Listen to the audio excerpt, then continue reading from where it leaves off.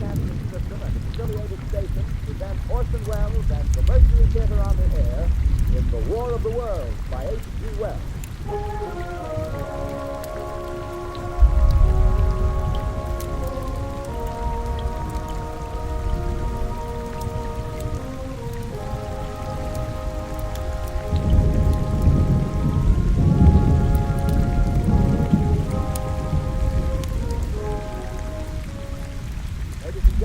Director of the Mercury Theater and star of these broadcasts, Orson Welles. We know now that in the early years of the 20th century, this world is being watched closely by intelligences greater than man, yet as mortal as his own. We know now that as human beings busy themselves about their various concerns, they were scrutinized and studied, perhaps almost as narrowly as a man with a microscope might scrutinize the transient creatures that swarm and multiply in a drop of water. Infinite complacent people went to and fro over the earth about their little affairs, serene in the assurance of their dominion over this small, spinning fragment of solar driftwood, which by chance or design man has inherited out of the dark mystery of time and space. Yet across an immense ethereal gulf, minds that are to our minds, and ours that subsist in the jungle, intellect vast, cool, and unsympathetic, regarded this earth with envious eyes, and slowly and surely threw their plans against it. In the 39th year of the 20th century came the Great Disillusionment. Near the end of October, business was better. The war scare was over. All men were back at work. Sales were picking up. On this particular evening, October 30th, the Crosby service estimated that 32 million people were listening in on radio. Change in temperature. A slight atmospheric disturbance of undetermined origin is reported over Nova Scotia, causing a low-pressure area to move down rather rapidly over the northeastern states, bringing a forecasted rain accompanied by winds of light gale force. Maximum temperature 66, minimum 48. This weather report comes to you from the Government Weather Bureau. We take you now to the Meridian Room in the Hotel Park Plaza in downtown New York, where you will be entertained by the music of Raymond Raquello and his orchestra.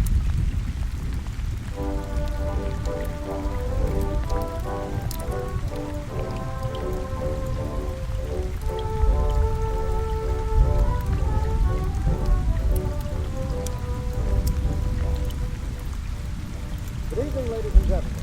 From the Meridian Room in the Park Plaza Hotel in New York City, we bring you the music of Raymond Raquello and his orchestra. In the touch of the Spanish, Raymond Raquello leads off with our Convergence.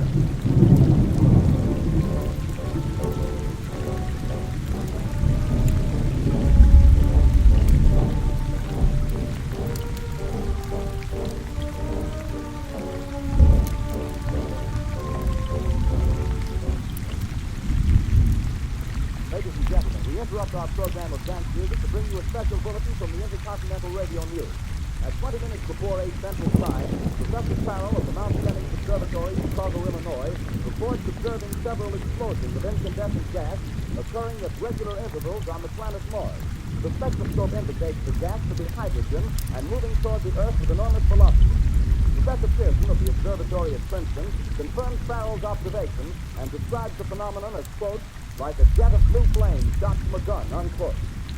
We now return you to the music of Raymond Raquello, playing for you in the Meridian Room of the Park Plaza Hotel, situated in downtown New York.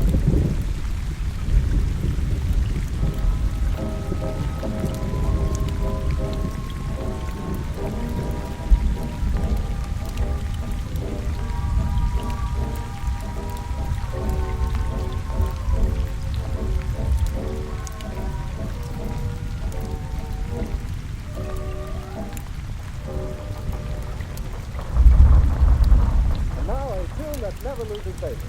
The ever popular Stardust, Raymond Raquello and his orchestra.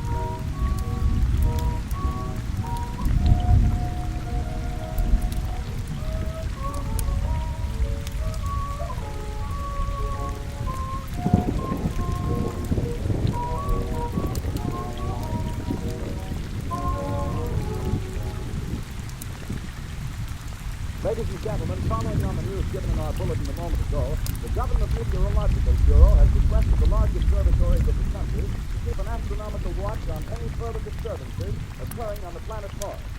Due to the unusual nature of this occurrence, we have arranged an interview with a noted astronomer, Professor Princeton, who will give us his views on this event. In a few moments, we will take you to the Princeton Observatory at Princeton, New Jersey. We return you until then, the music of Ramon Raquello and his orchestra.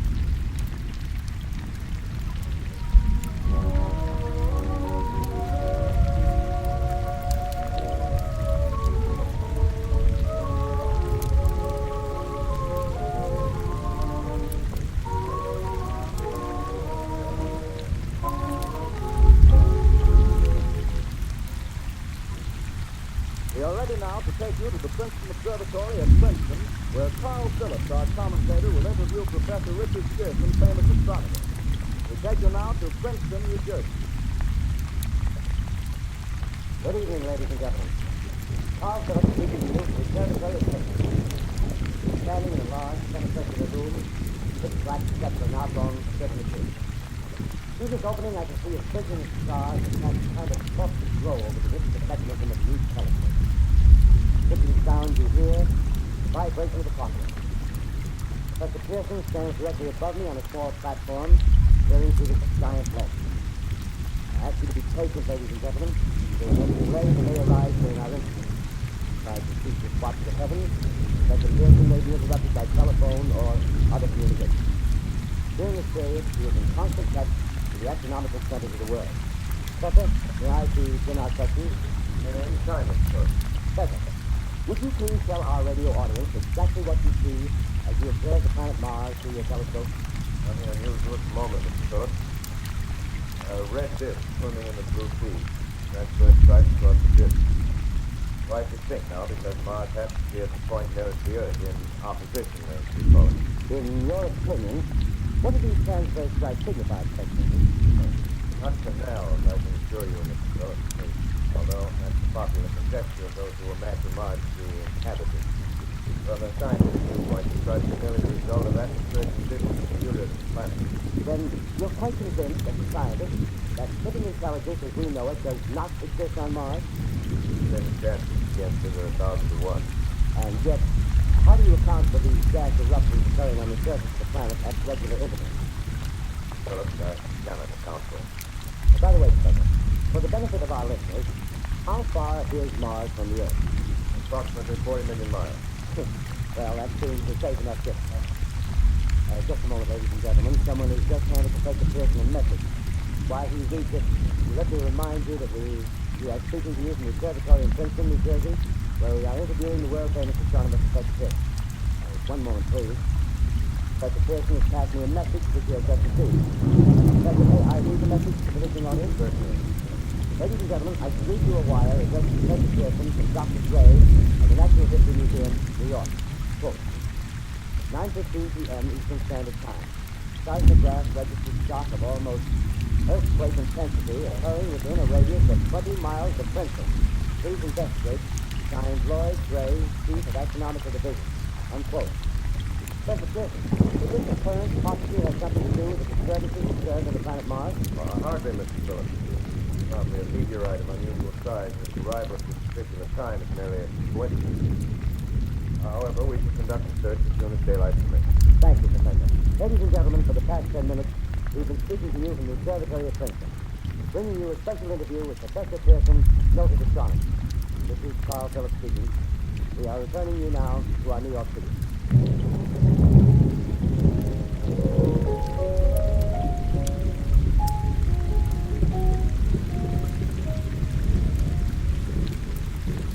Ladies and gentlemen, here is the latest bulletin from the Intercontinental Radio News.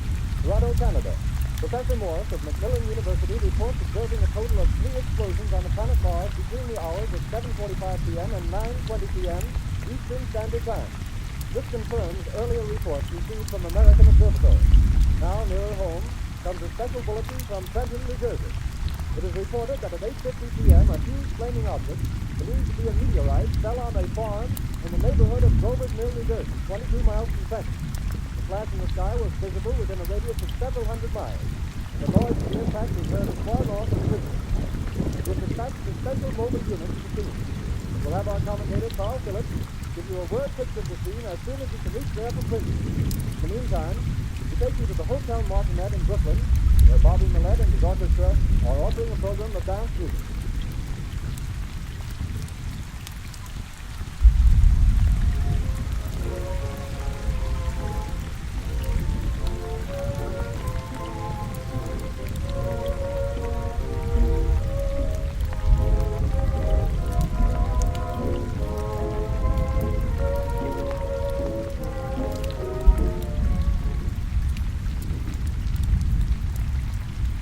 Take you now to Grover's Mill, New Jersey.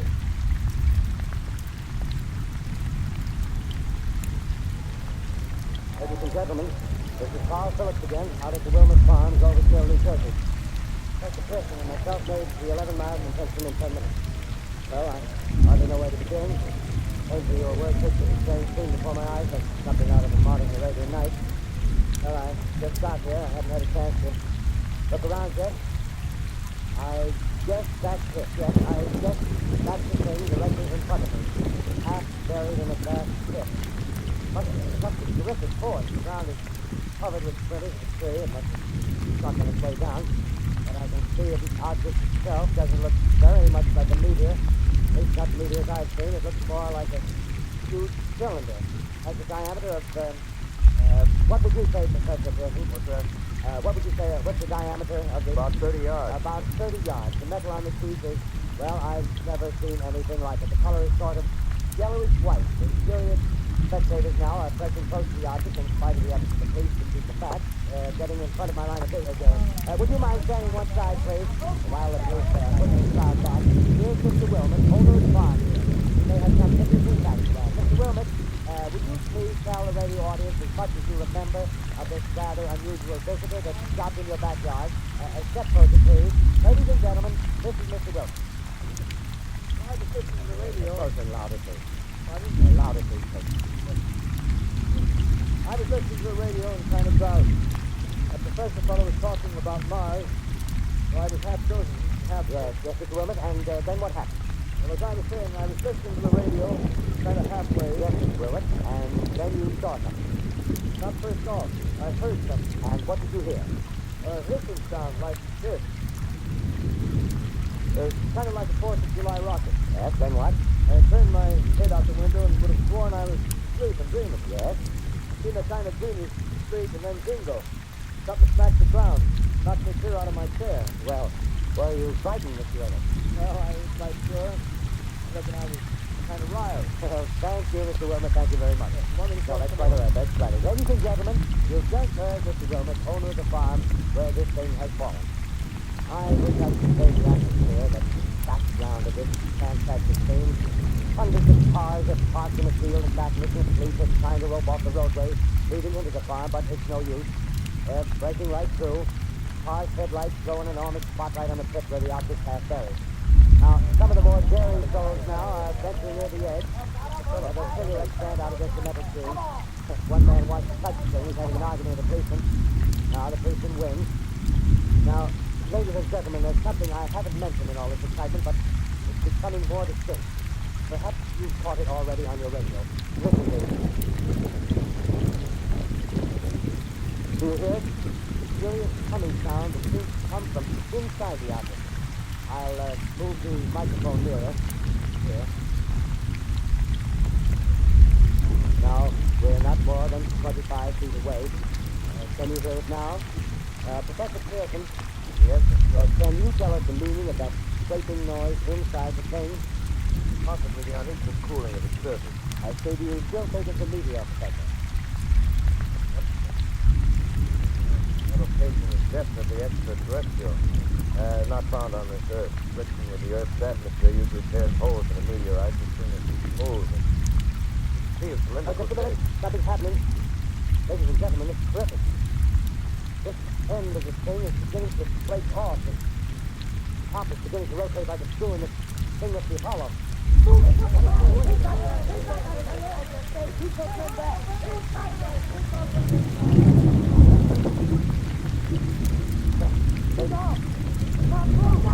Ladies and gentlemen, this is the most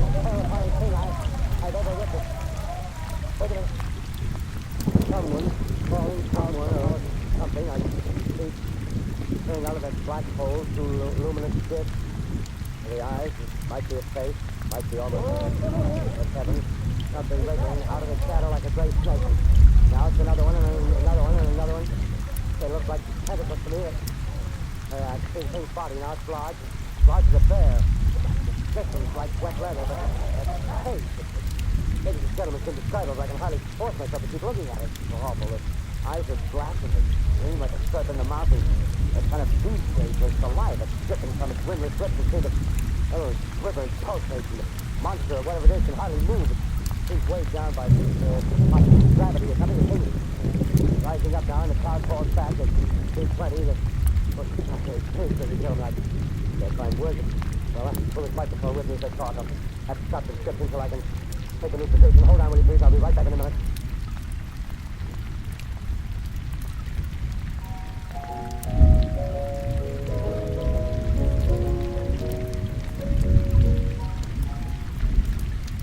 We are bringing you an eyewitness account of what's happening on the Wilmus Farm, Groversville, New Jersey.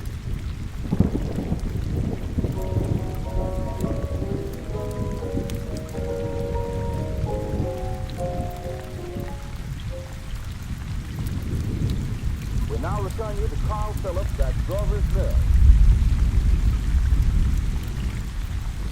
Ladies and gentlemen, Ladies and gentlemen, here I am, back to the stone wall that joins this Wilmus garden.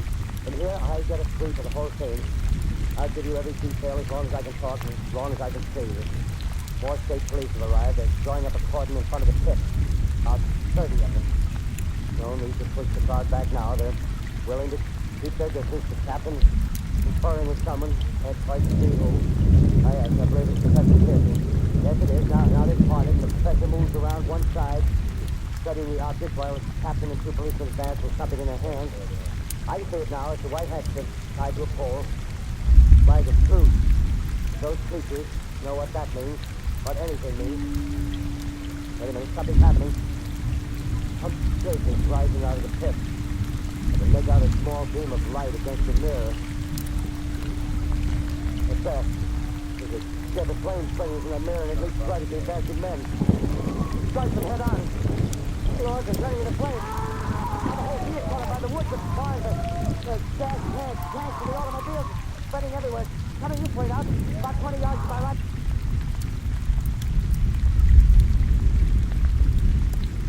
Ladies and gentlemen, due to circumstances beyond our control, we are unable to continue the broadcast from Grover's Mill. Evidently, there's some difficulty with our field transmission. However, we will return to that point at the earliest opportunity. In the meantime, we have a late bulletin from San Diego, California. Professor Inglesoffer, speaking at a dinner of the California Astronomical Society, expressed the opinion that the explosions on Mars are undoubtedly nothing more than severe volcanic disturbances on the surface of the planet. We continue now with our piano interval.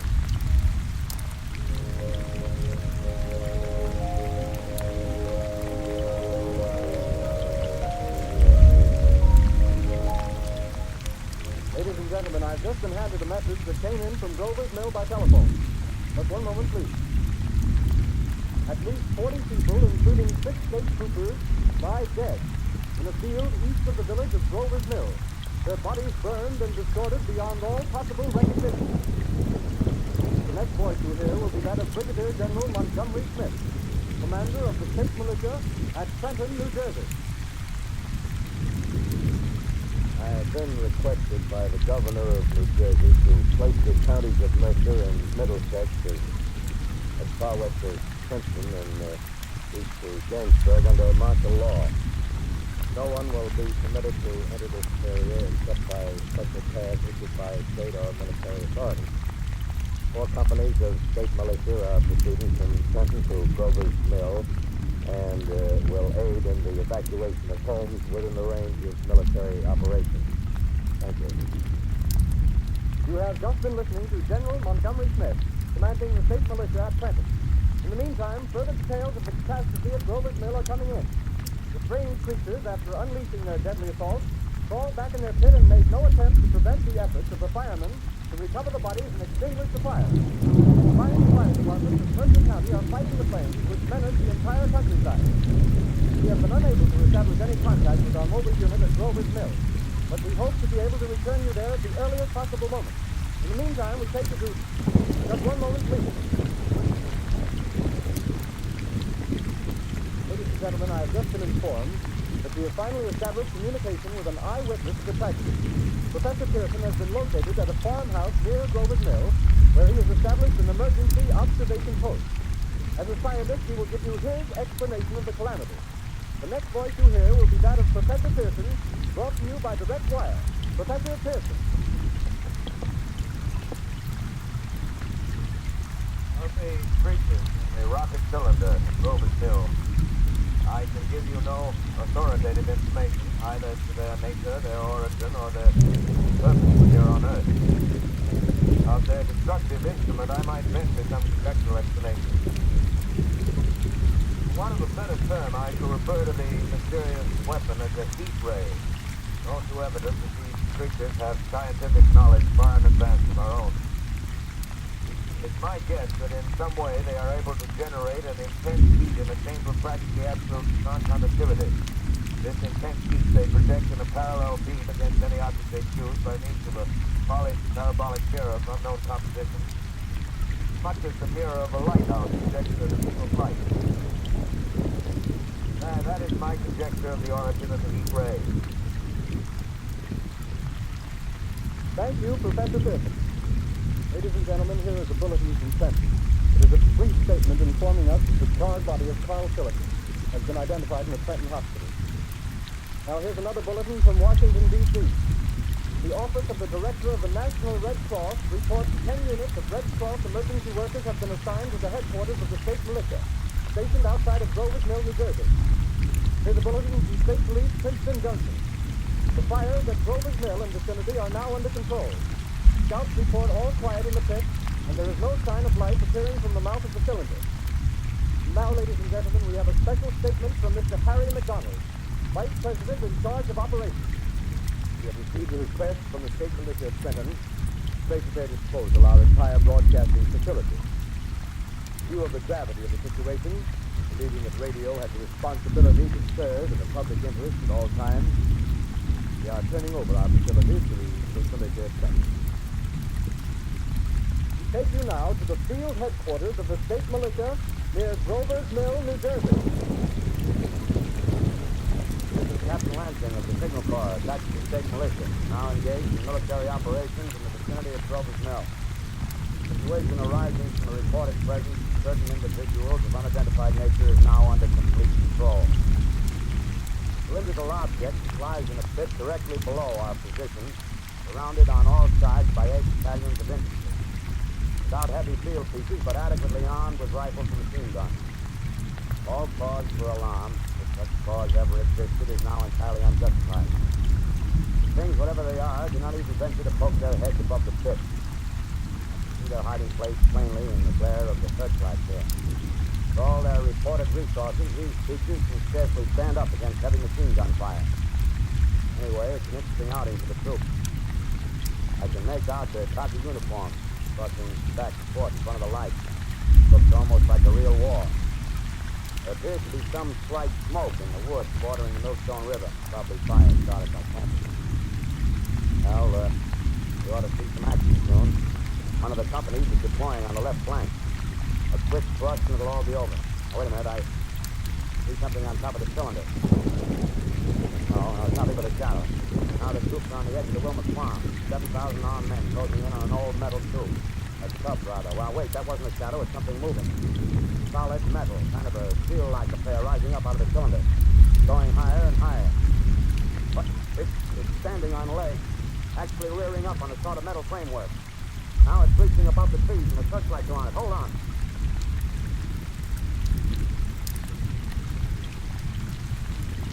Ladies and gentlemen, I have a grave announcement to make. Incredible as it may seem, both the observations of science and the evidence of our eyes lead to the inescapable assumption that those strange beings who landed in the Jersey farmlands tonight are the vanguard of an invading army from the planet Mars. The battle which took place tonight at Grover's Mills has ended in one of the most startling defeats ever suffered by an army in modern times. 7,000 men armed with rifles and machine guns pitted against a single fighting machine of the invaders to Mars. 120 known survivors. The rest strewn over the battle area from Grover's Mills to Plainsboro, crushed and trampled to death under the metal feet of the monster, and burned to simple life. The monster is now in control of the middle section of New Jersey, and expected to cut the state to its center. Communication lines are down from Pennsylvania to the Atlantic Ocean. Railroad tracks are torn and service from New York to Philadelphia discontinued except routing some of the trains through Allerton and Phoenixville. Highways to the north, south, and west are clogged with frantic human traffic. Police and army reserves are unable to control the mad flight. By morning, the fugitives will have swelled Philadelphia, Camden, and Trenton is estimated to twice their normal population. Martial law prevails throughout New Jersey and eastern Pennsylvania. At this time, we take you to Washington for a special broadcast on the national emergency. The Secretary of the Interior. Citizens of the nation, I shall not try to conceal the gravity of the situation that confronts the country, nor the concern of your government in protecting the lives and property of its people. However, I wish to impress upon you, private citizens and public officials, all of you, the urgent need of calm and resourceful action. Fortunately, this formidable enemy is still confined to a comparatively small area, and we may place our faith in the military forces to keep them there. In the meantime, placing our faith in God, we must continue the performance of our duties, each and every one of us, so that we may confront this destructive adversary with a nation united, courageous, and consecrated to the preservation of human supremacy on this earth. I thank you. You have just heard the Secretary of the Interior speaking from Washington. Bulletins too numerous to read are piling up in the studio here. We're informed that the central portion of New Jersey is blacked out from radio communication due to the effect of the heat ray upon power lines and electrical equipment. Here's a special bullet from New York. Cables have been received from English, French, and German scientific bodies offering assistance. Astronomers report continued gas outbursts at regular intervals on the planet Mars. The majority voiced the opinion that the enemy will be reinforced by additional rocket machines. There have been several attempts made to locate Professor Pearson of Princeton, who has observed Martians at close range. It is feared he was lost in the recent battle. Langham Field, Virginia. Scouting planes report 3 Martian machines visible above the treetops, moving north toward Somerville with population fleeing ahead of them. The heat ray is not in use, although advancing at express train speed. Invaders pick their way carefully. They seem to be making a conscious effort to avoid destruction of cities and countryside. Some of them stop working power lines, bridges, and railroad tracks. Their apparent objective is to crush resistance, paralyze communication, and disorganize human society. Here is a bulletin from Basking Ridge, New Jersey. Spoon hunters have stumbled on a second cylinder similar to the first, embedded in the great swamp 20 miles south of Marstown. Army field pieces are proceeding from Newark to blow up the second invading unit before the cylinder can be opened in the fighting machine rig. They are taking up a position in the foothills of Washington Mountain. Another bulletin from Langham Field, Virginia. Scouting planes report enemy machines now 3 in number, increasing speed northward, kicking over houses and trees in their evident haste to form a conjunction with their allies south of Marstown. Machines also sighted by telephone operator east of Middlesex within 10 miles of Plainfield. Here's a bulletin from Winston-Salem, Long Island. A fleet of army bombers carrying heavy explosives flying north in pursuit of enemies. Scouting planes at their side. They keep the speeding enemy in sight. Just a moment. We've run special wires to our artillery line and direct support to the zone of the enemy. First we take to the battery of the 26th Field Artillery, located in the Washington Mountains. Range 32 meters. 32 meters. Section 39 degrees. 39 degrees. Fire.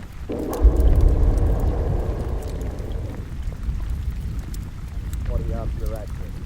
Ship range 31 meters. 31 meters. Section 37 degrees. 37 degrees. Fire.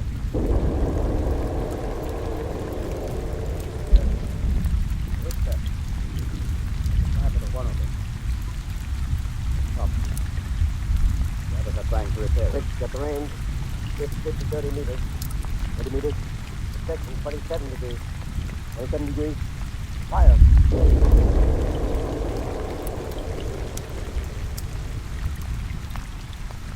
Landscape. Letting off a smoke. What is it?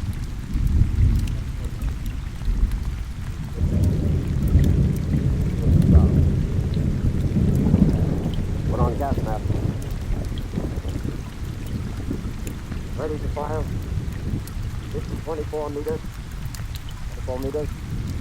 Section 24 degrees. 24 degrees. Fire.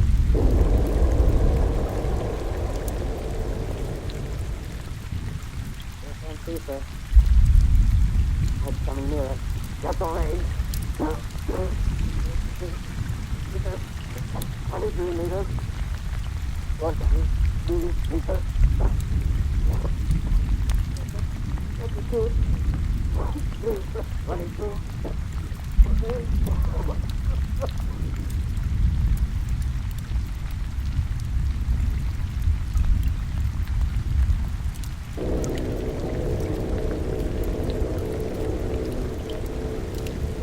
Army bombing plane C-843 off Bayonne, New Jersey. Lieutenant Bolt, commanding 8 bombers, reporting to Commander Fairfax, Langham Field. This is Bolt reporting to Commander Fairfax, Langham Field. Enemy tripod machines now in sight. Reinforced by 3 machines from the Morristown cylinder. 6 altogether. 1 machine partially crippled. Believed hit by shell from Army gun in Washung Mountain. Guns now appear silent.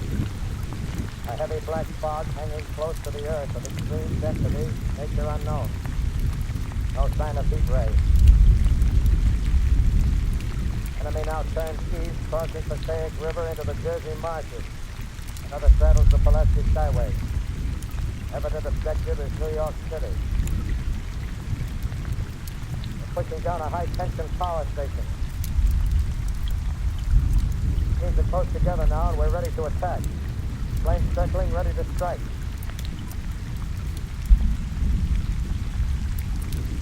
Thousand yards and we'll be over the first.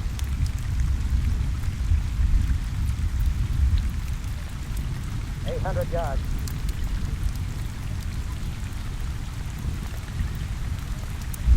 $600.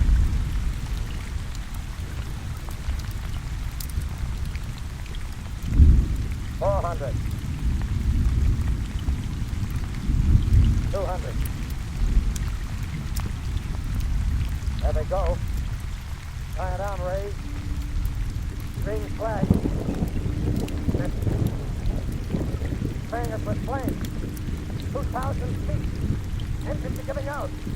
No chance to release bombs. Only one thing left. Stop on the plane and all. We're diving on the first one. Now the engine's gone. 8.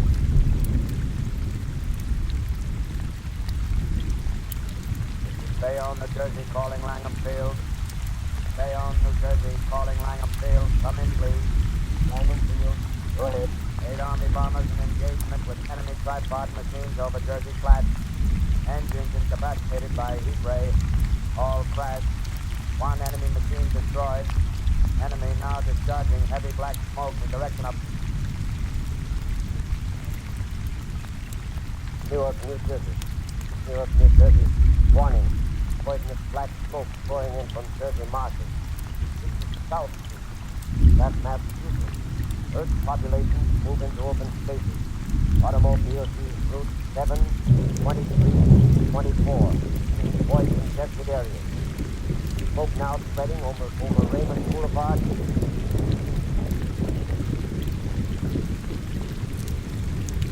Well calling 6-0, direct to well calling 6-0, direct to well calling 8X3R, come in place. 8X3R coming back at 2X2L. How's reception? How's reception? Stay please.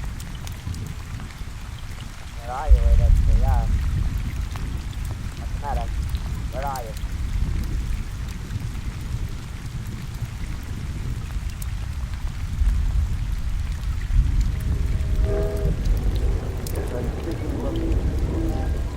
Broadcasting building.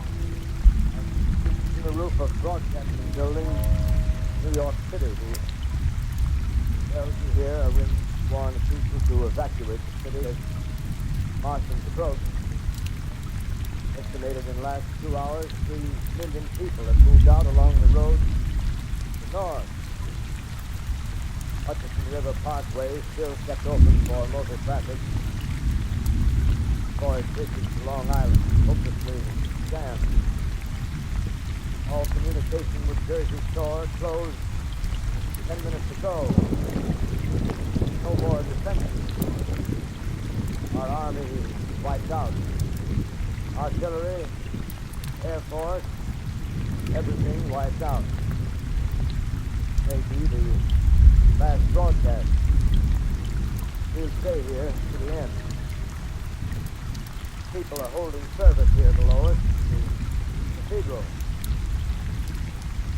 Now I look down the harbor, all manner of boats, overloaded with clean population, pulling out from docks. Streets are all jammed, noise and crowds like New Year's Eve in the city. Wait a minute, the enemy's now in sight above the Palisades.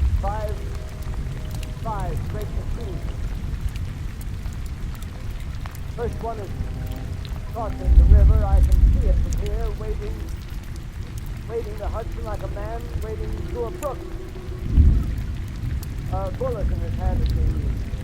Martian cylinders are falling all over the country. One outside of Buffalo, one in Chicago, St. Louis, time, space. Now the first machine reaches the shore. And watching over the city. Steel Cowley's head is seething with his skyscraper. Wait for the others. Rise like a line of new towers on the city's west side. Now they're lifting their metal hands. This is the end now. Smoke comes out, black smoke drifting over the city. People in the streets see it now. They're running toward the East River, thousands of them, dropping in like rats. Now the smoke's spreading faster. It's Times Square. People are trying to run away from it, but it's no use. They're falling like flies. Now the smoke crossing 6th Avenue. 5th Avenue. 100 yards away. It's shift of feet.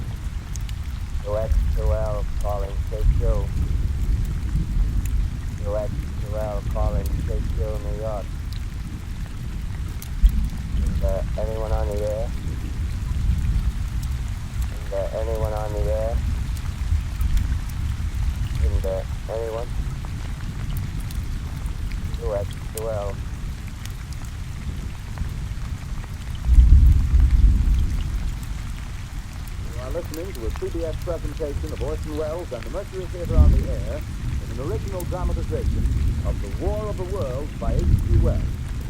Performance will continue after a brief intermission. This is the Columbia Broadcasting System. The War of the Worlds by H.G. Wells, starring Orson Welles and the Mercury Theater on the Air.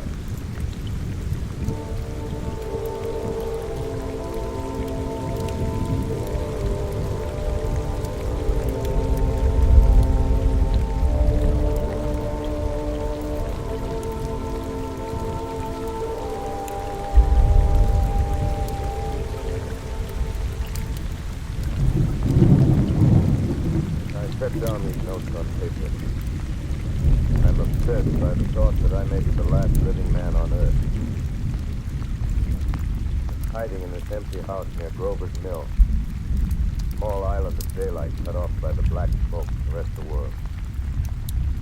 All that happened before the arrival of these monstrous creatures in the world now seems part of another life. Life that has no continuity with the present.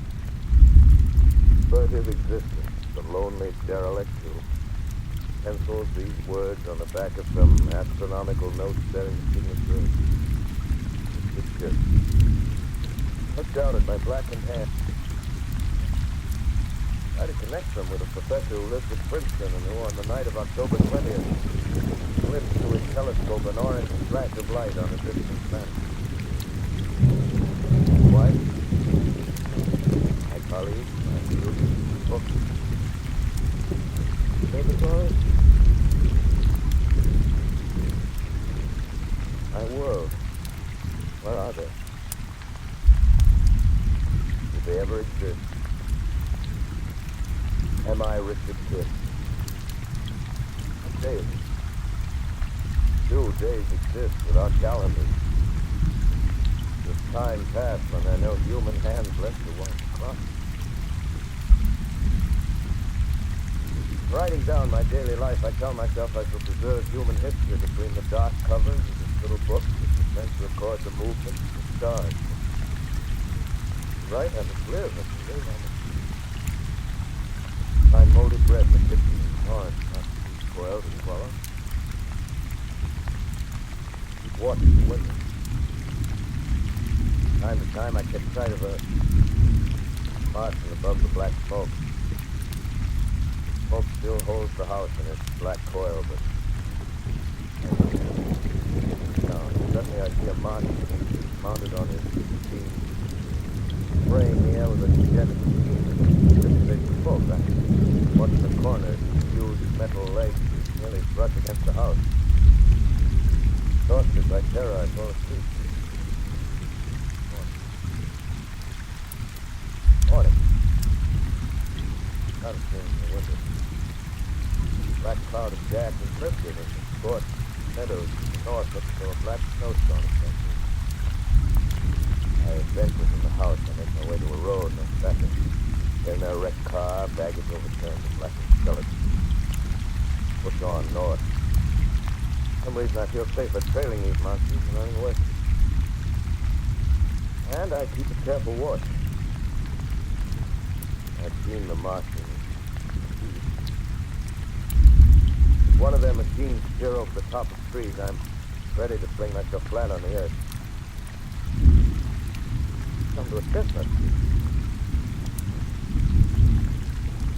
You're right. Fill my pocket. Keep in mind. 2 days I wander in a vague northerly direction through a desolate world.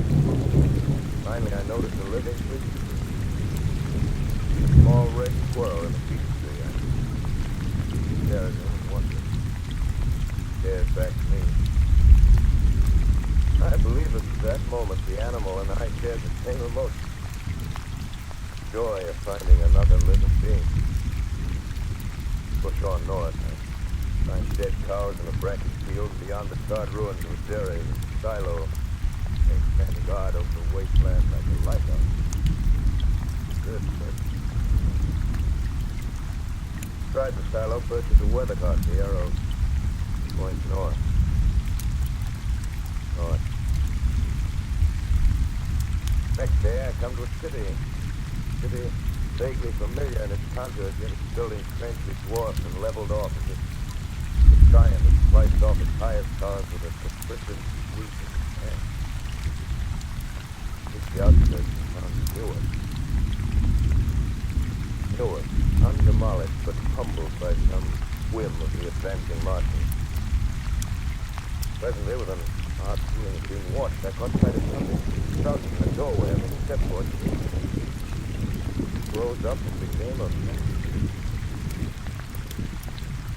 man armed with a large knife. Stop. I come from many places. A long time ago from Princeton.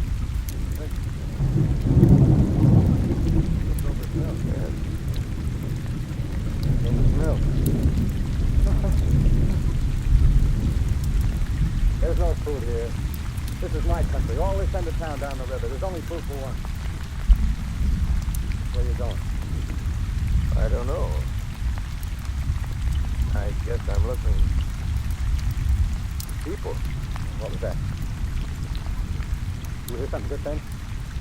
No. I hear birds. A live bird. Get to know that birds have shadows these days. Hey, we're in the open here. Let's pull in the doorway here and talk. Have you seen any Martians? No.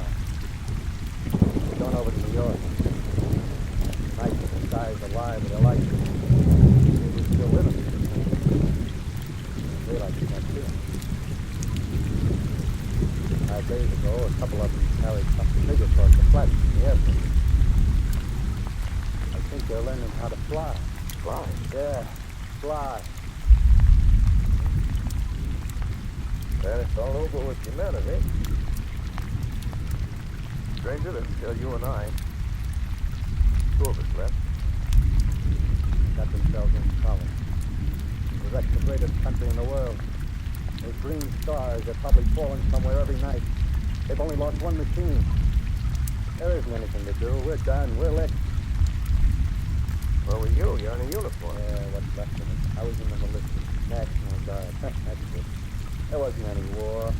Any more than there's war between man and ants. Yes, but we're eatable ants. I found that out. What do they do to it? I thought it all out. Right now, we're caught as we're wanted. Martian only has to go a few miles to get a crowd on the run. They won't keep on doing that. They'll begin catching us systematic ones, keeping the best, storing us, chasing us. They haven't begun on it yet. You're not begun. All it's happened so far is because we don't have sense enough to be quiet. Bothering them with guns and such stuff and losing our heads and rushing off in crowds. Get them on. Rushing around blind, we've got to fix ourselves up according to the way things are now. Cities, nations, civilization, progress. Yes, but if that's so, what is there to live for? Well, there won't be any more concerts for them in years or so, and then there's some dinners, a restaurant. If it's amusement you're after, I guess the game's up. What is there left? Life, that's what. I want to live. Yeah, so do you. We're not going to be exterminated. I don't mean to be caught either. Tamed, fattened, and bred like an ox. Going on. Right under this. I got a plan. 3 men as men. We don't know enough. We got to learn plenty before we get a chance. We got to live and be free while we learn, see? I thought it all out, see? Listen to the risk. Well, it isn't all of it that is for wild beasts. That's what it's got to be. What it's got to be. Why, what? All those little officers who used to live in these houses, they be no good. They haven't any sustenance.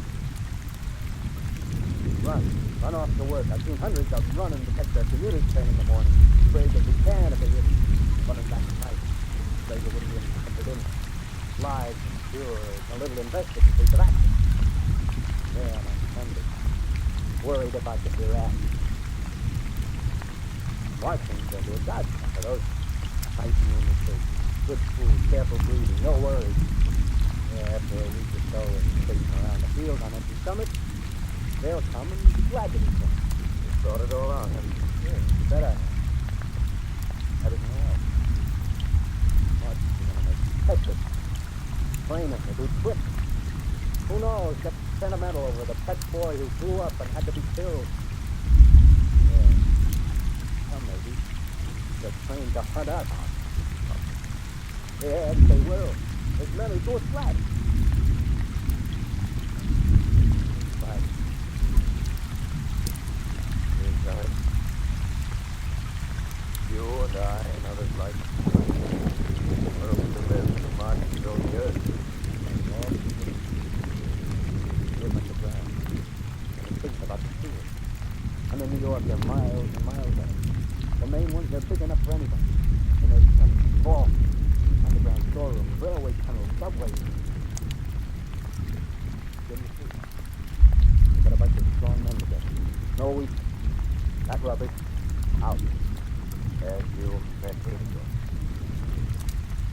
You were cast. won't quarrel about that. Go on. Gotta make safe places for us to stay in. But all the books are science books. That's where men like you come in, see? You raid the museums. We'll even spy on the Martians. May not be so much we have to learn before... Just imagine it. 4 or 5 with their own fighting machines suddenly start off. These ways, right and left. Not a Martian in them. Not a Martian in them, see? But men who've learned the way how. Hey, you know, I can't. Imagine having one of them lovely things with a deep gray wide screen. We turn it on Martians, we turn it on men. We bring everybody down on their knees. That's your plan. You.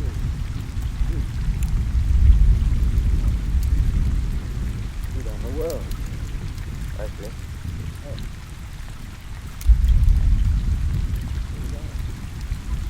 Not to your world.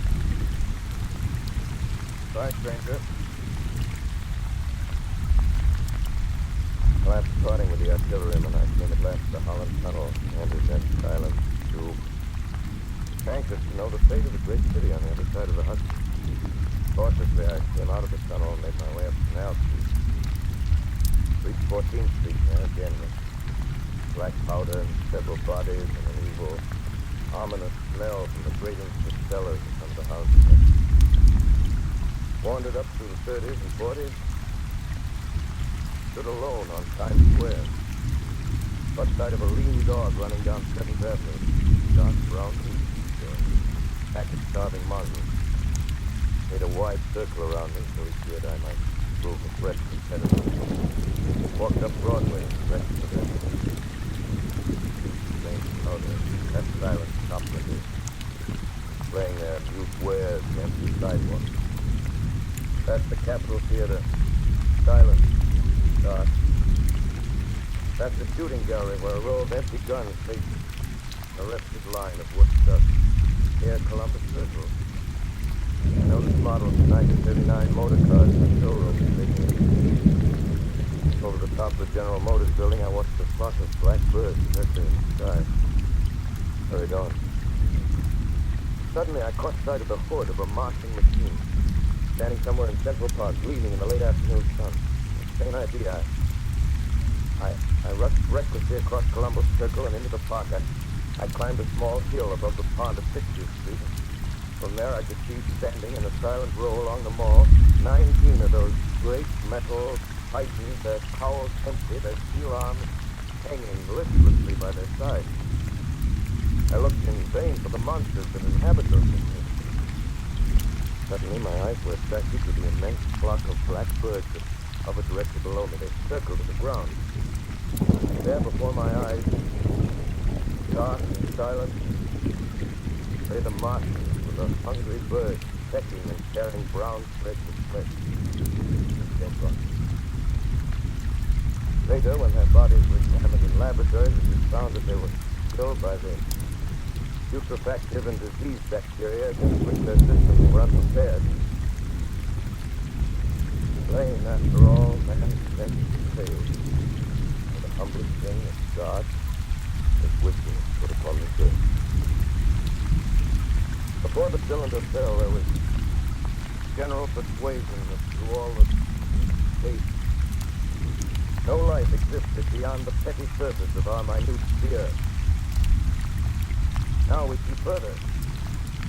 Dim and wonderful is the vision I've conjured up in my mind of life spreading slowly from this little seabed of the solar system throughout the inanimate vastnesses of sidereal space. Remote dreams. Maybe that the destruction of the Martians is only a reprieve to them and not to us. Future ordained for us. Strange about me, in my peaceful study in Princeton, writing down this last chapter of the record.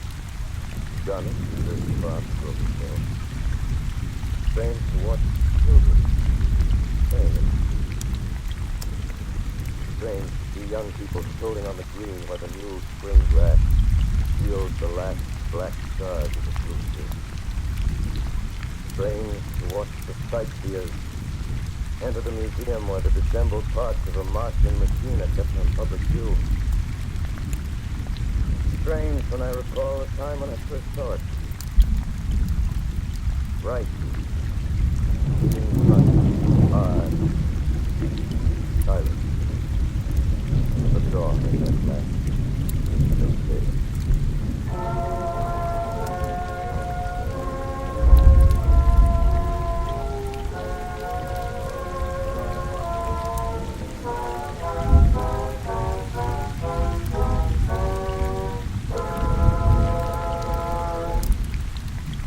This is Orson Welles, ladies and gentlemen. Out of character, to assure you that the War of the Worlds has no further significance than as the holiday offering it was intended to be. The Mercury Theater's own radio version of dressing up in a sheet and jumping out of a bush and saying boo. Starting now, we couldn't soak all your windows and seal all your garden gates. By tomorrow night, so we did the best next thing. We annihilated the world before your very ears and utterly destroyed the CBS. You'll be relieved, I hope, to learn that we didn't mean it, and that both institutions are still open for business. So goodbye, everybody, and remember, please, for the next day or so, the terrible lesson you learned tonight. That grinning, glowing, globular invader of your living room is an inhabitant of the pumpkin patch, and if your doorbell rings and nobody's there, that was no Martian, it's Halloween.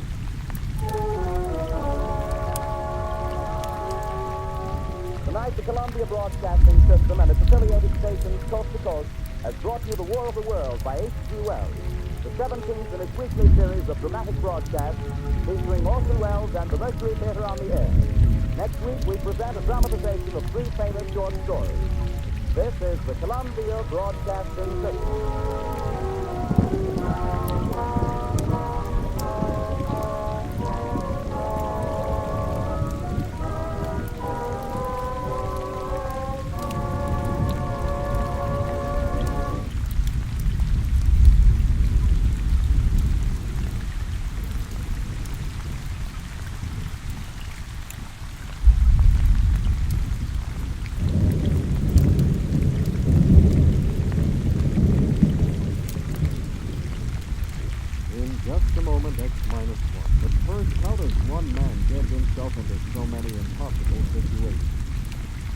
Question you'll probably ask yourself tomorrow night when you follow another hilarious adventure of Throckmorton T. Gildy.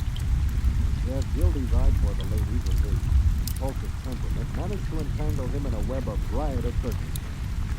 Join the romantic water commissioner, his neighbors, Judge Hooker, Mr. T, and all the loyal Gildersleeve household as they romp through another episode of The Great Gildersleeve tomorrow night.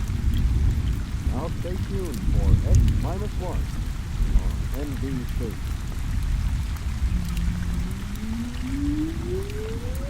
Countdown to blast off. X-5, 4, 3, 2, X-1, fire.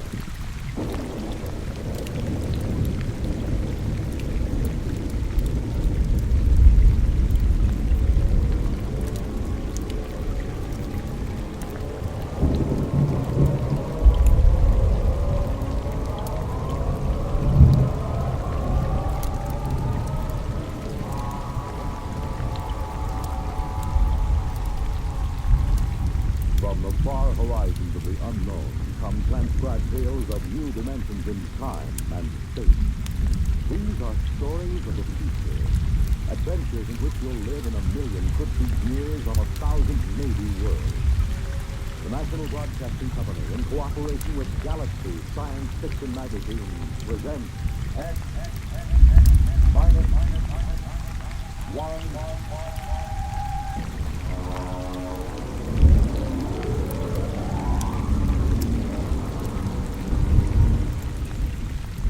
Tonight's story, The Cave of Night by James E. Gunn. Okay.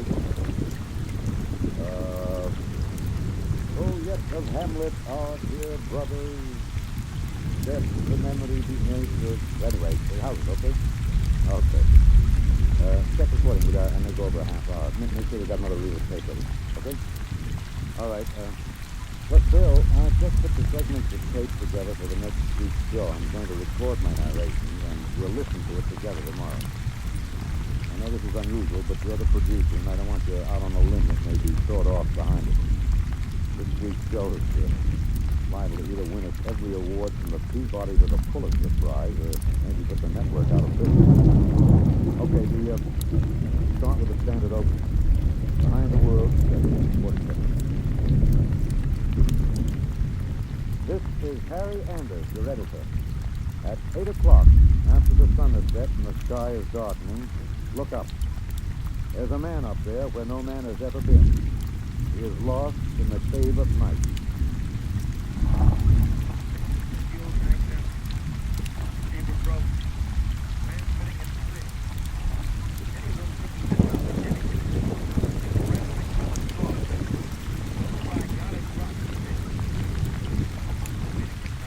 There's a man up there where no man has ever been.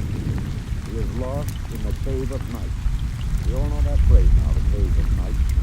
It was written by a poet disguised in the cynical hide of a newspaper rewrite man. But it stuck. It caught the world and held it like a butterfly pinned to a board. It started with a hand, an amateur radio operator in Davenport, Iowa. All right, Eddie. Roll the first tape in here. It's Mark. Am I too close? I was up in the attic. I usually have a talk with WG73 in Buenos Aires. We play chess. Well, there was some kind of interference. And then all of a sudden I heard this voice. I record most of my listens anyway, so I had the tape machine running. After I heard it, I called civil defense. That's what you're supposed to do. Look, Bill, I haven't done the final editing on these tapes, so don't worry, they're a little rough. Down out of the night, flung from the darkness, came these words, the first of so many that electrified the world.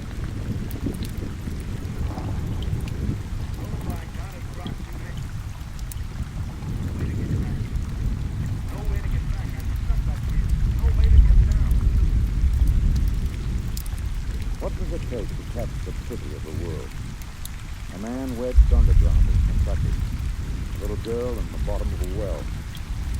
Somebody alive, waiting for rescue, with the days of his life numbered. Somebody somewhere waiting for us to get him out. The story broke in this morning's paper.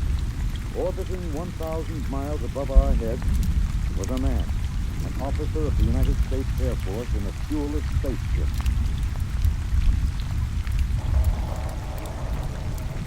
We're recording at the desk of Mike Bayless, senior night editor of the Continental Press National Wire. Yeah, you always get a reaction like this. I remember the Floyd Collins story in the 20s. Fellow trapped in that cave in Kentucky, remember? Oh, sure. And the whole country hanging on to see if he could get out. Then there was that little girl stuck in the well. Have you pictures? Yeah. We pulled all those stories out and put them on the wire for background. But this bit bigger. We got the first lead from an Air Force handout in New Mexico. They just got an experimental rocket failed and returned to base. But by that time, the cat was out of the bag. Ham operators picked up those messages from Boston to Fairbanks and Essex. Mr. Bayless, you first used the phrase, the cave of night, didn't you? Yeah, I guess so. I mean, you know, you gotta get a little purple on a thing like this. People eat it up. You can't set it on too thick. Anyway, I was watching that day once when I was getting up to take the yard. Waited around for a couple of hours in the dark and the full time.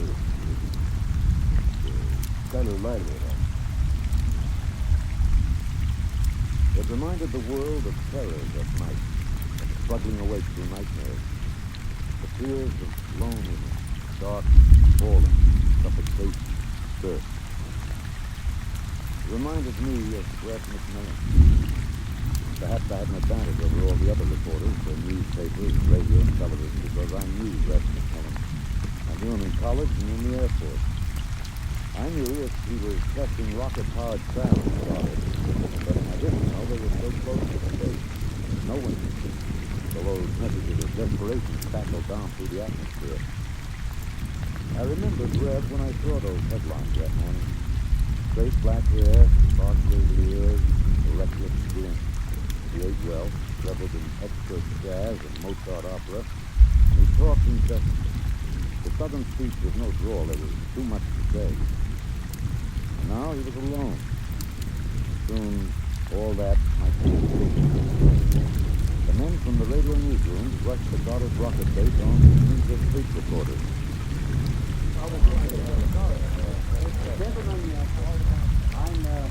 I'm Colonel Arthur J. Hamilton, Information Officer for Goddard Rocket Base. I'm authorized to issue the following statement. First Lieutenant Liberty L. McMillan, United States Air Force College, Experimental Rocket Division, took off from Goddard Base at 2234 Rocky Mountain time. The craft, the XR-37 Mark II, hydrogen nitrate three-stage rocket. I'm sorry I can't describe it, boys.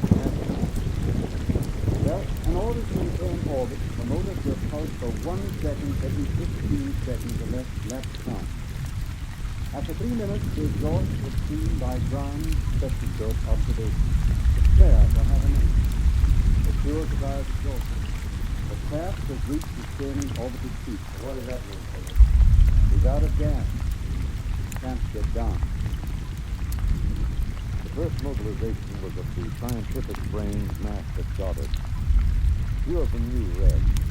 Brains at a research project are usually carefully sorted out and sorted away from the distractions of the outside world. They designed, they invented, they calibrated and theorized. But they didn't know the short, stocky man with a lopsided grin who rode the fruit of their labor up and out. Now circled the world of his not sitting out. I covered the hearings in Washington for the network newsroom. I flew down to New York. The stewardess came out every 2 minutes to tell the passengers the latest news. She called him Reb, although she never knew him. Once I thought I saw a tear. The hearing was before the subcommittee of the Senate Committee on Military Affairs. Presiding, Senator Alan J. Haggerty of Kentucky. All right, you made the technical situation fairly comprehensive, even to an old clean redneck hillbilly like myself. I have tried to make the gravity of the situation apparent.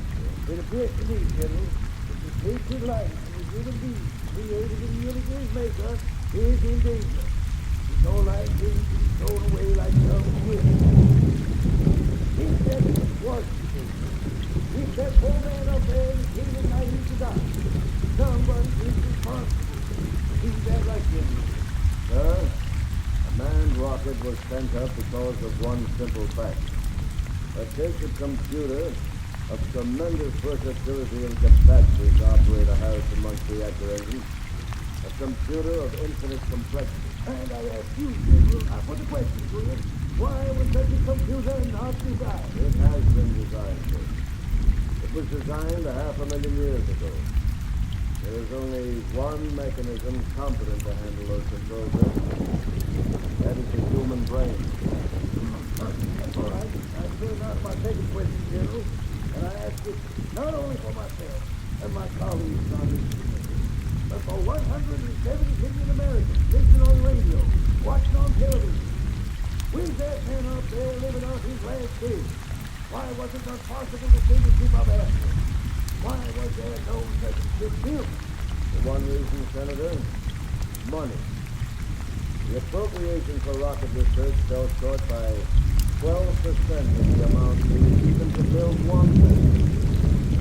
Oh, frankly, gentlemen, the deficiency was made up by cutting corners and diverting funds from other projects. That is not the point, General. There's a man up there who's going to die. With the limited funds you gave us, we've done what we set out to do. We've demonstrated that space flight is possible, that a space platform is feasible. If there is any inefficiency, if there is any blame for what has happened, it lies at the door of those who lack the confidence and the courage and ability of their countrymen to fight free of Earth to their greatest glory. Senator, how did you vote on that?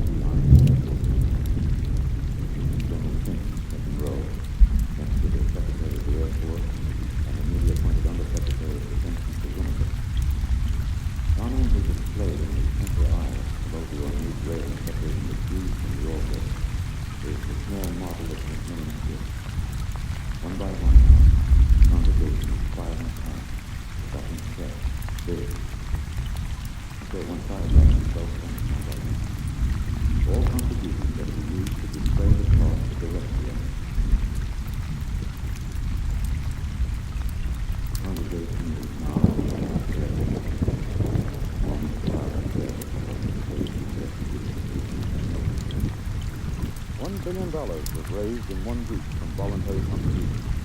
Another $1.5 billion was appropriated unanimously by Congress. The race began. Would the rescue party reach the ship in time? Of course, we didn't know then. And daily we listened to the voice of the man we hoped to buy back from death. Now, look, Bill. On these Macmillan broadcast tapes, don't let some ignorant engineering vice president holler because it's not broadcast quality. Believe me, I knew Macmillan. More of that wild section in these tapes than in any hi-fi super frequency response studio recording. Just listen, you'll see what I mean. I'm staring out the corner. Give it silence. Suddenly we were right in the black velvet curtain with a strong light behind it. Our ship's boy moved. The light shines through, not winking the way stars. Steady. There's no air on it. My oxygen is holding out better than I expected. My mind figures it should last 27 days more. So much time is hard to stop. Dog snakes. Touch with the earth. Still one of them. So I am way up here. Bad the receiver is broken.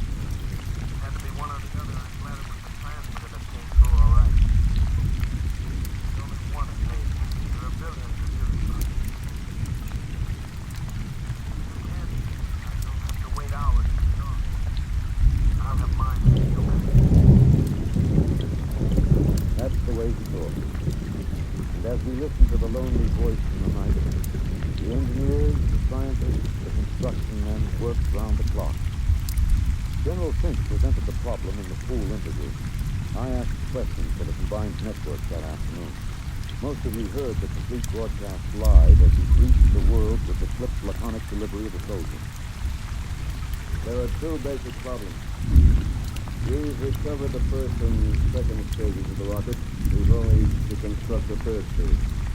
The second problem is more difficult. The pilot. Lieutenant Macmillan was the only man physically and psychologically qualified. We discovered that in our first program. His training and orientation took 18 months. We have now to duplicate this in 27 days. You think it's possible, General? I don't know. That's all the candy. Stevenson, get me some coffee with your black and some kind of sandwich, no butter, no mayonnaise. And then the voice from the cave asked a question and expected no answer. You hear me down there? Sometimes I wonder. I wish there was some way I could be sure you were hearing me. There's one thing I can keep from going crazy. I was there the night we answered that question. I was there in a helicopter over Kansas City. Harry Anders speaking to you from a helicopter over Kansas City. There are 15 seconds till midnight. The plan was developed by General Finch. At precisely midnight, every light in the city will be out, and then flashed on in 2-second intervals. This will be the exact moment that Macmillan's ship is calculated to pass overhead. It's almost time now. 5, 4, 3, 2, 1. There we go. Off. On. Off. On. Off. On.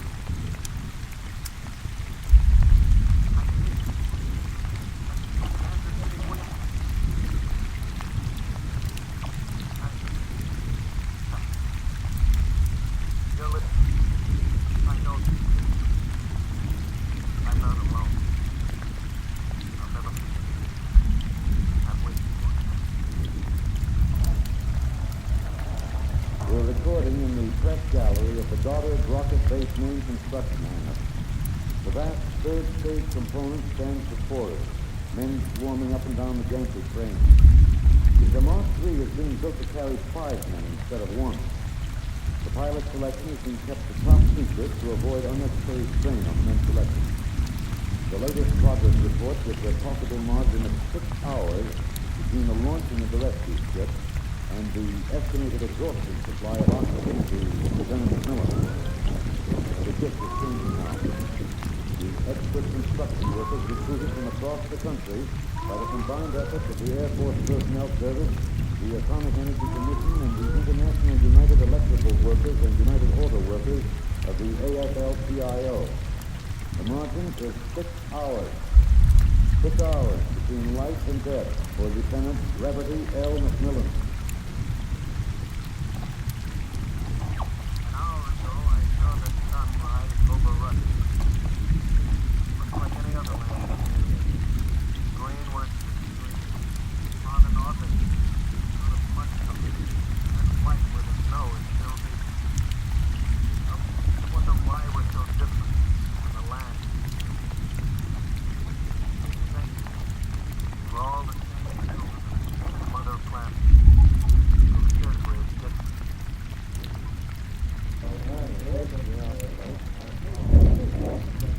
Can you hear me in the back? How about this? All right, gentlemen, I have exactly 5 minutes for the press conference, therefore I'm not going to answer any questions. Progress report is as follows. As a safety factor, we're constructing 2 complete 3-stage rockets and 6 additional 3rd-stage components. The telemeter reports from Macmillan's ships have added important additional information, and the first of the rescue vessels will be ready to be launched at the estimated time, weather permitting. Now, don't ask the question. Within certain limitations of air turbulence, the rocket will be ready to lift in time to save Lieutenant McMillan. 21 days. Air's vanished. Get a full breath. Stick in the lungs. Get planted already.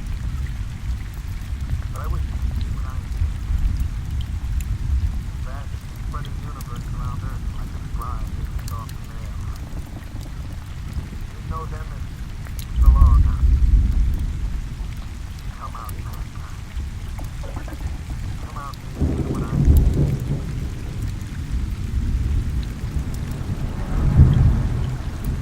This is Harry Anders at Goddard Rocket Base. The Harrison Munch reactor engine for the first 3rd-stage rescue is being tested here at Goddard. You can hear the roaring of the gases in the test chamber behind us. The work has been set up as a new calculation based on the increased temperature reading from Macmillan's ship indicates that the absorption time will be some 6 hours earlier than originally estimated. The margin of rescue will be in minutes. Yeah, very bad. That hurt. Didn't last much longer. Sure you hurt. But I don't want anyone feeling sorry. I see the stars clear.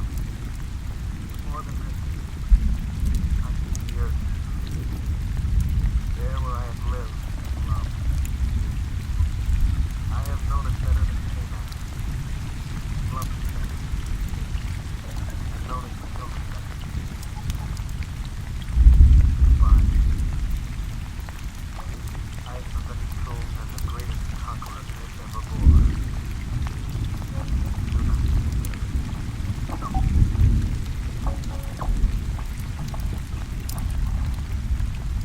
sounds the blast off. 5, 4, 3, 2, 1.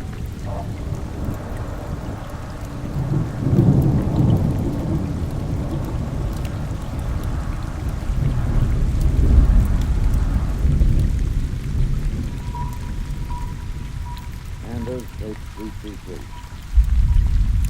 We're in the press operation room of Goddard Field. The rescue rocket has been aloft 53 minutes plus. Its calculated time of arrival is 64 minutes. You will hear the voice of General Beauregard Finch on a direct pickup from the rescue vessel, which has been named unofficially the Lifesaver. Silent crowds have collected at the outer perimeter of the rocket base, as if by their presence they might help it. The next voice you hear will be General Finch aloft in the rescue ship. The voice quality may not be good. He's speaking over a throat mic in his second suit. Martians to base. This is Princeton. We have just secured to the airlock of McMillan's ship. We're now entering the lock. The door is closed. I have closed the outer door. The inner door is tight. Now it is open.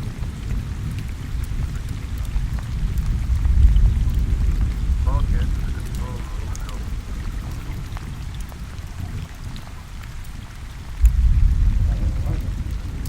You all right? Come on, what's happening? Lieutenant McMillan is dead. He died heroically, waiting for all hope was gone, until every oxygen gauge stood at zero. Then, well, the airlock was open when he arrived. In accordance with his own wish, his body will be left here in its eternal orbit. I'm going to leave now. I shall be the last of such respect. Lieutenant McMillan is in his control chair, staring out toward the stars. I'll leave the airlock doors open behind me. Let me tell this rigid arms of space. Space is the reserve of all eternity. This land may not echo. Well, that's the show, Bill. Bill, you remember at the conference we hadn't made up our mind whether to pick anything up from the celebration last night after the news of the Mars landing? I said it was the right end to Les McMillan's story. You said it was old stuff. Every ship knew the sequence. The ship built to rescue Red, used to set up the satellite base, from the base to the moon and now to Mars. Well, I went out with a mini-tape last night and I've got the end of the story. Here it is.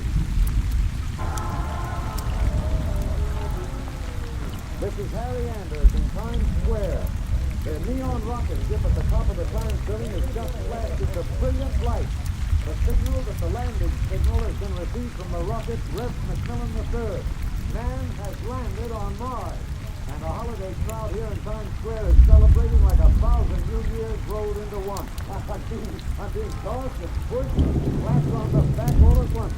Let's see what the man on the street thinks about Man on Mars. Lisa, I'm broadcasting. How do you feel about it, sir? How do you feel tonight about man's conquest of space as a planet? Leave me alone. I mean, just a few words for the look. Get your hands off me. Wait a minute. Wait. Red, come back here. Red. You think I could listen to that voice over and over in the tape editing room and not know every vowel, every consonant? I'm telling you, Bill, I saw it. Red McMillan. The black hair was gray and those blockade ears were thin back, but that's a simple operation. I played that piece of tape over and over. It was Rev, I know it. He isn't up there. He's alive. We've got it, Bill. We've got it on our show. We'll break it. Rev McMillan is alive. I haven't written it yet, but we finish it off with this, with a question. Why did they announce he was dead? I'm in the tape editing room now. I've got the reel ready to record the answer. Hey, just a minute. I'm recording. You better see the page outside of the... Just a minute. I'll be doing a minute. Look, Bill, I've got the answer now. Last night, they landed on Mars. But that first ship, the one that circled up there now, There isn't anybody on it. There never was, except a 30-gauge recording and a transmitter. That's it. He was never up there. They didn't have the money for a manned rocket. They wanted a crash program all out so they could destroy us. New York broke our hearts to rescue the man who wasn't there. Oh, he must be laughing. What did you? I guess they had a problem. What to do with rest? He slipped away from whatever guards they have around him to see the celebration. He looks a little sad. I think sometimes he must wish he was really up there in the cave of night, seated in the icy control room, 1,075 miles above the Earth, staring out at the stars. Mr. Andrews, honestly, What? Bill. Looks as if I won't have to worry about editing this station. My friends are from Washington. I'd like to call your attention to the last paragraph. What? Oh, no. It's safe, Mister. You won't have to burn it. It's easy to destroy recording paper. I throw this switch, the tape goes through the erasing head. It's gone forever. Too bad. I made one fine show. Okay. So long, Red.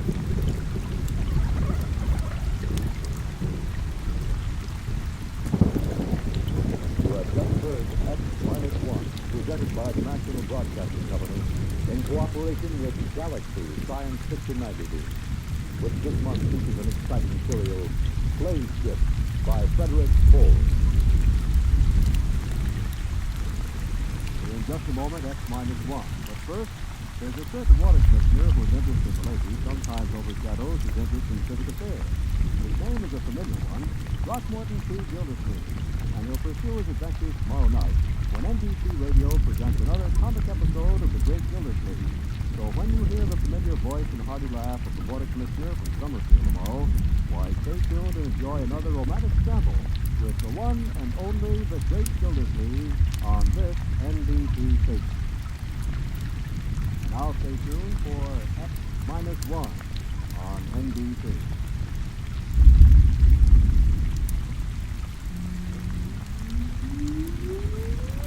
Countdown for blast off. X-5, 4, 3, 2, X-1, fire.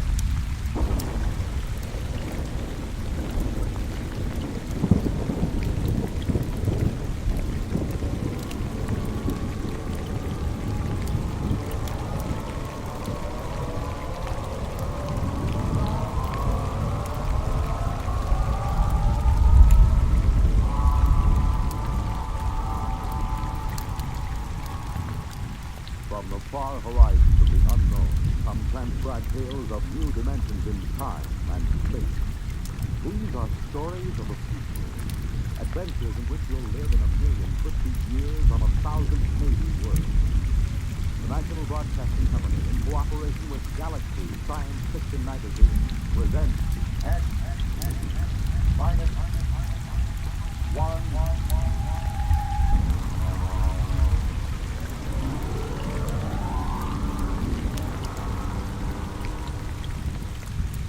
Tonight's story, The Deep Truth, by Isaac Asimov.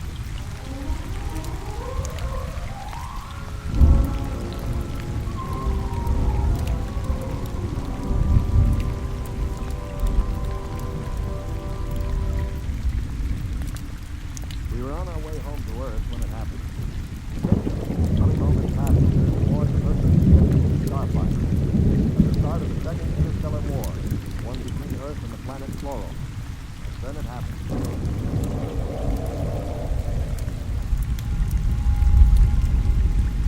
Now hear this. Condition red.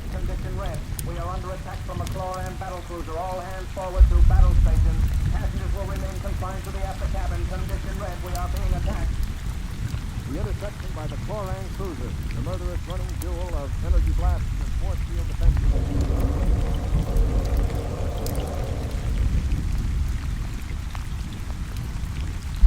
We huddled in the passengers' after cabin, terrified, not knowing how the battle was going. We could hear the desperate bursts of steam through the steering tubes as the Starfire maneuvers to dodge the enemy attack. And then...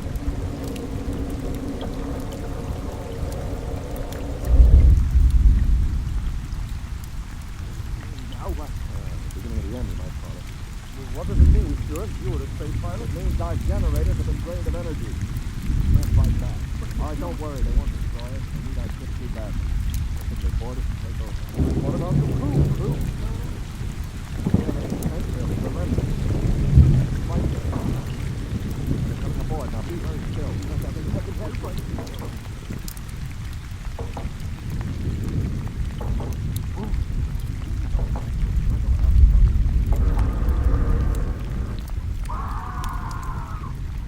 They are fighting. Yeah, that's the end. All right, don't open that door. Shoot. I'm going. Stop him. All right. Have him speaking. Shut that door quickly. Very easy. My brother. That poor fool. Yeah, he's good thing. My brother, I swear to you are victim. Yeah, you better cover his body. The monstrous green skin brute. They're no more brutes than we are, Colonel. This is a war. Are you defending them? I'm merely pointing out the facts. You ought to strangle you. Why not save it for the floor? I will. I promise you I will. They're probably deciding right now what to do with it. Might as well settle down and wait.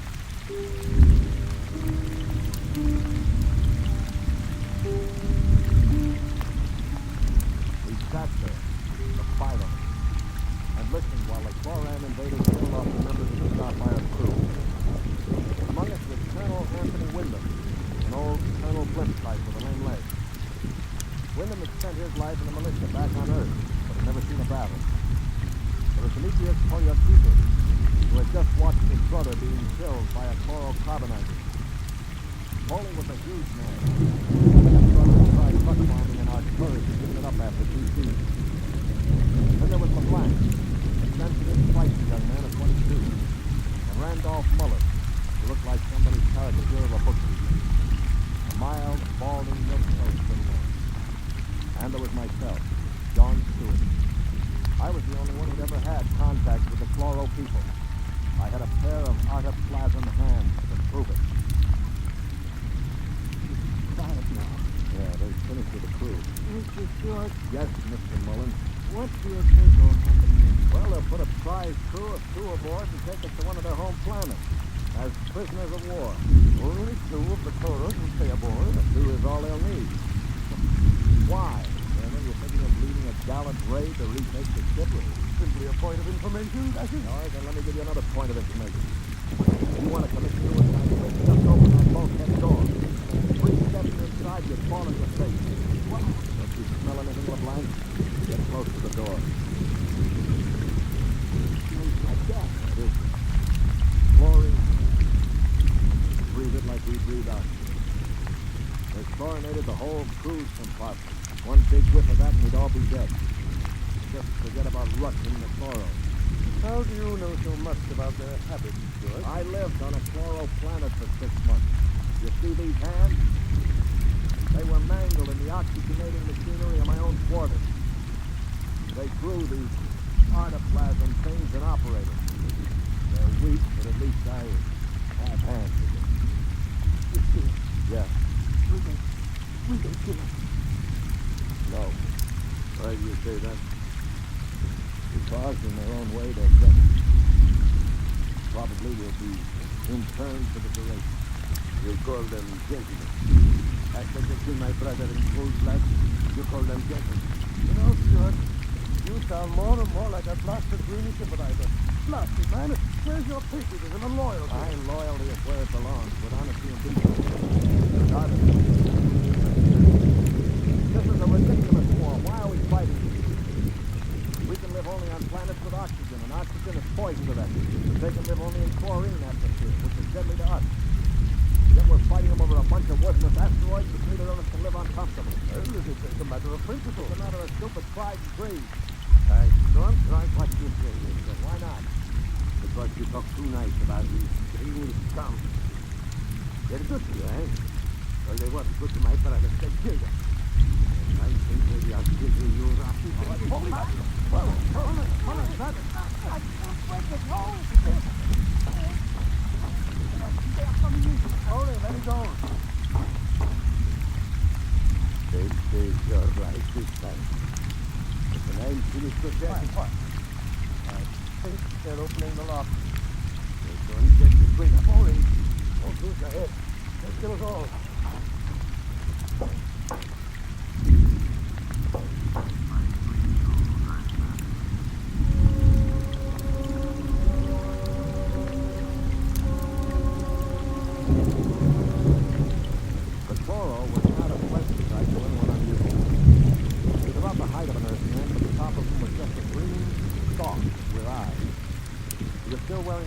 suit to protect them from the oxygen in our compartment. In one of his tendrils, he carried a chloran gun. As he stood in the doorway, I could see Peter's eyes begin to glisten with rage. Then, with a bellow like a huge bull, he threw himself at the chloro.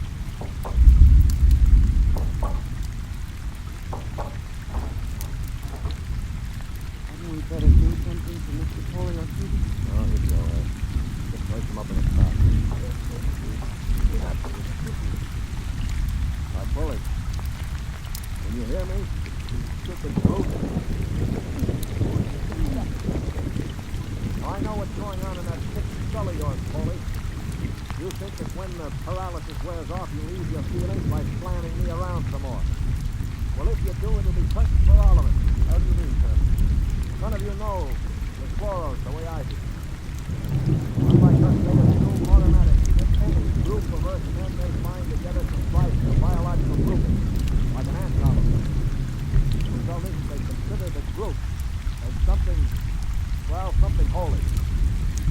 Now, they'd never break us up. And if one of us did any harm to another, they'd have us all executed as a bunch of chloro-type perverts, a non-functioning group. So call all the names you want, but keep your hands to yourself, or we're finished.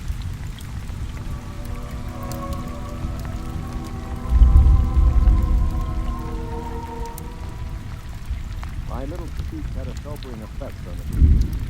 For the next 24 hours, we did little besides eat our rations of drink. I tried to evaluate. The colonel I had figured for an old windbag. Oldies was a hate-filled brute. A blank, rattle, like a white child. Mullen was a non-entity, a mouse instead of a man.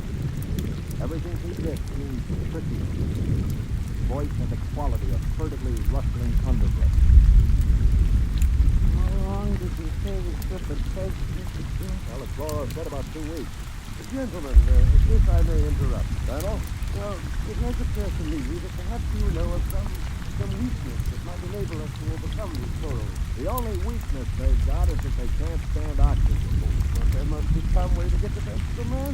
After all, there are only two. Before I answer, Colonel, I have to know your motive. Is it to save your own skin or help Earth win the war? Oh, that is matter. Help our side, of course. What we're looking for is a way to save the ship for Earth without losing our lives, yes? All right, let's take a vote then. Blanche? I have a wife waiting on me from ship. I do not want to die. Hero number 1. What about you, Mullen? I don't see how we can accomplish it without... Hero number 2. Well, Oldies, The night is glorious. It will be with my bare hands. On their planet, I will see justice at trouble. 3 down. Well, Colonel, don't you want to march to glory, an old militia man like you? Your attitude is very cynical and unbecoming, sir. I see. Well, then I'll have to blow the ship up myself. Sure. Don't worry, Colonel. I don't intend to be a dead hero. Of course, there is a way we might do it. What did you say, Mr. Mullen? There's a spacesuit and magnetic boots stored in that locker over there. We might be able to reach the control room from the outside of the ship. How would you get that? This compartment has a spacesuit, as it must. What is a A spacesuit, my boy, is a casualty suit. Doesn't get talked about much, but all the main compartments have them. They're just little airlocks down which you slide a corpse. Burial in space. Oh, blasted Mullen. Suppose you did get outside. How could you re-enter the ship? And through the steam tube, the ones they use to guide the ship. Wait a minute, Mullen. What do you know about steam tubes? I thought you were a bookkeeper. Well, on Arcturus, I got interested in spaceship models. I studied all about them. On my own time. Yeah. At any rate, I learned that you seem to have an access sent directly to the control room for repairs. And control room, they are in the control room. What do you think, Stuart? Well, it's a video sort of idea, but it might just work. We could get permission from the Toros to open the key seat for his holy brother. One of us could slip into it, work forward to climb up through the steam tube. The question being, which one? What about you? You with your loud talk. I'm no hero, Paulie. I've already said that. My object is to stay alive. If the steam tube let go while you were in it, you'd be broiled like a lobster. Now, how about the colonel? If I were younger, Blasted, I'd found you. You know very well with my interbreak. Yeah, of course. Not to mention my artificial hand. Well, now, what unfortunate deformities do the rest of us have? Paulie? You just keep talking with that big mouth and pretty soon we'll keep you unstable. Oh, of course, that's your standard reply to everything, isn't it? The blank, you do it? No. I need to get back to the lead. The blank needn't go. I'll do it. What? After all, it is my idea. Are you serious, Mullen? Why? Why you? Well, there's no one else will do it. But that's no reason, man. Can't think of any other. Look here. You really intend to go through with it, then? I suppose I do. Well, Jesse, then let me shake your hand. You're an Earthman, by heaven. You do this thing, and win or die, I'll bear witness for you.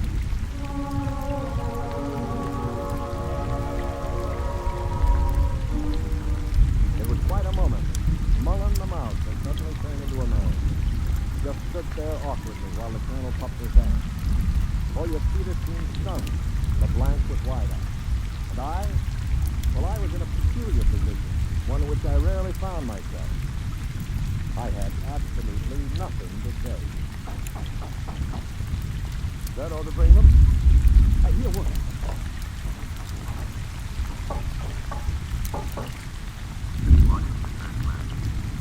One member of our unit is dead, as you know.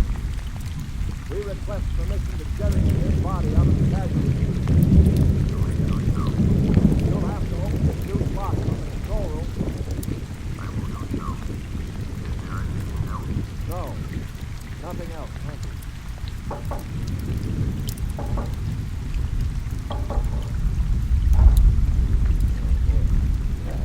All right, come on now. We'll have to work fast. Mullen, get into a spacesuit from the emergency locker. Foley, help mount those magnetic boots. I'm working as fast as I can. Stay on. All right, give me the helmet. Okay. Now, Mullen, better extract the notes. You have to. It's the last chance for a while. What about radio contact? You can talk to us. We'll listen in on the helmet set and empty other seats. The Chloros won't have their set on the uniform seat. Wait a moment. What for? Jackie, what's he going to use for a weapon? He isn't big enough to fight them bare-handed. Well, how about one of those oxygen cylinders? Good idea. Use it to bash them over the head. Get one of the cylinders equipped with a reducing valve. Now look, Mullen, if your magnetic boots fail and you start drifting away into space, open this valve. See that? And you use it like a miniature jet to try to blow yourself back to the ship. Understand? Let's work. All right, here goes the helmet. Mr. Harvey, the light is on over the PC. That means close the lock. Yes. Can you hear me? Oh, The blanket of that other space line. Stick on the radio. Can you hear me, Mullen? Fine. Plenty there? Uh-huh. Foley, open the free chute. Okay, now help me in. All ready? Good luck. Close the chute. Pull the ejector valve. Now. He's out. Oh, God help him. The light is out. Chloros has closed the chute lock. I don't suppose he has much of a chance. No? You think he knew it? I don't know. I just don't know. I'll try to contact him on the radio.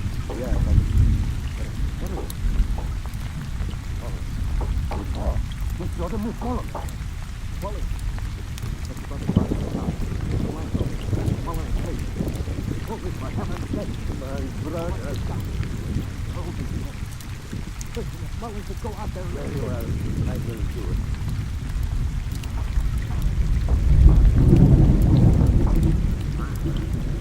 Yeah. Yeah. No, we are very tired. Our grief is very great at losing one of our units. We would like to rest alone.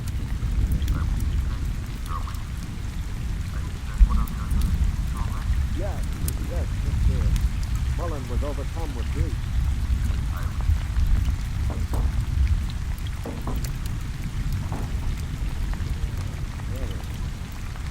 Oh, I thought sure you were going to rush. He's that brave little guy out there. What do you think I am anyway? And between tire lamps, is it?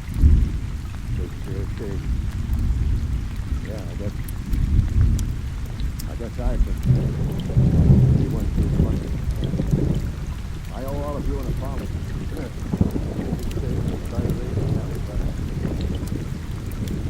Hello? Hello, Mullen. Can you hear me? Where are you? All right, now take care. One misstep and you'll be marooned in space. Now, can you find the steam tube?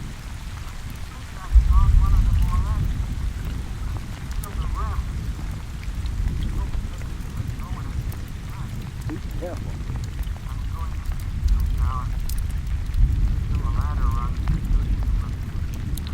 Keep in contact. Good Lord. Think let's go with a blast? Or will it maybe the starboard tube? Mullen.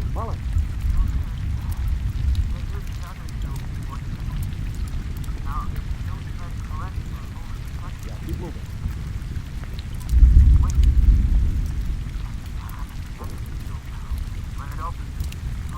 Good. Small metal door there. Feel it?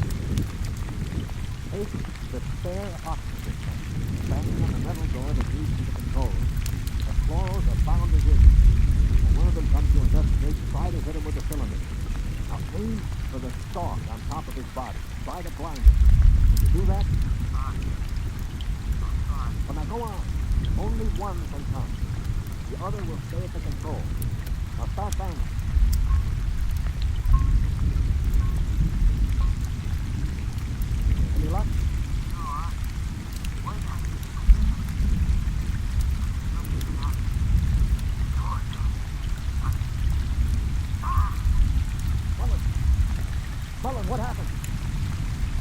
Mullen, can you hear me? Mullen!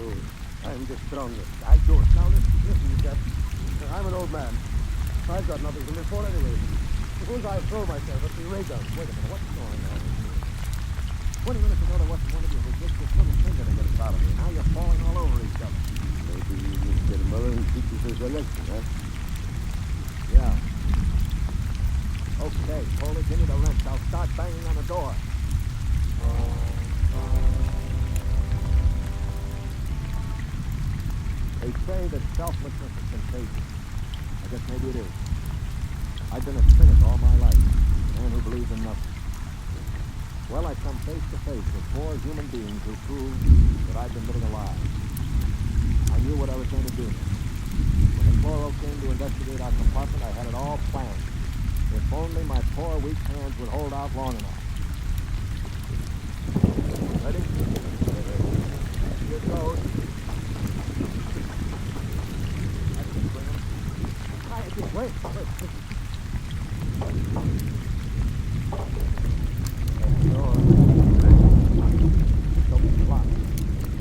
Poor old Mullen now.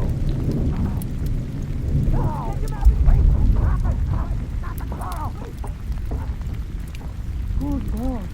It's Mullen. Just get the helmet off. Try to lift. Mullen? Mullen, are you all right? Seem to be quite all right. Full of chloro. Both dead. What happened?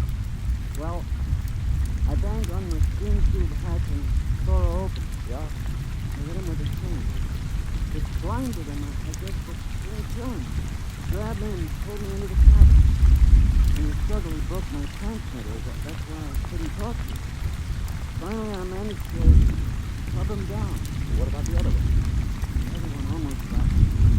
Must have hit the stuff in the cabin with a razor. But I did, I guess, for pure reason. The cabin atmosphere was serene at first, and the green didn't have its face in on it. So I just turned on the oxygen valve in that spare tube. Started spraying an insect with poison. You're a brave man, Mullen. I'd have been scared to death. Mullen, what is it? Mullen.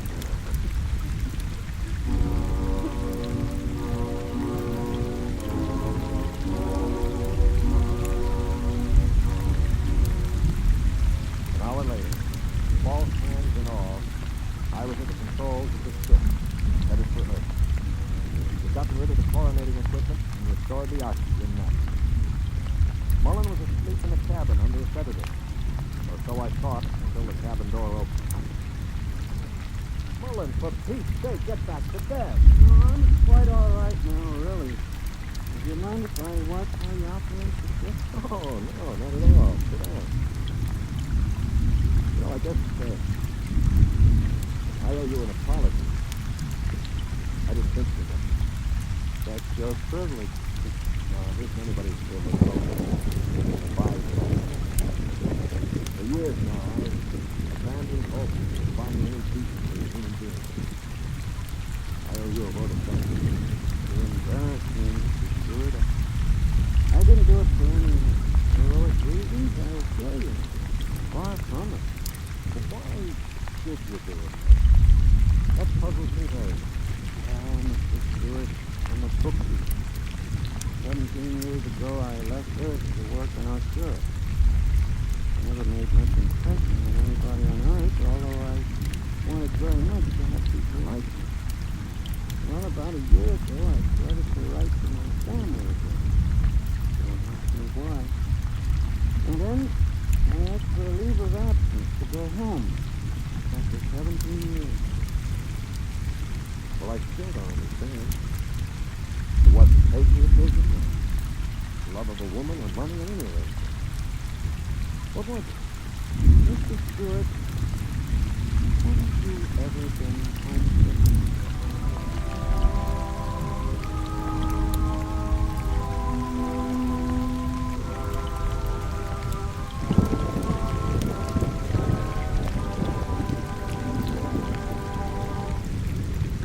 Third X-1, presented by the National Broadcasting Company in cooperation with Galaxy Science Fiction Magazine. This month features A Gun for Dinosaur by L. Sprague Buchanan, a story of hunters in the bloodiest and most ferocious arena of all prehistoric Earth, where hunting reptile heavyweight is no job for human lightweight. Galaxy Magazine on your newsstand today. Tonight, by transcription, X-1 has brought you The Street Juice, a story from the pages of Galaxy, written by Isaac Asimov and adapted for radio by George Leppard. Featured in the cast were Lyle Sudlow, Stan Early, Bob Hastings, Mercer McLeod, Danny Ocko, and John Gibson. The announcer, Bill McCoy. X-1 was directed by Daniel Sutter and is an NBC Radio Network production.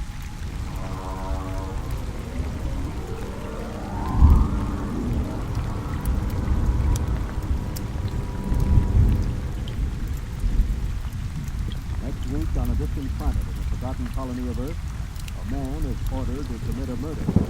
Listen to Talking Further on X Planet 1 next week. Tired of everyday grind. Ever dreamed of a life of romantic adventure? Want to get away from it all? We offer you escape. Escape, designed to free you from the four walls of today for a half hour of high adventure.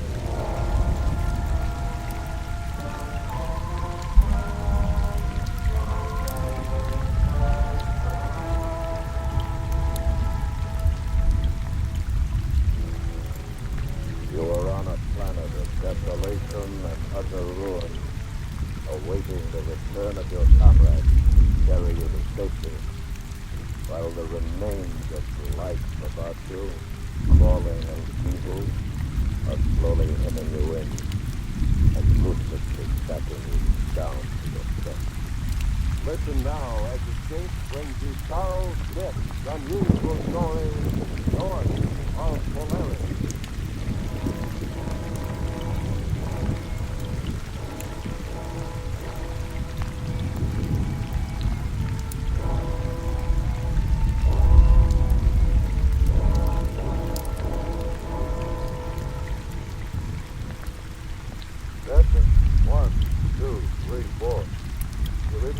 Loud and clear, outside. Already finished. How is it? How do you feel, Mac? Good, sir. Now take your time out there. Very sure.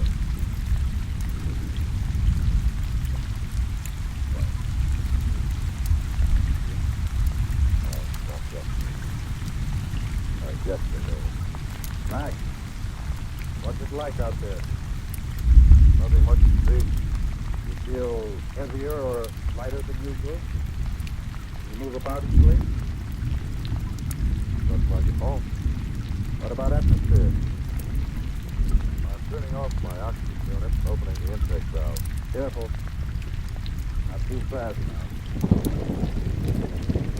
I've got my spark plug.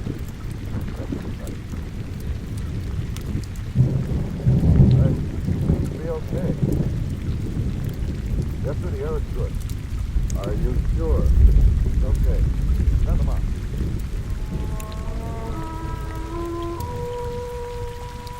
From the port of the spaceship, we could see him calmly walking about on the surface of a planet approximately 20 million miles from our own.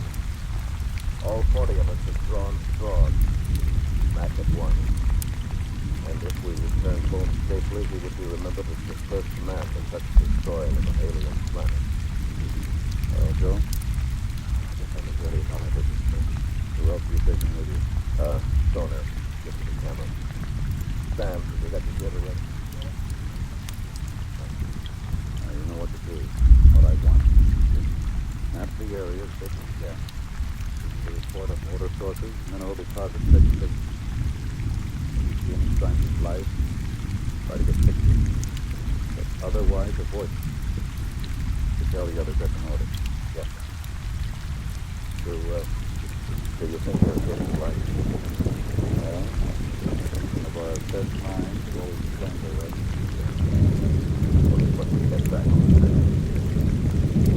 Yeah. I'll make early drop, but you have to pick spot in 48 hours. So you're on your own. Good luck, sir. Thank you, sir.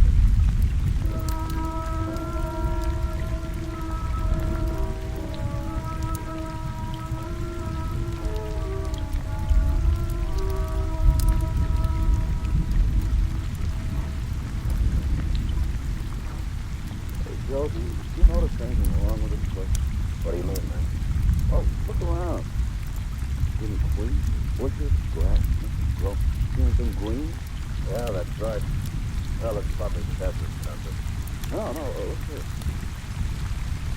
Let's feel the story. What? Rich enough. Get plenty of sun, probably plenty of rain. Look at the colors. Gray. Yeah. Maybe it's like the moon. Maybe this is just another moon. No, there's air here. There is How you know? You ever been there? well, that's what they say. Not so wrong. Well, what now? Well, we've got about 5 hours of daylight left. Head north. I don't like it. It's too quiet. Not even the wind. What you trying to do, Matt? Don't you think we're jumping enough? How long are they going to leave us for? 48 hours. That could be a long time.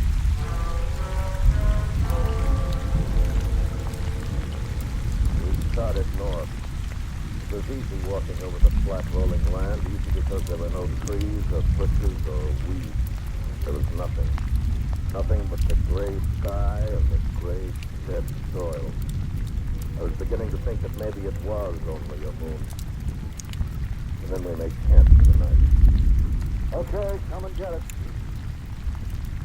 Well, look at here. Beans and daylight. Just what I want. Oh! Now, watch your hands are hot.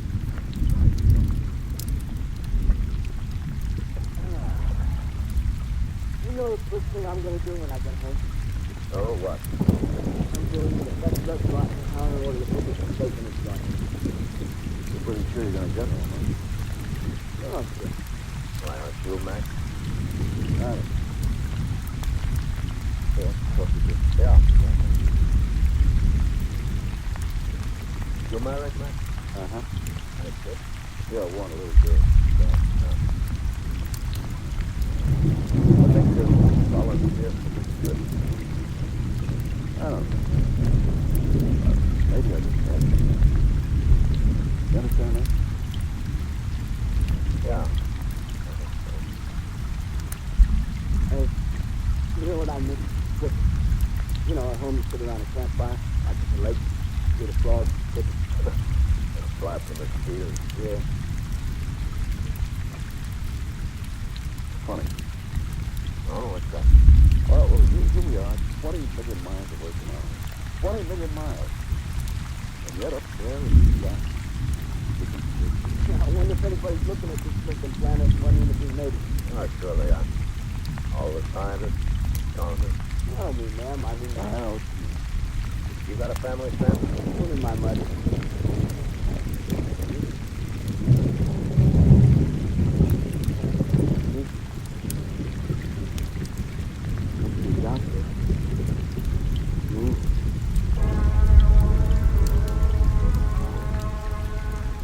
It was light. There was light here. And we could see it now. In the dim light given off by our heating unit. It was an ugly, four-legged beast. A hellish body. And from its odor, the scavenger. Like everything else here, its color of gray. All right, cut it off. Bam! Oh, that's real smart. Supposed to be a photographer, take pictures of what we saw. Oh, lay off it, Joe. It was only a rat, a big rat.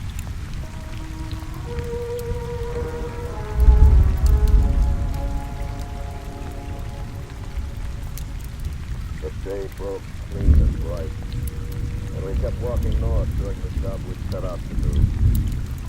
There were no other signs of life, and we'd almost convinced ourselves that the rat had been a stowaway from our ship. For the first time, things felt right. Hey, Joe. What? Oh, you. Stop wasting that film. I'm 15, 19. Got every minute. See me a dog and look the same. Nothing. Yeah, I know. When we turning back? Tomorrow morning. There. Now let's take a look around. It's new. Nothing to see. Why don't we start back now? Joe? Joe. Back. Come up here. What is it? On the double. Take a look through these binoculars, man. Up to the east step.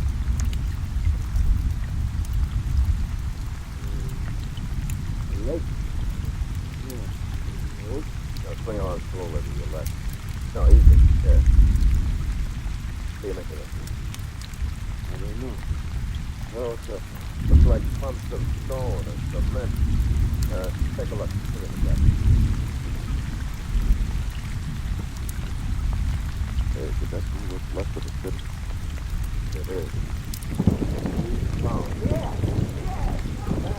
Damn, you fool, come back here. But he wasn't coming back. Not now. He found the subject for his camera and he was racing toward it. At the edge of the sprawling stone ruins, we caught up. And he made his turn with our backs to the city and pointed his camera at us. Welcome to the city. Hold it, both of you, right there. That's what it says. Matt, you don't keep that stone. Like this? Okay. Well, what are you waiting for? Hold it. Max, put that stone down. Hey, you think? Just put it down. Now, Jack. Tiger conversation. Who do you have to do radioactive around here? Max, load it near the ground. What do you know? Radioactive? What is it? Raining? Just wait, what? No. No, this isn't a natural composition. Let him what? Look around you. Take a good look. What's it look like? With stone, man of ruins, what else? Look at the color of it. The edges. Yeah. Like stone. Remember what our cities look like? They didn't know about atomic energy war. That makes us secure. I led them on into the sprawling corpse of the great metropolis. So we stood near the jagged base of what once must have been a magnificent building. Matt? Huh? Over there. What? Look. Grass. Yeah. Sounds like a fool. Good point. With each step we've taken, the radiation had increased. And when it reached the danger point, it turned. Started slowing back. We didn't say anything. We didn't need to. We had seen and we knew that this world, this civilization, had committed suicide. It's getting late. We better make camp. Well, this is as good a place as we can end it.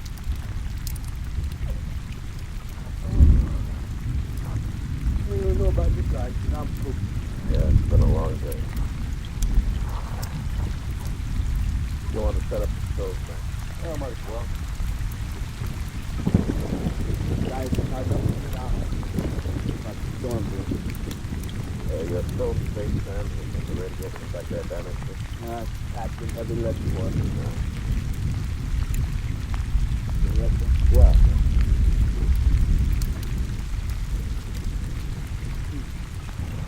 It's fun. No, it's that. You can look out there. You know, south. Not the sky, it's cloudless. Looks like dust. Suddenly there's no wind. Take a look. There's no wind. There's something out there picking up the dust. How far away you think? Hard to tell. Maybe 50 miles. Joe! Joe, look! What? There, to the right, about a mile, you see him? See what? No, over to your left. Well, what is it? Oh, you're crazy. There's nothing out there. Of them. Well, I can't see them now either, but I did see them. There, now they're up again. Joe, he's like the people, like the hey! Oh, All right, stop it. Stop it! Look, we got orders to avoid contact with life here. But Joe, they're people, human beings. You don't know what they are. Just because they resemble us physically, that doesn't mean a thing. But Joe, We they're got not... our orders. Ground tire over there. Over there where we feel better. Come on. When we made it to the rise, we could see a man and a woman. Two people just like ourselves. Even what was left of their clothing was similar to ours. And they were running desperately. Then I looked beyond them and saw the cause of their fear. Stalking them, slowly closing the distance between them, were six of those great evil rats.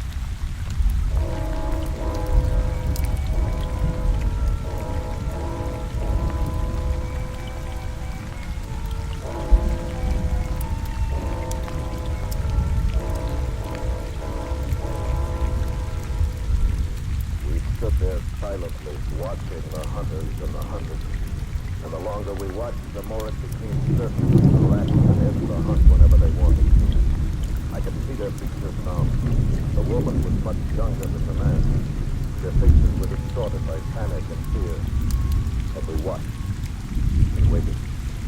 Then the old man fell, and Sam and Mac were running, screaming, driving off the rats.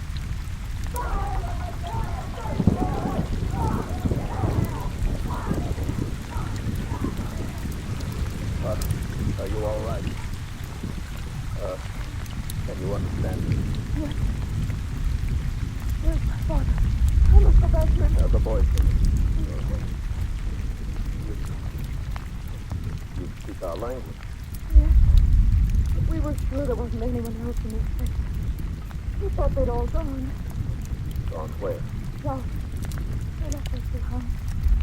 They said he was too old, not worth the trouble. How many of you lived? 11. Only 11. Father and I started out yesterday morning. We thought we could meet them later. And then the rats. Where are you from? Outside. Then there is something left outside. Oh, yeah. I was sure, I'd hoped. I knew it couldn't end here. Come on, we better get back to camp.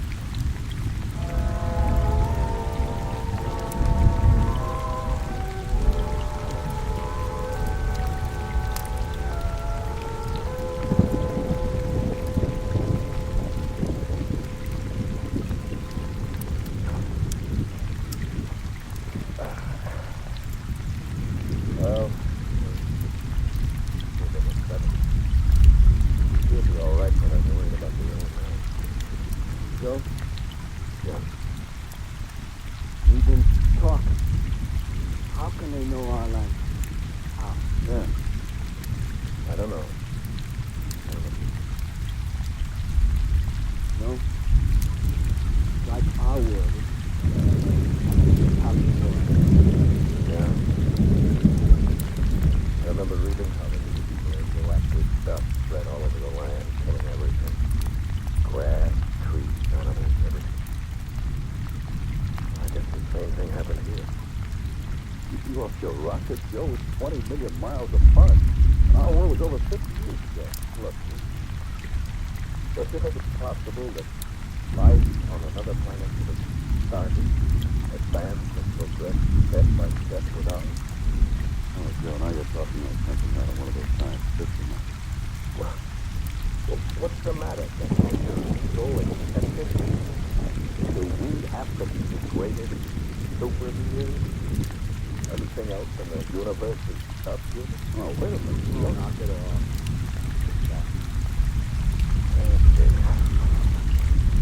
It might be a good idea if one of us could watch while the other two get. How about it? Sure.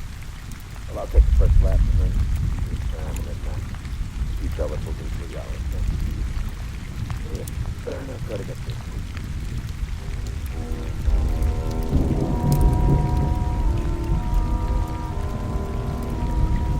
The 3 hours passed quickly. My mind was racing, asking if this world was a parallel to our own world.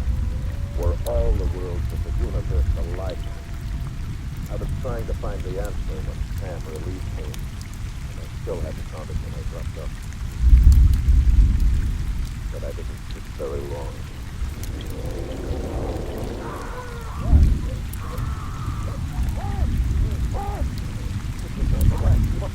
Come on!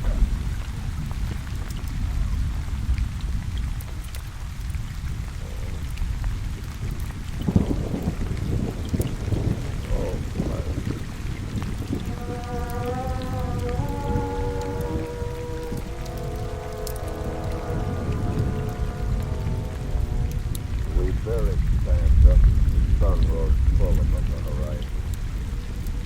And then as we turned to walk back to camp, we saw it. The sky to the south was black with dust. It was closer now, much closer than the day before. And whatever it was out there was moving straight for us. What do you make of it? Gene, Yes? does your father feel well enough to drive it? He's much better. He wants to talk. All right. Still, how far we come out onto the point? About 12 miles. Everyone noticed the darkness in the town. Yes.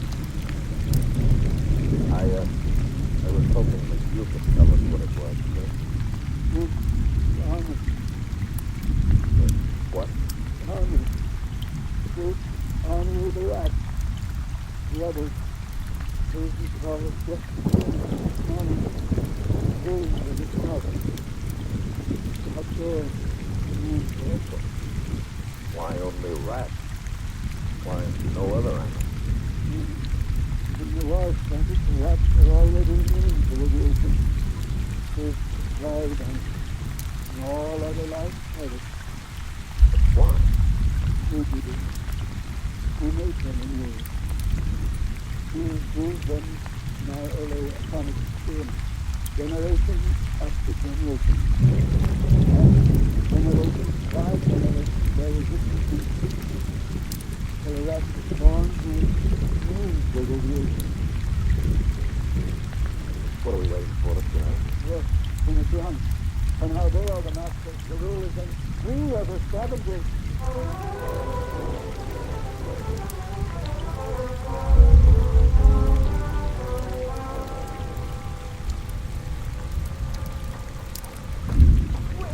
Wait, my father! Well, if we can't keep up all this... All right, hold up. What's going on? Okay, what is Yeah, done. More up. behind us? To the north? Yeah, they'll cut us off. Now they close into the kill. I told you it was an efficient army. The strategy is well planned. With a good general. Good a man as myself.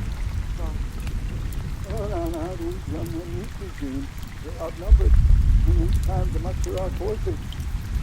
Perhaps we could take the peace with the rats. Oh, then we are as open and gentle and reasonable. We have no other choice. See how easily they outmaneuvered us. The truth is our only hope. Make him stop.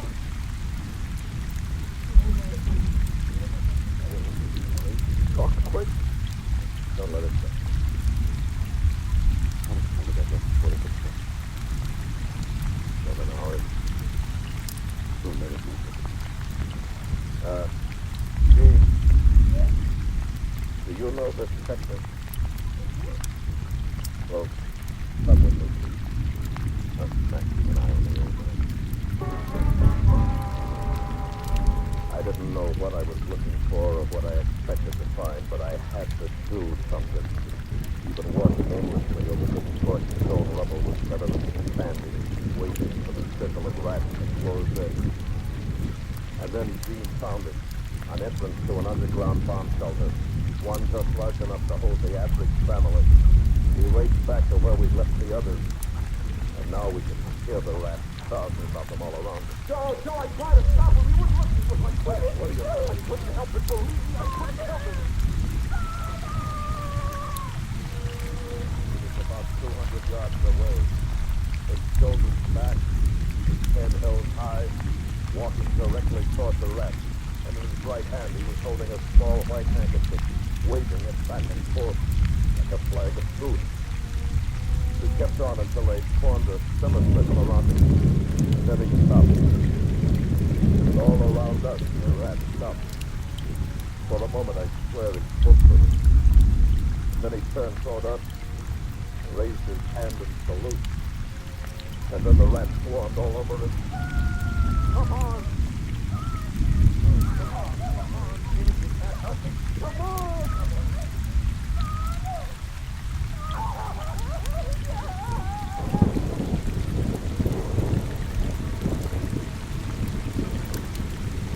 We burrowed ourselves in the shelter.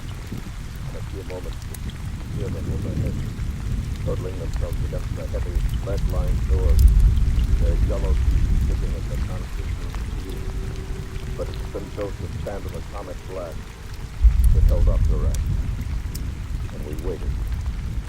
For one thing, how long could we stay alive in that coffin? We didn't speak. We just sat there, wondering when this breaks through.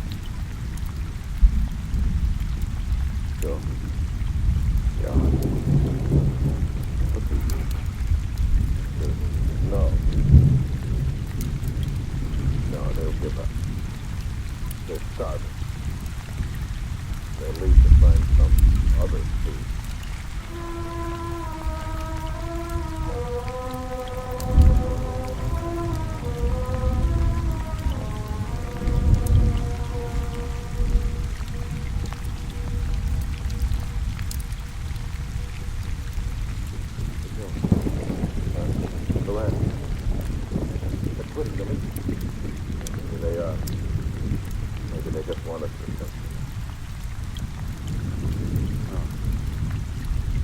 No, they're leaving. I'm going to take a look. Max, don't open that door. No,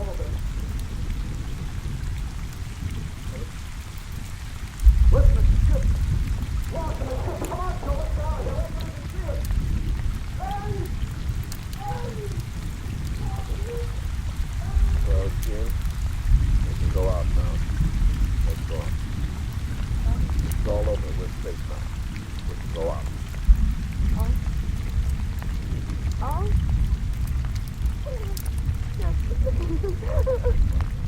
We're going to take you back with us. Away from here. No, please. Please, I'm afraid. Afraid? Don't you feel it? That noise? It's our ship. We're on shore here. Look, you see that landing.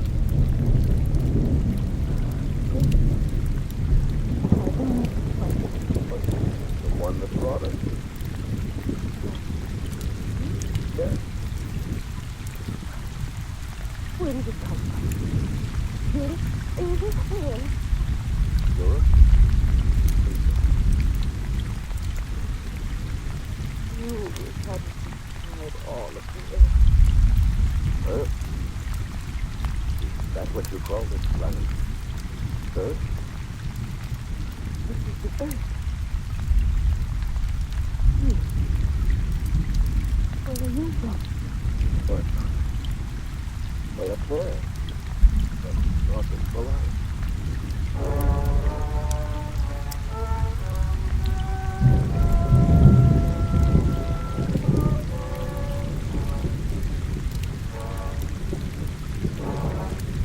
Under the direction of Anthony Ellers, Escape has brought you North of Polaris by Charles Smith, starring William Conrad as Joe, with Ty Aberback as Matt, and Eddie Firestone as Ben. Featured in the cast were Bibi Janet, Ralph Moody, and Frank Driscoll. The special music for Escape is composed and conducted by Princeton.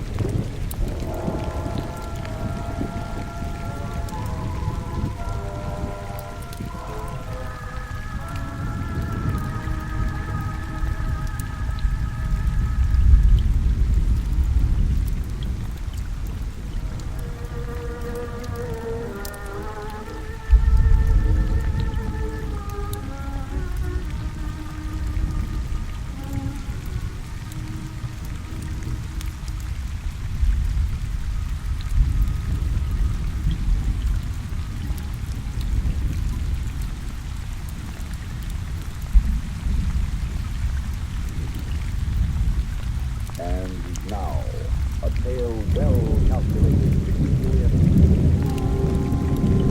suspense. In a moment, Act 1 of Doom Machine, starring Leon Jenney as Dr. Ferret, and written especially for suspense by Edgar Martin.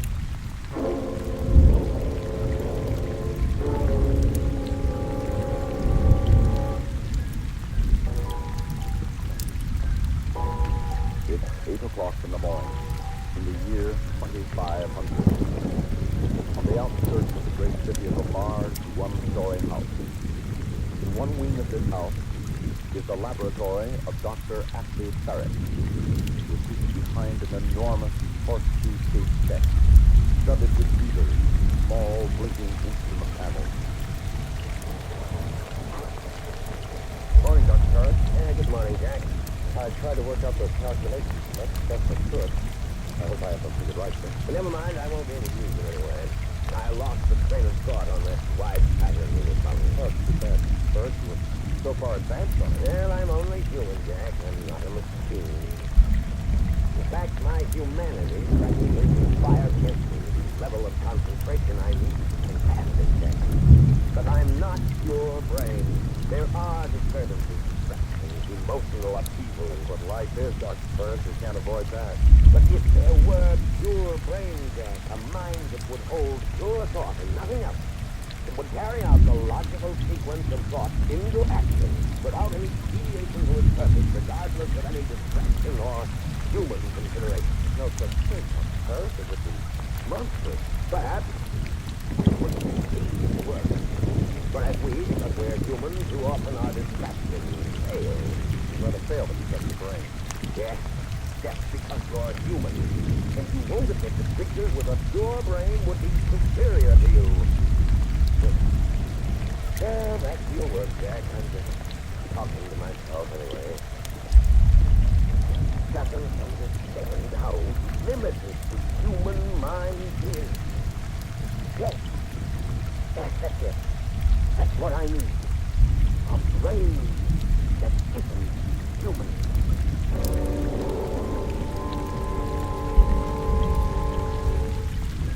Third audio bus entry, July 7th. First parts for my new project arrived today, and I immediately began assembly. The job is going to be bigger than I expected. My original plans didn't call for motive power, but now I see that everything will be impossible unless there is force of action. Sixth audio bus entry, July 20th. Sally is working with curiosity. She knows enough now not to come near my workroom. Perhaps I should prepare her for the fact that we are going to have a guest. 13th audio box entry, August 27th. This is probably the last report I can make.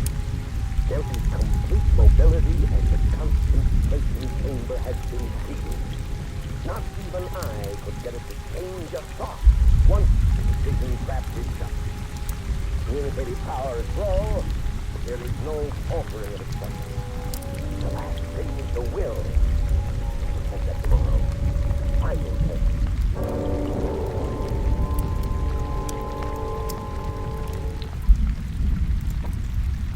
Something. Is that it, Dr. Barrett? I ordered it to report to me here in the laboratory at 10 o'clock. What time is it now, Jack? Just phone, Dr. Barrett. Keep it safe. We'll know in a moment.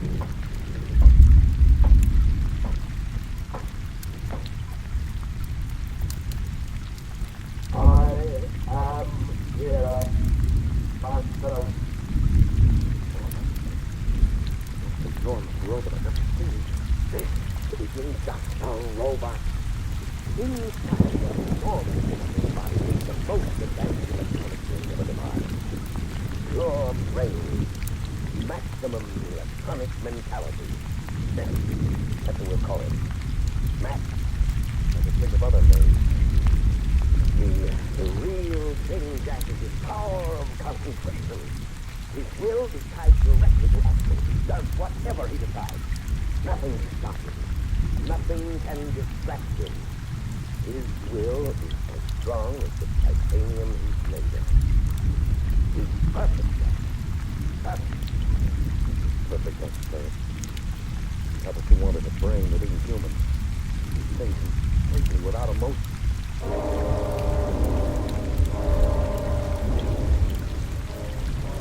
Look at Daddy's laboratory, Philip. Isn't it immense? You can see and hear everything from this control room. Is that the robot? Yes, that's Max. Well, what do you think of him?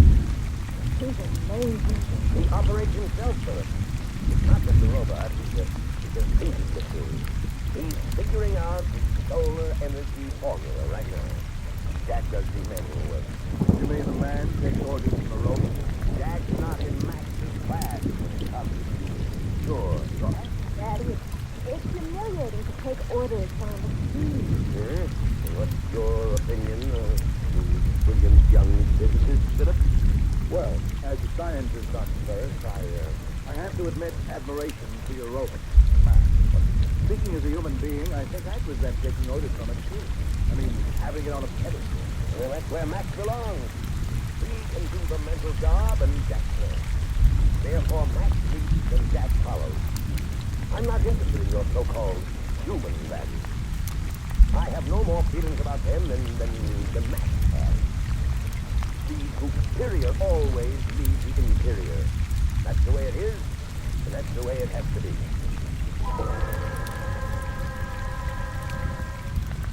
Sorry, I can't stand this, Mom.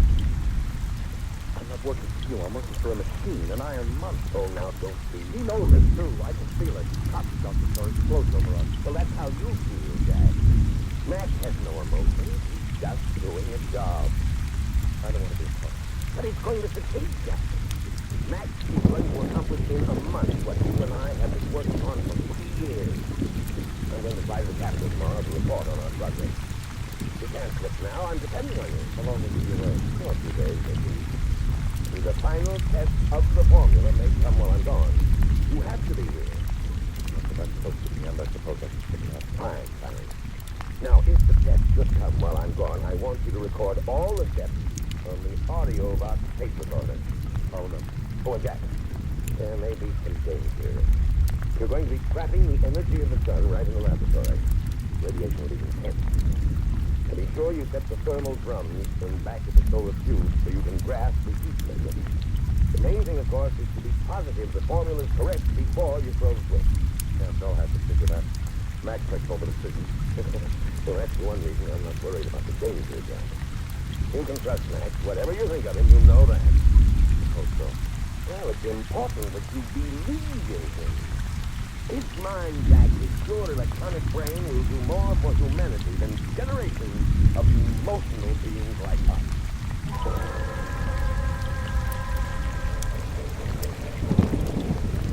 Home 23.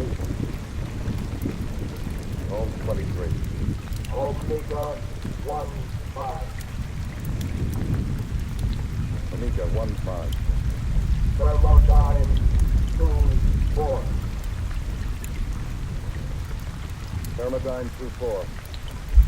Set rheostat control. That real. Thanks. That's it. That's the test of the solar energy, the final test. Set rheostat control. You sure we're ready for it, man? Let me look over the formula. Formula is right. Well, at least let me see it. Do now. Now? Is there any reason why we must finish it this afternoon? We've been working all day. I want to look over the formula tonight, tomorrow. Must finish. Must finish. All right, all right. Stop here. You turn on the audio box tape recorder so you can record the steps. Can't see anywhere I can see. I get tired, no emotions, no feelings. If this test comes through, Dr. Ferris will know I'm working out. Rheostat control. Just a minute, just a minute.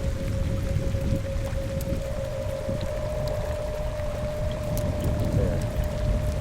Now I'll check the thermal drum.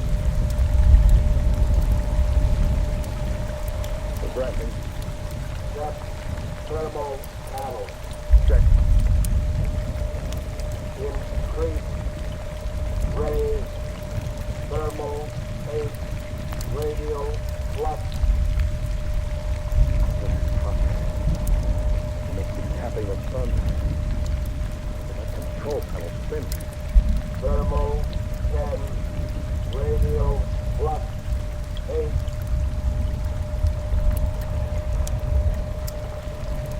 Thermal 12. Radio. Flux. 9. Max, it's getting too hot. I don't think we can get any more increase. Thermal 14. Radio. Flux. 10. No, Max. It's won't work. I see it now. We're absorbing too much heat in the tube. We're not settling out. Animal 16. I'm afraid, Max. I'm afraid. Max is shooting heat rays. Max!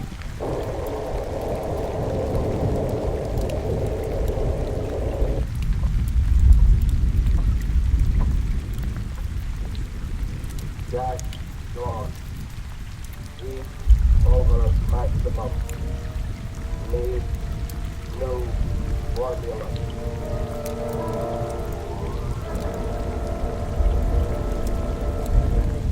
Wonderful, Max. Wonderful.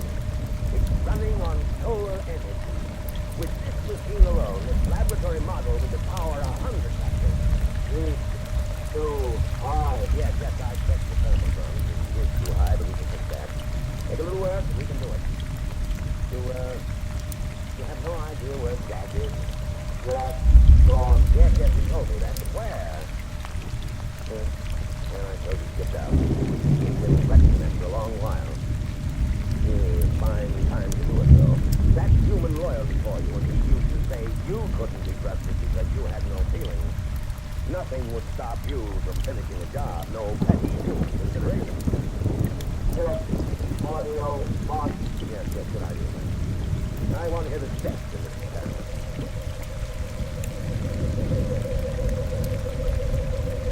I can't get anywhere arguing with this thing. Yeah, that's Jack. He's tired, no emotion, no feeling. That's not true, Dr. Ferris. No, I'm walking out. Yeah, that's what I thought. Good, Ricky. Check real Jack control. Just a minute. Yeah. I don't want to hear any more of this. Don't worry, Max. I'll get you another assistant. Nobody worthy of you, I'm afraid. Just another human being like Jack. But you'll be able to use his arms anyway, won't you, Max? Yes, master.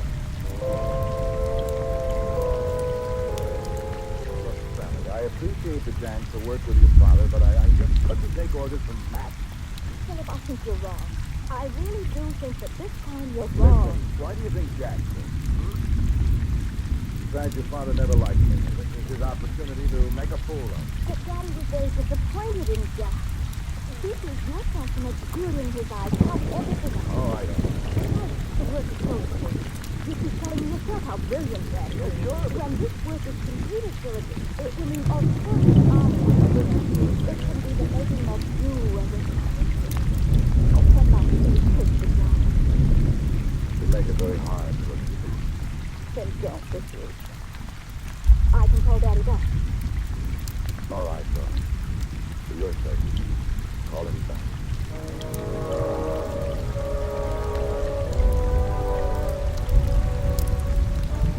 Now, Philip, the one problem we had was excess of heat vibration in the thermal tube itself. I checked over Max's new formula to decrease that, and I think he's got it. I've given him instructions based on that new formula. I want you to follow Max's orders completely. I'm heading out to the Capitol again with a member of the National Thermal Committee, and I'm sure you can handle the work of my act. Well, I don't see why not. The way it looks, I'll only be an extra pair of hands for Max. Just so. A very apt bit of phrasing. Well, thanks, I might as well get to work. Fine. Max will show you how to regulate the thermal drum. Good luck. I'm afraid we've been keeping you from concluding your experiments, Dr. Barrett, having you report to the Capitol so often. On the contrary, Dr. Larkin, I'm in the fortunate position of being able to place my work in even more capable hands than mine. Oh? I don't suppose you've heard of Max. Max?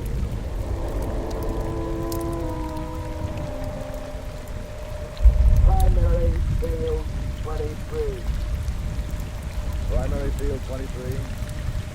Secondary field 19.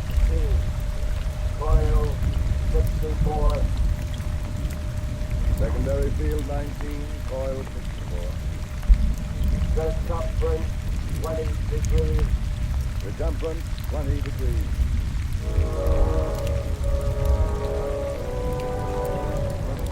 You can't be serious. A plane like that is a monstrosity. It's inhuman. Of course it's inhuman.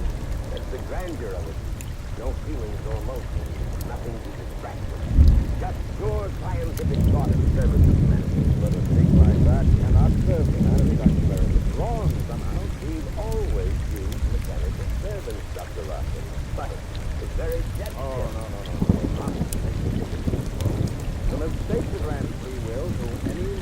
untempered by feelings and emotions. There's something immoral about it. Oh, but that's the beauty of it, Dr. Rocket. Precisely because he has no feelings, Max can never make mistakes. Sorry, I don't believe it. No machine in the world operates to perfection. Max isn't a machine. Max is pure brain, self-corrected, undistracted. Here, show you. Just look at the perfection of his latest book.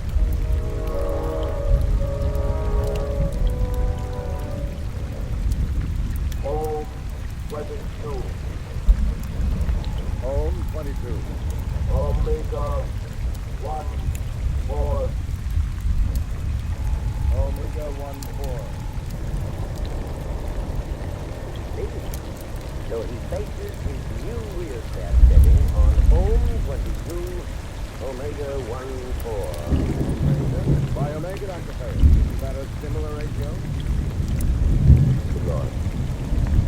Good Lord. Neither. Oh, no. Blocking. Max has repeated the same mistake. It's as high a ratio as the other. So huge rather than estimated. Philip goes near the thermal control with that formula, he'll be cremated, burned to an ash. Oh, Dr. Ferris, are you sure? Fortunately, I'm very sure. That's what happened to Jack. He was... Oh, no. Larkin, I've got to go back. I've got to get back in time. If we don't get there in time, I'll be a murderer, Larkin. You hear? A murderer.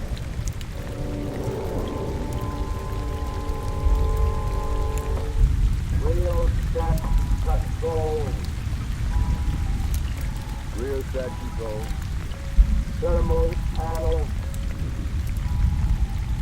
Check thermal panel. Well, Max, this is the big one, isn't it? We're all set to drag in the blazing sun. You know you're not half bad to work with. After a fellow becomes used to your infernal arrogance. Check thermal panel. And your infernal driving. There. All right, Max, old boy, fire away. We're on to glory. Increase ray. Thermal 8. Radio plus 6. Thermal 8, radio flux 6. This certainly feels up. Thermal 12. Radio plus 9. Thermal 12. Thermal 14. Radio plus 10. Thermal 14. Machine's awfully hot, Max. Yeah. Max, listen. I don't know about this. It's getting awfully hot. Dr. Ferris, what's wrong? UV thermal rays will be cremated, burned to an ash. Into the control room. Quick. Hey, easy. Now, stay there. The infill glass walls will see us through. Thermal 16. Radio plus 12. Stop him. Oh, please, Dr. Ferris, you'll kill yourself. Now stay in there. Don't come out. Max, listen to me. Your new formula was wrong. Wrong. Don't touch the thermal panel. You'll be destroyed. Stop, Max. You hear me? Stop. Until moving. But not if you see them. Now stop, Max. Stop. Dr. Ferris, you can't stop. Nothing will stop him. That's the way you built it. Don't you machine? He has no understanding. No, he's not. Your brain is not understand. Now, Max, listen. Your formula is wrong. You'll destroy yourself. Everything you've accomplished will be destroyed with you. Stop. Good Lord. Found the switch. Dr. Ferris, come in here, quickly. Oh, the idiot. Understood. Dr. Larkin was right. It is something immoral, an inflexible electronic brain. No emotions, no soul, no reason. It's my fault, mine. Dr. Ferris! Look out! He's throwing the switch, Dr. Ferris! No, man.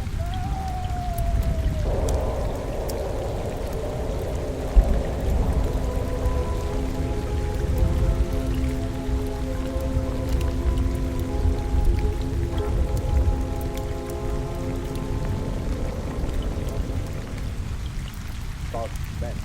You're listening to Human Machine, starring Leon Janney as Dr. Ferris, written especially for Suspense by Edgar Marvin.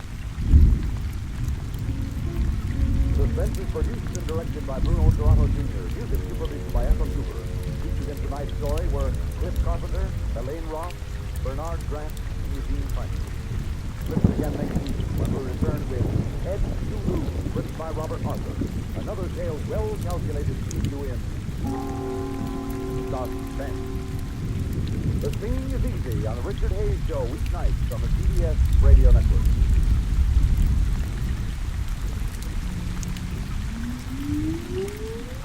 Countdown for blast off. -5, 4, 3, 2, X-1, fire.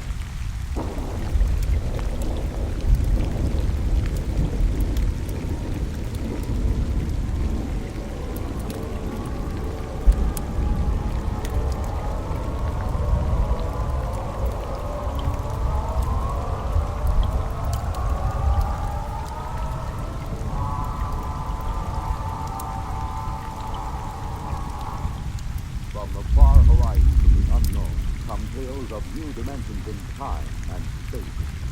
These are stories of the future, adventures in which you'll live in 1,000,000 quick-beat years on 1,000 maybe worlds. The National Broadcasting Company, in cooperation with Galaxy Science Fiction Magazine,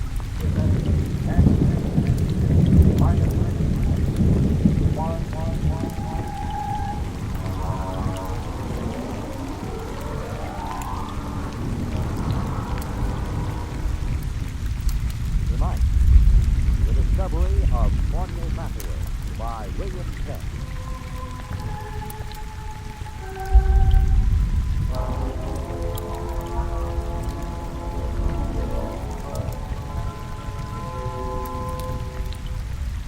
Everyone is astonished at the change Borneo Matter can be discovered. Everyone, that is, but me. They remember him as an unbathed and untalented Greenwich Village painter who began almost every second sentence with I and ended every third one with me. See, I understand the thing. Because I was there the day he was discovered. We were talking about his discovery. I was sitting carefully balanced on the one wooden chair in his cold little Bleecker Street studio because I was too sophisticated to sit in the easy.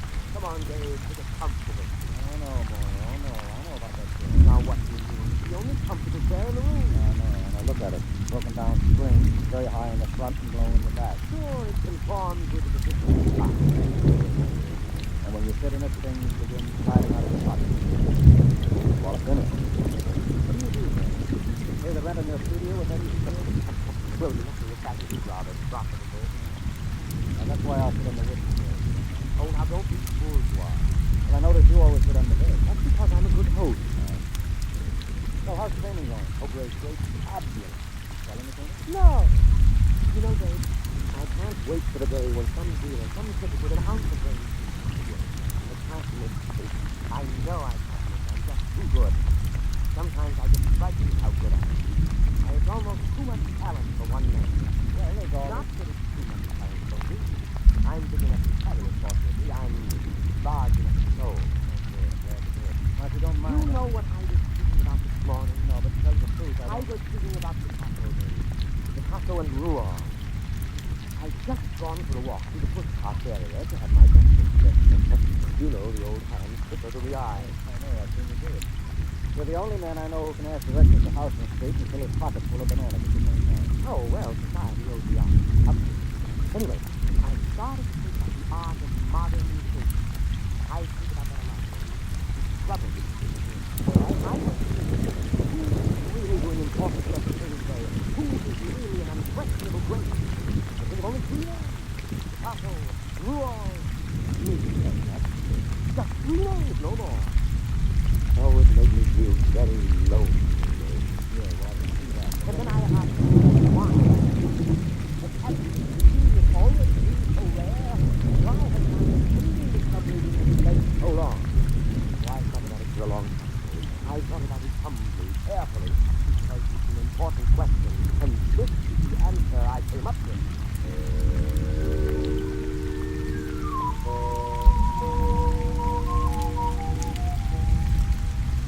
Don't bother waiting for the answer this morning or soon after. It turned out to be a theory of aesthetics I'd heard at least a dozen times before from a dozen other painters in the village. Borneo was a bad painter, there was no question about it. I say that not only to my opinion. I've roomed with two modern painters, and I've been married for a year to another, but Well, for example, a friend of mine, a fine critic of modern art, took a look at one of Morning's paintings as he hung over my fireplace in spite of my protest, and just kind of stared backdoor. What? Oh. Well, he just swiped on swipe. He's leaving. Merged on white on white. And it's sketching, neo-abstractionism, call it what you like. There's nothing there. Nothing. Doesn't even have the interest of those paintings that chimpanzee did a couple of years ago. He's just another of those loud-mouthed, frowsy, frustrated dilettantes that infest the village. Why do you waste your time? Well, for one thing, he lives out around the corner, and he's kind of colorful in his own sick way. And he does have one great talent. Not in painting, no. Now, you see, I just despise living sense of terms.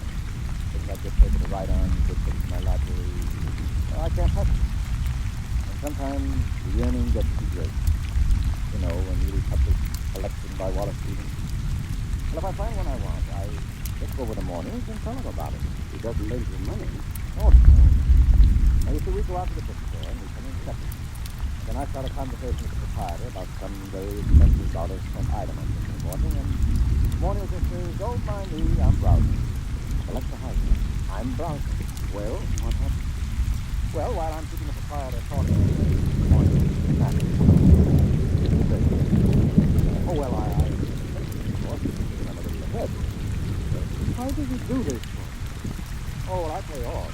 I go through the same routine as an art supply store from one to get pamphlets and painting brushes. But I really have to pay for more of those guys. I have to suffer through listening to him, and then my conscience bothers me. Oh, it's fair. Yes, you see, I intend to pay for my things, but I know he doesn't. That's why my conscience bothers me.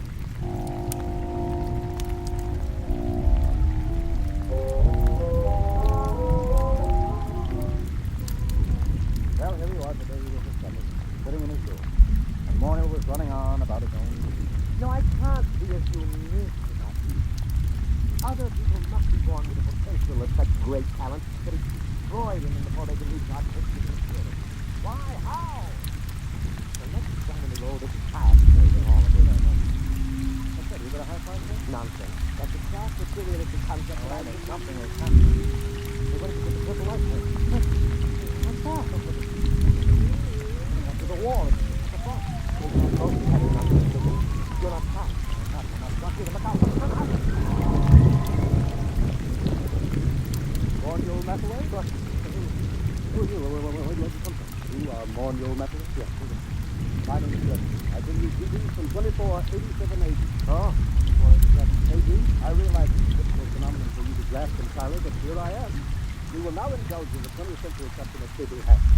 Mr. Morneau Mathaway? Oh, yes. And you, sir? Yes, I don't know. Great. What is so... What is this? Oh, what do you mean? What a moment. What's so special about it? Have you been invented with time travel? Yes, no. Time travel has been invented by entering a leaderboard and, well, that was it's hardly worth going into at the moment. It takes you just, I don't know, half an hour. Why half an hour? The skin drum can only be maintained that long. The skin drum is, well, call it the transmitting device to make it appear in your period. There is such an enormous expenditure of power required that a trip into the past is made only every 50 years. The privilege is awarded as a sort of Nobel, I believe I have the word right. It is the Nobel, isn't it? The award made in your time? Yes, you wouldn't mean Nobel by any chance. The Nobel Prize? That's it, the Nobel Prize. A trip is awarded to outstanding scholars in a kind of Nobel Prize. Once every 50 years, the man selected by the God of Master, up to now, of course, it's all gone to historians, or they put it away on the streets of soil. The first atom bomb explosion occurred, I don't know, or the America, things like that. This year? Yeah. Well, what kind of scholar are you? I am an art scholar. My name is art, and my specialty in art is what? In my own period, I may say without much contradiction, I am the greatest living authority on the life and work of Morneau Mathaway. My specialty is this. Did you hear that? I heard. You mean that I'm famous? That famous? You, my dear sir, are beyond famous. You are one of the immortals of the human race. That famous? is the man with whom modern thinking in its full glory is said to have definitely begun? Who is the man whose designs and color have dominated architecture for the past 5 centuries? Who is responsible for the arrangement of our cities, the shape of our architecture, the texture of our clothing?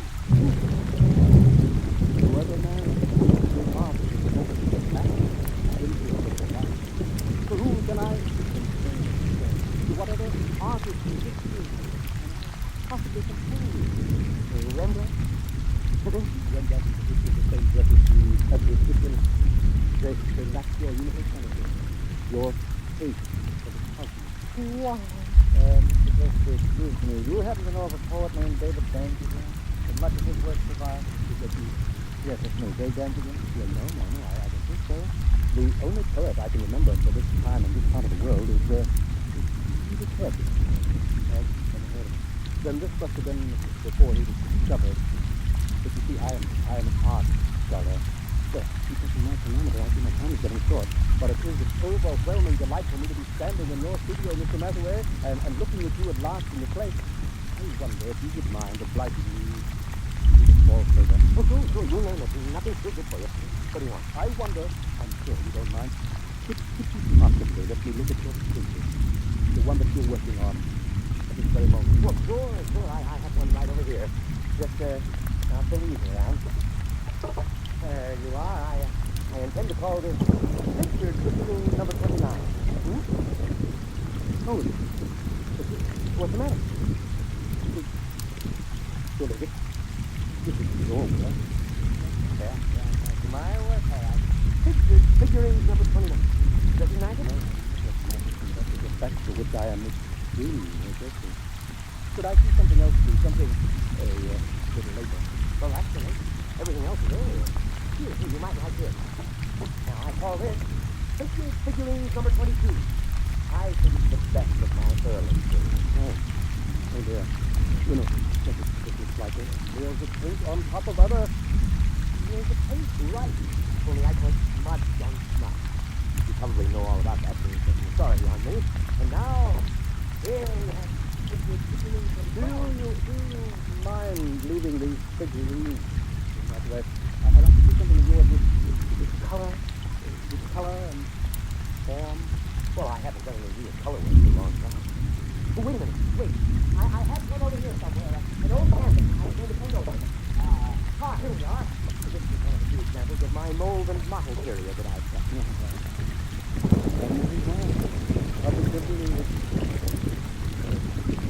Oh, no. Let's show some of my intestinal period. Here's a particularly good one. It's called large intestine rampant.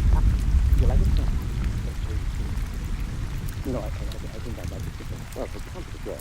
Here's another one called small intestine intact. Oh, it's rather good, don't you think? I managed to avoid completely any definite line.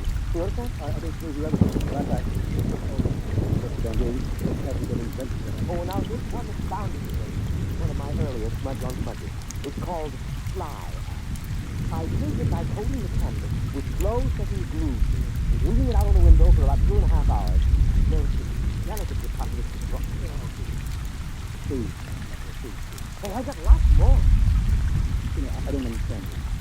All these canvases, this is obvious that you need to cover yourself in your feet.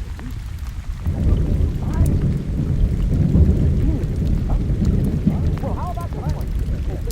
Please. Oh, take that away. Oh, dear, no. If you look on the green screen, I don't understand this at all. Let me show you something here, gentlemen. Here. A pocket edition of the source book. This painting is Morning Matheway, 1928-1996. Were you born in 1928? Yep. May 23rd, 1928. Yeah. Look at the face. Oh, that's beautiful. I mean, the color is incredible. Oh, boy, that's stuff. Well, why didn't you tell me one of that kind of stuff? You mean no. One. Oh, I did it last week and sort of experiment, but I wasn't satisfied with the way it turned out, so I gave it to the girl downstairs. Would you like to look at it? Oh, very much. Here, I'll just toss you a book on the bed. Come on, it won't take a minute or two.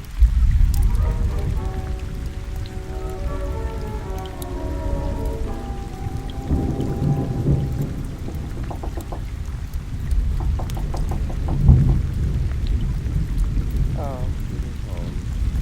I thought you'd be home now. Oh, I just so wanted to see that face. I want to see it. I want to see anything that looks like you're mature. But time is getting short. I'll tell you what. Anita here has a couple of cups that she asked me to food when she's away for a while. So she's giving me the food to her cup. Suppose I, browse upstairs and get it. Suppose I browse through my room and get it. Get it? Oh, yeah, you go ahead and browse. Sure. Fine, please hurry. Oh, sure, I'll hurry. I won't take long browsing.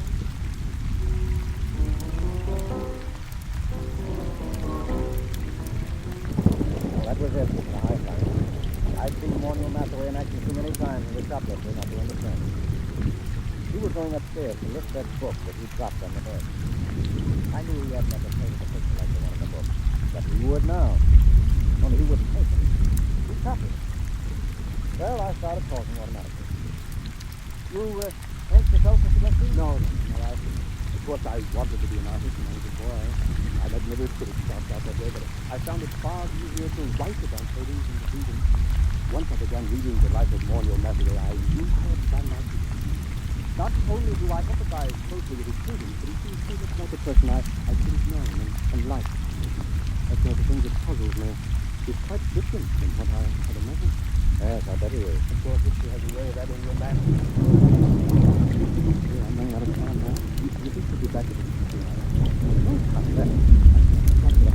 time translator. I just can't wait. I'll have to hurry now.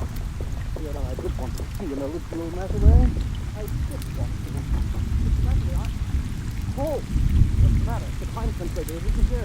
It's gone. The book is gone, too. And Mathaway, he stranded me here. He must have figured out that getting inside and closing the door made him return. Yeah, he certainly did. He probably figured out a very plausible story to tell the people in your time to explain how the whole thing happened. Why should he work his head off in the 20th century when he can be an outstanding hero-worship celebrity in the 25th? What will happen if he asks him to paint merely one? Oh, he'll probably tell him he's already done his work and see if he can no longer add anything of importance to it. He'll no doubt end up giving lectures on himself. Don't worry. He'll make out. It's you I'm worried about. You're stuck here. Are they likely to send the rest of the party? No. Every fellow who wins the award has to sign a waiver of responsibility in case he doesn't return. No, I'm stuck here. Tell me, is it very bad living in this city? Well, not so bad. Of course, you need a social security card. I don't know how you go about getting one at your age, and the immigration authorities don't want to accept you since you're sort of an illegal alien. Oh, good. Wait a minute. It needn't be. I'll tell you what. Morniel has a social security card. He got a job a couple years ago. He keeps his birth certificate in that drawer along with his other papers. Now, why don't you just assume his identity? He'll never show you up as a boss. Could I leave? No, he hasn't got any chance. I don't know about the owner. He could get away with it. If he go a bid and buy it blind. Naturally, the big problem would be earning a living. Being a specialist on Mathaway in the art movement surrounding him wouldn't get you hit an awful lot right now. But I could paint. I've always dreamed of being an artist. I don't have much talent, but there are all kinds of technologies I know about. All kinds of graphic innovations that don't exist in your time. Surely that would be enough to do without something like this. Some third or fourth grade person.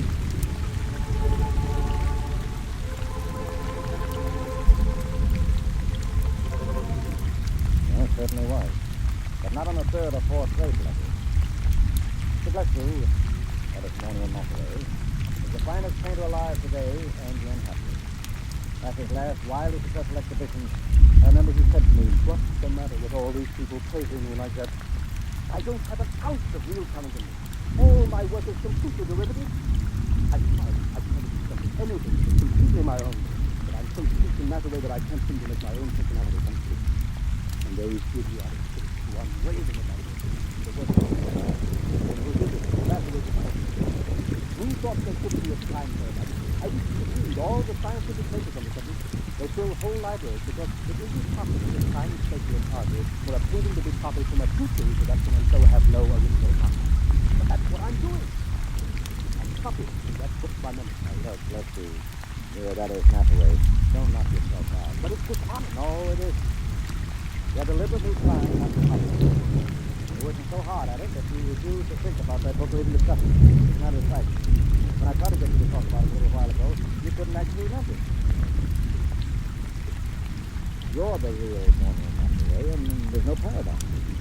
You're actually painting those pictures. You're not copying from memory. I know in my heart that they're not mine. All right, I'll forget it. Anyway, you're a much nicer guy than Mathaway otherwise. And besides, a buck is a buck.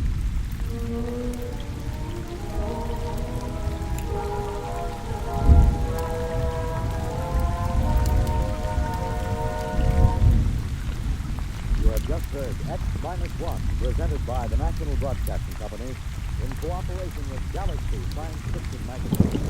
With this month's feature, Lulu by Clifford B. Simak. A story which demonstrates that a spaceship could be a star, a smasher, a tip, a juice. But man, all battle stations could it ever become a sweetheart of a ship. Galaxy Magazine, on your newsstand today. Tonight, X-1 has brought you the discovery of Morniel Mathaway, a story from the pages of Galaxy written by William Kent and adapted for radio by Ernest Kenoy. Featured in our cast were Leon Gary as Mathaway, Guy Rep as the critic, Wendell Holmes as Lefty, and Les Damon as Dave. Your announcer, Fred Collins. X-1 was directed by Daniel Sutter and is an NBC Radio Network production.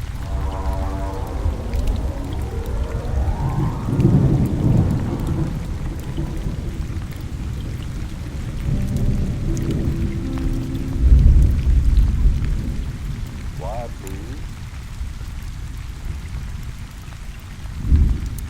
Quiet, please.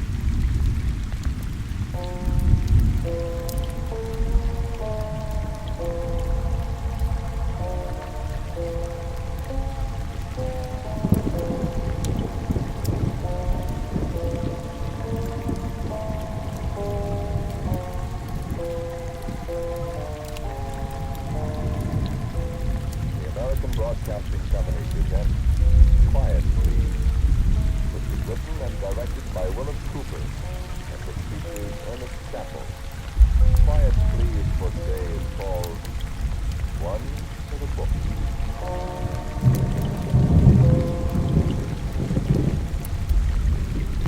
Once upon a time when there were more lieutenants than lieutenant colonels in the Air Force, and when you could tell a kid up by his Bluetooth like a mailman, a thing happened.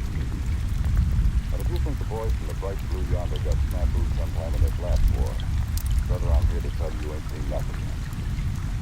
Because this was the largest, the most comprehensive, the doggone it. Well, I had to tell you. And the thing about it is, this snafu isn't over yet. It won't be over for 9 years. Listen, I'll tell you.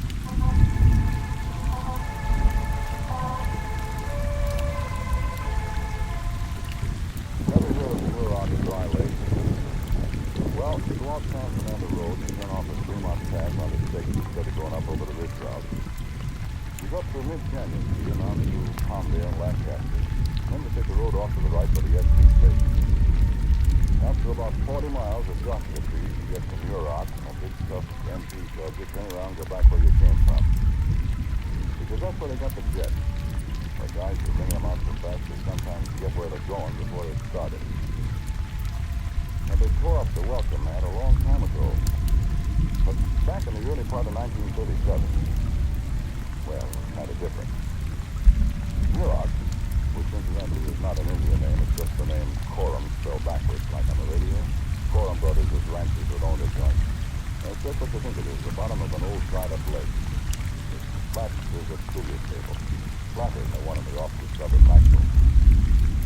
And back in those days, you could take your car out in the middle and open her up to 80 and sit back and watch. Look, Mama, no hands. It was quite a lot of fun, though. Some newspaper guy blew a tire and did 108 snap rolls with it.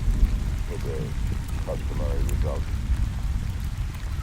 Well, It ain't like that today. I mean, the lake is still there, but the slopes ain't the lake anymore. The robo-wolves and the coyotes and the rattlesnakes and the roadrunners have ran. They got an installation there that... never mind, you're not going to see it, but it's got big. And the lake itself is about the biggest landing field in the world. You could shut down anywhere, practically. Well, the Air Corps decided back in 1937 to have them a big air maneuvers there throughout.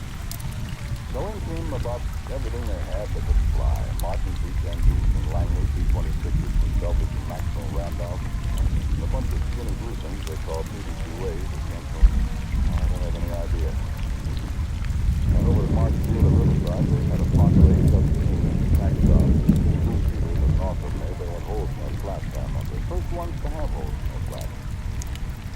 And there was a lot of other miscellaneous stuff. It was quite colorful. B-26s painted ODs. The bombers black and yellow. They all had yellow wings. The PD-2As were blue and the A-17s shining around. Everybody had the red and white stripes on the rudder and the big old white star and a blue circle on the wings. So all 300 of them. All we had back then was 1937. And anti-aircraft. Complete with the 1937 version of radar, a cluster of big horns on a trailer with a guy wearing earphones in the middle of it. He couldn't sit half a mile away if the horns was pointed at him, and not as he bust the guy's eardrum.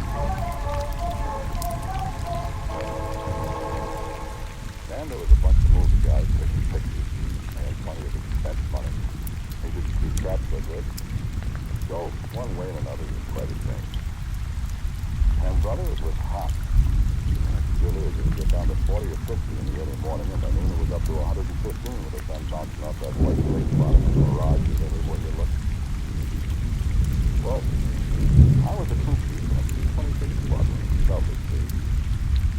Oh, excuse me, I didn't introduce myself. Westlake is my name. Max Westlake, Captain USAF. I was a staff sergeant in 1937. Up there at New York, I got acquainted with a guy. Of all things, a sergeant in an anti-aircraft outfit named Bill Carron. And I remember how this snafu started. Bill and I were sitting in a bar in Lancaster one Saturday drinking beer, listening to Tranquil Barnes. Not heavy to go. There wasn't a good people along the and a couple of elements of B-10Gs went over.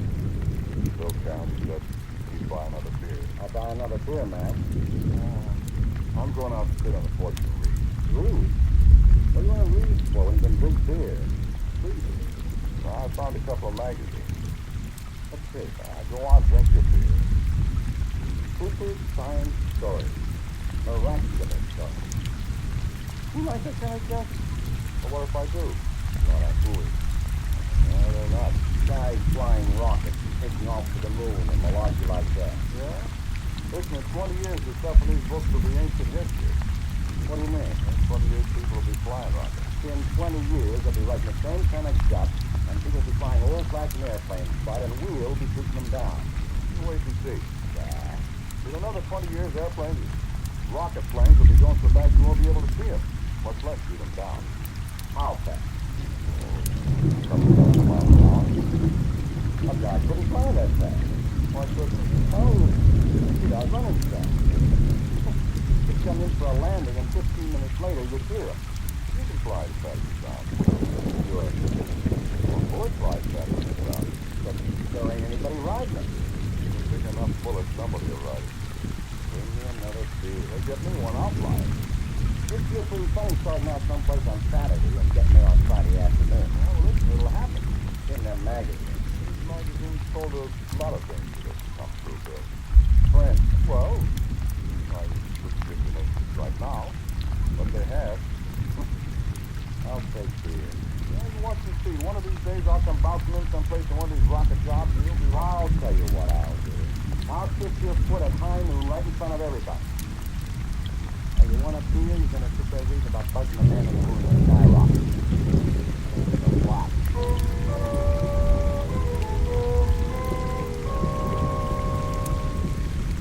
I did both. Then was on the ride back to the lake after a while. I went to bed. Bill Carron was pretty disgusted when he got there and found out he had to stand guard because the target that was supposed to be broke out with a moon boost. Had to put on his overcoat and stopped by my tent for a cigarette before he went out where it was cold. We talked, and he left. And I went to sleep. Well, I woke up in the middle of the night. Get back to sleep.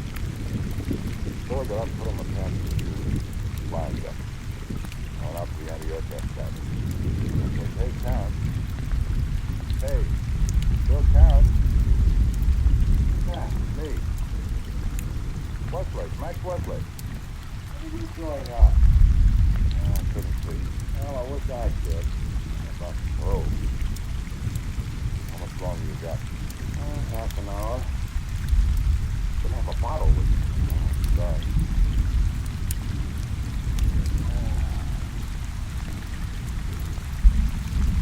Very nice.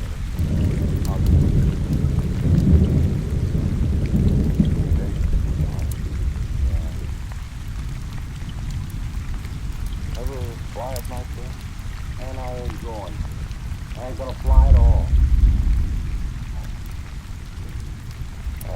Well up there with the guy.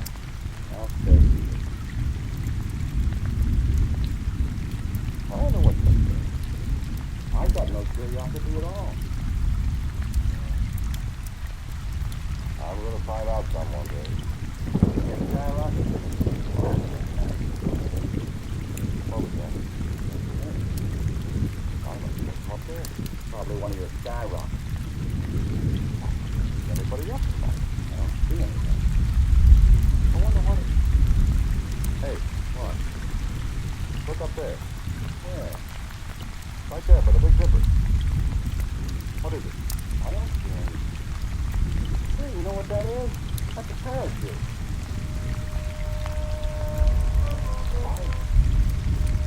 Hey, that's what it is. Tell me, that's the biggest. Hey, there goes the first one. They got over 8 guys. That is a big one. Wonder who it is. It's a funny looking thing. Looks like a box or something. It looks like part of an airplane. There goes the crash truck. I didn't see it that night, Bill. Maybe it was one of your sky rockets. Shut up. Give me a few glasses. He's gonna hit awful high. Give me the glasses. Oh, sure did. Part of an airplane, Jim. They're pulling a guy out of it. Into some kind of funny suit. What? Is it big? Kind of like a diver suit. Kind of like a space flight. I know where he came from. Where? He bailed out of Goofy Stories magazine.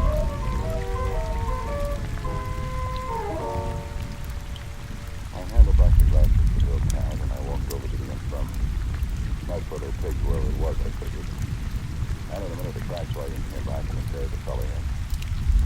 I sat there a minute and talked to Daniel Webster, the medic that had the duty. They were fussing around with the fellow inside the ward, the doc and everybody. I sat there talking. There was a piece of metal lying on the stretcher that one of the medics had picked up where the thing crashed. I looked at it. U.S. Air Force it was sent to.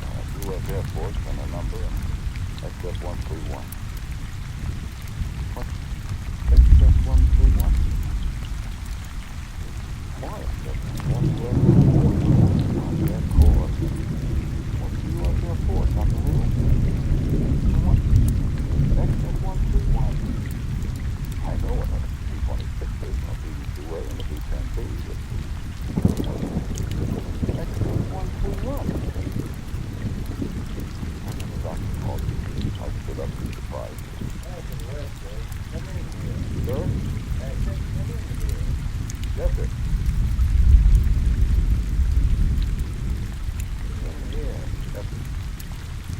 Ever see that man before? Why, no, sir. Sure? Well, he looks kind of familiar, but maybe he's got a slight concussion, and I've given him a shot. Who is he, sir? Does he come here? You don't know him?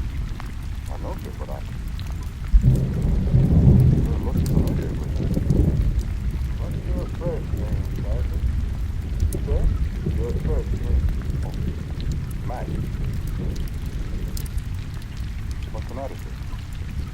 Sergeant, that man's name is Max Westlake, too. Huh? Only he's a major in the United States Air Force. What do you make of that, Sergeant? Hey?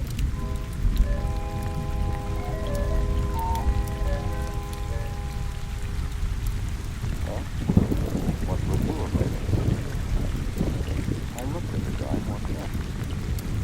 And then I thought, well, he looked familiar. I'd seen that push in the mirror every morning for 22 years. There was a scar on the eyebrow where I drove the car into the lamp post. And he was on the wrong eyebrow. Then I remembered I wasn't looking into a mirror. I said, "What are you doing?" He said, "Don't you?" I said, "What?" So I went out. Just as I was going out, looking at him walk Bill Karen. And I looked funny because Bill grabbed me for the arm. What's the matter with you, Max? Huh? You look as if you're waiting. I think I've got something figured out. What are you doing, for the love of... I'm shaking off my shoes, Max. What for? Yeah. Not exactly high news, Sergeant, but you're going to kiss my foot just the same. Huh? That's right. Why? Because, Sergeant, that guy in there, that guy that flew in here in a skyrocket, that major in there, is me.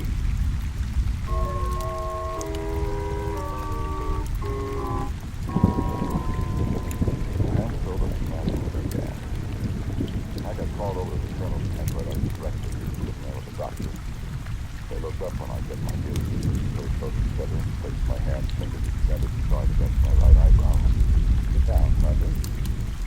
Yes, the doctor tells me this fellow who bailed out last night has the same name you have. Yes, sir. Looks a lot like you too, Sergeant. You know him, Sergeant? Yes, sir. That last night, did it? Well, I got it all straightened out in my mind now, sir. Well, he's me, sir. Sergeant, have you lost your button? No, sir, I don't think so, sir. Say that again, Sergeant. Sir, I said, no, I don't think so. No, what you said before. Oh. He's me, sir. Cross your knees, Sergeant. Sir? Cross your knees. Yes. Ow! Like you're all right? Sergeant, do you mind explaining what you're trying to give us? I've got a tactical program on this morning, and I... Go ahead, sir. Well, sir, it's perfectly simple. Aviation is progressing today. So what? Perfectly simple. Major Westlake, which is me, he flew in something like a rocket plane or something quite a long time in the future. You understand, sir? Go ahead, sir. And he flew so fast, well, he just got here before he started, sir. Sergeant. Sir? Nothing. Go on. Well, sir, that's all there is. Sometime I'll be a major like he is. I mean, like I am. What do I mean? I mean, if he's me, I'm a major. But I'm still a sergeant. I mean, I'll be a major and I'll take off, and when I get here, I mean, when I got here, I'm still a sergeant. Sergeant, please. I said major. I'm sorry, sir, but that's what happened. Somebody around here is very... Oh, no, sir, not me. Let's try that again, shall we? What's it? Your feeling. Just want to be sure I'm not really something. Well, if you're hearing him, so am I. Go on, sir. Well, sir, someday in the future, I'm going to be a major.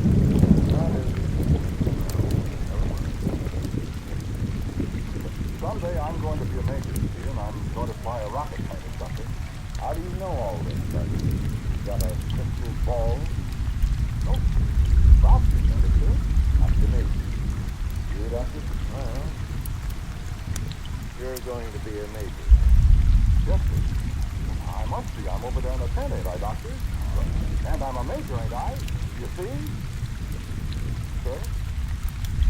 And someday when I'm a major, sir, I'm going to get into this rocket plane, see, and boom, I'm going to take off and I'm going to go so fast. Gosh, I sure must have been rolling last night. Sergeant, you must want to get out of the Army awful bad. Me?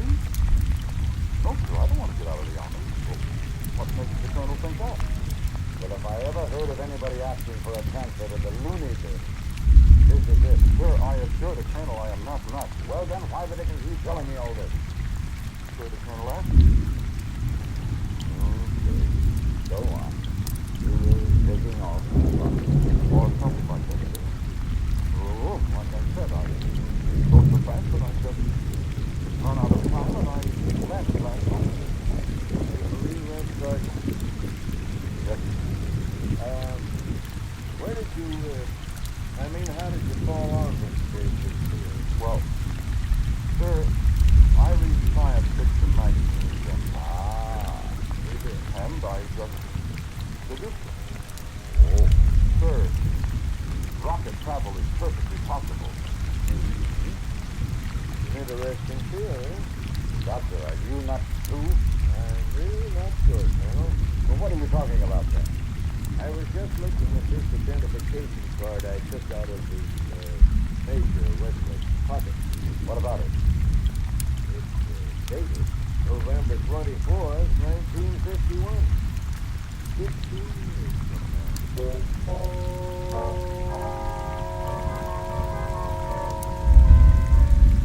Snafu. The Colonel didn't have any guardhouse or anything. He finally to my tent. That is, he could find Sergeant Max Westlake. My tent Major Max Westlake was still out like a light. He couldn't talk. And me, I didn't have anybody to talk to. But I thought. And the harder I thought, the surer I was right. On the second day I was in there, the Colonel came to my tent and looked about 18 years older.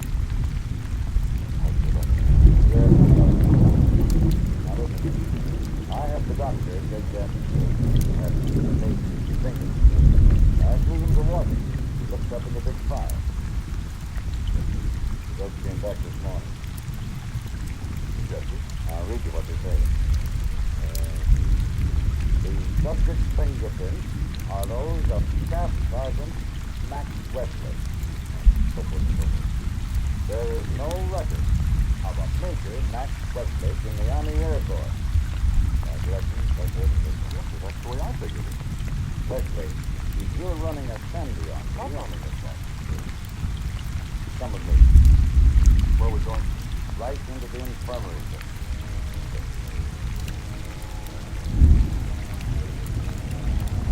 Now then, this is my discount of war. You look at the rest of the call. Don't say a word.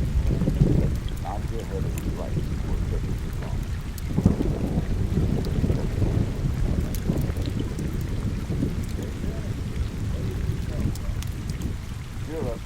You're officer. What officer, buddy? I'm psychology. And what happened, do you know?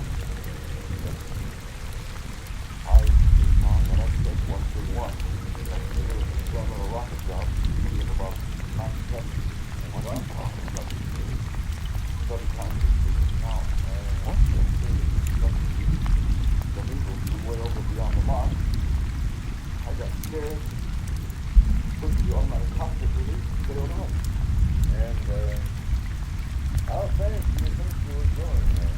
Well, I hear about 12 times the speed of sound.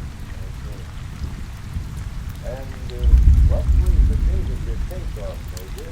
Why, December 21st, 1957. Now, look here. You see, Colonel? You see?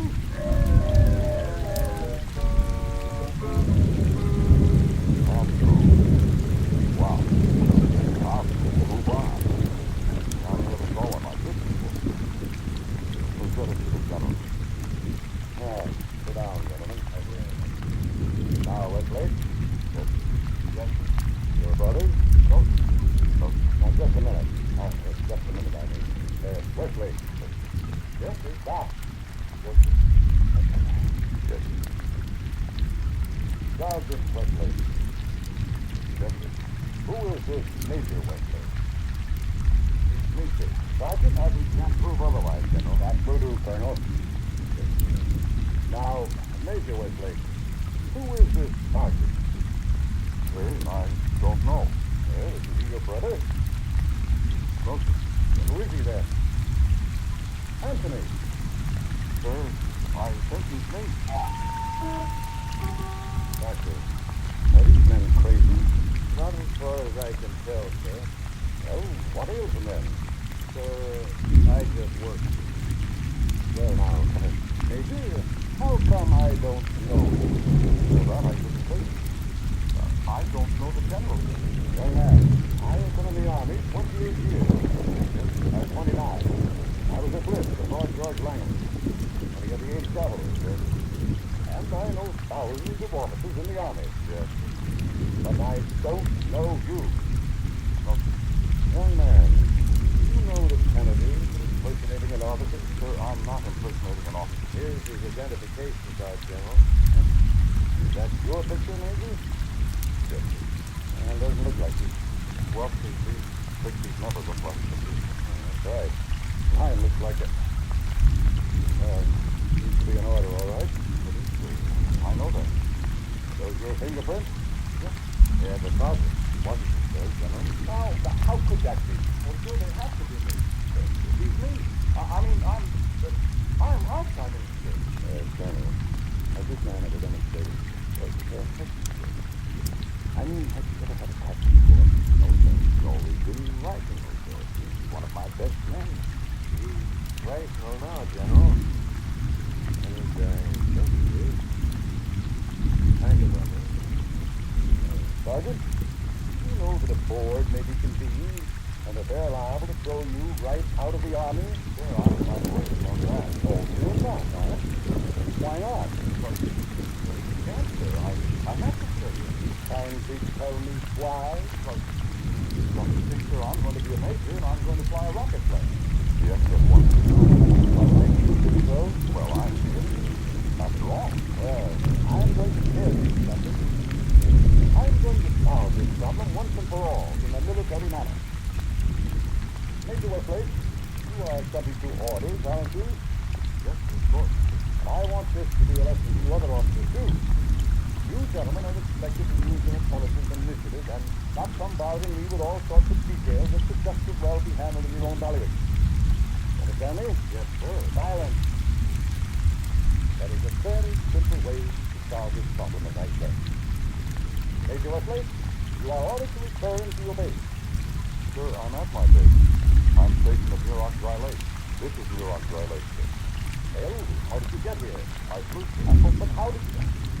I mean, how did you get here? Now? Sir, I just flew so fast I got here before I started. I was just started. That's right, sir. I flew so fast I got here before I started. Gotcha. You have an astronaut. See what that is. Hey, I found something I thought might be important. Who are you? Sergeant William Kent. Yeah? I'm Sergeant Scott. Now, what have you got there, Sergeant? I don't know what it is, sir. But I found it out there where the Major lands. Major Westlake? Yes, sir. Well, let's do it.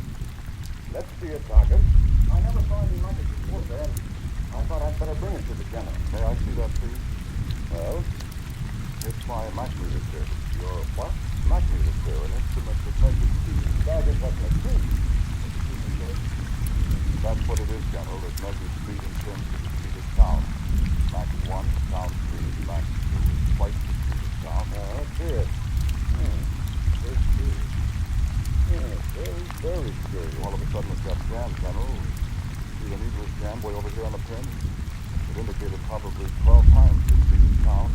That was awful fast, so I bailed out. See if I can't unjam the needle. There's a bracket underneath it. Oh, I see, yeah. Like a speedometer, isn't it? Very hard. Ah, there. Hey, where did Major Westlake go? Come on. Right here. I seen him, sir. I was looking right at him. When you turned the thing meter back, he just turned all transparent and then he disappeared. Huh? Sir, I think the general just unscrewed him right back where he came from.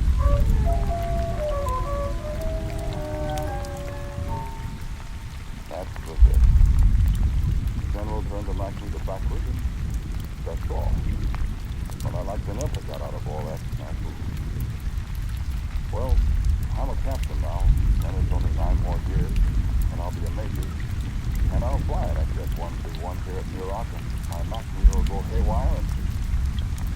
My gosh, have I got to go through all that again? The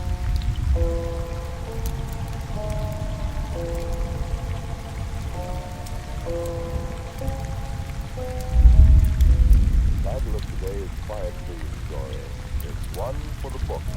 It was written and directed by Willis Cooper. The man that spoke to you was Ernest Campbell. And Dan Sutter plays Sergeant Tarrant. Melville Ruick is the Colonel. The Doctor was played by Charles Eggleston. General, Roy Bucket. As for Major Westlake, always glad to again. As usual, music is Quiet Please, played by Albert Bremer. Albert was Los Angeles, starring director Willis Cooper. Thank you for listening to Quiet Please. My story for next week is called My Son John. And so, until next week at the same time, I'm quietly yours, Ernest Campbell. Now, a listening reminder. There's an exciting story waiting for you this afternoon on David Harding's Counter Spy. See what happens when a flood of counterfeit currency threatens to disrupt the entire financial structure of a South American country, and the counter spies are called in to investigate. Tune in David Harding's Counter Spy on your ABC station. This is ABC, the American Broadcasting Company.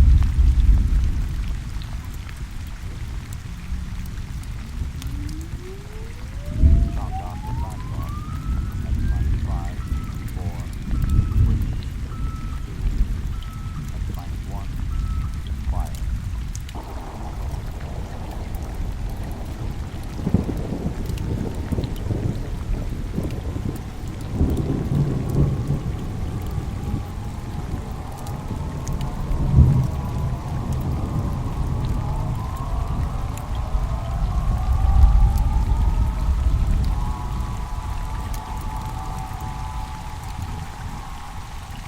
From the far horizon to the unknown come tales of new dimensions in time and space.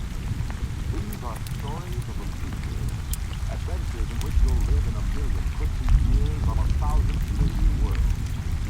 The National Broadcasting Company, in cooperation with Galaxy Science Fiction Magazine, presents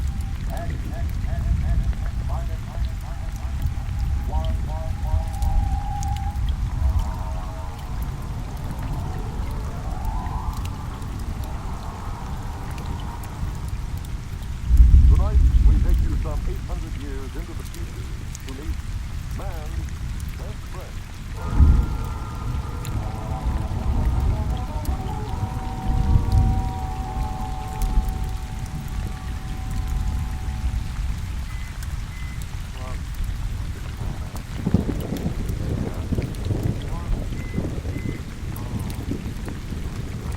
All right, I'm coming. I'm coming. Well, stand in front of the screen. I can't see you. I haven't come to the screen. You have to get up the doing control. Oh, yeah. Well, there you are. I know you. May I be the guest of congratulations? Indeed. What for? Good, then I come to take you. I imagine I got a head start on the others because of my superior facilities for locating you. Your address wasn't given. These pronouncements do tend to be a bit vague. It's a matter of condition, I suppose. I haven't heard any news for days. I've been listening to my sound tapes and meditating. Now, wait a minute. I'll let you in. Oh, the auto burster must have forgotten to pay the doorbell. Have to open it manually. Just a minute. All right, you come in now. I suppose you don't know who I am. Well, you're wearing the uniform of an upper echelon salesman. I just wanted to warn you, nobody can force me to buy anything. I'm a free business. Oh, I suppose the good news is I'm the lucky householder to whom the little damn room that will put it in your I'm not a copy. I'm sorry, I didn't notice your merchant print bag. Come in, have a chair. No, not that one. It's my meditator. It's still running. Oh, thank you. Well, Mr. Snay, our prognosticator has just given us fortnightly prognostication. You are going to be our new ruler. Congratulations. I'm sure you will be a splendid one, too. But wait, what's to become of the old ruler? You're scheduled to dispose of him sometime this month. Now, Mr. Trey, allow me to introduce myself. I am Friedrich Brauner, Vice President of the Munitions and Container Corporation. Here I have our latest model in this case right here. That's beautiful, isn't it? Mm-hmm. Now, if you will only agree to keep Overlord ship to the Gloria Semper Fidelis Sun, my corporation will be happy to place a substantial amount of credit at your disposal if any bank chooses. $50 million, exactly. Now, if you'll just sign the dotted line, nonsense. Oh, how nice. Hey, even a ruler can use money. Bribery for government officials, spreading circuses to the people. Oh, money is very useful. Money is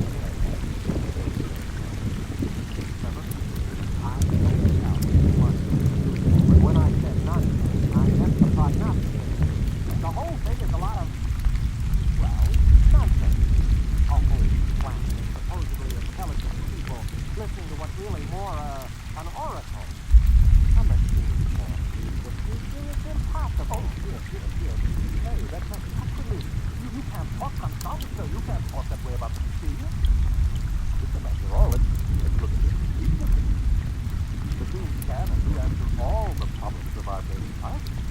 So why shouldn't a superior machine be able to tell the future? If you ask me, behind the wires and gimmicks and whatnots of the machine, there's a secret room in which a half-mad, half-intoxicated old priestess sits delivering her Delphic pronouncement.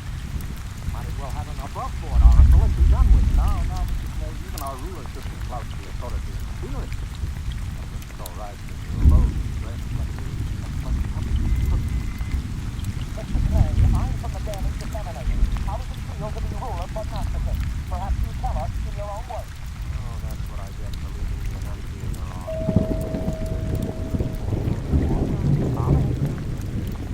Hello. Mr. Clay? Yeah. I'm Overlord Chip. I understand you are the young man who was just to dispose of you and take my place. Well, honestly, Your Honor, Chip, I haven't the slightest. You'll make it quick and painless, won't you? Suppose you come around to the palace around 1 o'clock or so. We can have a bite of lunch and discuss the matter together. After all, I think you agree that I have been a reasonably good ruler, so I have the right to die with dignity. Oh, absolutely. No question of that. I think it's a very good idea having a chat about it first. It is awkward exposing someone you haven't met previously. Thank you. I hope you find your successor as cooperative as you can. I wonder whether anyone can make an appointment so you'll have a band of counter-assassins ready to kill me. You know, that would save me the expense of a standby guard. It's pretty tight, you know. He wouldn't dream of doing anything of the sort. Overlord Chip knows what to do in his position. He has a sense of duty and responsibility which, unfortunately, seems to be lacking in his successor, if you excuse me speaking frankly. I am, of course, considerably older than you, and so I think it's quite all right. Furthermore, this past year, people will probably give him a painful and immediate death, but attempting to interfere with the course of destiny. Oh, by the way, the polo will probably be around to hail their new leader. Well, I'm not going to. They can't make me kill him and take over, and that is flat. I am not the administrative type. I never have been. Well, in that case, probably for attempting to interfere with me. But I would have that. There are sins of omission as well as omission. Obviously, true, and ruler's life expectancy isn't very long. At least it hasn't in the last few reigns, but it's longer than yours will be. If you refuse to fulfill your destiny, I wouldn't make a fit ruler. Consider my origins. I wouldn't tell this to anyone but you. I'm illegitimate. I don't even know who my father is. The wise child who knows his own father. And some of the most celebrated leaders in history have been illegitimate. Look at William the Conqueror, Alexander Hamilton. I don't think that's too much of a recommendation. You should always believe to be a leader. The important thing is that you do justice. But I'm no good at it. Everybody says so. I've never done a thing in my life. My sister's mother has had to work to support me. Well, I don't have to do that on your own. My fault. Remember, destiny must be strong. Oh, excuse me, I'm on radio monitor. You don't mind our broadcast. Take my equipment. Fine. Here we go.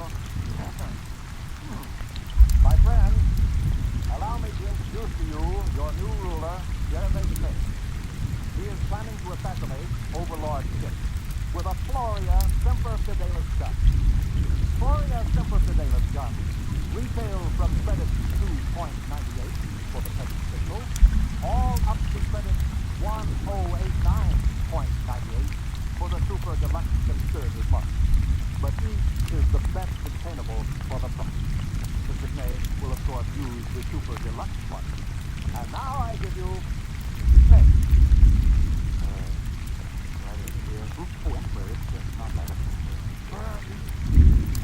Thank you for your confidence and support. I only hope I prove worthy of it. That's all. Thank you, ruler for justice, Jeremy Smith.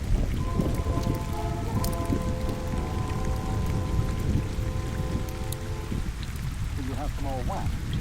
Oh, no, thank you, Overlord Kip. I've had too much already. For the life of this I recently bought by Overlord Gantry about 7 years ago. You find the sellers in service order.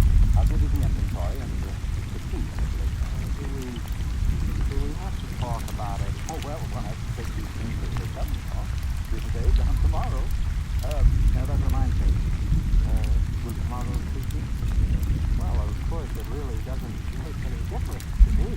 All right, then, we'll set for tomorrow. That's convenient for both of us. I have the afternoon here.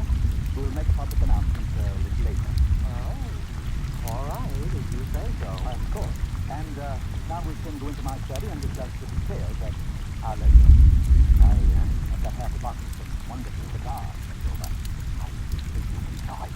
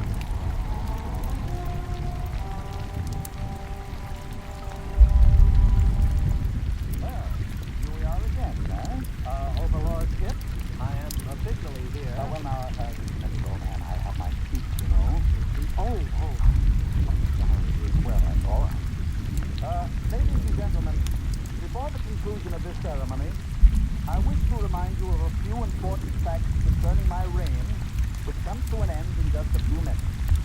I call your attention to the budget of 2786. 83 billion credits against an outgo of 70.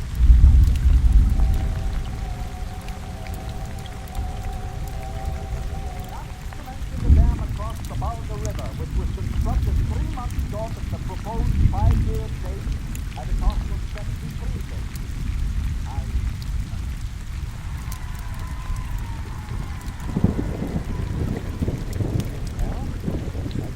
Good old man, huh?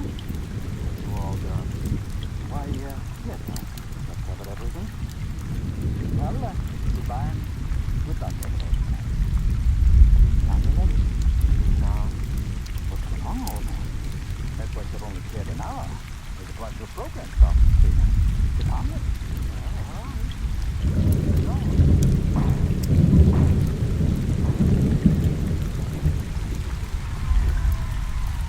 All right. Everyone will now please leave while the removers take over. But the television, the cameras, it's part of the ceremony. Why can't they televise this movie? Everybody leave immediately!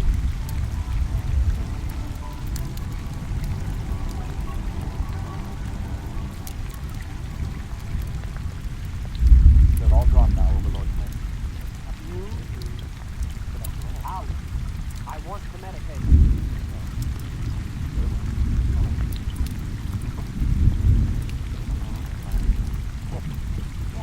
Overlord Smith.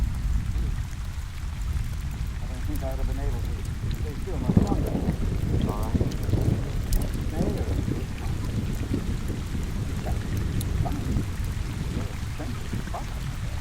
No time for chatting. We've got to get this over in a hurry. Now comes the part where your friends will have to look like real removers. They can give us a professional side. Don't worry about us. We are real removers. That means both of us have participated in removal. I'll let my good. But wait.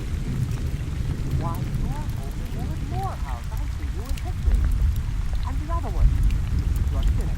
You died before I was born. That is, you were supposed to have died. Both of you were. Morehouse was supposed to have killed you. Well, we're not precisely dead, only retired, my friend. The prognosticators say he had to be killed, just disposed of. As Skip undoubtedly pointed out to you in your little interview together. Sorry, I couldn't tell you the truth, old man, but you might have changed your mind. We formed a little club of dead overlords. We're looking forward to the day when you join us.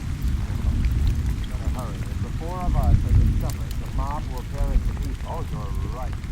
Get on the stretcher, Skip. Bad enough, we're going to have to carry you out. Don't expect us to pick you up.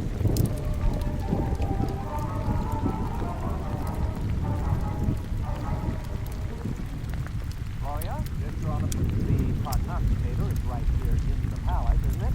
Yes, sir. Lead me to it immediately. This way.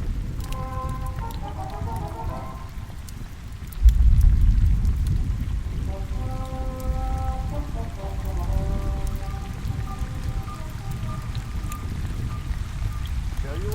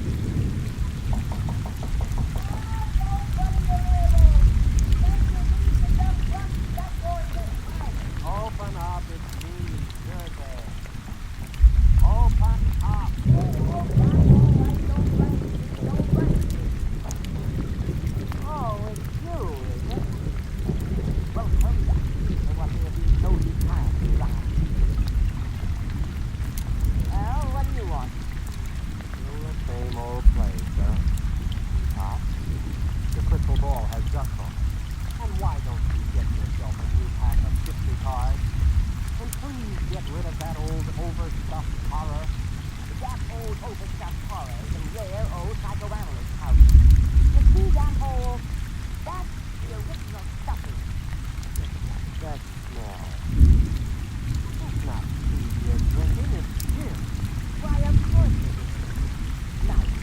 It's about time you came to pay your old mother a visit. I kind of thought something like this would stir you up. What'd I do? You missed the prognostications, that's what you did. Although why you had to pick on me, I got tired of supporting you. You're a big boy, and it's about time you earned your own living. Besides, I thought it'd be a good idea to elect a sympathetic administration. Sympathetic to me, that is. Callously, but sympathetic. There it is, Sarah. The prognosticator to get new ventilation put in. They'd have gotten around it the same way you got around killing ships. If you pay attention to the prognosticator, boy, don't you try to weasel out of what it says by looking for double meanings. The time you overlords learn that when the prognosticator says something, it means it. Yes, Mother. I'd hate to have to give orders to have my own voice and stuff. The last two disposals came to bear. But sometimes those disposals can turn out real messy. Yes, Mother. Maybe blood is thicker than water, but not much. Yes, Mother. And why shouldn't you listen to my prognostications, huh? Just because they're dolled up a little doesn't mean they're not true. Don't I have a crystal ball? Don't I have a 60 card pack? Don't I have feelings? Yes, there's money to buy. Yes. So, what are you gonna do? Going to have the ventilator attended to right away. That's my boy. Now, how about these things in the bottom of my cup of gin? Yes. I believe that everything's gonna work out fine. Just fine.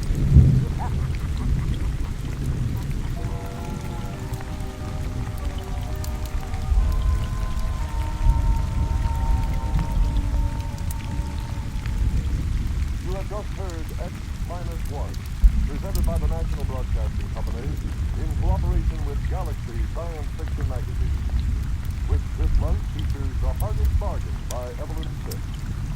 Galaxy Magazine on your newsstand today.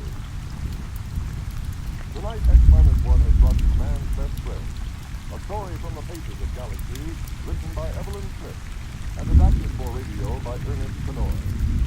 Featured in the cast were William Redfield as Trey, Wendell Holmes as Gloria, Santos Ortega as Pip, and Leona Powers as Mother, with Raymond Edward Johnson and Bob Hayes. Your announcer, Lester Paul. With this broadcast, X-1 concludes its present series. The show will return to the air on Thursday, June 20th. Set your local radio listings for the new date and time. That's Thursday, June 20th. X-1 was directed by Daniel Sutter and is an NBC Radio Network production.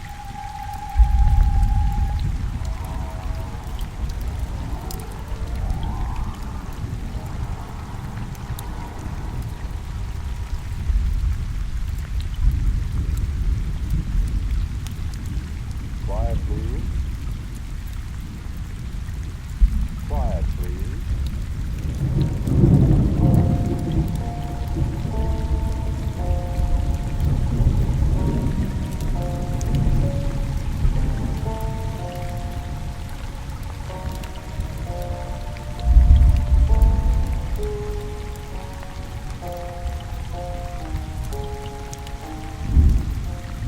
The American Broadcasting Company presents Quiet Please. It was written and directed by Willis Cooper. It features Ernest Chappell. Quiet Please for today is called Very Unimportant Person.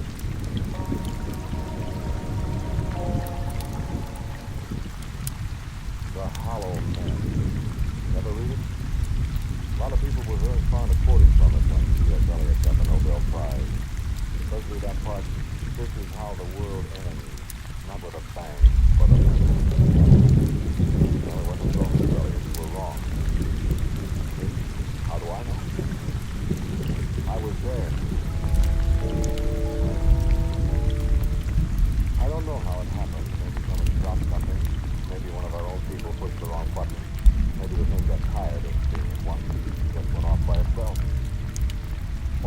days, I was standing outside the operations office at bowling that morning. I heard a funny noise, and I looked up.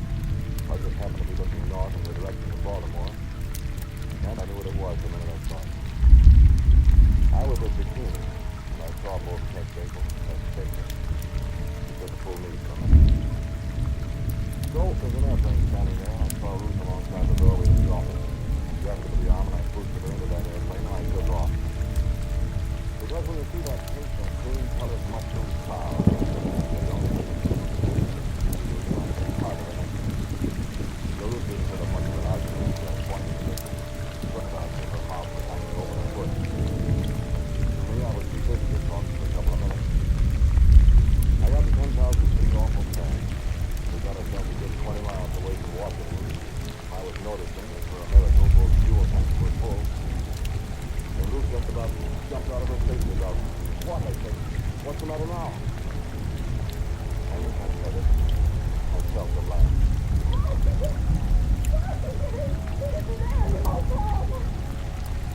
I see what you mean. Well, we have work. I'm just looking at the captain. The Washington Monument. The tree going. Oh, someone help me. What everybody's been waiting for, honey? Is it full? Well, if it was, it's all over now. We're going to drop a couple of more of those bombs. What did they do? We're going to get out of here as fast as this airplane will take us. Hopefully we won't fly right into one of those things. I'm so terrible. Where did it go? Give me the microphone there. I'm going to see who's still alive. Thanks. I don't know who to call. Hello, CQ. Hello, CQ. This is USAF plane 909-344 calling CQ. CQ. If you hear me, anybody, give me a call. Speak up, somebody. Over. Hello, CQ from USAF plane 909-344. Do you hear me? Over. Wait. Philadelphia, this is Army 909-344. I hear you very well. Is everything all right there? I say again, is everything all right? Over. Hello, Philadelphia, this is USAF 909-344. Hello, Philadelphia, answer me. Over. Hello, Philadelphia, this is USAF 909-344. Over. Home, Philadelphia. Wait. Not Philadelphia, but stop.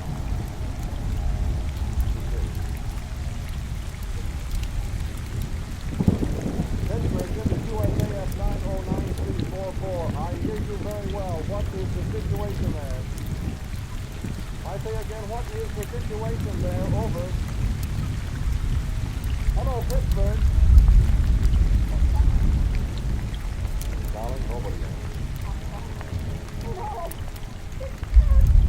Happens, and just like the man said, honey, there's no place to hide.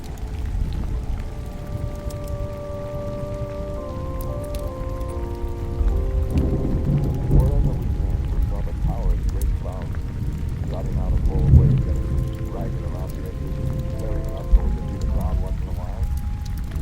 Every little town, sure, but we couldn't tell what was going on down there. I knew what might be happening. I didn't choose to land. Because the ragged edges of those clouds would be blowing across those little towns down there that hadn't been hammered into nothing yet. And there were pretty little towns with the Yankees along the streets, or pleasant little towns sitting on the edges of the riverbank. Nice little towns. They'd get there pretty quick.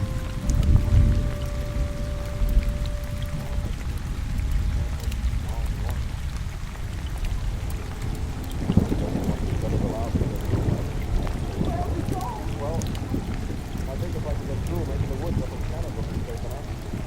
I can find an airstrip somewhere. I hope we can get down there. I can try, that's all.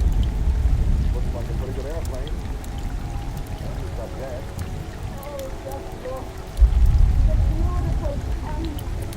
Yeah.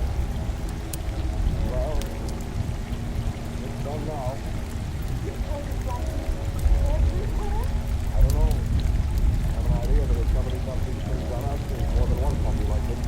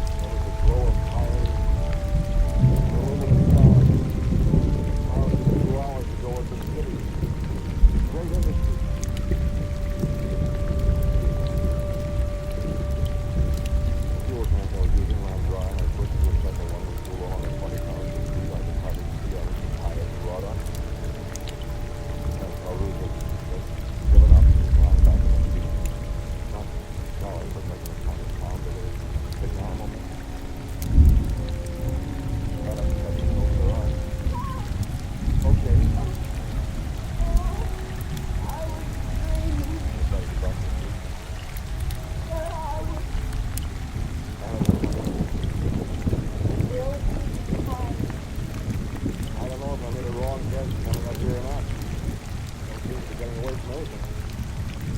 Are you afraid, Captain? See? Yes. What do you suppose happened back in Washington? I'm trying not to think about it. Flames, fire, dust. Nothing. Oh, Tom, this is anybody else got away. I don't know. I doubt it. I wonder who's killing you. Wait, nothing. Some VIP. Of these you see now. What? Very unimportant personality. Yeah. Well, whoever it is, we ought to be awful grateful. Well, I'm sure you're both very welcome.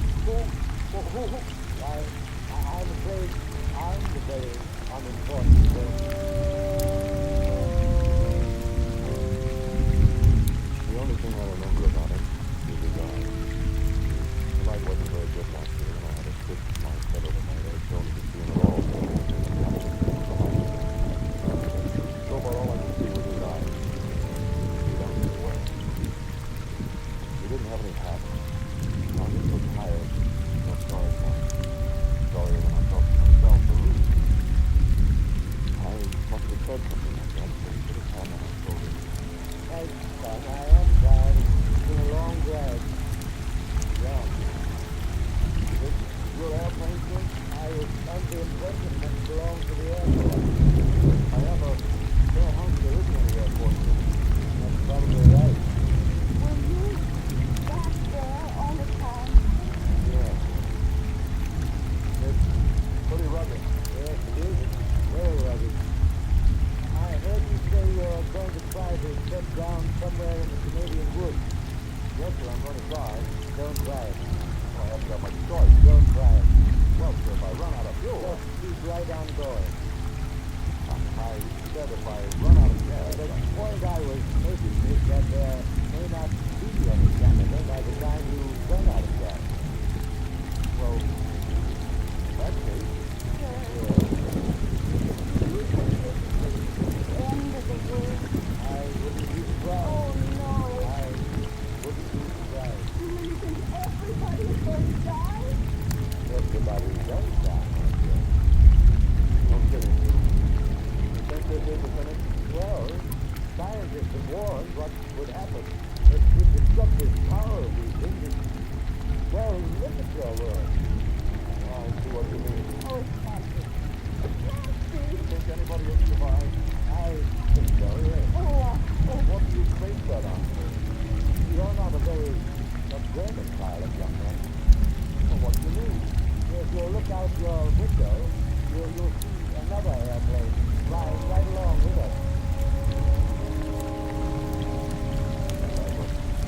About half a mile away, a little behind us, was a constellation of Israel. I grabbed the microphone and yelled at him.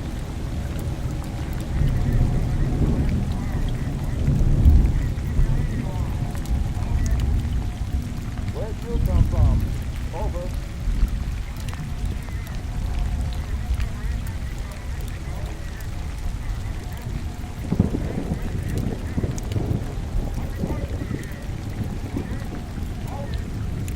We don't know. I haven't heard anything since this afternoon. I can't raise anybody. I thought everybody else was dead. Over.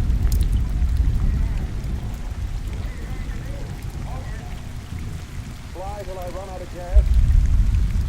We got passengers, over.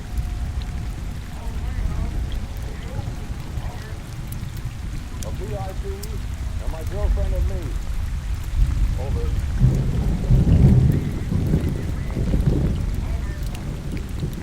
That's what he said. We're all VIP, bud. Over.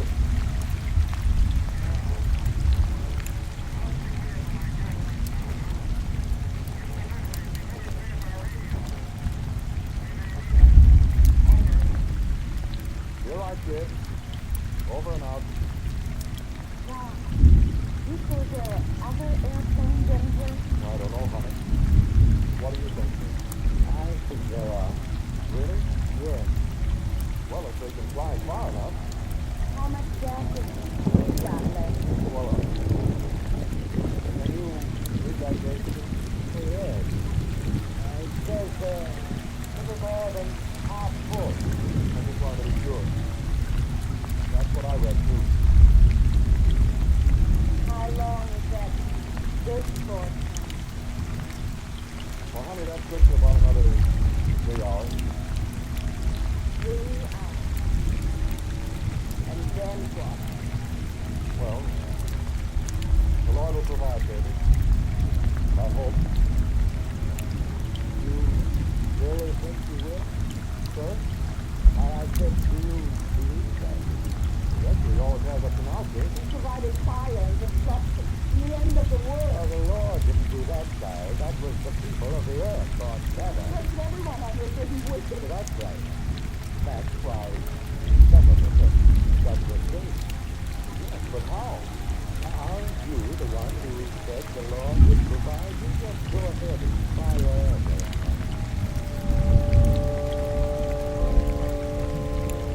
So I blew my ass up. Blew it and blew it and blew it. I said, we right alongside the Saddleback till he was out on it. Every once in a while I'd flip the radio on and ask him how he was doing. He was doing all right, he said. And he got like, he was pretty far north, I suppose, and he got like quicker. It wasn't long till I discovered that the light wasn't from the sun. It was coming from the wrong direction, behind us. South. I'm talking to the street. He wasn't on the cockpit. And he came up and I swung our bed around a little and looked back. He and I just looked out the window. What would you say to a whole rolling world full of fire? Flames moving a mile in the air? Flames and smoke and destruction chasing and consuming everything in that time? What would you say to the solid rock boiling like water in a kettle, the world vaporizing horribly behind you? Coming on and on and on so that we, flying at 200 miles an hour, could see it overtaking us. What would you say? Bruce had fallen asleep again, looking to it. But I thought the pilot of the other ship thought. I heard his voice in my ear. I see it. Over. I'm squeezing out the bottom of the tank. Over. Thanks. It's over all right, isn't it?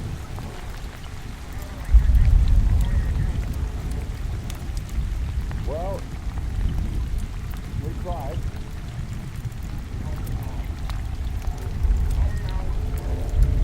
And I flipped the radio off and I swung it back on course again. On a course that all of a sudden didn't mean anything anymore.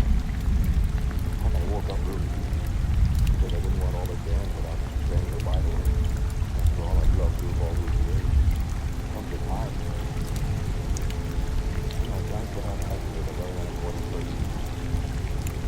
And looking back at the terrible sea of flames and tolerance. He didn't look scared at all. He was sad.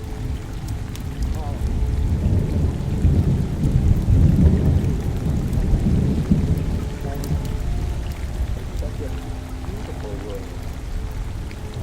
And then we started to get and I looked at the pool gate. Well, so long, honey. Don't think it has much well. I love you, honey. I put my arms around her and I felt the pain slip out from under it as we lost time. I thought, I haven't been on a fire. Ruth was breathing me so hard. All of a sudden I said, hey, what's this? Because the plane had a nose up again. We were flying along just as good as new. You know what? Our passenger, our VIP, our VUP, had hold of the wheel and he was pulling it back and we were climbing like mad. And I looked at the fuel gauge, it still said empty. And said, hey, there must be some kind of emergency tank. I don't know about it.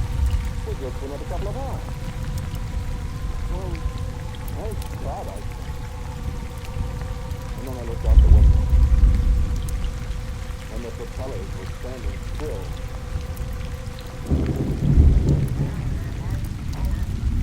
I don't know. My fuel gauges show both tanks are empty, but I'm flying.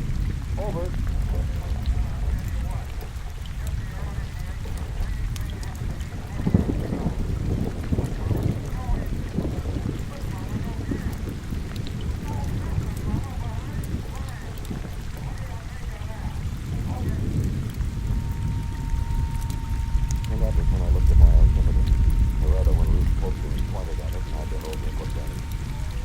A needle had gone on around the dial, past the 30,000 feet at the end, and on around again.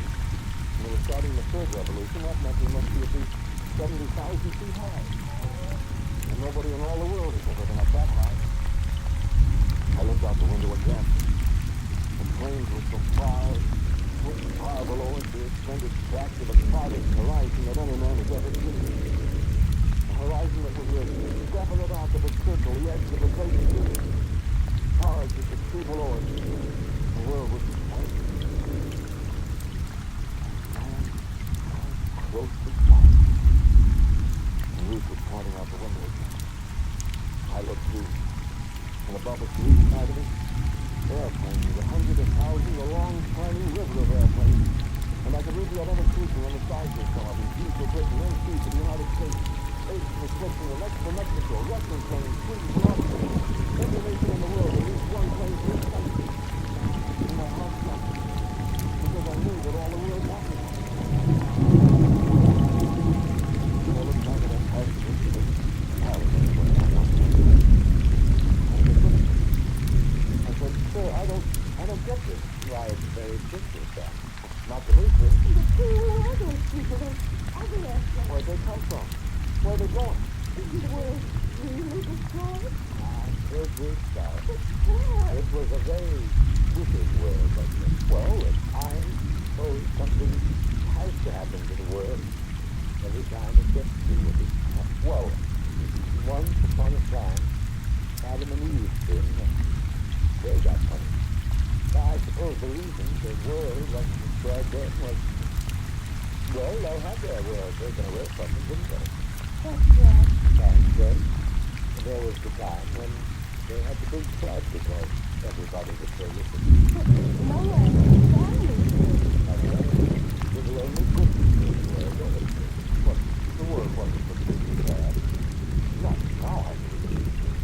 They set upon together and they destroyed it.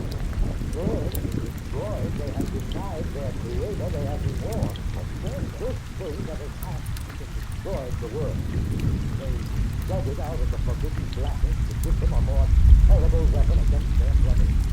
They have plotted among themselves and forgotten charity, love, and brotherhood. If in fact sin and opposite that wickedness are not to merit to punish the world, but the whole world. There are some Jesus. The ones in those airplanes out there? True, that's right. Do you believe that? What I say? Yes. Why, of course I do. Don't you? I don't know. I don't either. I think it's terrible. I think it's an awful punishment. You do? Yes, sir. Do you? Well, in some ways it was a pretty good world. I have my what about a bad world? So what is all these people, these good people, these saved them, are going to a new world where they can start life all over again? And the ruler and the vindication and the true good people, I don't know. I like the old one. That's right, Tom. There isn't any way out. Whatever world we go to will be better than down there. Fire, destruction, and accident. Yeah. But will it be better than the old world we had before this? That's you and the other. So, it's nice to believe that we're going to get a better world. But, that's right. Well, look at the flood. The world was destroyed then, and so on all the others that were saved, rebuilt it. Yeah, look at it. They did a fine job rebuilding it, didn't they? 3,000 or 4,000 years, it has to be destroyed all over again. This will be a new world. Hope it'll be all right. Say, how... Well, I mean, this is all a very pretty theory, but what if it doesn't work out that way? It didn't work out that way. I'm confident about it. Just for fun. Give me the radio, Luke. Yeah. Hey there. Constellation. Over. Listen. My very unimportant person says he thinks we're going to another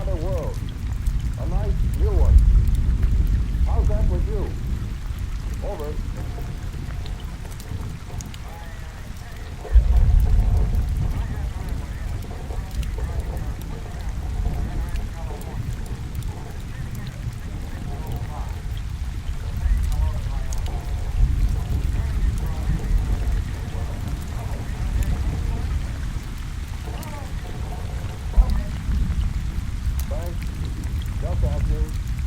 Over and out. Well, see what I mean? But we don't know what's going to happen to him, Tommy. Something pretty special, no doubt. You see what I mean? I wonder how many other people think that way. Well, we could conduct a poll or something if we could pick up those planes with our radio. You want to try?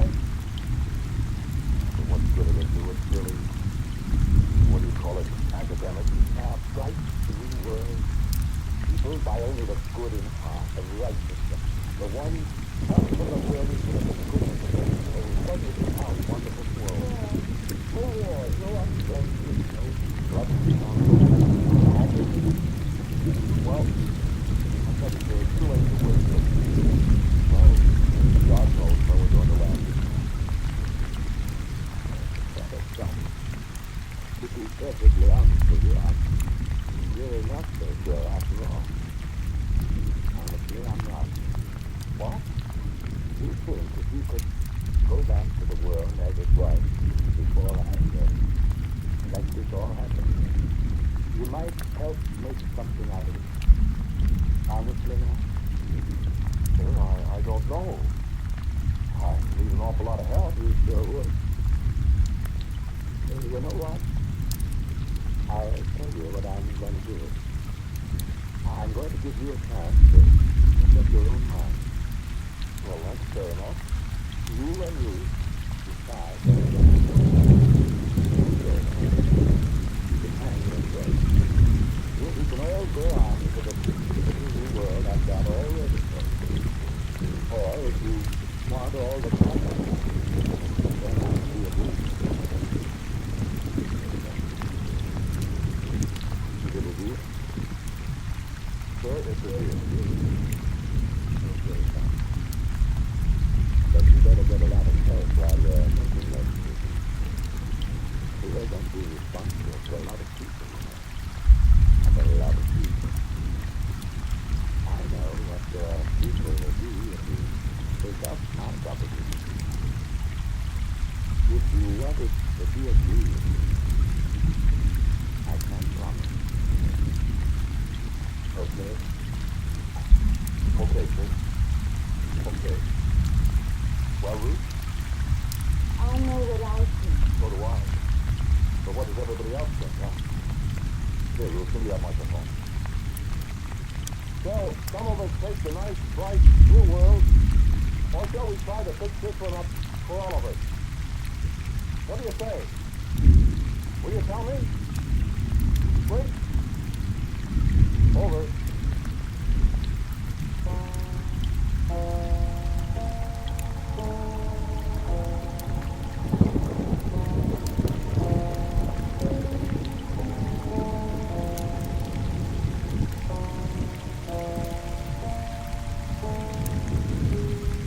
Title of today's Quiet Please story was Very Unimportant Person. It's written and directed by Willis Cooper. The man who spoke to you was Ernest Gaffel. And others heard in today's cast were Nancy Sheridan, James Monk, and Frank Thomas. As usual, Willis the Quiet Please is played by Albert Drummond. Now, for a word about next week, our writer-director Willis Cooper. Thank you for listening to Quiet Please. Next Sunday you'll hear us a half hour later at 5:30 p.m. Eastern Standard Time instead of 5 o'clock. Will you remember, please, 5:30, a half hour later, and the story will be Read Me This Riddle. And so until next week at 5:30 Eastern Standard Time, I'm quietly yours, Ernest Gaffel.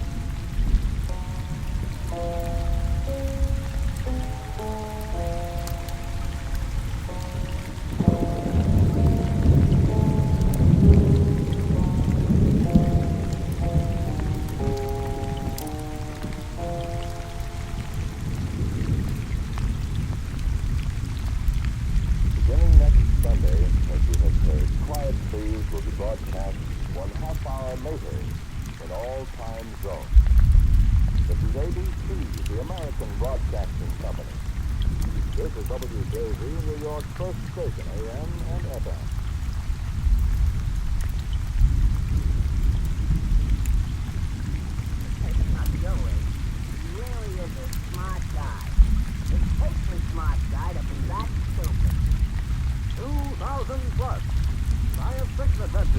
world of tomorrow, the years beyond 2000 AD. 2000 Plus presents the Brooklyn Brain.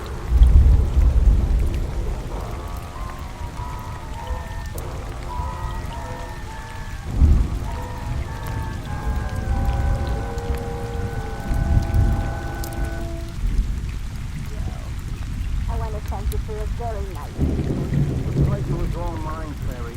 I had to come up only here for 12 That's all right. Well, good night, Joe. Clary, Yeah, Joe. you had a good time, huh? I mean, really? Good night, Oh, Joe. well, wait a minute, Clary. I got something to ask you. No, Know what? no kiss. Gave you one in the helicopter bus. I am not distributing my favors with large guests Boy, you certainly know big words. because I try to give myself culture. Every day in the facsimile newspapers, I do the crossword puzzle. Well, sure, Clary. I think that's fine. Only I got something to ask you. I told That isn't what I mean. something else. Clary, will you marry me? I mean, that is... Will you? So sudden. Gee, I've known you 3 years. That ain't so sudden. Well, a girl likes to get proposals. Naturally. It's a very important thing. It should not be entered into lightly. I got a good job, a good future. It isn't that, Joe. What isn't that? I mean, like they say in psychology. I don't know what you're talking about, Clary. That's what I mean, Joe. You don't understand things like psychology. I always read the Handy Hints for Mental Health column. It's written by a psychologist. From such pursuits, I have learned that coach is what counts in life or marriage. The partners have to have a mental affinity with each other. Mental? Take Sam Wittenberg. He knows about music. Or Fred Daniels. He knows about art. Or take Harry Lester. He knows economics. He knows economics. I had a loan of $5. What has money got to do with it, huh? Jolie? Yeah, but you have paid me a very high honor by asking me to be your wife. But I can't say yes. Oh, you mean... On the other hand, I didn't say no. I can't pretend I don't like you, Joe. You're basically a nice boy. Only you should only get some culture, learn about things, so we could have something to discuss and talk about. Art, music, economics. Or similar high-class subjects. See what you can do. Okay, Clary. I'll try. Then I'll let you know. And, Joe, Yeah? in light of the circumstances, I rescind my previous refusal. What does that mean?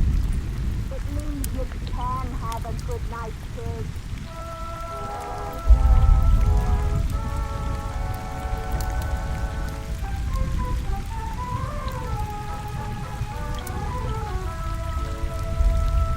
Are you ready, Carl? Yes. Now remember, after I throw the switch, it will take several seconds for the accumulator to build up. When the red light on the control panel flashes, you throw your contact in. I understand. Oh, all right. All right. 1, 2, 3.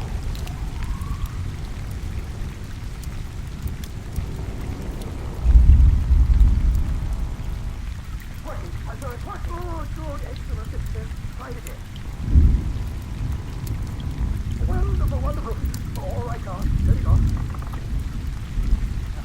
I think every dial, every meter has the machine was running. And they all coordinated with time. Then it will work on a given day. Are you sure enough to let me try it on you? Well, it isn't that matter. It's just that you kind of need me to help you run the machine. Yes, I understand, Carl. And since I am the inventor, it would also be foolish for me to volunteer to the first human vindication. But obviously, we need someone else to try it on. Isn't that right? Then here is a machine that takes a tape recording of a human voice reading facts, figures, or anything,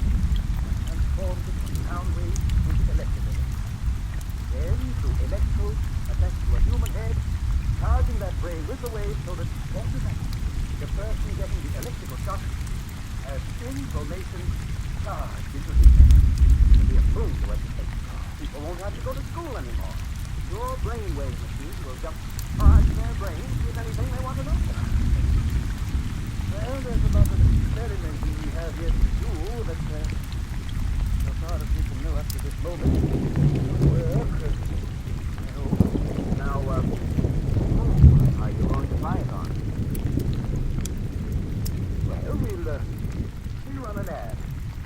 We'll try and find someone, not too right, but someone we can try to transform into a mental type.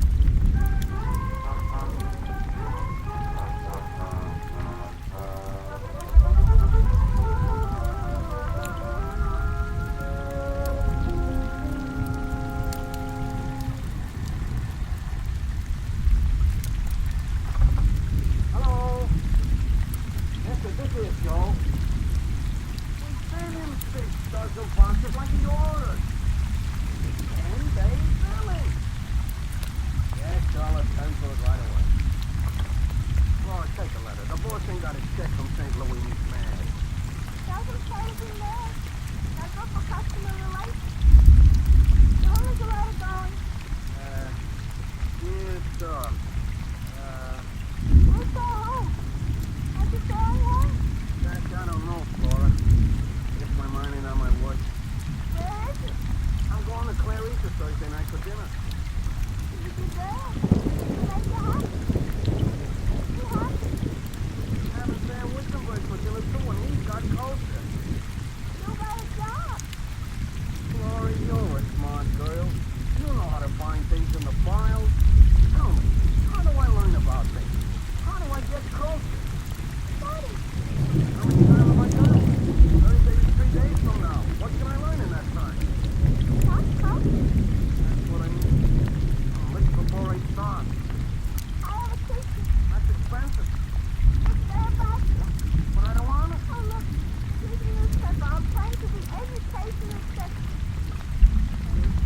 Here it is. French. I learn French. What would I do with Frank? What do we do with culture after you get married?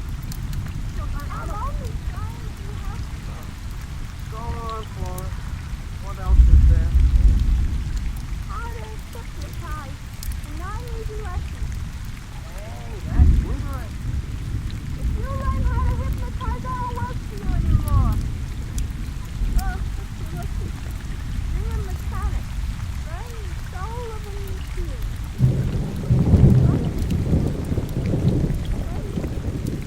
Oh, here's another there. Well, what does it say? If you would like to learn any subject in the world without effort and are willing to volunteer for a scientific experiment, write to Box 1934, the facsimile time. I don't like that volunteer for scientific experiment part. But it also says, if you would like to learn any subject in the world without effort, You think I should write them? all you lose is a stamp. Use a company stamp, you lose nothing. Okay. Guess I'll never get coached to Wickenburg. Take a letter. Here's some. We start letter then? Let's go home. Here's some Box 1934, the facsimile time. In response to the advertisement, permit me to say that I would very much like...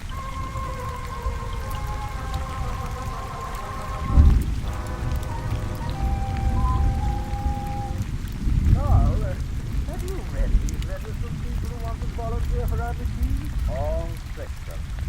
You think it's wise to make people Well, it would be great experimental. almost anything in improving their research and interesting. Whatever else may be said, Professor, the people who wrote those letters are human beings. Yes, that's true. And we need the human being to test it. After all, so far, the only living thing we have used was a dog. But the dog lives. It proves the machine's electrical charge in the head does not kill. The charge doesn't kill, but does it force knowledge into the brain. We do the recording of the Einstein theory into the dog. But the dog can't talk. What good is it doing? But Carl, doesn't it give you satisfaction to know that because of our invention, there is one dog in this city who actually knows the Einstein theory? Did any dog know the theory before our invention? No. Or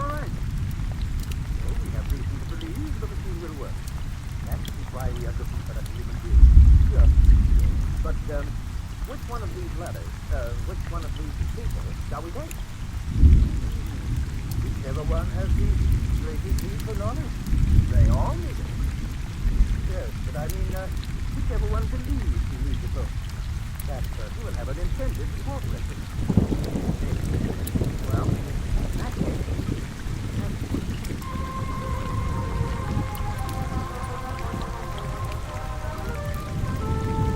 Laura, look! I got a letter. It's directed me. That's right. It says here, please choose your subject. Art, beauty, economics, that's funny. You should also have another subject. How to get St. Louis to pay its bill. That ain't culture. Who said the ladies' common business is culture? Florence, you know what I mean. What Clarice says. There's more to living than just having a job. Never try living without a job? Beauty, economics. Also, Sam Winstonburg, he's not the only one who knows those things.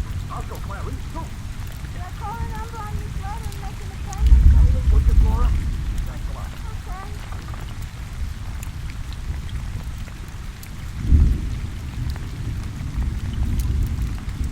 Hello? I'm calling for Mr. Joe Martin. You sent him a letter about... Yeah, that's it. Yeah, he'd like an appointment. Today? No, stay around. Mr. Martin is in conference now, but I believe it could be arranged. Yes. Art, music, economics.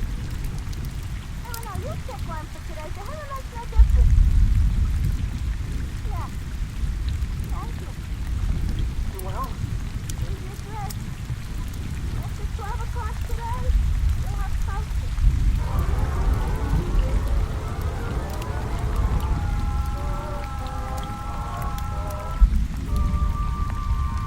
now, Mr. Martin, you just lie down here on this surgical table. Surgical table? I didn't come for an operation. I came for an exercise. Oh, and you should get one, my boy. You should get one. After today, you'll be an expert on art. You know, painting and sculpting, all that stuff. Lie down. What are you going to do? Well, you see, Mr. Martin, you have brain waves. I have? Everybody has. You see, the brain gives us power, that's all. Now, what you do, try to say, is make a recording of sound that was reversed. Now, the sound waves are transformed into electrical waves and are charged into your brain. The result is, you have the knowledge impressed in your mind. Isn't that wonderful? I just remember I got another appointment. Oh, no, Mr. Martin. In your loving session, you want to show your girls and learn things? Smart? Get culture? Where did I put my head? Here or there? Your head, up here, your feet.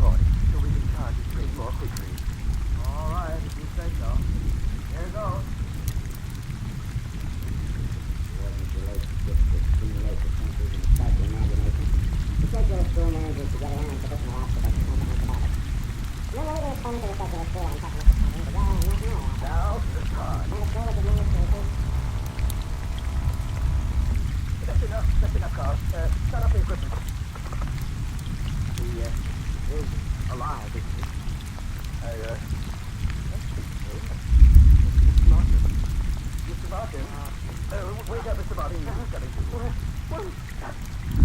Oh, what happened? Oh. Is it over? That's all, but And I got cultured. so far as we know, everything seems to work. I got a headache, too. You like a glass of water? No, I think I better go now. I gotta get back to work. So long, fellas.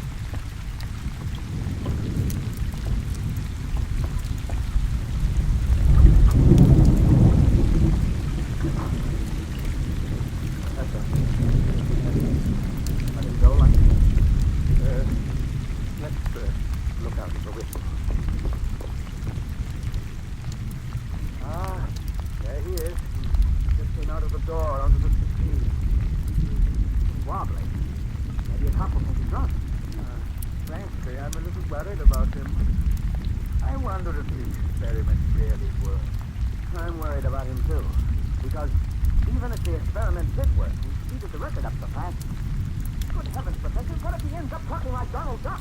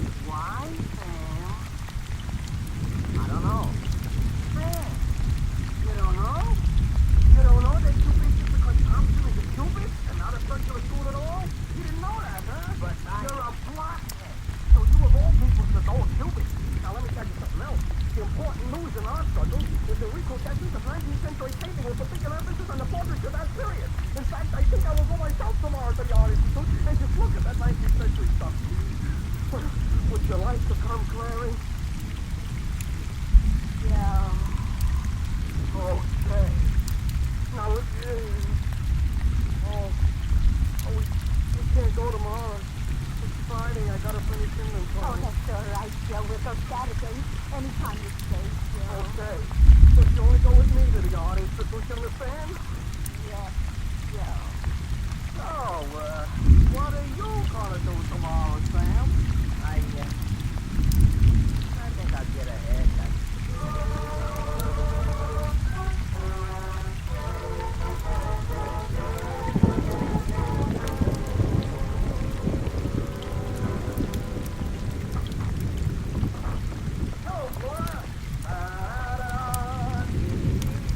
All ready for morning flight. Way back at miles from St. Louis. Feeling all right, Mr. Tom? Great. Like $1 million. Awful positive? Laura, you should have been there. I was so smart, the words were so big, even I couldn't understand what I was saying. Some education, Tom.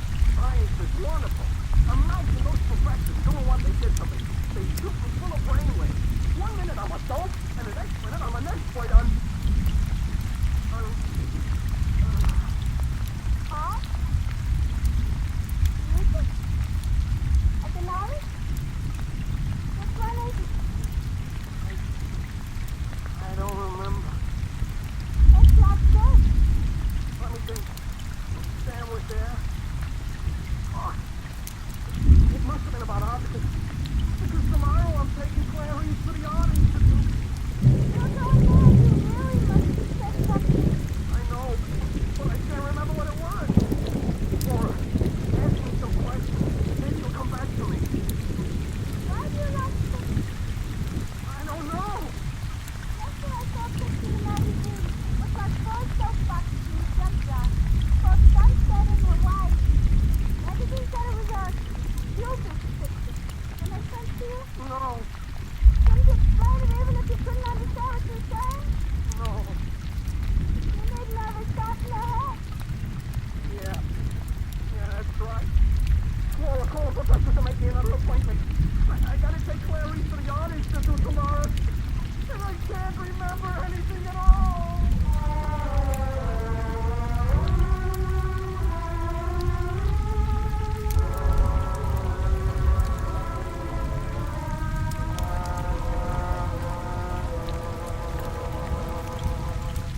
No, Mr. Martin, please don't be so nervous. Just answer my question. She's my girl. I'm finally making progress, and this has to happen. Yes. Carl, put on the recording again. Let Mr. Martin hear. Yes.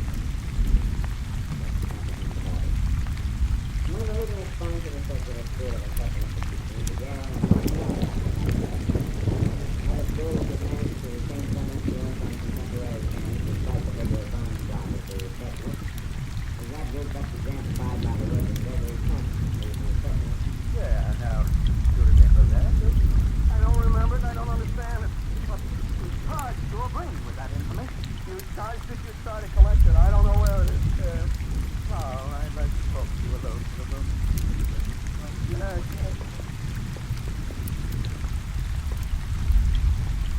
Let me see where it's possible. Let me explain that. When I get Nestled this morning, everything was perfect. What could have happened? Apparently, it was the freezing impression on the brain, 24 to 36 hours. Oh! What's terrible about it? These were on their own tracks. The professor so people can remember all the time. People can learn things even if we don't, Professor McGee. But what I most regret is there's no longer a dog in the whole world who knows the Einstein. Well, I'm started, Barton. Obviously, the experiment wasn't as successful as we had hoped it would be. Well, they give it to me again. Professor, I just gotta know about art. I'm taking Clarice to the Institute tomorrow. But I'm not afraid anymore. Put those things on my head again. Give me a manhole. I like it. I'm afraid that's not. They're holding it to a laboratory upstate. It will take at least a month to put it together again. A month? But tomorrow... Clarice won't marry me now.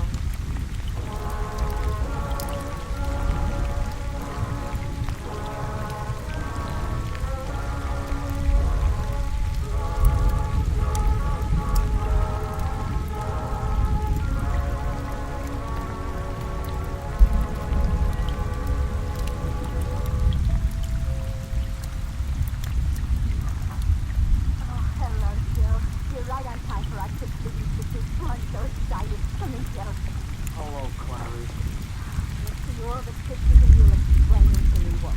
Yeah, Clary, there's something I want to tell you. Yes, Joe. It's about my culture. About what I said about art the other day. Oh, Joe, you were wonderful. I thought Sam would be there to just good. You know what? After you left, he said you knew more about art than anybody ever knew. You're not you were so careful. He told him you were taking me seriously. Because I want to. I made up my mind. So don't you understand? I made up my mind. Accept your proposal. You mean you marry me? That's right, Joe. You got culture. We'll have a mental affinity. Clary, let's get married right away, today. Let's not even go to the art institute. Let's leave it after. We'll go away on a honeymoon for a month. A month? A whole month. And then when we get back, then we got time for culture. I promise you, after 1 month, I will absolutely be charged with culture. Joe, this is so sudden. It's so romantic. Oh, I don't have a suit, so I need clothes. Look, I work in the ladies' garment business. I'll go to the store. I'll get you all those you need. Only let's get married and not go to the art institute. Joe, you're so smart. You think of everything. I do? I'll bet you even know the Einstein theory.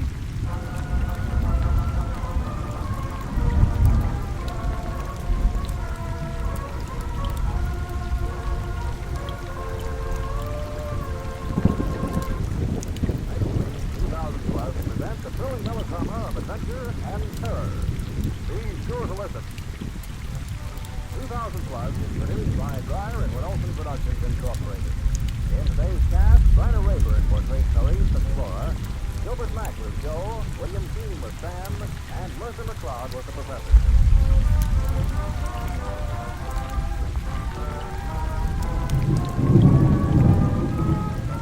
The orchestra was conducted by Emerson Buckley, music composed by Elliot Jacoby. Sound, Walt Faber and Adrian Tenner. Engineer, Ed Formica. This is Ken Marvin speaking.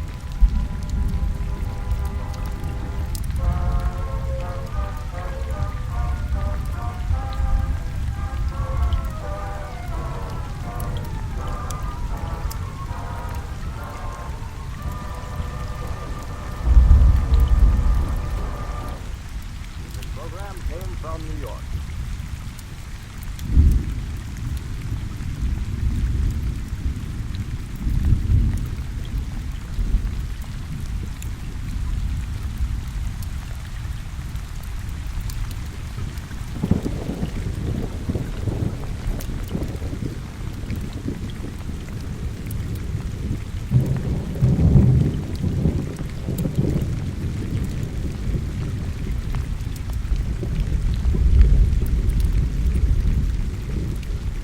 Broadcasting System and its affiliated stations present Orson Welles and the Mercury Theater on the Air in The War of the Worlds by H.G. Wells.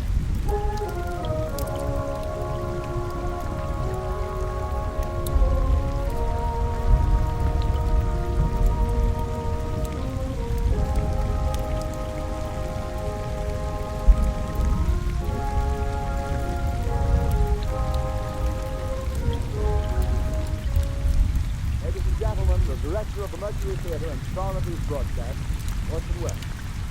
We know now that in the early years of the 20th century, this world was being watched closely by intelligences greater than man, yet as mortal as his own. We know now that as human beings busy themselves about their various concerns, they were scrutinized and studied, perhaps almost as narrowly as a man with a microscope might scrutinize the strength of features, form and multiply in a drop of water.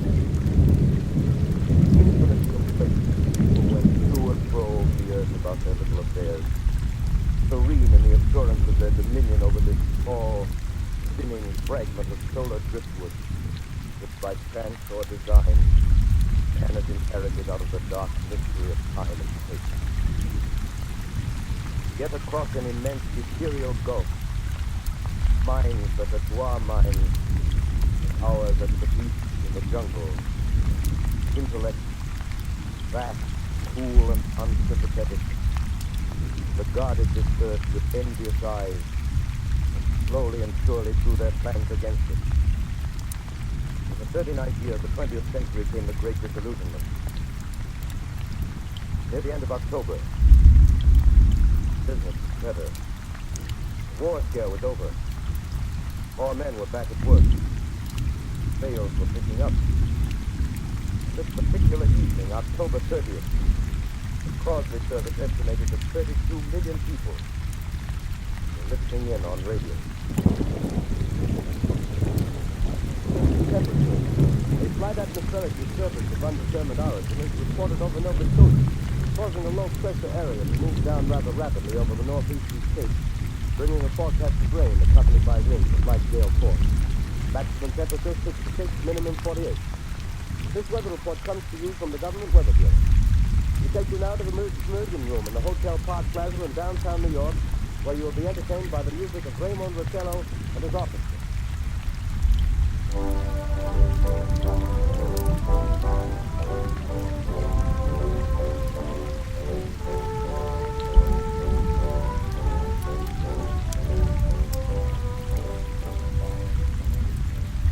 Good evening, ladies and gentlemen. From the Meridian Room in the Park Plaza Hotel in New York City, we bring you the music of Raymond Rochello and his orchestra. The touch of the Spanish, Raymond Rochello leads off with La Convergence.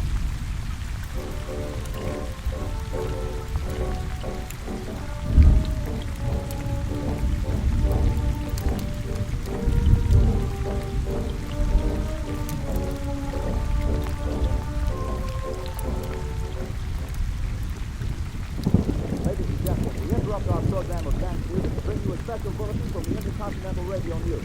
At 20 minutes before 8 Central Time, Professor Farrell of the Mount Jennings Observatory, Chicago, Illinois, reports observing several explosions of incandescent gas occurring at regular intervals on the planet Mars. The spectroscope indicates the gas to be hydrogen and moving toward the Earth with enormous velocity. Professor Pearson of the observatory at Princeton confirms Farrell's observation and describes the phenomenon as, quote, like a jet of blue flame shocking a gun, unquote. We now return you to the music of Raymond Rochello, playing for you in the Meridian Room of the Park Plaza Hotel, situated in downtown New York.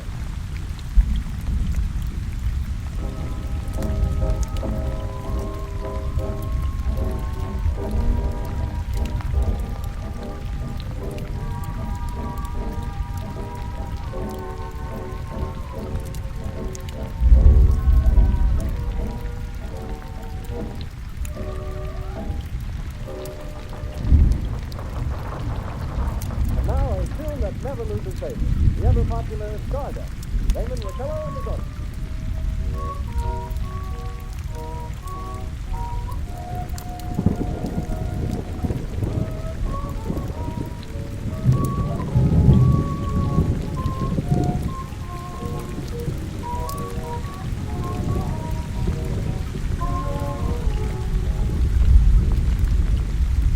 Ladies and gentlemen, following on the news given in our bulletin a moment ago, the Government Meteorological Bureau has requested the large observatories of the country to keep an astronomical watch on any further disturbances occurring on the planet Mars.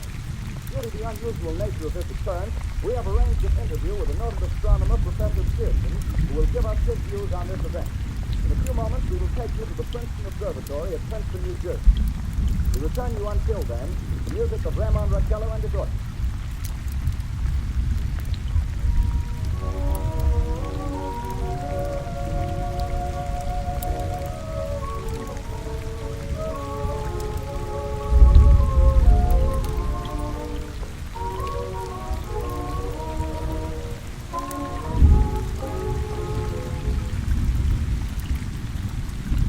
Now to take you to the Princeton Observatory at Princeton, where Carl Phillips, our commentator, will interview Professor Richard Pearson, famous astronomer.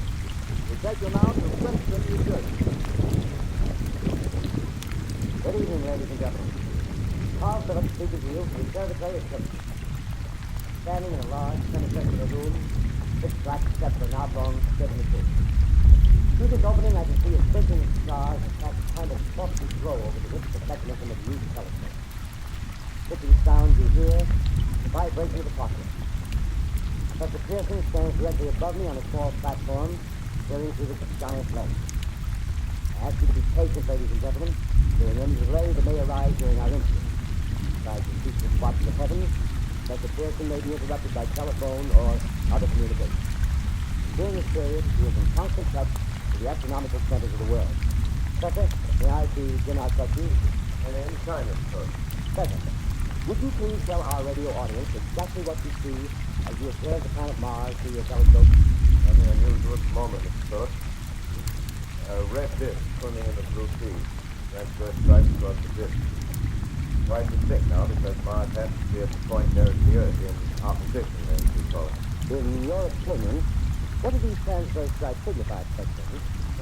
Not for now, I can assure you, Mr. Phillips. Although possibly a conception of those who imagine Mars to be inhabited. From a scientific viewpoint, the stripes are merely the result of atmospheric conditions peculiar to the planet. Then you're quite convinced, as a scientist, that living intelligence as we know it does not exist on Mars? Every chance is against it, or 1,000 to 1. And yet, how do you account for these gas eruptions occurring on the surface of the planet at regular intervals? Phillips, I cannot account for it. And by the way, Professor, for the benefit of our listeners, how far is Mars from the Earth? Approximately 40 million miles. Well, that seems a safe enough distance. Just a moment, ladies and gentlemen. Someone has just handed Professor Pearson a message. While he reads it, let me remind you that we are speaking to you from the observatory in Princeton, New Jersey, where we are interviewing the world-famous astronomer, Professor Pearson. One moment, please. Professor Pearson has passed me a message which he has just received. Professor, may I read the message to the listening audience? Certainly. Ladies and gentlemen, I salute you a wire addressed to Professor Pearson from Dr. Gray of the Natural History Museum, New York. Quote, 9:15 p.m. Eastern Standard Time. Seismograph registered shock of almost earthquake intensity occurring within a radius of 20 miles of Princeton. Please investigate. Signed Lloyd Gray, Chief of Astronomical Division. Unquote. Professor Pearson, could this occurrence possibly have something to do with the disturbances observed on the planet Mars? Hardly, Mr. Phillips. It's probably a meteorite of unusual size, and its arrival at this particular time is merely a coincidence. However, we shall conduct the search as soon as daylight permits. Thank you, Professor. Ladies and gentlemen, for the past 10 minutes, we've been speaking to you from the observatory of Princeton, bringing you a special interview with Professor Pearson, noted astronomer. This is Carl Phillips speaking. We are returning you now to our New York City.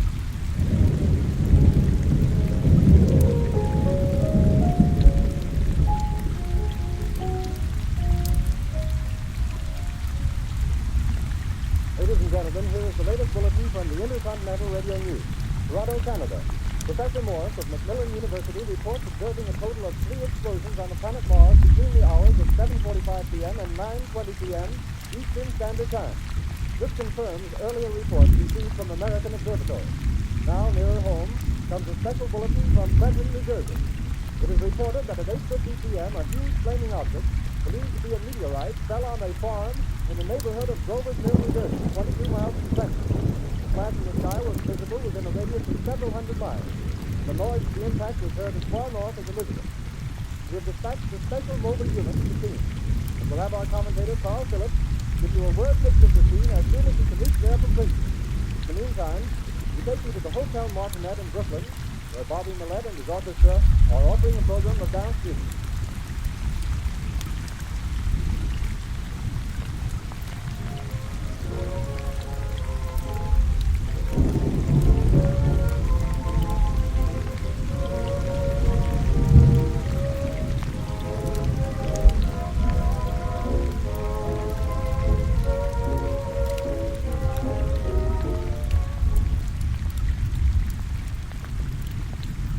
Take you now to Grover's Mill, New Jersey.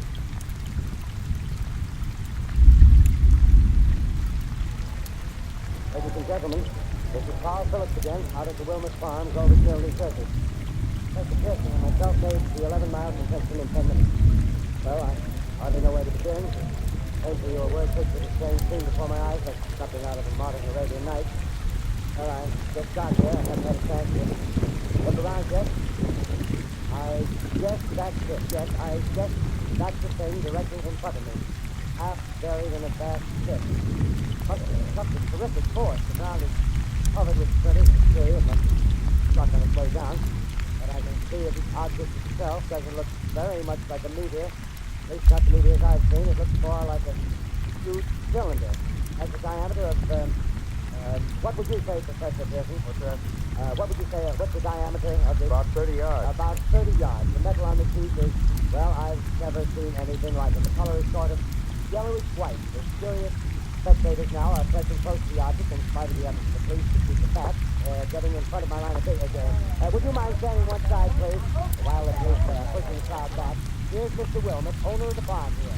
You may have some interesting facts from that. Mr. Wilmot, please tell the radio audience as much as you remember of this rather unusual visitor that stopped in your backyard, except for the trees. Ladies and gentlemen, this is Mr. Wilmot.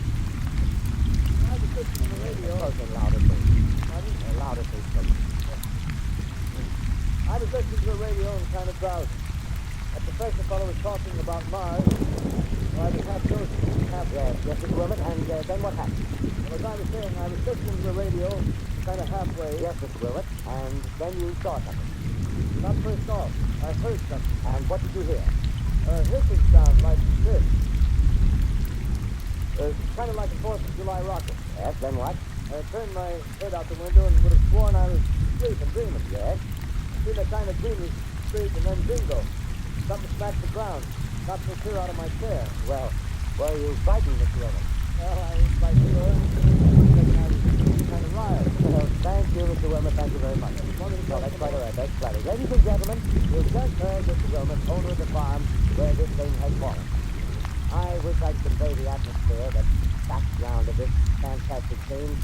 Hundreds of cars are parked in the field and back of it, and the police are trying to rope off the roadway leading into the farm, but it's no use. They're breaking right through. Cars' headlights throw an enormous spotlight on the pit where the objects are buried. Now, some of the more daring souls now are venturing near the edge. Their cigarettes stand out against the metal screen. One man wants to touch things, having an argument with the policeman. Now, the policeman wins. Now, ladies and gentlemen, there's something I haven't mentioned in all this excitement, but it's becoming more distinct. Perhaps you've caught it already on your radio. Listen, please. Do you hear it? The curious humming sound that seems to come from inside the object. I'll move the microphone nearer. Here. Now, we're not more than 25 feet away. Can you hear it now? Professor Pearson. Yes, can you tell us the meaning of that scraping noise inside the thing? possibly the unequal cooling of the surface. I think you still think it's an easy upset.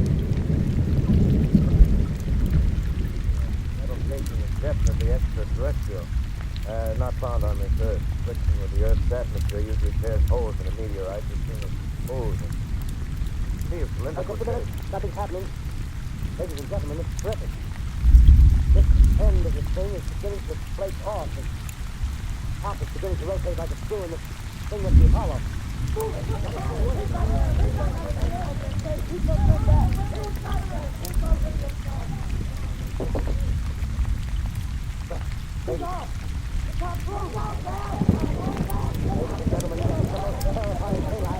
I've ever witnessed. Wait a minute. Someone's calling someone or something. I think coming out of that black hole through luminous disc. The eyes might be a face, might be almost a heaven. Something wriggling out of the shadow like a gray snake. Now it's another one, and another one, and another one. They look like tentacles to me. I can see the thing's body now. It's large. Large as a bear. Glistens like wet leather, but it's faint. Ladies and gentlemen, it's indescribable. I can hardly force myself to keep looking at it. It's so awful. The eyes are black, and the gleam of the serpent in the mouth is a kind of beast shape with saliva dripping from its rimless lips and seems to quiver and pulsate, and the monster, or whatever it is, can hardly move. It seems weighed down by possibly gravity or something. The thing is rising up now, and the crowd falls back. There's plenty. Of course, it's not very serious, ladies and gentlemen. I can't find words. Well, I'll pull this microphone with me as I talk. I'll have to stop the script until I can take a new position. Hold on, will you please? I'll be right back in a minute.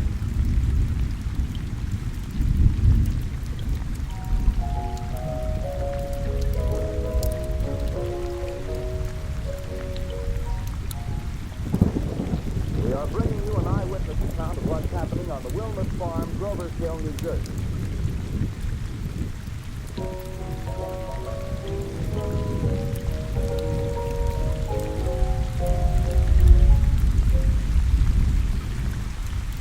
We now return you to Carl Phillips at Grover's Mill.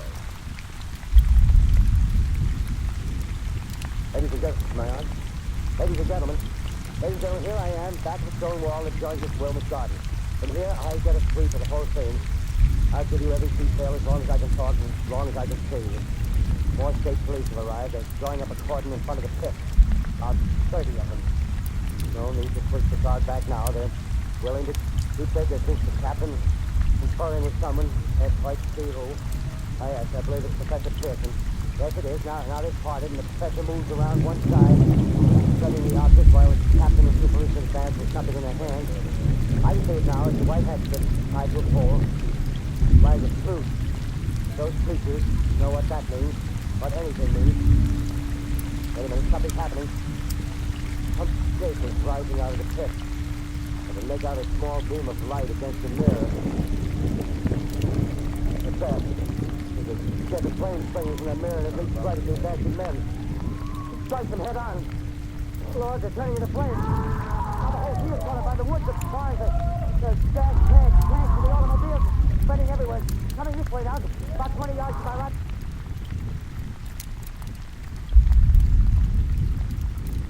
Ladies and gentlemen, due to circumstances beyond our control, we are unable to continue the broadcast from Grover's Mill. Evidently, there's some difficulty with our field transmission. However, we will return to that point at the earliest opportunity. In the meantime, we have a late bulletin from San Diego, California. Professor Inglesoffer, speaking at a dinner of the California Astronomical Society, expressed the opinion that the explosions on Mars are undoubtedly nothing more than severe volcanic disturbances on the surface of the planet. We continue now with our piano interlude.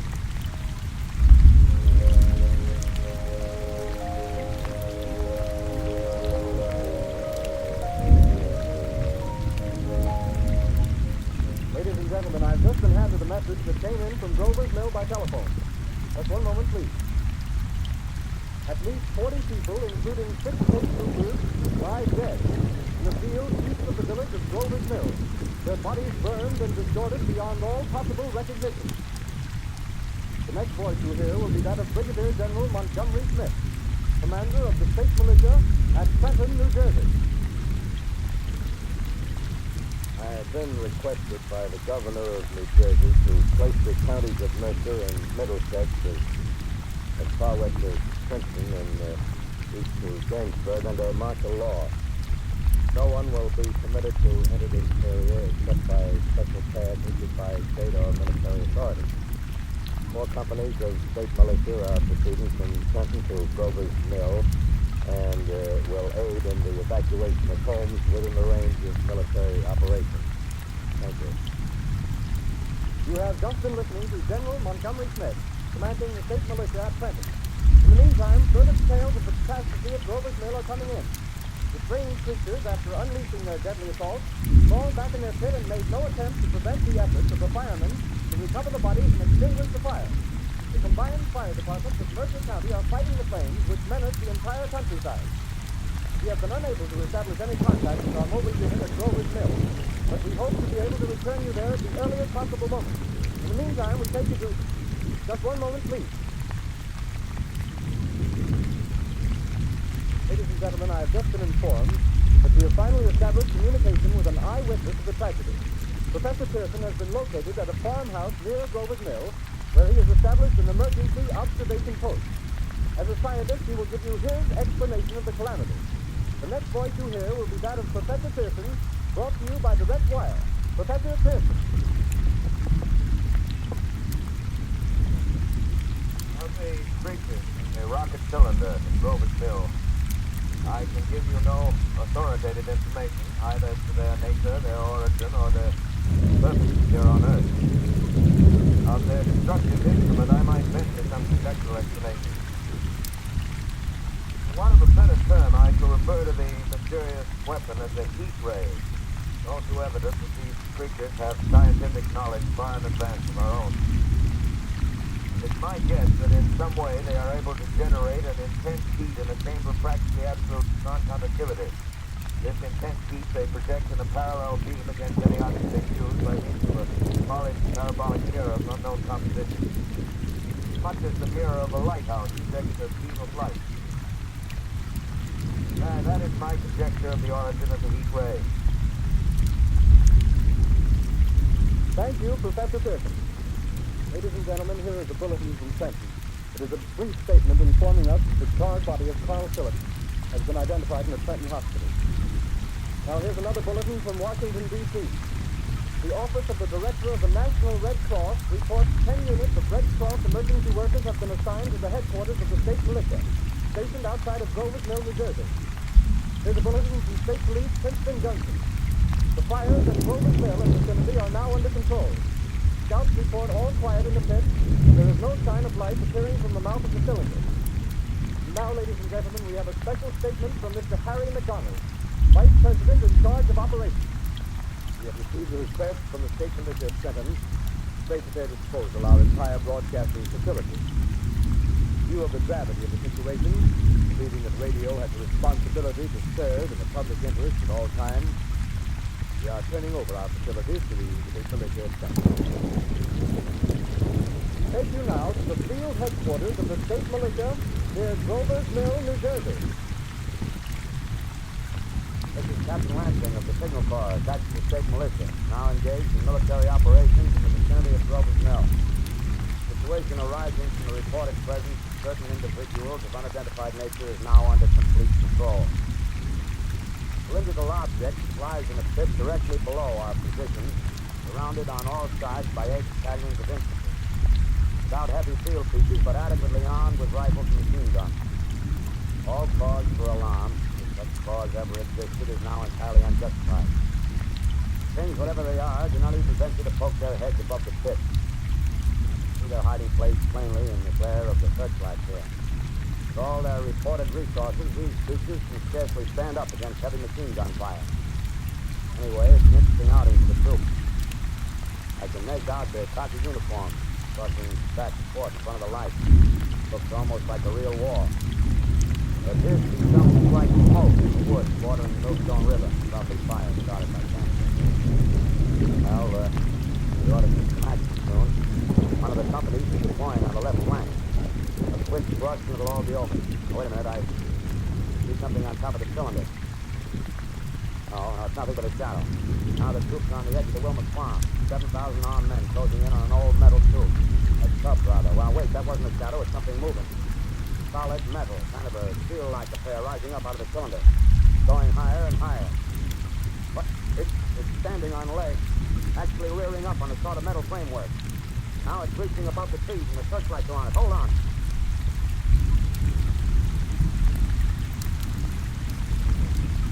Ladies and gentlemen, I have a grave announcement to make.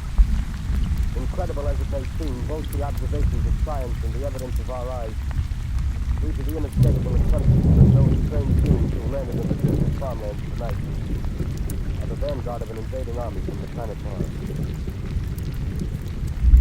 The battle which took place tonight at Grover's Mills has ended in one of the most startling defeats ever suffered by an army in modern times. 7,000 men armed with rifles and machine guns pitted against the single fighting machine of the invaders to Mars. 120 known survivors. The rest strewn over the battle area from Grover's Mills to Plainsboro, crushed and trampled to death under the metal feet of the monster, or burned to cinders by its fury. The monster is now in control of the middle section of New Jersey and has effectively cut the state to its center. Communication lines are down from Pennsylvania to the Atlantic Ocean.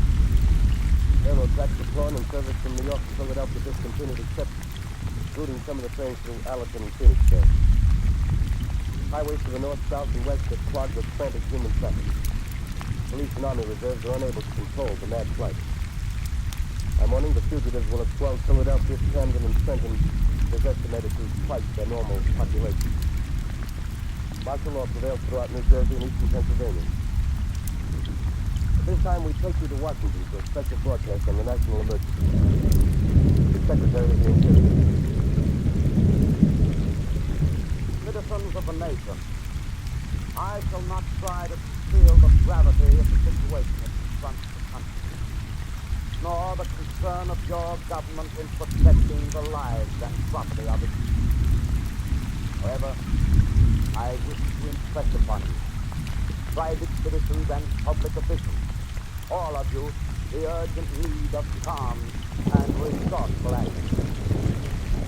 Fortunately, this formidable enemy is still confined to a comparatively small area, and we may place our faith in the military forces to keep them there. In the meantime, placing our faith in God, we must continue the performance of our duties, each and every one of us, so that we may confront this destructive adversary with a nation united, courageous, and consecrated to the preservation of human supremacy on this earth. I thank you. You have just heard the Secretary of the Interior speaking to Washington. Bulletins too numerous to read are piling up in the studio here. We're informed that the central portion of New Jersey is blacked out from radio communication due to the effect of the heat ray upon power lines and electrical equipment. Here's a special bulletin from New York. Cables have been received from English, French, and German scientific bodies offering assistance. Astronomers report continued gas outbursts at regular intervals on the planet Mars. The majority voiced the opinion that the enemy will be reinforced by additional rocket machines. There have been several attempts made to locate Professor Pearson at Princeton, who has observed Martians at close range. It is clear to be reported in the recent battle. Langham Field, Virginia. Scouting planes report 3 Martian machines visible above treetops, moving north toward Somerville with population fleeing ahead of them. The heat ray is not in use, although advancing at express speed. Invaders pick their way carefully. They seem to be making a conscious effort to avoid destruction of cities and countryside. However, they stop to uproot power lines, bridges, and railroad tracks. Their apparent objective is to crush resistance, paralyze communication, and disorganize human society. Here is a bulletin from Basking Ridge, New Jersey. Coon hunters have stumbled on a second cylinder similar to the first, embedded in the great swamp 20 miles south of Morristown. Army field pieces are proceeding from Newark to blow up the second invading unit before the cylinder can be opened from the fighting machine ridge. They are taking up a position in the foothills of Washington Mountain. Another bulletin from Langham Field, Virginia. Scouting planes report enemy machines now 3 in number, increasing speed northward, kicking over houses and trees in their evident haste to form a conjunction with their allies south of Morristown. Machines also started by telephone operator east of Middlesex within 10 miles of the village. Here's a bulletin from Winston Field, Long Island. A fleet of Army bombers carrying heavy explosives flying north in pursuit of enemy. Scouting planes at their side. They keep pursuing enemy in sight. Just a moment, please, Red. We've run special wires to the artillery line in the adjacent villages to give you direct reports of the zone of the advancing enemy. First, we take you to the battery of the 22nd Field Artillery, located in the Washington Mountains. 32 meters. 32 meters. Section 39 degrees. 39 degrees. Fire.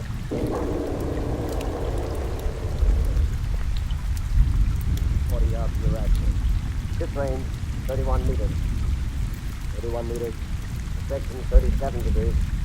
37 degrees. Fire.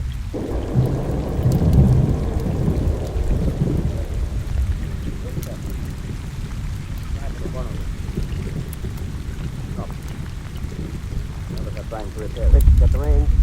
30 meters. 30 meters. Section 27 degrees. 27 degrees. Fire.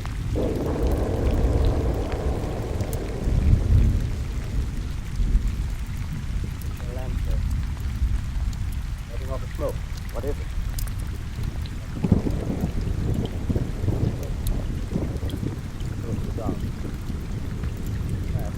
Put on gas mask. Ready to fire. This is 24 meters. 24 meters. Section 24 degrees. 24 degrees. Fire. You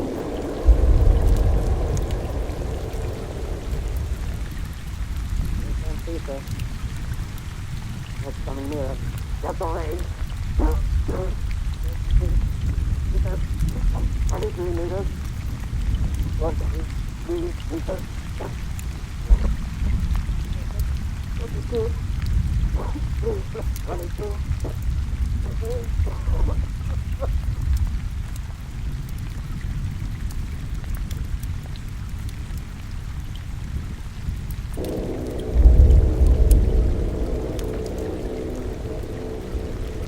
Army bombing plane C-843 off Bayonne, New Jersey. Lieutenant Bolt, commanding 8 bombers, reporting to Commander Fairfax, Langham Field. This is Bolt reporting to Commander Fairfax, Langham Field. Enemy tripod machines now in sight. Reinforced by 3 machines from the Morristown cylinder. 6 altogether. 1 machine partially crippled. Believed hit by shell from Army gun in Watchung Mountain. Guns now appear silent. A heavy black fog hanging close to the earth of extreme density, nature unknown. No sign of heat ray. Enemy now turns east, crossing Passaic River into the Jersey marshes. Another straddles the Pulaski Skyway. Evident objective is New York City. They're pushing down a high-tension power station. Teams are close together now, and we're ready to attack. Planes circling, ready to strike.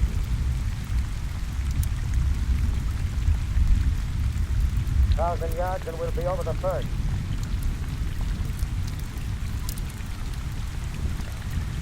.800 yards.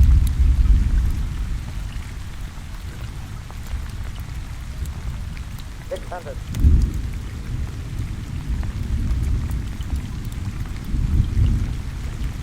.400. .200. There they go. Tie it on, raise. Green flag. They're spraying us with flames. 2,000 feet. Engines are giving out. No chance to release bombs. Only one thing left. Stop on them, plane and all. We're diving on the first one. Now the engine's gone. 8.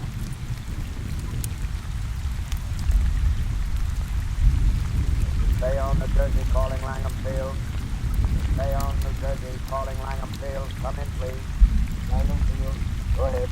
8 Army bombers in engagement with enemy tripod machines over Jersey Flat. Engines incapacitated by heat ray. All crashed. 1 enemy machine destroyed. Enemy now discharging heavy black smoke in direction of Newark, New Jersey. Newark, New Jersey. Warning. Poisonous black smoke pouring in from Jersey marshes. South. That's Massachusetts. Earth's population move into open spaces. Automobiles use routes 7, 23, 24. Avoid congested areas. Smoke now spreading over Raymond Boulevard.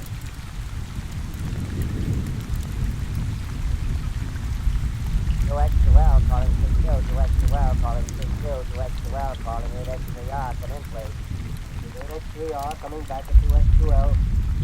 Our reception. Hey, please. Where are you, 8 XAR? What's the matter? Where are you?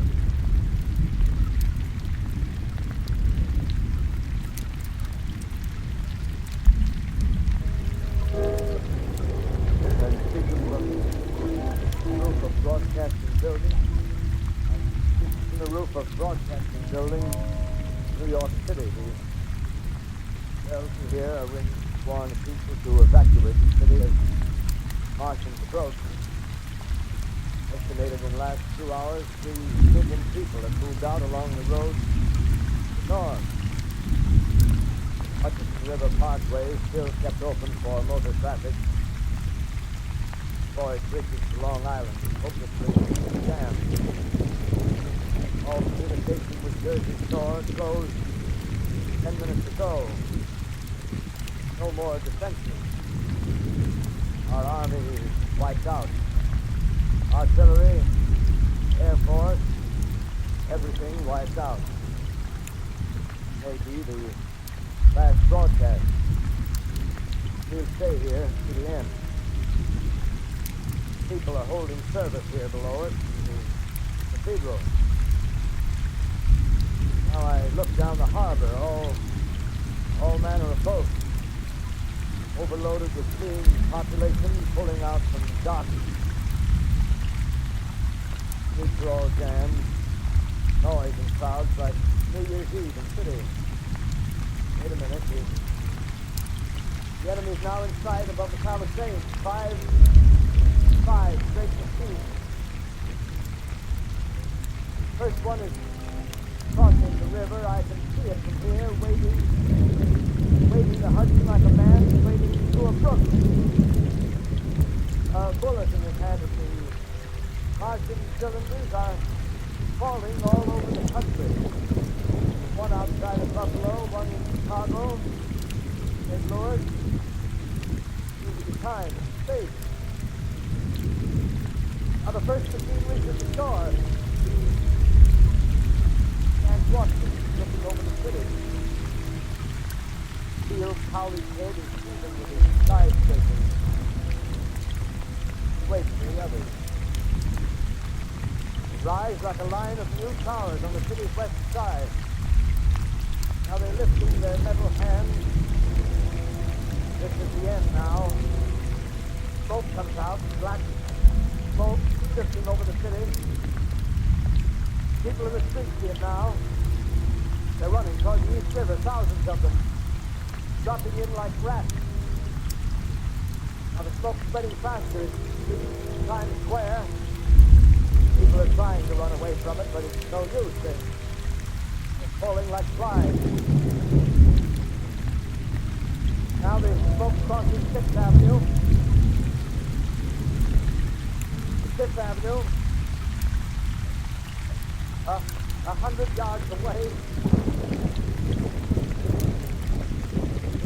It's drifting feet.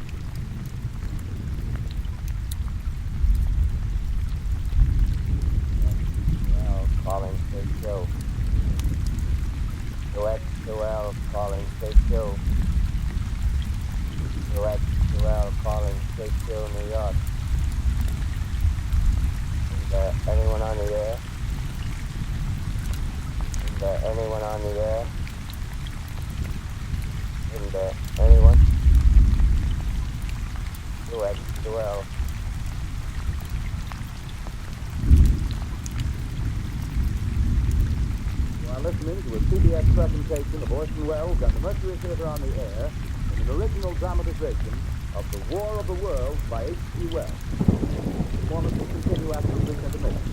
This is the Columbia Broadcasting System. The War of the Worlds by H.G. Wells, starring Orson Welles and the Mercury Theatre on the air.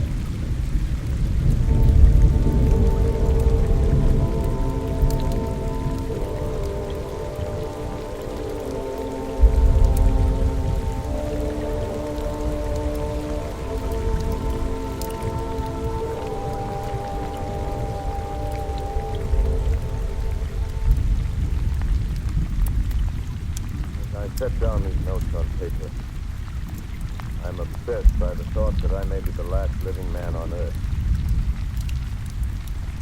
Hiding in this empty house near Grover's Mill. Small island of daylight cut off by the black smoke of the rest of the world.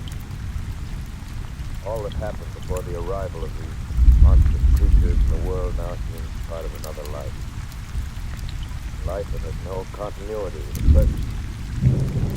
Further existence of lonely derelict who pencils these words on the back of some astronomical note buried in the earth. Exist. Look down at my blackened hand. I had to connect them with a professor who lives at Princeton and who on the night of October 20th glimpsed through his telescope an orange flash of light on a distant planet. My wife, my colleagues, my students, books, observatory, my world. Where are they? Did they ever exist? Am I Richard Kidd? What day is it? Do days exist without calendars? Does time pass when there are no human hands left to watch the clock? Writing down my daily life, I tell myself I shall preserve human history between the dark covers of this little book, then to record the movements of the stars. To write, I must live. I must live on the sea. Find moldy bread and chips and orange, boil, swallow. Water for weather. Time to time, I catch sight of a Martian above the black smoke. The smoke still holds the house in its black coil, but down. And suddenly I see a Martian mounted on his beam, spraying the air with a jet of steam as it dissipates smoke. I watch in the corner as his huge metal legs nearly brush against the house. Exhausted by terror, I fall asleep. Morning. Sun streams from the window. Black cloud of gas is lifted and scorched meadows to the north looks as though a black snowstorm is coming. I venture from the house and make my way to a road, no traffic. In their wrecked car, baggage overturned, a black skeleton. Push on north. For some reason I feel safer trailing these monsters and running away. And I keep a careful watch. I've seen the Martians. One of them has seen steer over the top of the trees. I'm ready to fling myself flat on the earth. Come to assist us. You're right. By my pocket. 2 days I wander in a vague northerly direction through a desolate world. Finally I notice a living creature. A small red squirrel in a peepee tree. I stare at him and wonder. Stares back at me. I believe at that moment the animal and I shared the same emotion. Joy of finding another living being. Push on north and find dead cows in a bracken field beyond the charred ruins of a dairy and a silo. They stand guard over the wasteland like a lighthouse. Good, but inside the silo perches a weathercock. The arrow points north. North. Next day I come to a city. City vaguely familiar in its contours, yet its buildings strangely dwarfed and leveled off. The giant has sliced off its highest towers with a capricious sweep and reach the outskirts and found Newark. Newark, undemolished but humbled by some whim of the advancing Martians. Presently, with an odd feeling of being watched, I caught sight of someone crouched in the doorway of the step porch. Rose up and became a man armed with a large knife. Stop. I come from many places. A long time ago from Princeton. Milk. Yes. Silver's milk. There's no food here. This is my country. All this end of town down the river. There's only food for one. Where you going? I don't know. I guess I'm looking. People. What was that? You hear something just then? Oh, a bird. A live bird. Get to know that birds have shadows these days. Hey, we're in the open here. Let's go in the doorway here. Look. Have you seen any Martians? We're going over to New York. Night, the sky is alive with their lights. This is the people that still live in it. Daylight is not too. 5 days ago, a couple of them carried something big across the flats from the airplane. I think they're learning how to fly. Fly? Yeah, fly. Then it's all over with humanity. Stranger, there's still you and I. 2 of us left. got themselves in solid. They wrecked the greatest country in the world. Those green stars, they're probably falling somewhere every night. They've only lost one machine. There isn't anything to do. We're done. We're licked. Well, with you, you're in a uniform. Yeah, what's left of it? I was in the militia. National Guard. That's good. There wasn't any war. Any more than there's war between men and ass. Yes, but we're a eatable land. I found that out. What do they do to it? I fill it all out. Right now, we're caught as we're wanted. Martian only has to go a few miles to get a crowd on the run.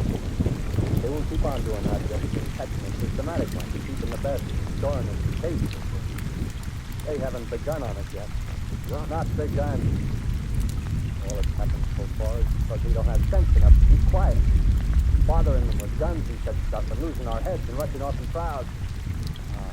Instead of our rushing around blind, we've got to fix ourselves up according to the way things are now. Cities, nations, civilization, progress. But if that's so, what is there to live for? There won't be any more concerts for maybe years or so, and then I get dinners, the restaurants. If amusement you're after, I guess the game's up. What is there left? Life, that's what. I want to live. Yeah, so do you. We're not going to be exterminated. I don't mean to be caught either. Pained, fattened, and bred like an ox. What's going on? Right into this. I got a plan. We manage nothing. We don't know enough. We got to learn plenty before we got a chance. We got to live and be free while we learn, see? I thought it all out. The rest. All of it. That's what he got to do. That's why watch you. All those little office workers who used to live in these houses, they be no good. They haven't any sustenance. Run off to work. I've seen hundreds of them running to catch their commuter's train in the morning.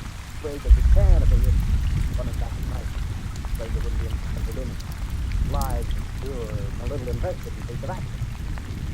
Yeah, and on Sunday, worried about the hereafter. Martians, they'll be a godsend for those nice roomy cases. Good food, careful breathing, no worries. Yeah, after a week or so of chasing around the fields on empty stomachs, they'll come and be glad to be caught. You thought it all out, huh? Yeah, you bet I have. That isn't all. Martians are going to make pets of them. Train them to do tricks. Who knows? Get sentimental over the pet boy who grew up and had to be killed. Yeah. Some may be. They're trained to hunt us. Yes, they will. There's men who do it right.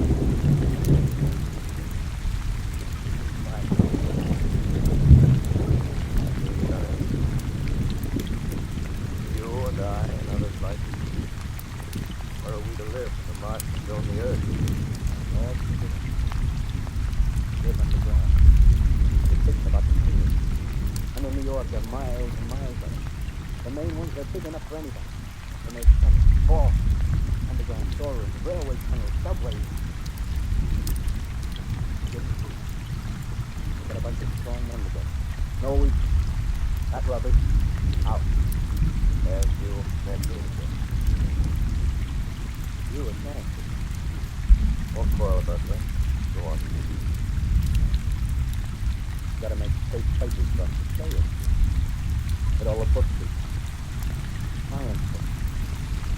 That's where men like you come in, see? You raid the museums. You'll even spy on the Martians. May not be so much we have to learn before...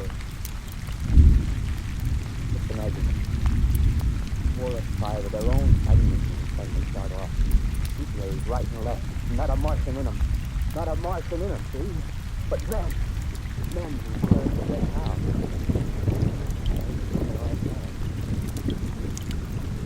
Imagine having one of them lovely things with a heat ray wide and free. We turn it on Martians. We turn it on men. We bring everybody down on their knees. That's your plan.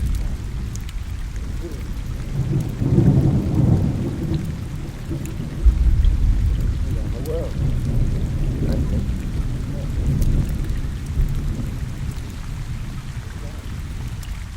Not to your world. Bye, stranger.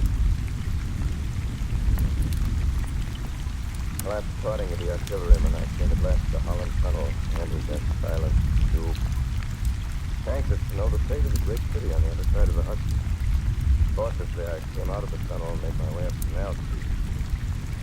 Reached 14th Street there again with black powder, several bodies, and an evil, ominous smell from the gratings of the cellars of some of the houses. I wandered up through the 30s and 40s, stood alone on Times Square, front side of a lean dog running down 7th Avenue, dark brown heat. And starving Martians. Made a wide circle around the theater and I broke a breath instead of it. Walked up Broadway in the direction of that strange powder, that silent shop windows, playing their youth wares the empty sidewalk. Past the Capitol Theater, silent, dark. Past the shooting gallery where a row of empty guns faced an arrested line of wood dust. Near Columbus Circle. I noticed models of 1939 motor cars in the showroom facing empty streets. Over the top of the General Motors building, I watched a flock of black birds circling in the sky. Hurried on. Suddenly, I caught sight of the hood of a Martian machine, standing somewhere in Central Park, gleaming in the late afternoon sun. Same idea. I rushed recklessly across Columbus Circle and into the park.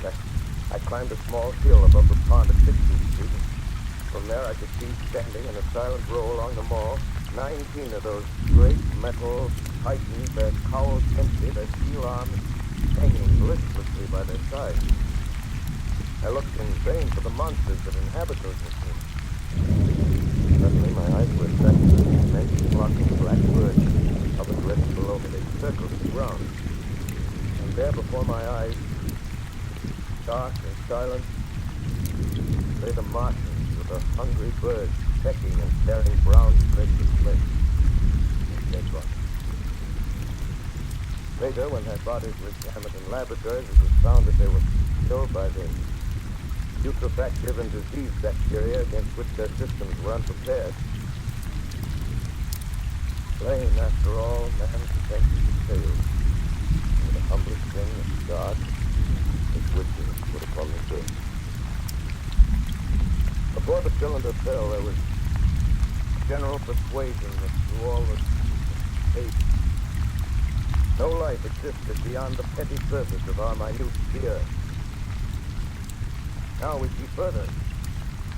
Dim and wonderful is the vision I've conjured up in my mind of life spreading slowly from this little seabed of the solar system throughout the inanimate vastnesses of sidereal space.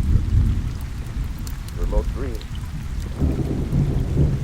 Maybe that the destruction of the Martians is only a reprieve to them and not to us. Future ordained for it. Strange it now seems to sit in my peaceful study at Princeton, writing down this last chapter of the record begun at deserted farm in Grover's Mill. Strange to watch children playing in the street. Strange to see young people strolling on the green where the new spring grass yields the last black stars of the blue sea. Strange to watch the sightseers enter the museum where the dissembled parts of a Martian machine are kept on public view. Strange when I recall the time when I first saw it. Bright, clean cut, hard, silent, and at the dawn of that last great day.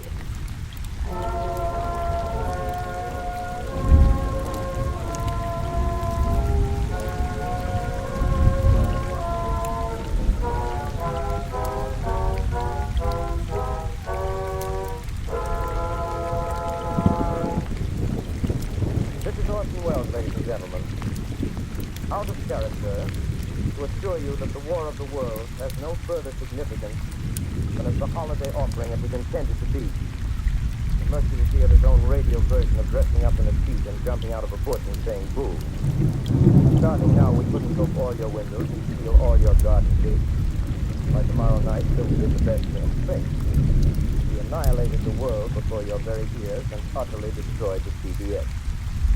You'll be relieved, I hope, to learn that we didn't mean it, and that both institutions are still open for business.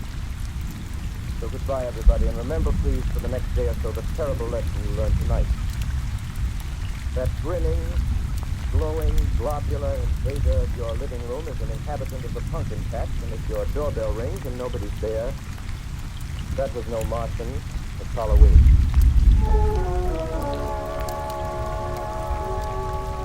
Tonight, the Columbia Broadcasting System and its affiliated stations coast to coast has brought you The War of the World by H.G. Wells, the 17th in its weekly series of dramatic broadcasts featuring Orson Welles and the Mercury Theater on the air. Next week, we present a dramatization of three famous short stories. This is the Columbia Broadcasting System.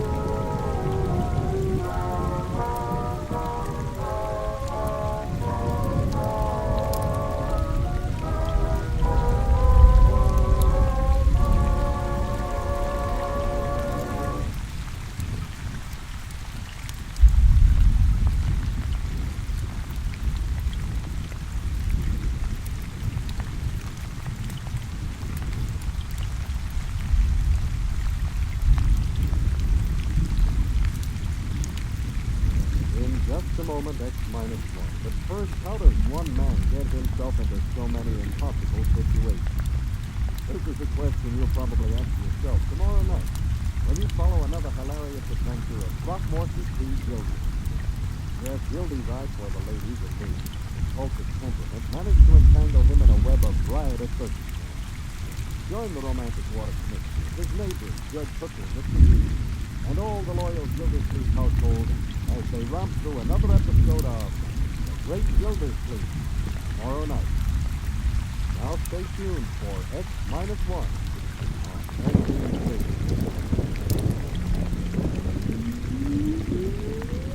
Countdown to blast off. X-5, 4, 3, 2, X-1, fire.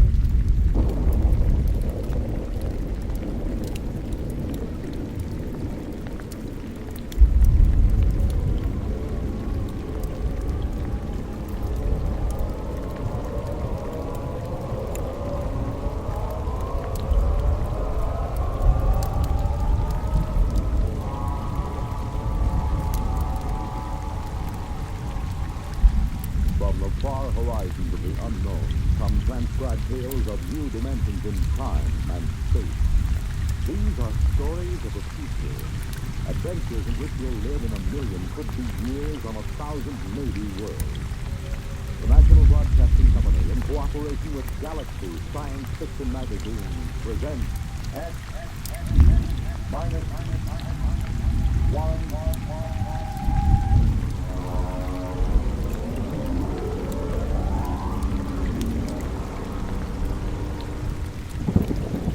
Tonight's story, The Cave of Night by James E. John. Hold on, what story? Okay. Oh, yet of Hamlet, our dear brothers, death the memory be made of... Anyway, how's it, okay? Okay. Check recording. I may go over a half hour. Make sure we got another reel of tape ready. Okay? All right. Look, Bill, I just put the segments of tape together for the next show. I'm going to record my narration, and we'll listen to it together tomorrow. I know this is unusual, but you're the producer, and I don't want you out on a limb that may be sort off behind it. This week's show is liable to either win us every award from the Peabody to the Pulitzer Prize, or maybe put the network out of business. Okay, we start with a standard opening. Behind the World, etc., 47. This is Harry Anders, your editor. At 8 o'clock, after the sun is set and the sky is dark, look up. There's a man up there where no man has ever been. He is lost in the cave of night. Fuel tank down. Cable broken. Transmitting its position. Anyone picking this up. Anyone. This is Bradley pulling call. Notify Goddard Rock, New Mexico. No way to get back. There's a man up there where no man has ever been. He He is lost in the cave of night. We all know that phrase now, the cave of night. It was written by a poet disguised in the cynical hide of a newspaper rewrite man. But it stuck. It caught the world and held it like a butterfly pinned to a board. It started with a ham, an amateur radio operator, in Davenport, Iowa. All right, Eddie. Roll the first tape in here. It's Mark. Might be close. I was up in the attic. I usually have a talk with W373 in Buenos Aires. We play chess. Well, there was some kind of interference. And then all of a sudden I heard this voice. I record most of my listening anyway. I have the business running. After I heard it, I called civil defense. That's what you're supposed to do. Look, Bill, I haven't done the final editing on these tapes, so don't worry, they're a little rough. Down out of the night, flung from the darkness, came these words, the first of so many that electrified the world.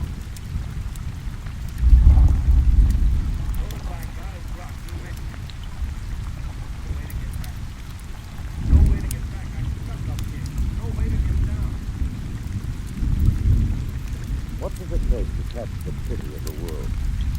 A man wedged underground in Kentucky. A little girl in the bottom of a well. Somebody alive, waiting for rescue, in the days of his life numbered. Somebody somewhere waiting for us to get him out. The story broke in this morning's paper.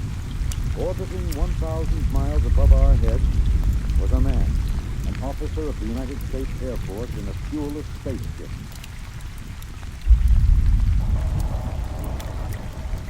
We're recording at the desk of Mike Baylor, senior night editor of the Continental Press National Wire. Yeah, you always get a reaction like this. I remember the Floyd Collins story of the 20s. Fellow trapped in that cave in Kentucky, remember? Oh, sure. Where the whole country hanging on to see if he could get out. Then there was that little girl stuck in the well. Kathy Christie? Yeah. Doing all those stories out and put them on the wire as the background. They just get bigger. They got the first piece from an Air Force handout in New Mexico. They just got an experimental rocket failure through the base. But by that time, the cat was out of the bag. Ham operators picked up those messages from Boston and Fairbanks and Essex. Mr. Baylor, you first used the phrase the cave of night, didn't you? Yeah, I guess. I mean, you know, you gotta get a little personal in it. People eat it up. You can't spread it out too thin.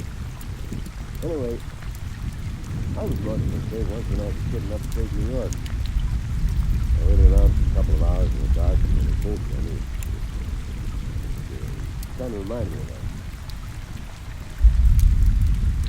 It reminded the world of terrors at night, of struggling awake through nightmares. The fear, dark, cold, suffocation, thirst. It reminded me of rest and memory. Perhaps I had an advantage over all the other reporters, the newspapers and radio and television, because I knew Rex McMillan. I knew him in college and in the Air Force. I knew that he was testing rocket-powered craft at Goddard, but I didn't know they were so close to space. No one knew. So those messages of desperation crackled down through the atmosphere. I remembered Red when I saw those headlines that morning. Straight black hair, crossed over the ears, reckless doing. He ate well, reveled in expert jazz and Mozart opera, and he talked incessantly. The Southern speech was no drawl, there was too much to say. Now he was alone. Soon, all that might be extinguished. The men from the radio newsroom rushed the Goddard rocket base on to use their tape recorders. Gentlemen, I'm Colonel Arthur J. Hamilton, Information Officer for Goddard Rocket Base. I'm authorized to issue the following statement. First Lieutenant Liberty L. McMillan, United States Air Force pilot, experimental rocket base, took off from Goddard Base at 22:34 Rocky Mountain time. The craft to SR-37 Mark II, hydrazine nitrate three-stage rocket. I'm sorry I can't describe it, boys, to testify. Well, in order to maintain orbit, the motors were pulsed for 1 second every 15 seconds or less lap time.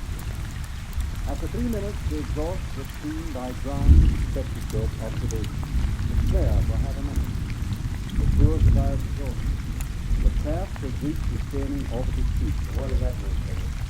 He's out of gas. It can't get down. First mobilization was of the scientific brains NASA daughters.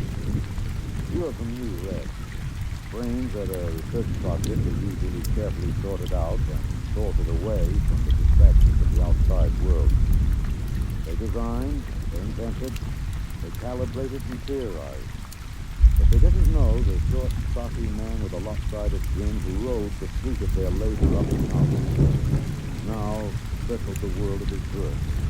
Time slipping out. I covered the hearings in Washington for the network newsroom. I flew down from New York, and the stewardess came out every few minutes to tell the passengers the latest news. Quote in red, although she never knew him. And once I thought I saw a tear. The hearing was before the subcommittee of the Senate Committee on Military Affairs. Presiding, Senator Alan J. Haggett of Kentucky. All right. You made the technical situation fairly comprehensive, leading to an old team break, red and hillbilly like myself. I have tried to make the gravity of the situation apparent. It appears to me, General, sacred life, human being, created in the image of his maker, is in danger. It's no life isn't to be thrown away like some guinea. If Texas wasn't safe, if that poor man up there in the street of night is to die, somebody is responsible. Isn't that right, General? Sir, a manned rocket was sent up because of one simple fact. It takes a computer of tremendous versatility and capacity to operate a Harrison Munch reactor engine. A computer of infinite complexity. And I ask you, General, I put the question to you. Why was such a computer not designed? It has been designed, sir. It was designed 500,000 years ago. There is only one mechanism computer. That is the human brain. All right. I still not my second question, General. And I ask it not only for myself and my colleagues on this committee, but for 170 million Americans listening on the radio, watching on television. When's that man out there living out his last days? Why was it not possible to send a ship up after him? Why was there no second ship built? One reason, Senator, money. The appropriations for rocket research fell short by 12% of the amount needed even to build one vessel. Oh, frankly, gentlemen, the deficiency was made up by cutting corners and diverting funds from other projects. That is not the point, General. There's a man up there who's going to die. With the limited funds you gave us, we've done what we set out to do. We've demonstrated that space flight is possible, that a space platform is feasible. If there is any inefficiency, if there is any blame for what has happened, it lies at the door of those who lack the confidence and the courage and ability of their countrymen to fight free of Earth to their greatest glory. Senator, how did you vote on that?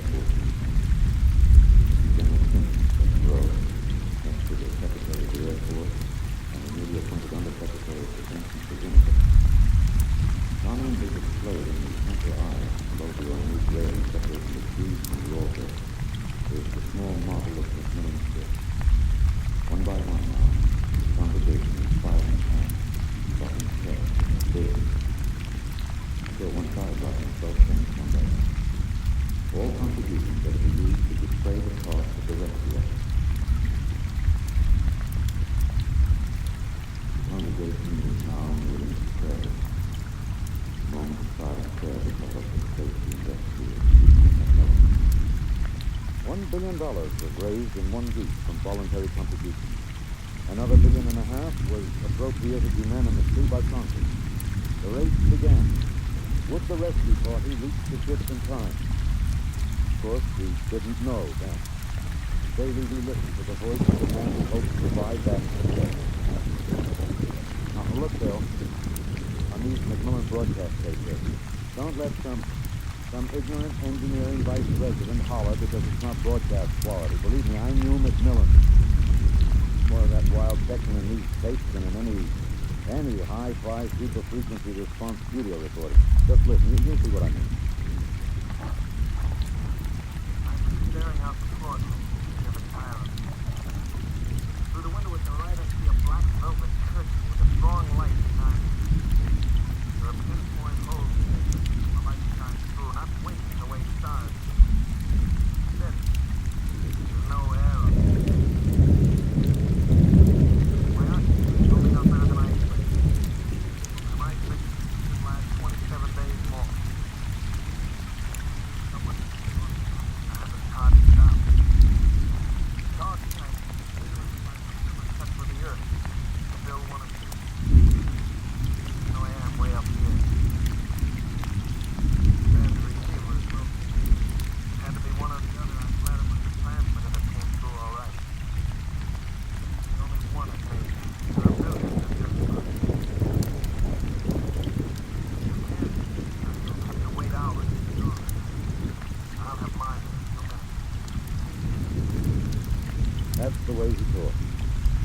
And as we listened to the lonely voice in the night, the engineers, the scientists, the construction men worked round the clock. General Finch presented the problem in the pool interview. I asked questions for the combined network that afternoon.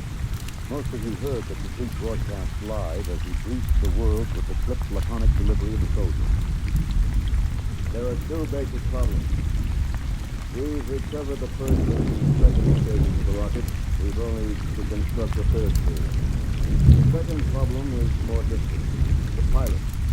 Lieutenant McMillan was the only man physically and psychologically qualified. We discovered that in our first program. His training and orientation took 18 months. We have now to duplicate this in 27 days. You think it's possible, General? I don't know. That's all, Mr. Andrews. Stevenson, get me some coffee with your black and some kind of sandwich, no butter, no mayonnaise.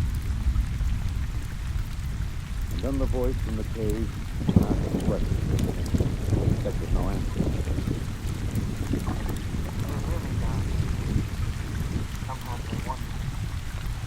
I wish there was some way I could be sure you were hearing. Just wonder I'm going crazy. I was there the night we answered that question. I was there in a helicopter over Kansas City. Harry Anders speaking to you from a helicopter over Kansas City. There are 15 seconds till midnight. The plan was developed by General Finch. At precisely midnight, every light in the city will be out, and then flashed on in 2-second intervals. This will be the exact moment that McMillan's ship is calculated to pass overhead. It's almost time now. 5, 4, 3, 2, 1. There they go. Off. On. Off. On. Off. On. I see it. Kansas City window.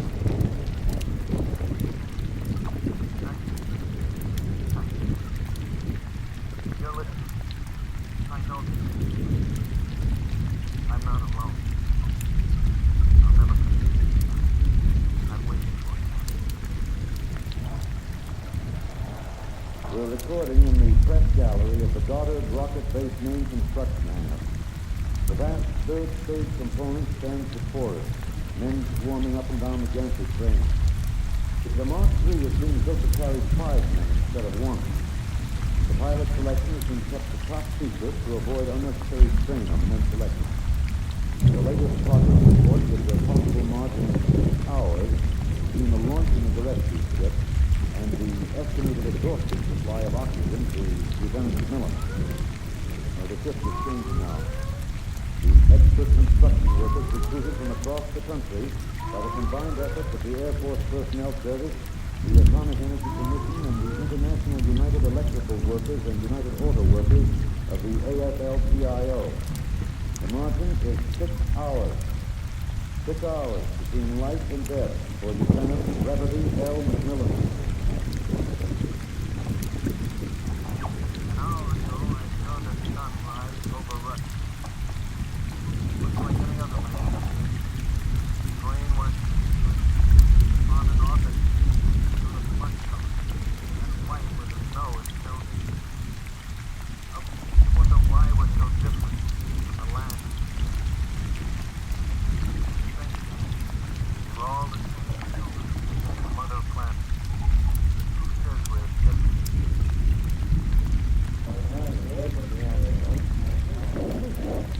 Can you hear me in the back? How about this? All right, gentlemen, I have exactly 5 minutes for the press conference, therefore I'm not going to answer any questions. Progress report is as follows. As a safety factor, we're constructing 2 complete 3-stage rockets and 6 additional 3rd-stage components. The telemeter reports from McMillan's ship have added important additional information, and the first of the rescue vessels will be ready to be launched at the estimated time, weather permitting. Now, don't ask the question. Within certain limitations of air turbulence, the rocket will be ready to lift in time to save Lieutenant McMillan. 21 days. Here's that. Get a full breath. Stick in the lungs. Last already. But I wish you could see what I see. Vast spreading universe around Earth like a scribe in soft air. You know then that you belong out there. Come out, mankind. Come out and see what I see.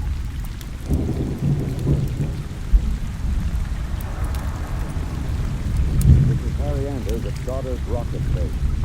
The Harrison Munch reactor engine for the first 3rd-stage rescue is being tested here at Goddard. You can hear the roaring of the gases in the test chamber behind me. The work has been set up as a new calculation based on the increased temperature reading from McMillan's ship indicates that the absorption time will be some 6 hours earlier than originally estimated. The margin of rescue will be in minutes. Yeah, very good. Can't last much longer. Sure you could. But I don't want anyone feeling sorry. I see the stars clear. More than this, I see the earth. There where I have lived and loved. I have known it better than any man. Loved it better. And known its children better. Fine. I have been told I'm the greatest conqueror that ever bore. Do not despair.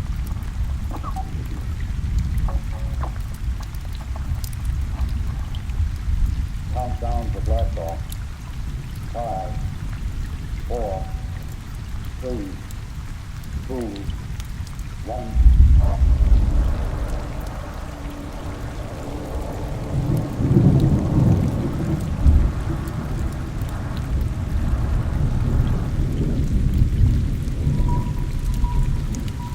Anders, take 323. We're in the press operation room of Goddard Field. The rescue rocket is going to last 53 minutes plus. Its calculated time of arrival is 64 minutes. You will hear the voice of General Beauregard Finch on a direct pickup from the rescue vessel, which has been named unofficially the Lifesaver. Silent crowds have collected at the outer perimeter of the rocket base, as if by their presence they might help it. The next voice you hear will be General Finch, aloft in the rescue ship. The voice quality may not be good. He's speaking over a throat mic in his test suit.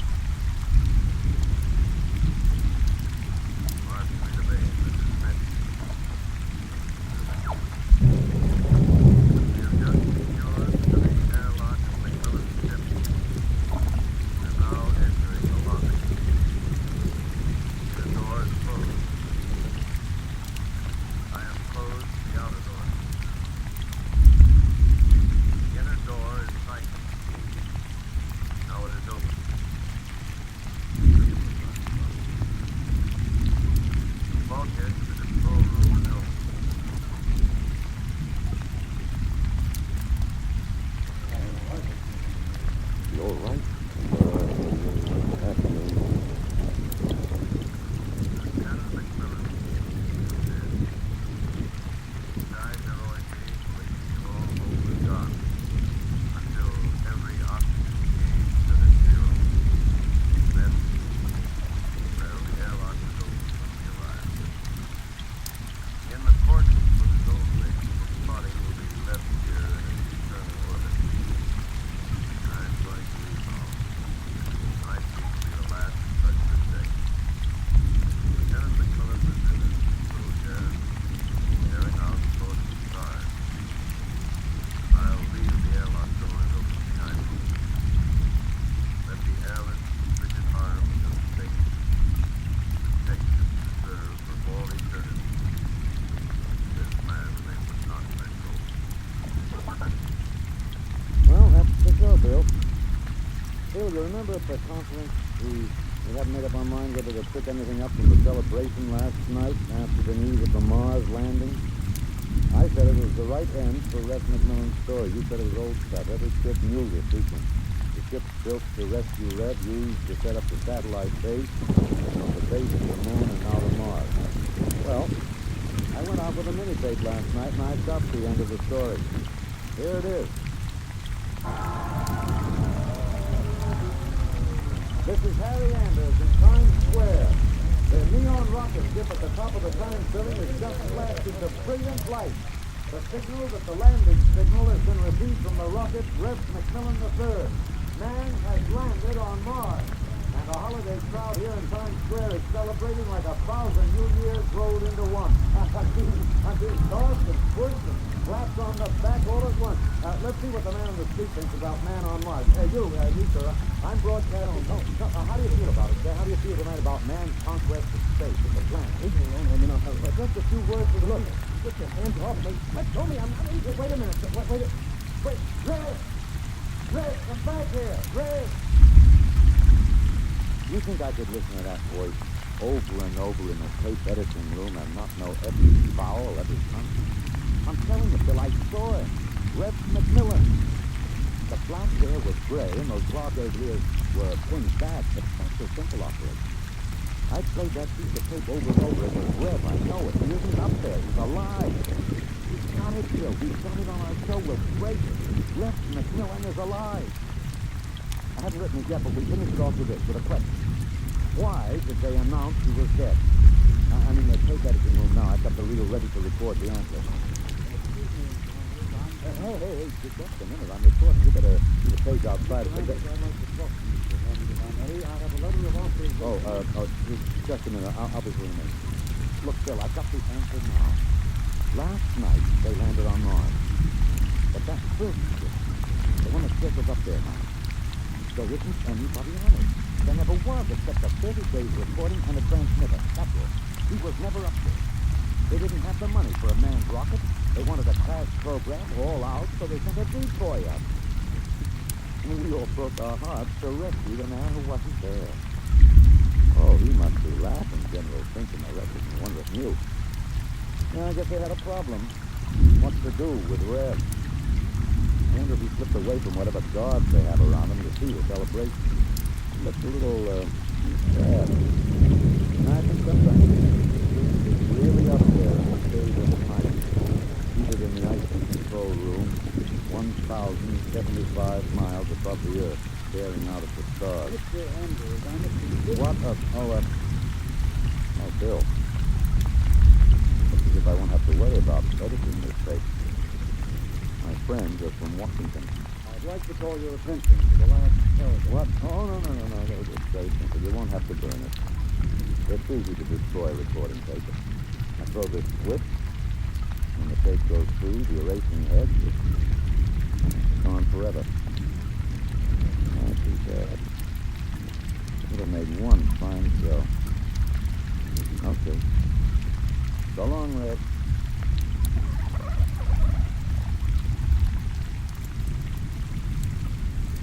You have just heard X-1, presented by the National Broadcasting Company in cooperation with Galaxy Science Fiction Magazine, which this month features an exciting serial, Slave Ship, by Frederick Ford. at the moment X-1. But first, there's a certain water commissioner whose energy maybe sometimes overshadows the regular. But same as the next one, Throckmorton T. Gildersleeve, and he'll pursue his adventures tomorrow night when NBC Radio presents another comic episode of The Great Gildersleeve. So when you hear the familiar voice and hearty laugh of the water commissioner from Summerfield tomorrow, why, stay tuned and enjoy another romantic scramble with the one and only The Great Gildersleeve on this NBC station. And I'll stay tuned for X-1 on NBC.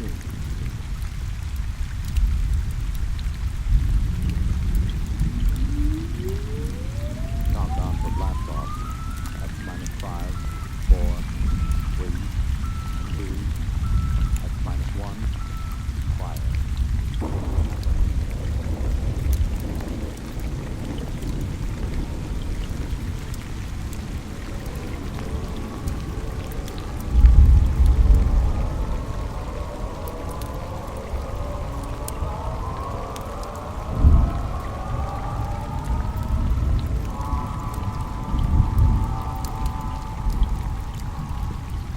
From the far horizons of the unknown come transcribed tales of new dimensions in time and space. These are stories of the future, adventures in which you'll live in a million cushion years on 1,000 Navy worlds. The National Broadcasting Company, in cooperation with Galaxy Science Fiction Magazine, presents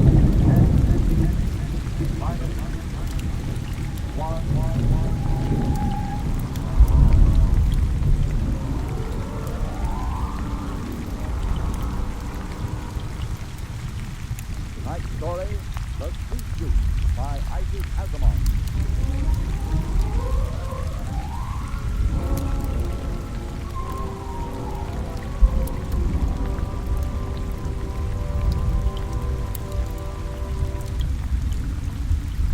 We were on our way home to Earth when it happened. 6 of us, coming home as passengers aboard the merchant spaceship Starfire.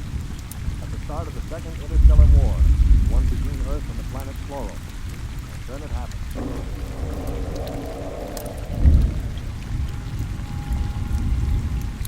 Now hear this. Condition red. Condition red. We are under attack from a Chloran battle cruiser. All hands forward to battle station. Passengers will remain confined to the after cabin. Condition red. We are being attacked. The interception by the Chloran cruiser, the murderous running duel of energy blasts and force field defense.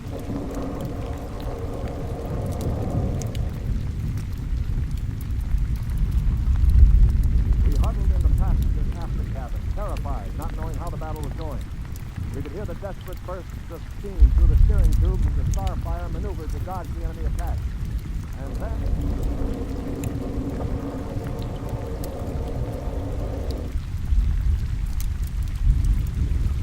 Now what? Beginning of the end, you might call it. What does it mean, Stuart? You were a space pilot. It means our generators have been drained of energy. We can't fight back. All right, don't worry. They won't destroy us. We need our ship too badly. They can report us and take over. But what about the crew? Crew? If they have any sense, they'll surrender. They choose to fight their battle. Now they're coming aboard. Now be very still.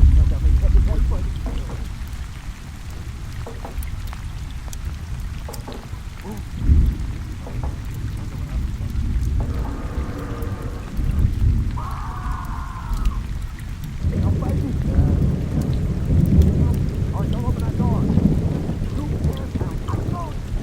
Stop there. All right. Have it speaking. Stop that door quickly. That is speaking. My brother. That poor fool. My brother, I swear he was. Get them. You better cover his body. You brute. The monsters, green, brute. They're no more brutes than we are, Colonel. This is a war. Are you defending them? I'm merely pointing out the facts. I ought to strangle you. Why not save it for the Chloro? I will. I promise you I will. I'm probably deciding right now what to do with it. Might as well settle down and wait.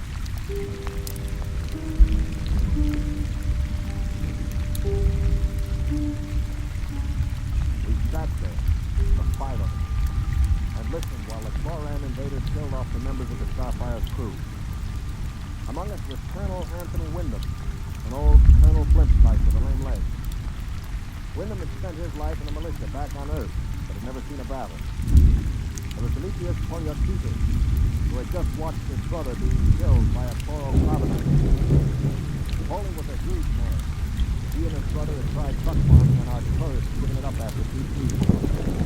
And then there was LaPlante, a sensitive, spicy young man of 22, and Randolph Muller, who looked like somebody's caricature of a bookkeeper. A mild, balding, milk-toast little man. And there was myself, John Stewart. I was the only one who'd ever had contact with the chloro people. I had a pair of artoplasm hands to prove it. Quiet now. Yeah, they finished with the crew. Mr. Stewart, Yes, Mr. Mullen. what do you think will happen next? Well, they'll put a prize crew of 2 aboard and take us to one of their home planets as prisoners of war. Only 2 of the Toros will stay aboard. 2 is all they'll need. Why?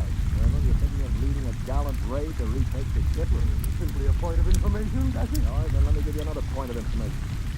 If you want to commit suicide quick, just open that bulkhead door. 3 steps inside, you fall on your face. Why? Don't you smell anything, LeBlanc? Get close to the door. Smells like gas. It is. Chlorine gas. Breathe it like we breathe oxygen. They chlorinated the whole cruise compartment. 1 big whiff of that and we'd all be dead. Just forget about rushing the chlorine. How do you know so much about their habits, Stewart? I lived on a chloro planet for 6 months. You see these hands? They were mangled in the oxygenating machinery of my own quarters. They grew these artoplasm flowers. They weaved the leaf I had. Yeah. No. Why do you say that? Because in their own way they're done. Probably will be interned to the direction. You call them gentlemen. After they killed my brother in cold blood, you call them gentlemen. You know, Stewart, you sound more and more like a blasted greeny supervisor. Blasted, man. Where's your patriotism and loyalty? My loyalty is where it belongs, with honesty and decency, regardless of the shape of the being that appears in. This is a ridiculous war. Why are we fighting these people? We can live only on planets with oxygen, and oxygen is poison to them. They can live only in chlorine atmosphere, which is deadly to us. Yet we're fighting them over a bunch of worthless asteroids that neither of us can live on comfortably. Well, it is just a matter of principle. It's a matter of stupid pride and greed. So I'm trying like you say. Why not? Because you talk too nice about it. Sound. It's good, right? Well, they want to put my brother to kill you. I think maybe I'll kill you, you rocky. All right, hold on. Well, hold on, brother. I can't break it. Hold. They're coming in. Hold it, let him go. They are right this time. And I finished with that. What? I think they're opening the lock. We're going to get the swing of falling. Don't think ahead. Let's go all.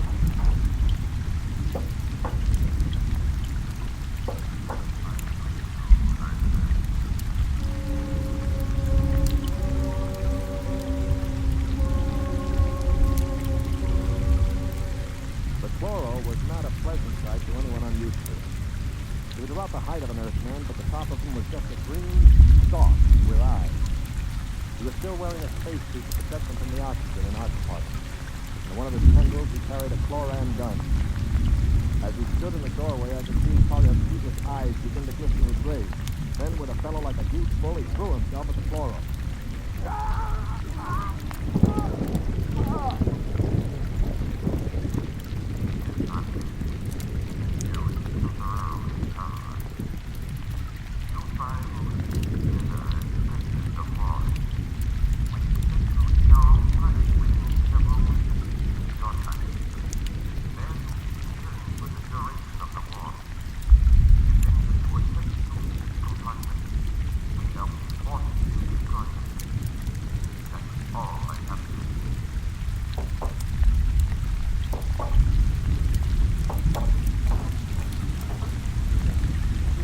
Do something to Mr. Poliorcetes? No, he'll be all right. Just wake him up in his top. Now, Polly, can you hear me? You stupid brute. I know what's going on in that thick skull of yours, Foley. You think that when the paralysis wears off, you'll ease your feelings by slamming me around some more. Well, if you do, it'll be perfect for all of us. How do you mean, sir? None of you know the chloros the way I do. Unlike us, they assume automatically that any group of Earthmen they find together comprises a biological group, like an ant colony. The result is they consider the group as something, well, something holy.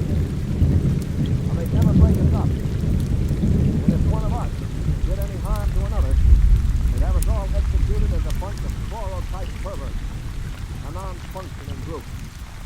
So call all the names you want. But keep your hands to yourself, or we're finished.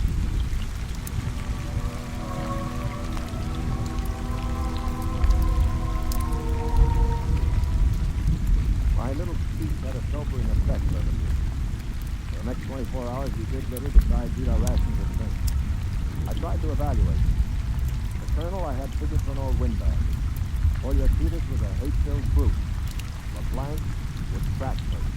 He was like a frightened child.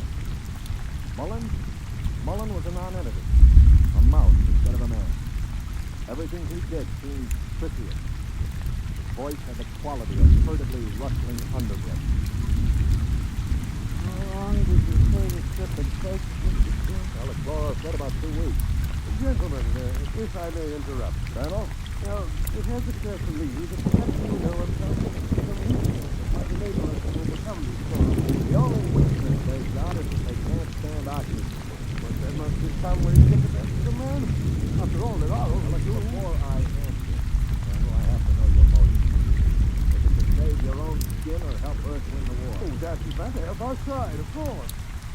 What we're looking for is a way to save the ship for Earth without losing our lives, yes? All right, let's take a vote. LeBlanc? I have a wife waiting on me, Mr. Stewart. I do not want to die. Hero number 1. What about you, Mullen? I don't see how we could accomplish it without... Hero number 2. Well, Oldies, Thank you, Flora. It will be at my bad hand.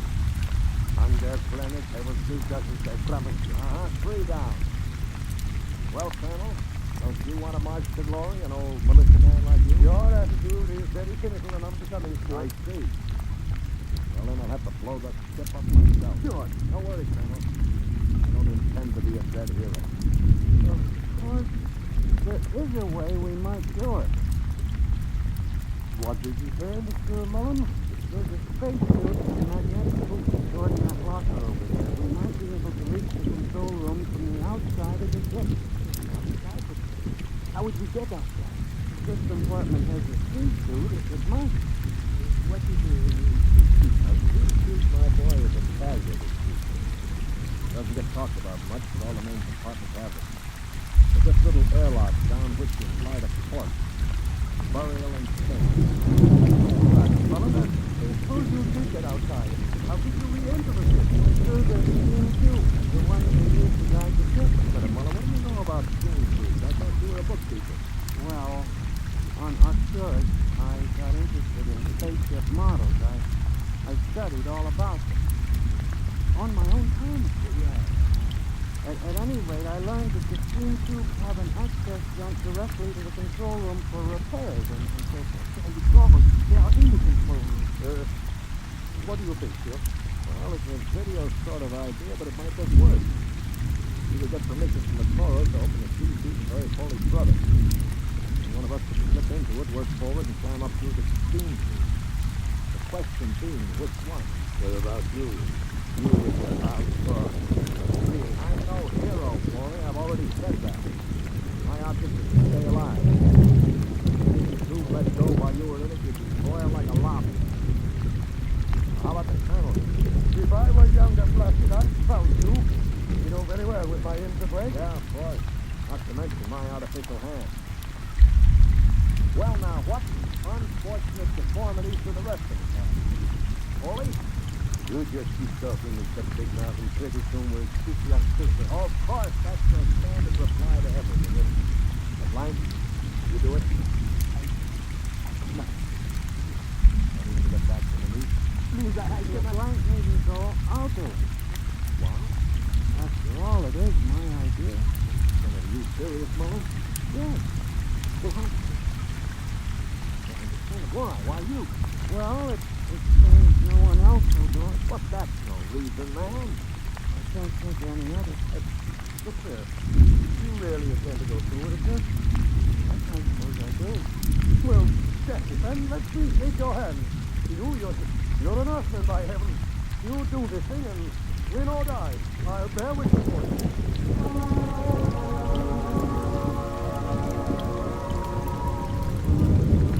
It was quite a moment. Mullen the mouse into a man. He just stood there awkwardly while the colonel puffed his gas. Olya Peter seemed stunned. LeBlanc was wide-eyed. And I was in a peculiar position, one in which I rarely found myself. I had absolutely nothing to say. That ought to bring them. Here, what?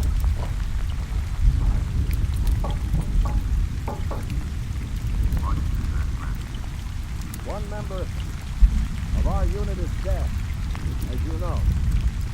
We request permission to jettison his body out of the casualty chute.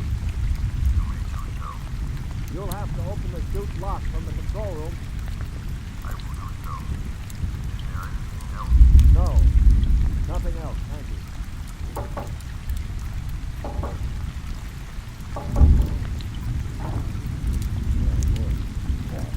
All right, come on now. We'll have to work fast. Molly, get into a space suit from the emergency locker. Polly, help Mom with those magnetic boots. I'm working as I can. Come on. All right, give me the helmet. Okay. Molly, extract the notes. After the last chance for a while. What about radio time? We can talk to it. You're listening on the helmet set one of the other seats. The Boros won't have their set on the interphone system. Wait a moment. What for? That's it. What's he going to use for a weapon? He isn't big enough to fight them barehanded. Well, how about one of those oxygen cylinders? Good idea. Use it to thrust them over the head. Give him one of the cylinders equipped with a reducing valve. Now look, Mullen, if your magnetic boots fail and you start drifting away into space, open this valve. See that? You can use it like a miniature jet to try to blow yourself back to the ship. Understand? I think so. What's worse? All right, here goes the helmet. You've got to hurry. The light is on over the CC. All right. Here we go. Listen the lock. Here. Can you hear me? All right. LeBlanc, get it out of the space helmet. Here. Put on the radio. Can you hear me, Mullen? Fine. Plenty there? Polly, open the sea chute. Okay, help me.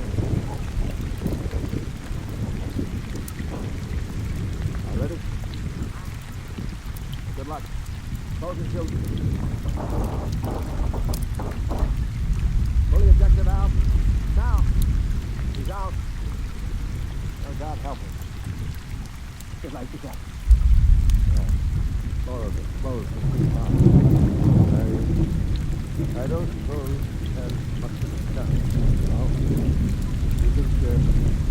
You think he knew it?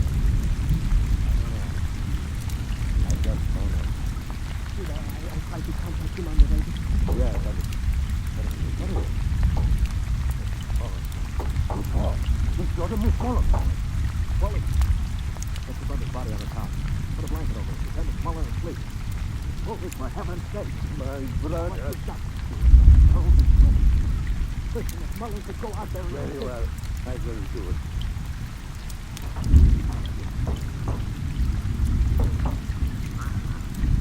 Yeah. Yeah. No, we are very tired. Our grief is very great in losing one of our units. We would like to rest alone.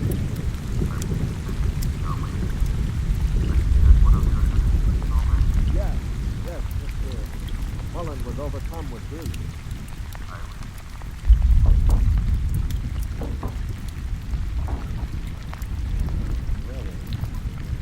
Oh, I thought sure you were going to rush. You're that brave little guy out there. What do you think I am anyway?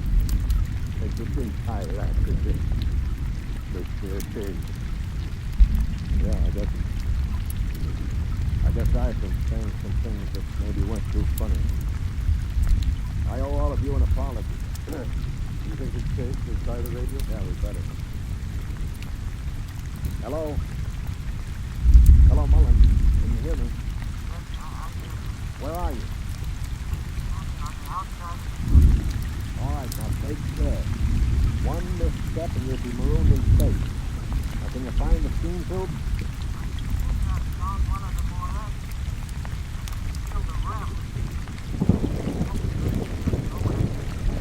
Be careful.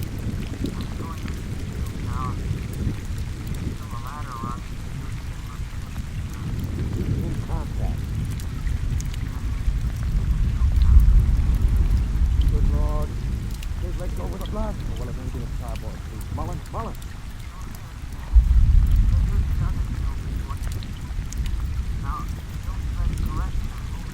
Yeah, keep moving.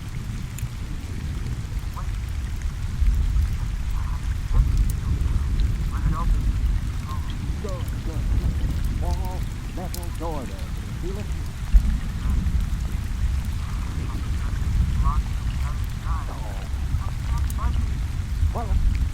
Mullen, listen to me. All right, now hold on. Don't blow up. Listen to me. Are you listening? Take the spare oxygen tank. Bang on the metal door that leads to the controls. The fluoros are bound to hit. When one of them comes to investigate, try to hit him with the cylinder. Now aim for the stalk on top of his body. Try to blind him. Can you do that? Well, now go on. Only one can count. The other will stay at the control. Now start banging.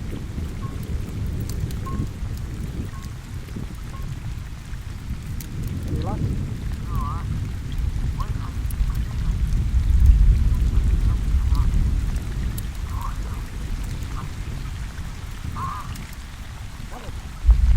Mullen, what happened? Mullen, can you hear me? Mullen!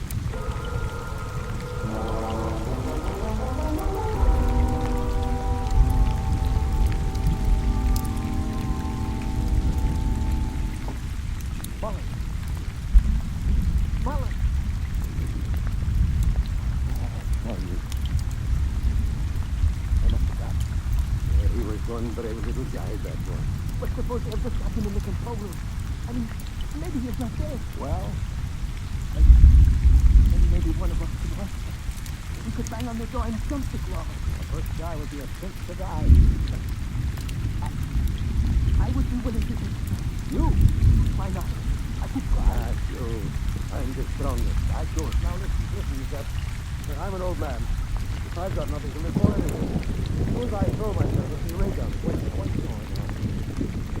20 minutes ago, there wasn't one of them who takes this little finger to get us out of here. Now you're falling all over each other. Maybe you think that Mullen teaches his election, huh? Yeah. Okay, Foley, give me the wrench. I'll start banging on the door.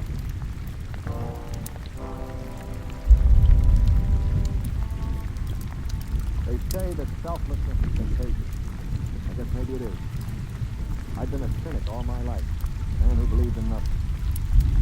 Well, I'd come face to face with 4 human beings who proved that I'd been living a lie. I knew what I was going to do. When the chloro came to investigate our compartment, I had it all planned.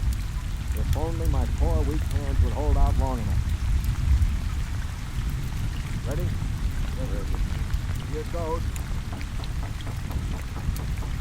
That's it, bring him. Wait. That's the door. Take it again. It's opening the lock. Poor old Mullen now.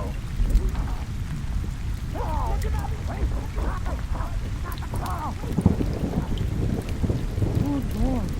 It's Mullen. Just get the helmet off. All right, now listen. Mullen? Mullen, are you all right? Seem to be right all right. Full of chloro. Both dead. What happened? Well, I banged on the steam tube hatch and the door opened. Yeah? I hit him with a swing. It blinded him. I guess it didn't kill him. grabbed me and pulled me into the cabin. In the struggle, he broke my transmitter. That's why I couldn't talk to him. Finally, I managed to shove him down.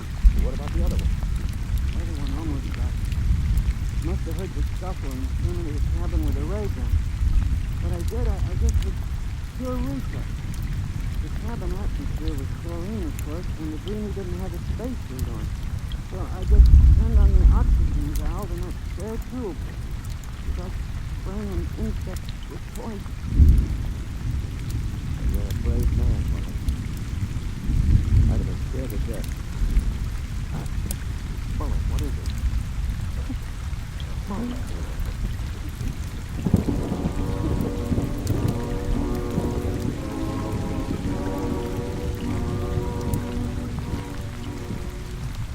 An hour later, false hands and all, I was at the controls of the ship, headed for Earth. We'd gotten rid of the chlorinating equipment and restored the oxygen mask. Mullen was asleep in the cabin under a sedative, or so I thought until the cabin door opened. Mullen, for Pete's sake, get back to bed. Oh, I'm quite all right now, really. Do you mind if I watch how you operate the ship? Oh, no, not at all. Sit down. Well, I guess I owe you an apology. I didn't think so much. That's your privilege. No, it isn't anybody's privilege, Mullen, to despise another. For years now, I've abandoned hope of finding any decency in human beings. I owe you a vote of thanks. You embarrass me, Mr. Stewart. I didn't do it for any heroic reasons, I assure you. Far from it. But why did you do it? That puzzles me very much. Mr. Stewart, I'm a bookkeeper. 17 years ago, I left Earth to work in Australia. It would make an impression on anybody on Earth, although I wanted very much to like. Well, about a year ago, I started to write to my family again. I don't know why. And then I asked for a leave of absence to go home after 17 years. Well, I still don't understand. What, patriotism or love of a woman or money or any of that? What was it? Mr. Stewart, haven't you ever been homesick?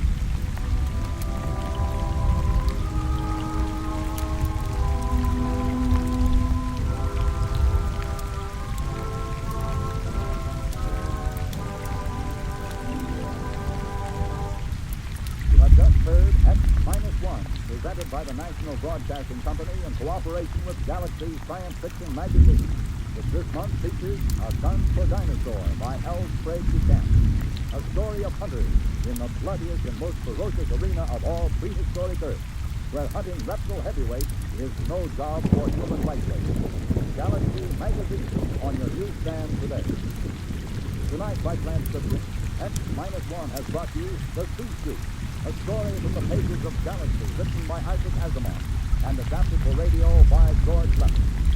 Featured in the cast were Lyle Sudrow, Stan Early, Rob Hastings, Mercer McLeod, Danny Otto, and John Gibson. The announcer, Bill McCoy. X-1 was directed by Daniel Sutter and is an NBC Radio Network production.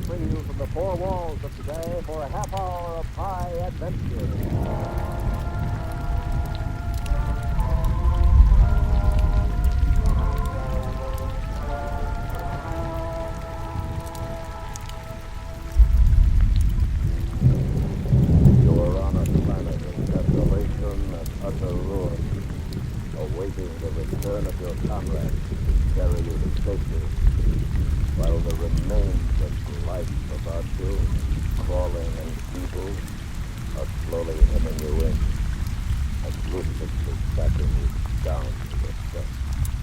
Listen now as Escape brings you Charles Smith's unusual story, North of Polaris.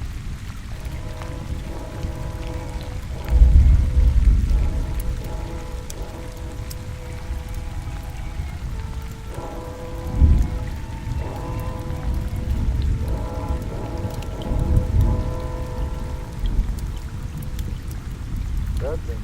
1, 2, 3, 4. You leave me, Joe? Loud and clear. Outside.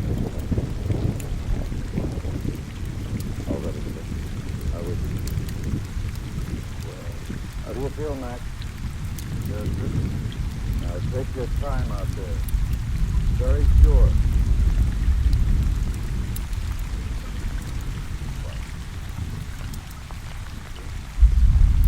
Not yet. Yes. Mac, what's it like out there? Nothing much to see. You feel heavier or lighter than usual? You move about easily? Just like at home. What about atmosphere? I'm turning off my oxygen unit and opening the intake valve. Careful. Not too fast now. I've got my spark frequency. That's good, buddy. Right. Seems to be okay. Yes, sir, the air is good. Are you sure? Okay. Send them out.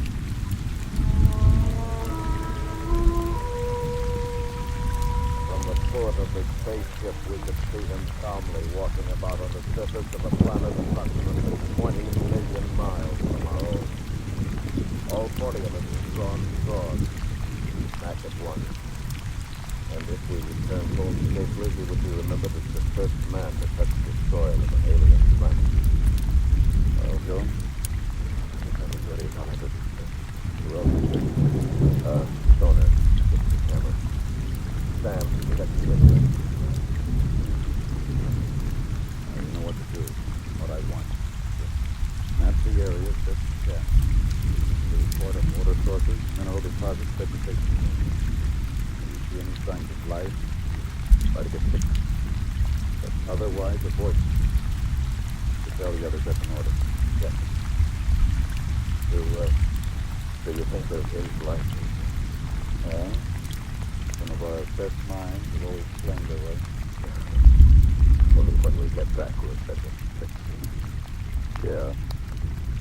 I'll make early drop. Keep you up at this spot for 48 hours. So you're on your own. Good luck to you. Thank you, sir.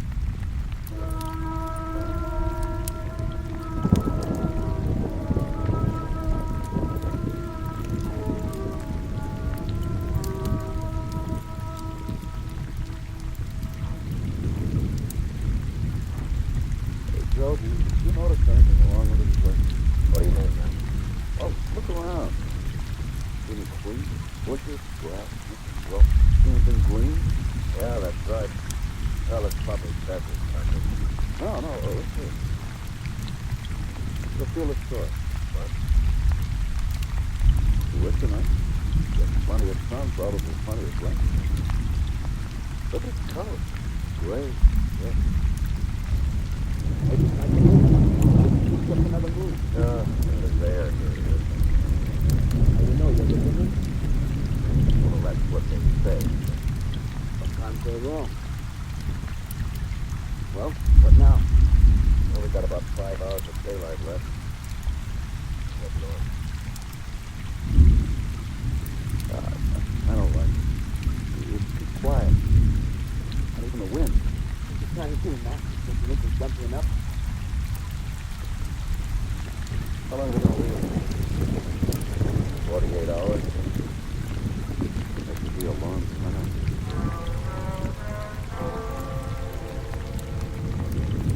We started north. It was easy walking over the flat rolling land, easy because there were no trees or bushes or weeds. There was nothing. Nothing but the gray sky and the gray dead soil. I was beginning beginning to think that maybe it was only a moon. And then they make camp tonight. Okay, come and get it. Look here. Beans in K, that's just what I want. Oh. Now, what's this hand you hot?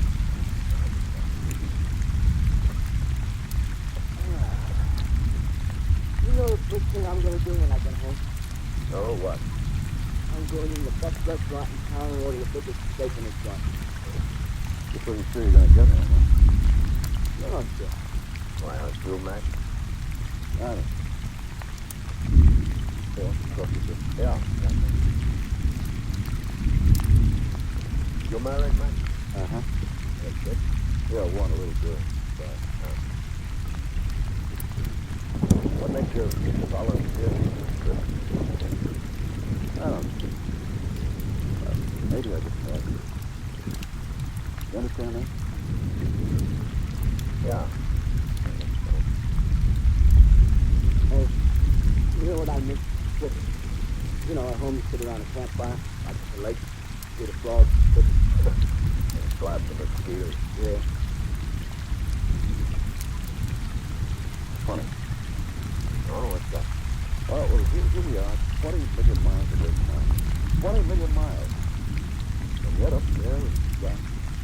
We can still see it. I wonder if anybody's looking at this thinking planet and wondering if we made it. Oh, sure they are. All the scientists, astronomers. I don't mean them, I mean, I know what you mean. You got a family, Sam? only my mother.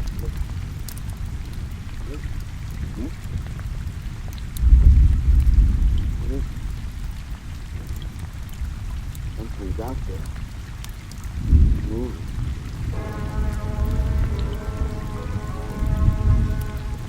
It was light. There was light here. And we could see it now. In the dim light given off by our heating village. It was an ugly, molding heat. A hellish body. And from its odor, the scavenging. Like everything else here, it's color of gray. All right, cut it out. Sam! Oh, that's real smart. Supposed to be a photographer, take pictures of what we want. Oh, lay off it, Joe. It was only a rat, a big rat.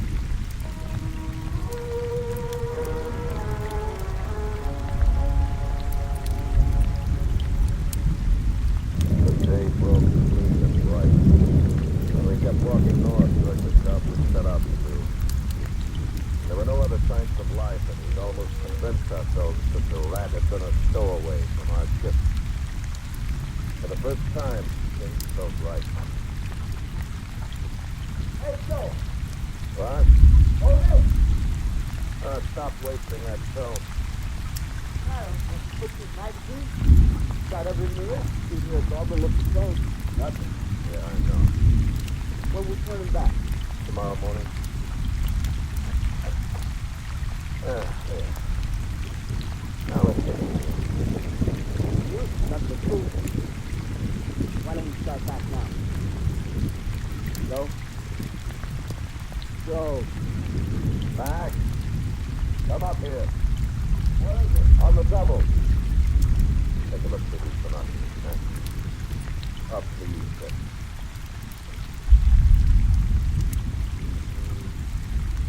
Lake. Now swing on slowly to your left. No, easy. There. Feeling it. I don't know. Well, it's like clumps of stone or cement. Take a look. See in the back. Would that be what's left of the strip? It is. We found. Yeah.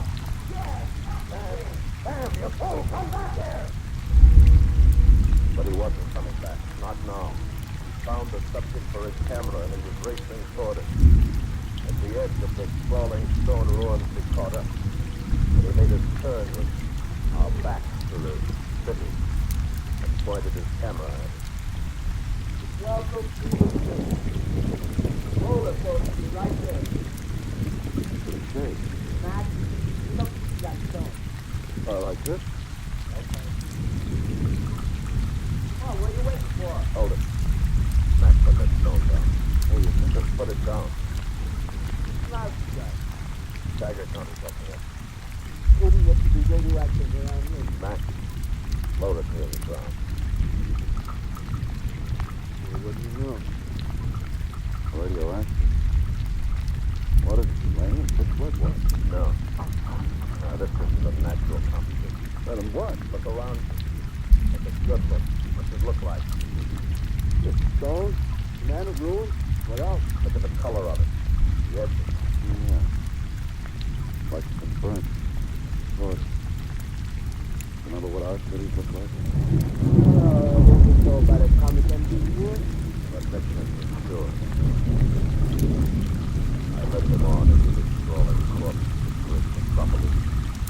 So we stood near the jagged face of what once must have been a magnificent building. That? Huh? Over there. What? Look. Right.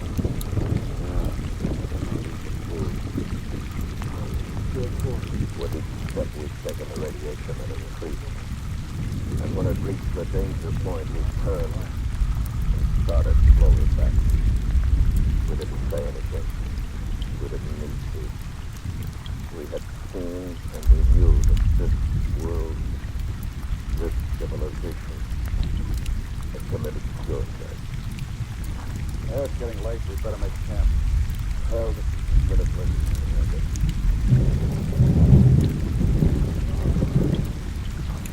You don't know about this guy. I'm stupid. Yeah, it's been a long day. You want to set up the stove, man? Oh, might as well. The guys are tied up and down. Just like the storm did. Your stove safe, man. You think the radiator was back there damaged? Packed in heavy lead for us. No. What?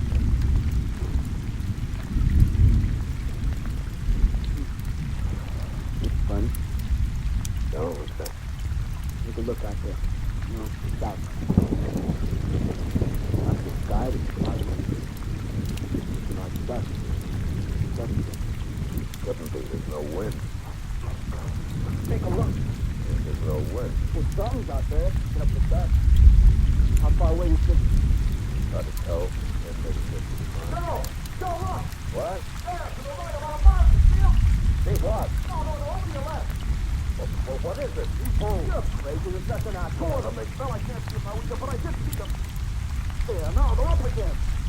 Joe shot the people left side.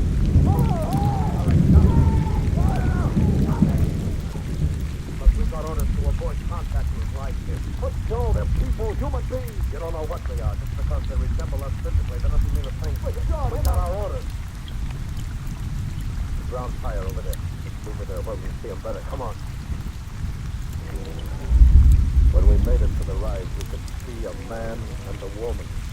Two people just like ourselves. Even what was left of their clothing was similar to ours. And they were running desperately. And then I looked beyond them and saw the cause of their fear. Stalking them, slowly closing the distance between them, were six of those great, evil rats.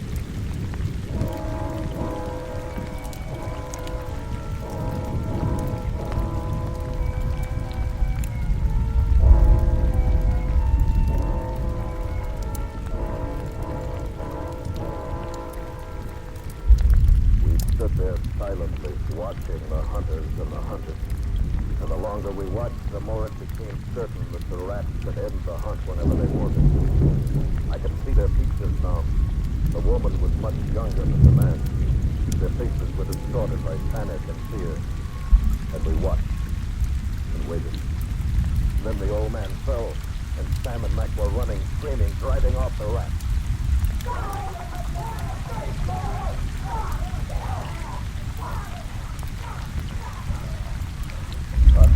Are you all right? Can you understand me? Yes. Where's my father? I'm a forgotten. The boys did it. You speak our language. Yes. We were sure there wasn't anyone listening. We thought they'd all gone. Gone where? South. What else is behind? This But he was too old, not worth the trouble. How many have you listed? 11 of them. Only 11. Harvey and I started out yesterday morning. We thought we could meet them later.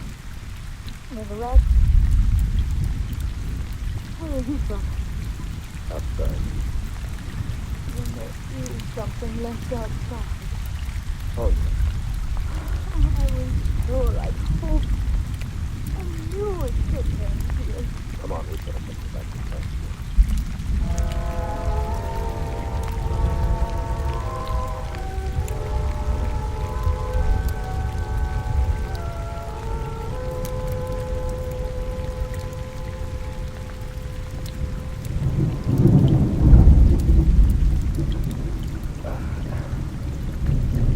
Well,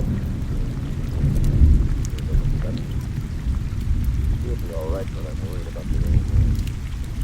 Joe, Yeah. we've been talking. How can they know our language? How? Yeah. I don't know. You know, like our world after the atomic war. Yeah. I remember reading how the radioactive dust spread all over the land, killing everything. Grass, trees, animals, everything. I guess the same thing happened here. You lost your rocket, Joe. It's 20 million miles apart. And our war was over 50 years ago. Look, don't you think it's possible that life on another planet started, advanced, and progressed step by step with ours? Oh, Joe, now you're talking like something out of one of those science fiction novels. Well, what's the matter? Can't your ego accept it? Do we have to be the greatest super beings? Everything else in the universe is subhuman? Oh, wait a minute. No, not at all. Okay. It might be a good idea if one of us took watch while the other two get hot up. Sure. Well, I'll take the first lap and then you stand and then mine. You tell it will be 3 hours. Try to get it.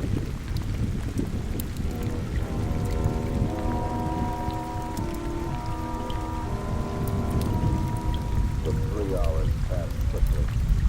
My mind was racing, asking if this world was a parallel to our own world. Were all the worlds of the universe alike? I was trying to find the answer when Sam released me. I still hadn't found it when I jumped up. But I didn't sleep very long.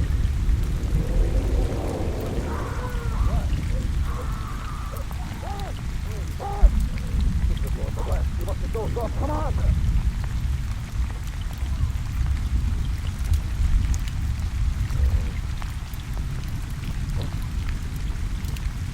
Oh, my.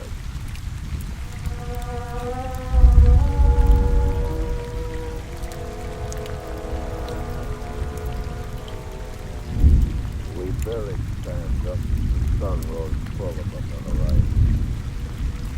Then as we turned to walk back to camp, we saw it. The sky to the south was black with dust. It was closer now, much closer than the day before. And whatever it was out there was moving straight for us. What do you think? Oh, June. Does your father feel well enough to travel? He's much better.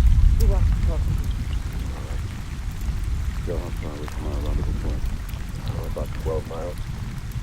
Have you noticed the dust to the south? Yes. I was hoping that you could tell us what it was, sir. Good harmony. What? Harmony. Good harmony with the rats. The others. Those who saw us yesterday and this morning. Those were the south. Out there, the man's birthday. Why only rats? Why no other animals? In the wild country, the rats are already immune to radiation. Pigs, trout, and all other life have it. But why? Due to the cremation in our early atomic generation after generation. And generation by generation, there was this continuity. The rest is born with the radiation. What are we waiting for? Let's get out of here. Yes, in the run. And how they are the masters, the rulers, and we are the scavengers.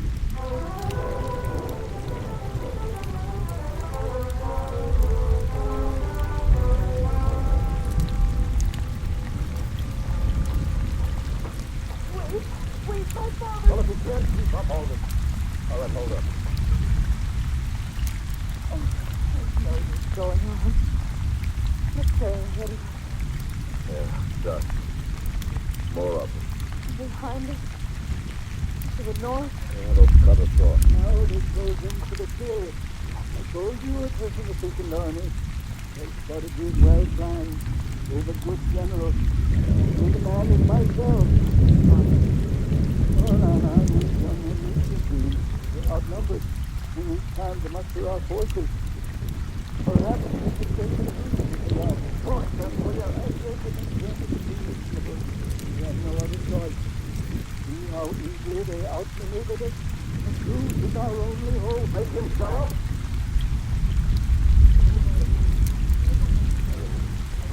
Talk quick. Don't let us go.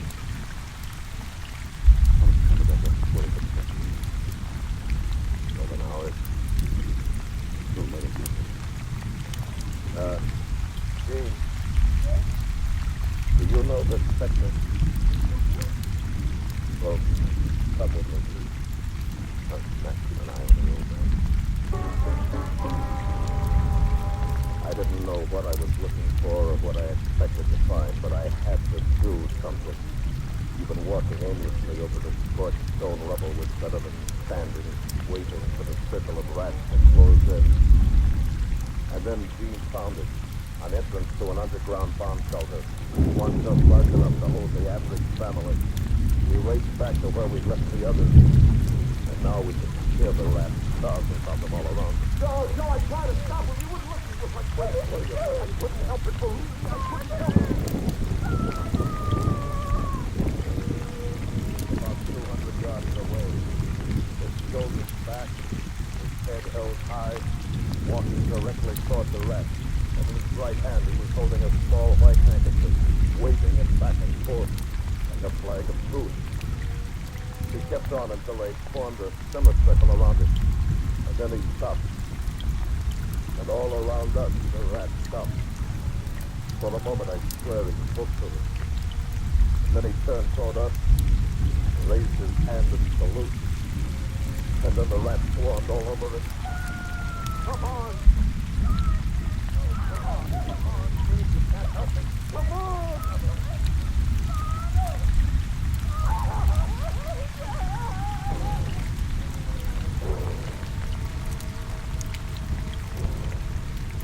We burrowed ourselves in the shelter. In a few moments, we could hear them overhead, hurtling themselves against the heavy lead-lined doors, their yellow teeth sticking at the concrete and steel. But it's been built to stand an atomic blast. It held up the rats. And we waited. Wondered, how long could we stay alive in that coffin? We didn't speak. Wondering when they break through. Sure. Yeah. What do you? No. No, they'll give up. They're starving. They'll leave to find some other food.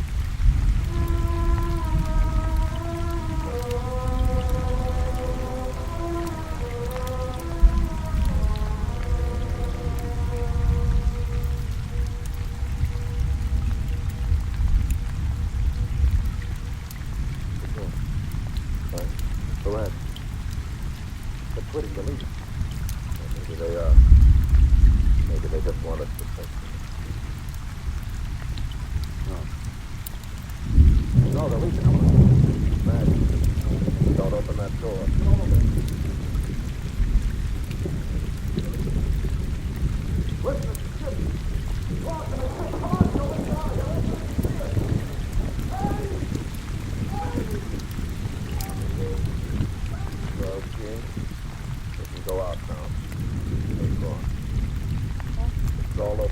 say some when you go out. Oh?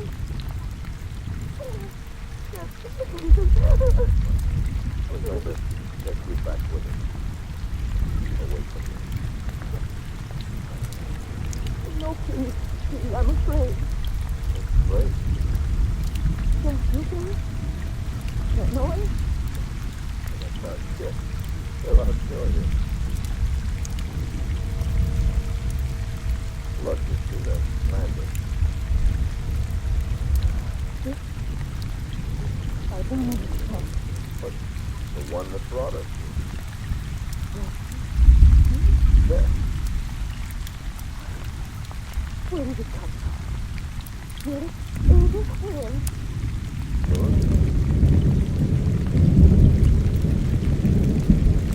You had all of the earth.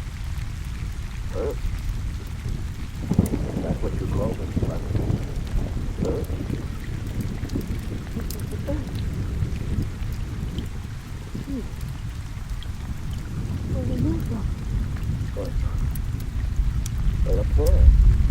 That's north of Poland.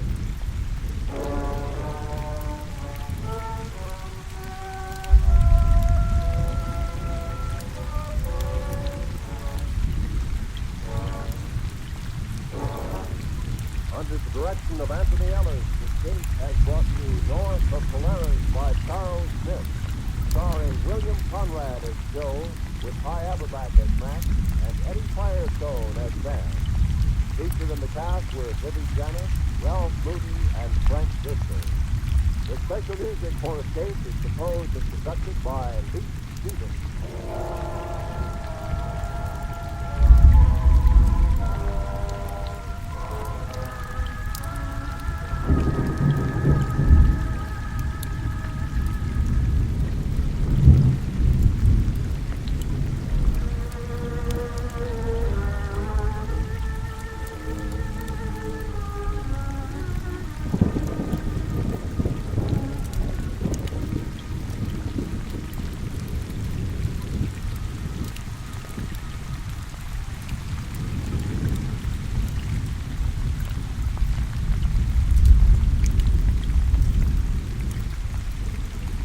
And now, a tale well calculated to keep you in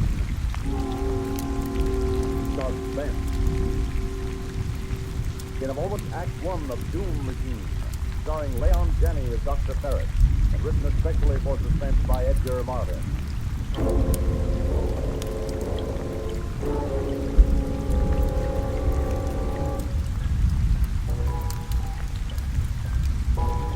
It's 8 o'clock in the morning, in the year 2500.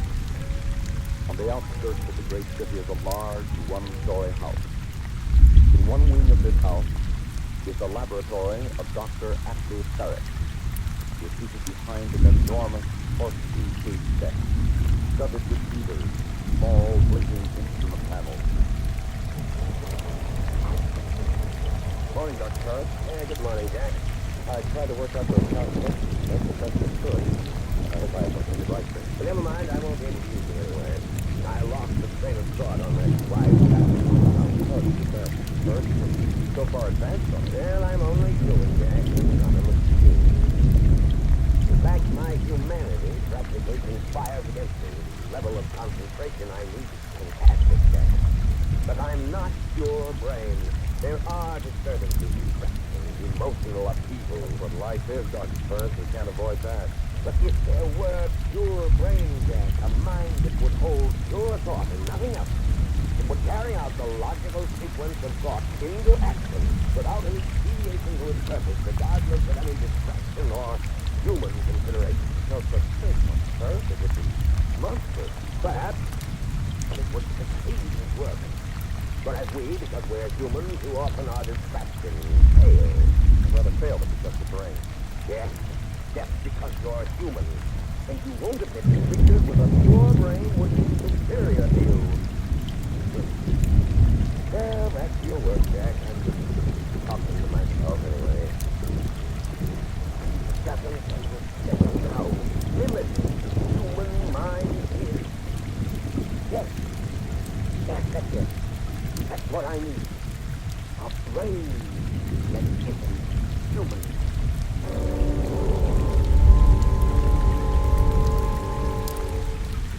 Third audio bus entry, July 7th. First part for my new project arrived today, and I immediately began assembly. The job is going to be bigger than I expected. My original plans didn't call for motive power, but now I see that everything will be impossible unless there is force of action. Sixth audio bus entry, July 20th. Sally is bursting with curiosity. She knows enough now not to come near my workroom. Perhaps I should prepare her for the fact that we are going to have a guest tonight. 13th audio box entry, August 27th. This is probably the last report I can make. There is complete mobility and the concentration chamber has been squeezed.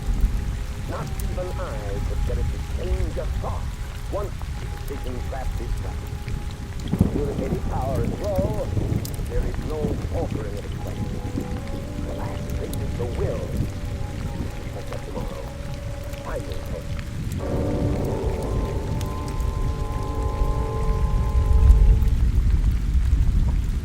Is something? Is that it, sir? I ordered it to report to me here in the laboratory at 10 o'clock. What time is it now, Jack? It's 10, sir. You can stay. We'll know in a moment.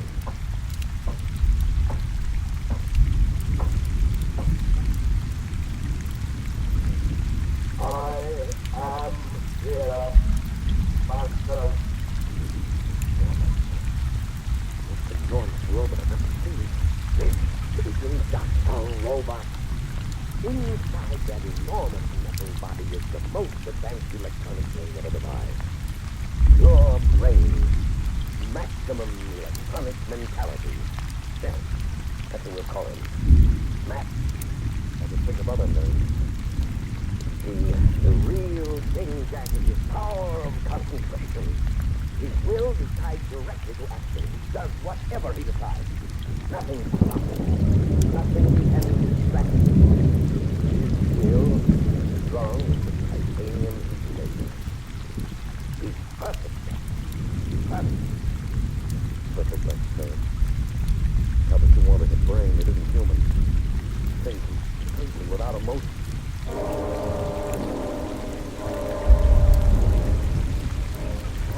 Look at Daddy's laboratory.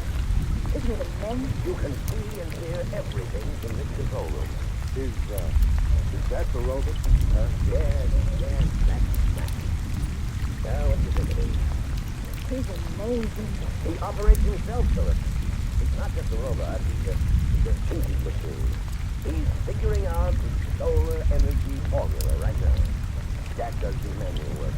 You mean the man takes orders from the robot? Jack's not in Max's class when it comes to your thought. Daddy, it's humiliating to take orders from a machine. Yes? And what's your opinion of the brilliant young physicist, Philip?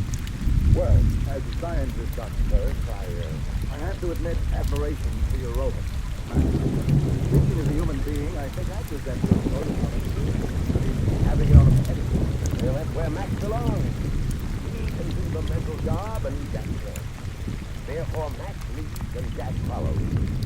I'm not interested in your so-called human values. I have no more feelings about them than Max has. The superior always leads the inferior. That's the way it is, and that's the way it has to be. I can't stand it anymore.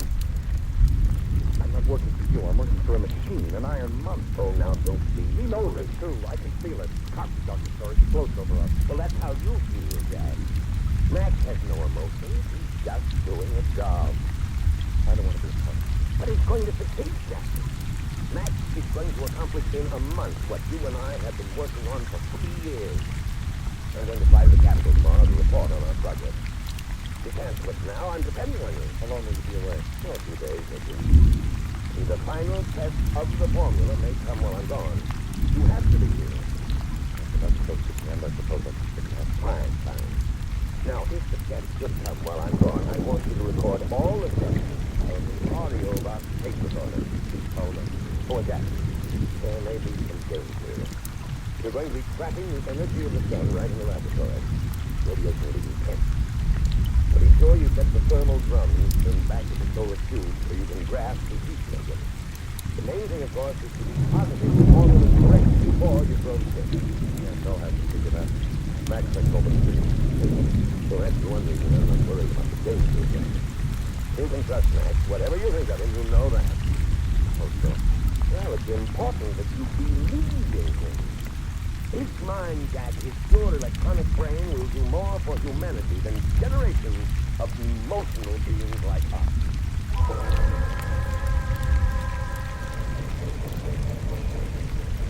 Home 23. Home 23. Omega 15. Omega 15. Thermodyne 24. Thermodyne 24. Set rheostat control. The test of solar energy, the final test. Set rheostat control. Be sure we're ready for it, Max. Let me look over the formula. Formula is right. Well, let's at least let me see it. Do now. Now? Is there any reason why we must finish it this afternoon? We've been working all day. I want to look over the formula tonight, tomorrow. Must finish. Must finish. All right. Sounds good. You turn on the audio box tape recorder so we can record the steps. I can't get anywhere I can. I'm just tired, no emotions, no feelings. Just tense on through Dr. Ferris to know I'm working out. Set rheostat control. Just a minute.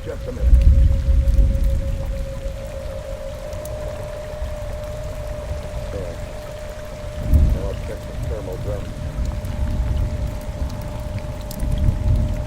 The graphing. Set thermal panel. Check. Increase range thermal 8 radial flux. Happy the sun. The control panel spin. Thermal 10 radial flux 8.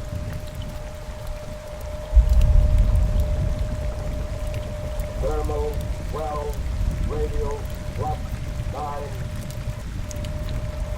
Max, it's getting too hot. I don't think we can get any more increase. Thermal 14 radial flux 10. No, Max, it won't work. I see it now. We're absorbing too much heat in the tube. We're not channeling out. Thermal 16. I'm afraid, Max. I'm afraid. Max, it's shooting heat rays. Max!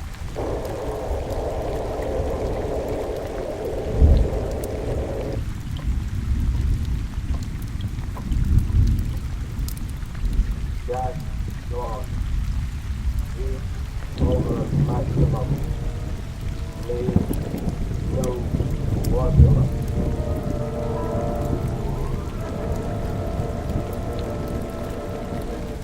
Wonderful, Max. Wonderful. It's running on solar energy. With this machine alone, this laboratory model with the power 100 times.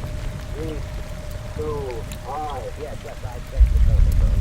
It's too high, but we can fix that. Take a little work, we can do it. You have no idea where Jack is? Gas gone. Yes, you told me that, but where? I suppose he skipped out. He's been collecting that for a long while. Fine time to do it, though. That's human loyalty for you, and he used to say you couldn't be trusted because you had no feelings. Nothing would stop you from finishing the job. No petty human consideration. Set audio box. Yes, good idea. I want to hear the steps in this experiment.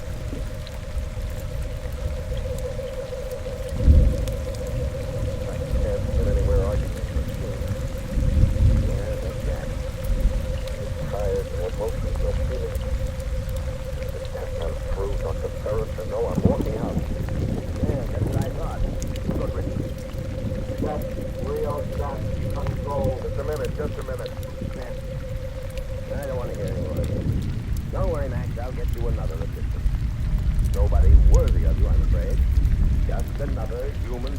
like Jack. But you'll be able to use his arms anyway, won't you? Yes, Master. Look, Stanley, I appreciate the chance to work with your father, but I just couldn't take orders from Max. Philip, I think you're wrong. I really do think that this time you're wrong. Listen, why do you think Jack did? Besides, your father never liked me. This is his opportunity to make a fool of me. But Daddy was very disappointed in Jack. He thinks your chance to make good in his eyes tops everything else. Oh, I don't know. Besides, the work is so important. You keep telling me yourself how brilliant Daddy is. Sure. And this work is computer skills. It will mean all sorts of honors. Will you listen for a It minute? can be the making of you as a scientist. Oh, for my sake, take the job. You make it very hard, wouldn't you? Then don't refuse. I can call Daddy back. All right. Good. Call him back.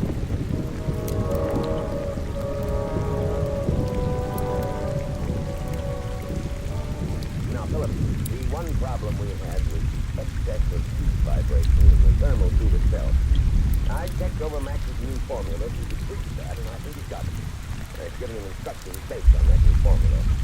I want you to follow Max's orders completely. I'm getting out to the Capitol again with a member of the National Thermal Committee, and I'm sure you can handle the work in my absence. Well, I don't see why not. The way it looks, I'll only be an extra pair of hands for Max. That's so. A very apt bit of phrasing, Philip. Well, Max and I might as well get to work. Fine. Max will show you how to regulate these thermal drums. Good luck. I'm afraid we've been keeping you from concluding your experiments, Dr. Barrett, having you report to the Capitol so often. On the contrary, Dr. Larkin, I'm in the fortunate position of being able to place my work in even more capable hands than mine. Oh? I don't suppose you've heard of Max.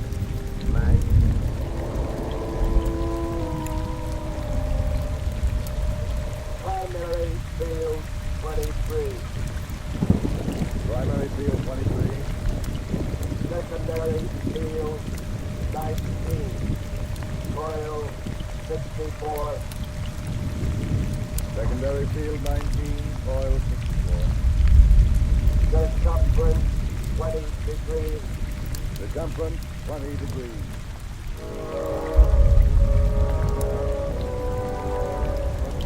You can't be serious. Rain like that is a monstrosity. It's inhuman. Of course it's inhuman. That's the grandeur of it. No feelings, no emotions. Nothing to distract us. Just pure scientific thought at the service of humanity. But a thing like that cannot serve humanity, Dr. Ferris. It's wrong somehow. We've always used mechanical servants, Dr. Larkin. But it's very jet. Oh, no. Not to make decisions for us. The mistake to grant free will to any mind untempered by feelings and emotions. There's something immoral about it. Oh, but that's just the beauty of it, Dr. Larkin.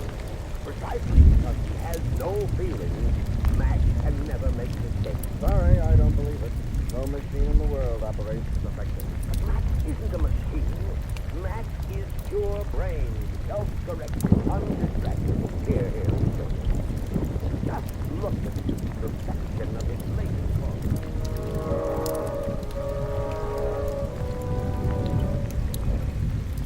Home 22.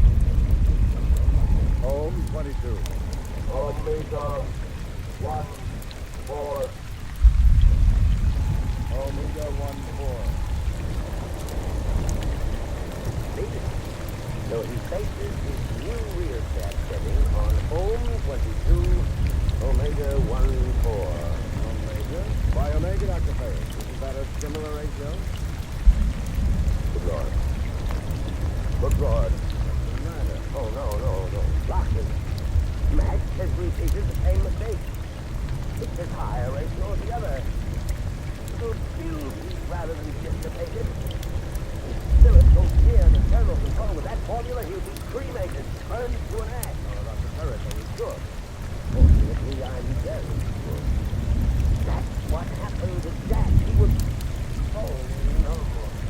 Larkin, I've got to go back. I've got to get back in time.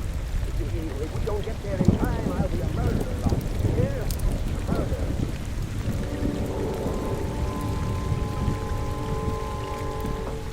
Field Control. Rear stack control. Thermal panel. Check thermal panel. Well, Mac, this is the big one. We're all set to drag in the blazing sun. You know you're not half bad to work with. After fellow becomes used to your infernal arrogance. Check thermal panel. And your infernal driving. There. All right, Max, old boys, fire away. We're on to glory. Increase rain, thermal 8, radio flux 6. Thermal 8, radio flux 6. Wow, it certainly builds up heat. Thermal 12, radio flux 9. Thermal 12, radio. Thermal 14, radio flux 10. Thermal 14. Seems awfully hot, Mac. Yeah. Mac, listen. I don't know about this. Getting awfully hot. Dr. Ferris, what's wrong? These thermal rays will be cremated, burned to an ash. Hey, now, stay there. The infill glass walls will see us.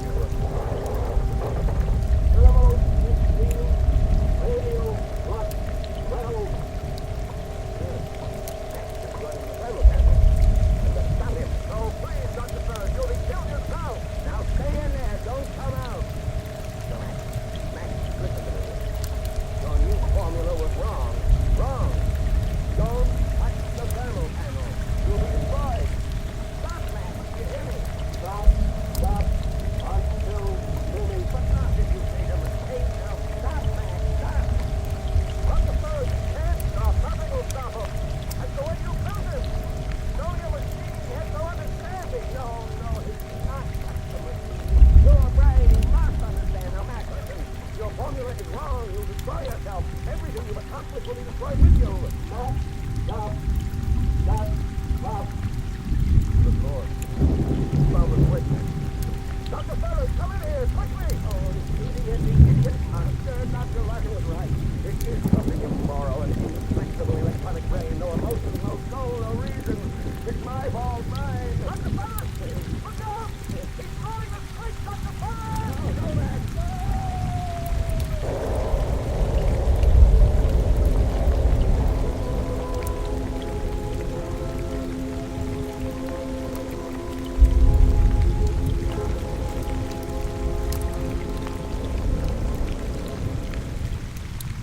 Suspense. You've been listening to Doom Machine, starring Leon Janney as Dr. Ferris, written especially for Suspense by Edgar Marvin. Suspense is produced and directed by Bruno Serrato Jr., music supervised by Ethel Huber. Featured in tonight's story were Cliff Carpenter, Elaine Ross, Bernard Grant, and Eugene French. Listen again next week when we return with Ed Zulu, written by Robert Arthur. Another tale well calculated to keep you in suspense. The Scene is Easy on the Richard Hayes Show weeknights on the CBS Radio Network.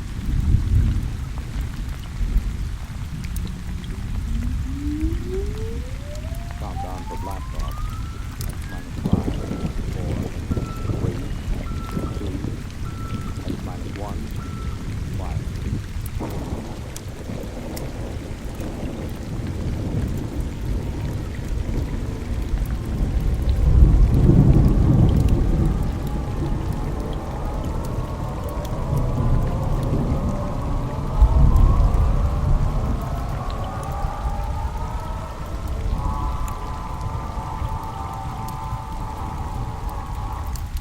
From the far horizons of the unknown come tales of new dimensions in time and space.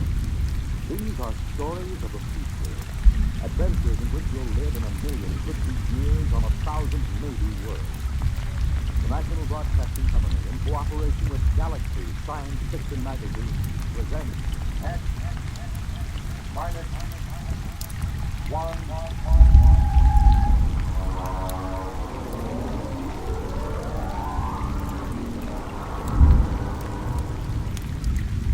Tonight, the discovery of Fournier Mathaway by William Henry.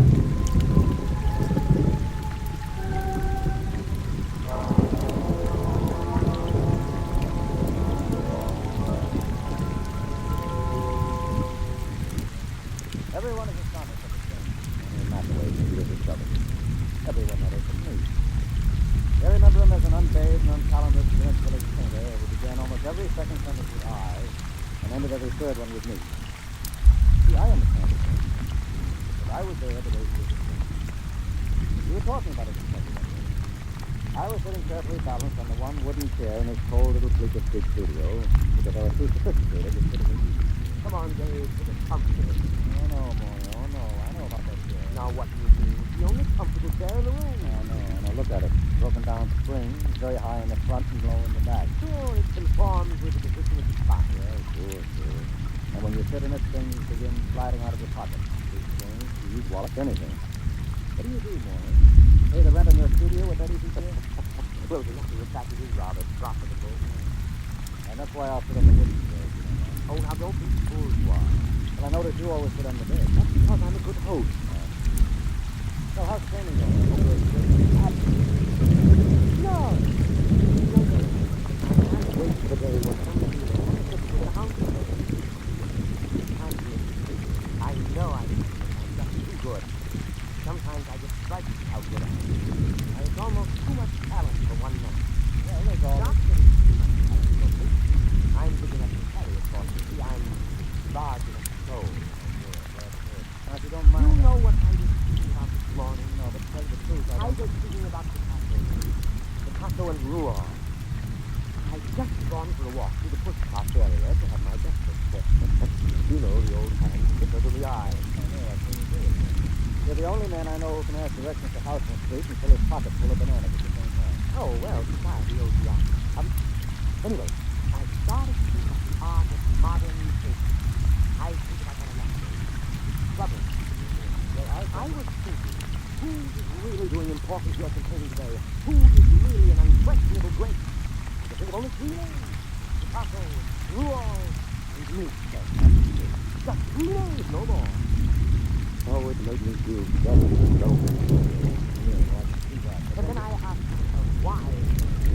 The absolute genius always been so rare. Why have I been discovery been made so long? Why haven't I been so long?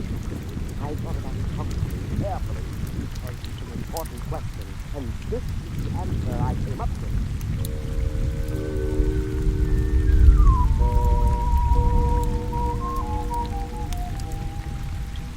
Don't bother waiting for the answer this morning if you're not here. It turned out to be a series of credits I'd heard at least a dozen times before from a dozen other painters in the village. Morning was a bad painter, there's no question about it. I say that not only for my opinion. I've roomed with two modern painters, and I've been married for a year to another. But, well, for example, a friend of mine, a fine critic of modern art, took a look at one of Morning's paintings that he hung over my fireplace in spite of my protest, and just kind of stared backyard. What does he call that thing? Oh, he says it's smudge on smudge. Well, I can believe it. Smudge on smudge, white on white, non-objectivism, neo-abstractionism, call it what you like. There's nothing there, nothing. Doesn't even have the interest of those paintings that sometimes we did a couple of years ago.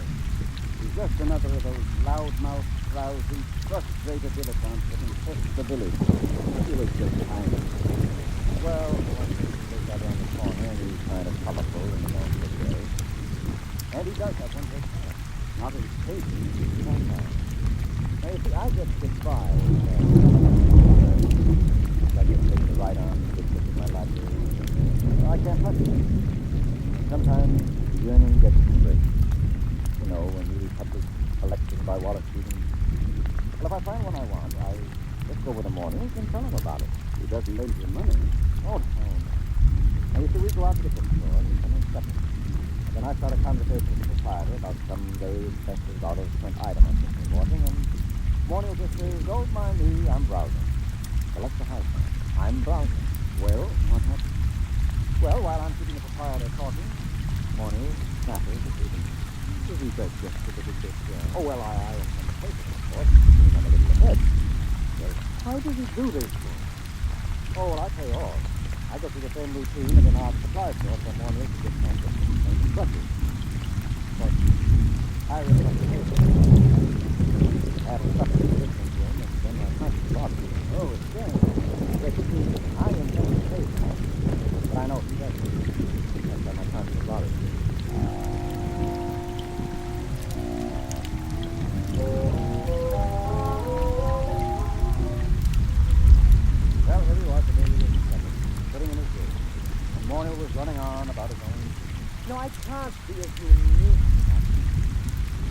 People must be born with the potential of such great talent, but it's destroyed in them before they can reach artistic maturity.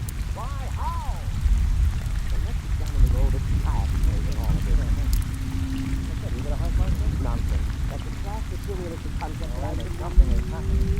Hey, what did you put the purple light in? What's that? That's to the wall. It's the front. We can't both be having an artistic vision. You're not surprised. I'm not drunk either. Look out, something's going to happen. Mornial Mathaway? Who are you? Where do you come from? You are Mornial Mathaway? Yes. My name is Princeton. I bring you greetings from 2487 AD.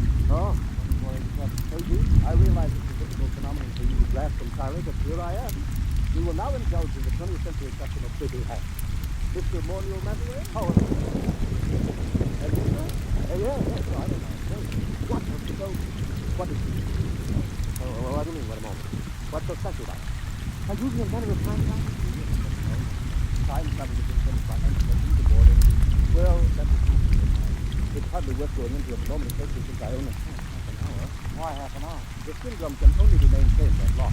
The skin drum is, well, call it the transmitting device that makes it appear in your period. There is such an enormous expenditure of power required that a trip into the past is made only every 50 years.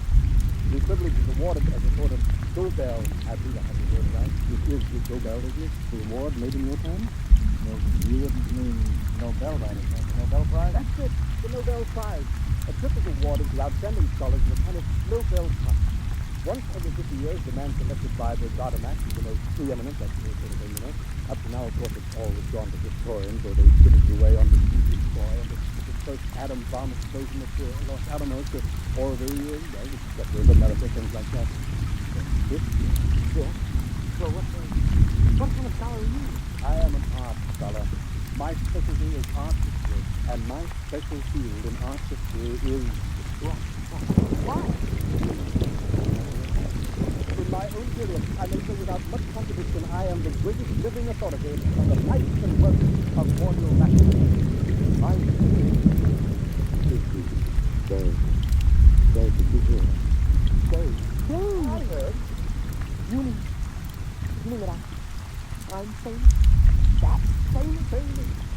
You, my dear sir, are beyond fame. You are one of the immortals of the human race. That's famous.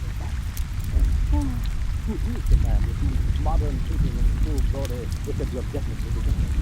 Who is the man whose designs and color have dominated architecture for the past 5 centuries? Who is responsible for the arrangement of our cities, the shape of our architecture, the texture of our clothing? Who? No other man in the history of art has exerted such a massive influence over design. To whom can I compare you, sir? To what other artist in history can I possibly compare you?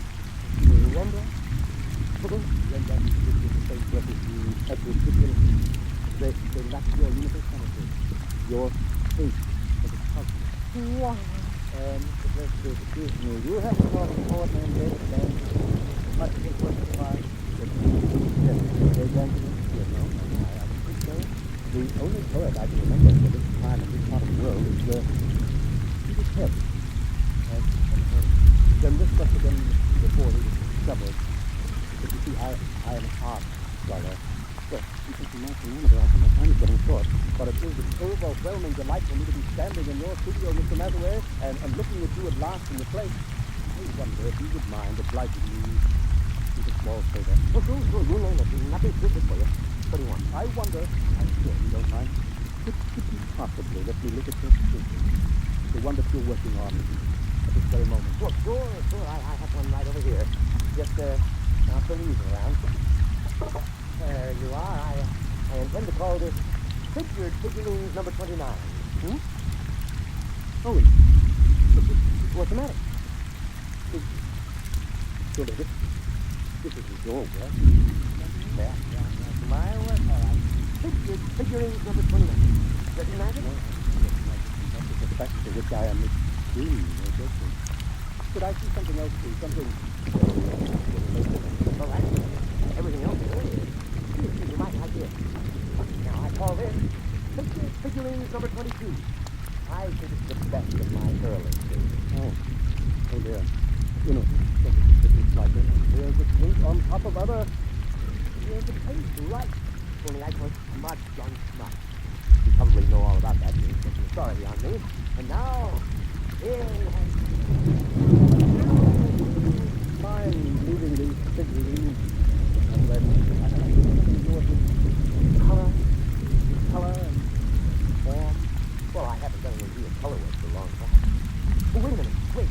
I had one over here somewhere. An old canvas. I was going to paint over. Here we are. This is one of the few examples of my mold and mottle period that I've got. I don't know why. Positively, it's... Oh, no, wait a minute. Let me show you some of my intestinal period. Here. Here's a particularly good one. It's called large intestine rampant. You like it, sir? No, I think I'd like it to go. Well, it's come to the chair. And here's another one called small intestine. Rather good. I managed to avoid completely any definite line. Well,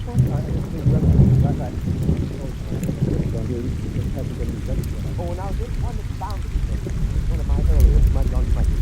It's called Fly. I did it by coating the canvas with slow-setting glue and leaving it out on the window for about 2.5 hours. Then it's delicate to cut with brush. Well, I've got lots more. You know, I don't understand it.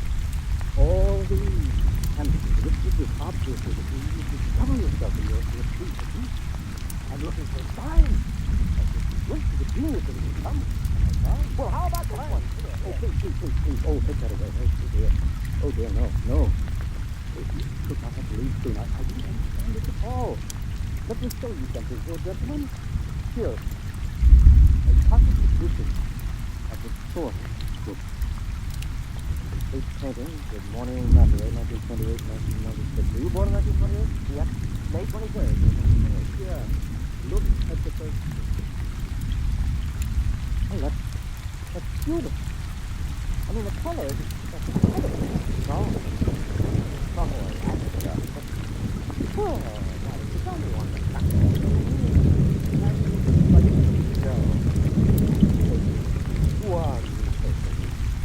Oh, I did it last week and sort of terrible. But I wasn't satisfied with the way it turned out, so I gave it to the girl downstairs.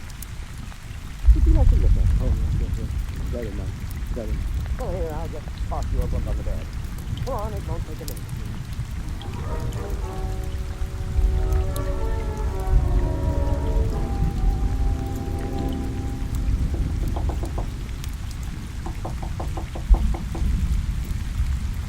Oh, she's home. I thought you'd be home now. Oh, I just so want you to see that thing. I want to see it. I want to see anything that looks like you're mature. The time is getting short. I'll tell you what. Anita here has a couple of cats that she asked me to feed when she's away for a while. So she's giving me the key to her apartment. Suppose I, browse upstairs and get it. Suppose I browse through my room and get it. Get it? Oh, yeah. You go ahead and browse. Sure. Fine, but please hurry. Oh, sure, I'll hurry. I won't take long, guys.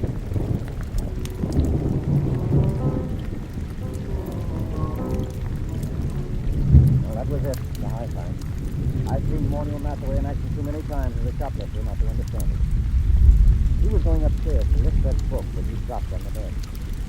I knew he hadn't ever painted a picture like the one in the book, but he would now. Only he wouldn't paint it. He copied it. Well, I started calling him automatically.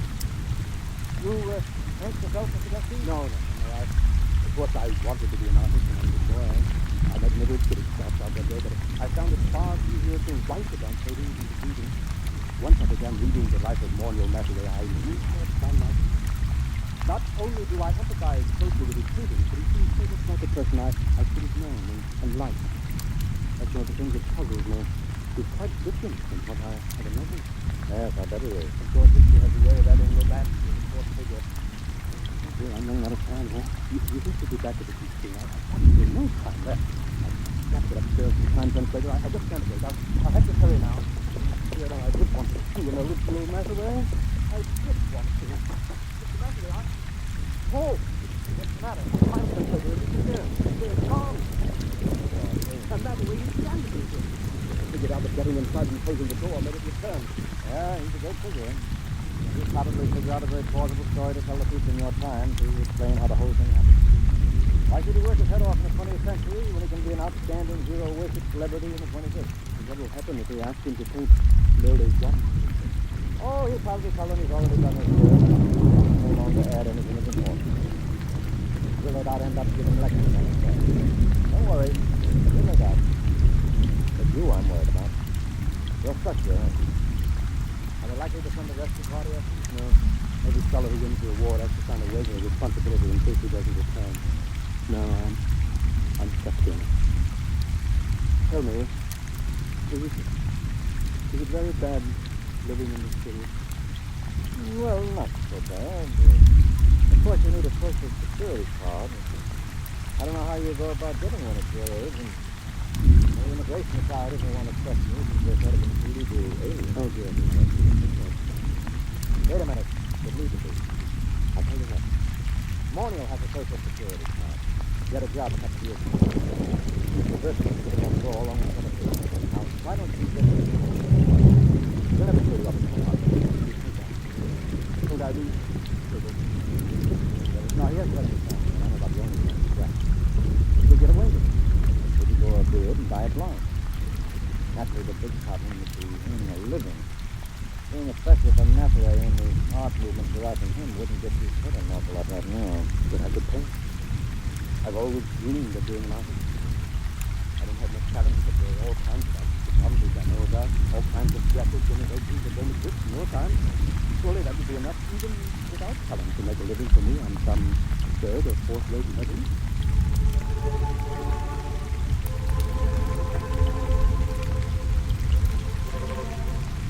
It certainly was. But not on the third or fourth rate level. Piclestu, that is Morning Nathaway, is the finest painter alive today and the unhappiest. At his last wildly successful exhibition, I remember he said to me, "What's the matter with all these people praising me like that? I don't have an ounce of real talent. All my work is completely derivative. I try to do something, anything that is completely my own. But I'm so stupid that I can't do it my own. Very stupid. What crazy. The work is my own. But then who is it? Nathaway's of course. We thought there couldn't be a time for that. I used to read all the scientific papers on the subject. They fill whole libraries because it isn't possible that time specialists argue for appearing to be copied from a future reproduction and so have no original art. But that's what I'm doing. I'm copying. That's what's my money. Let's see. Yeah, that is Nathaway. Don't knock yourself out. But it's dishonest. No, it isn't. You're deliberately trying not to copy this.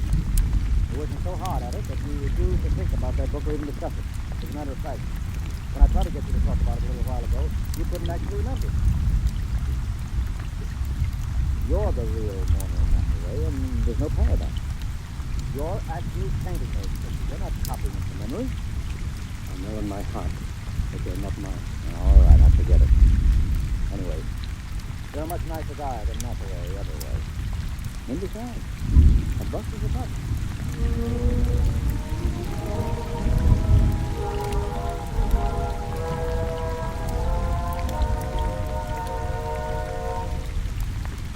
You have just heard X-1, presented by the National Broadcasting Company in cooperation with Galaxy Science Fiction Magazine, which this month features Lulu by Clifford G.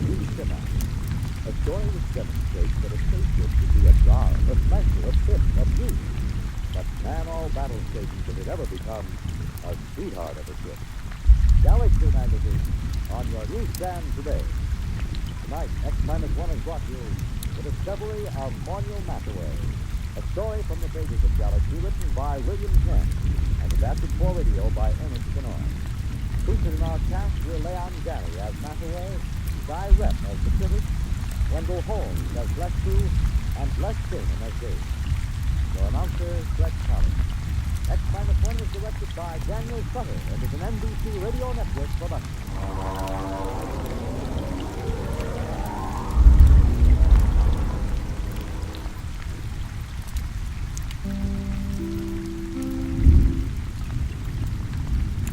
Quiet, please. Quiet, please.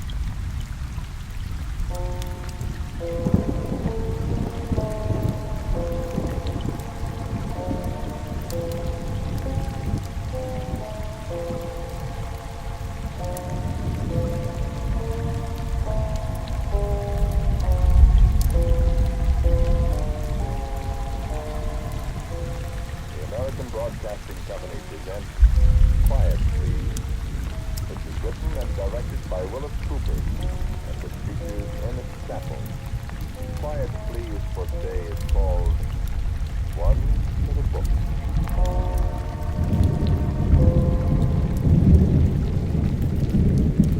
Once upon a time when there were more lieutenants than lieutenant colonels in the Air Force, and when you could tell a cadet by his blue suit like a mailman, a thing happened. And if you think the boys from the bright blue yonder got snafu sometime in this last war, brother, I'm here to tell you ain't seen nothing. Because this was the largest, the most comprehensive, the doggone it. Well, I have to tell you. And the thing about it is, this snafu isn't over yet. It won't be over for 9 years. Listen, I'll tell you.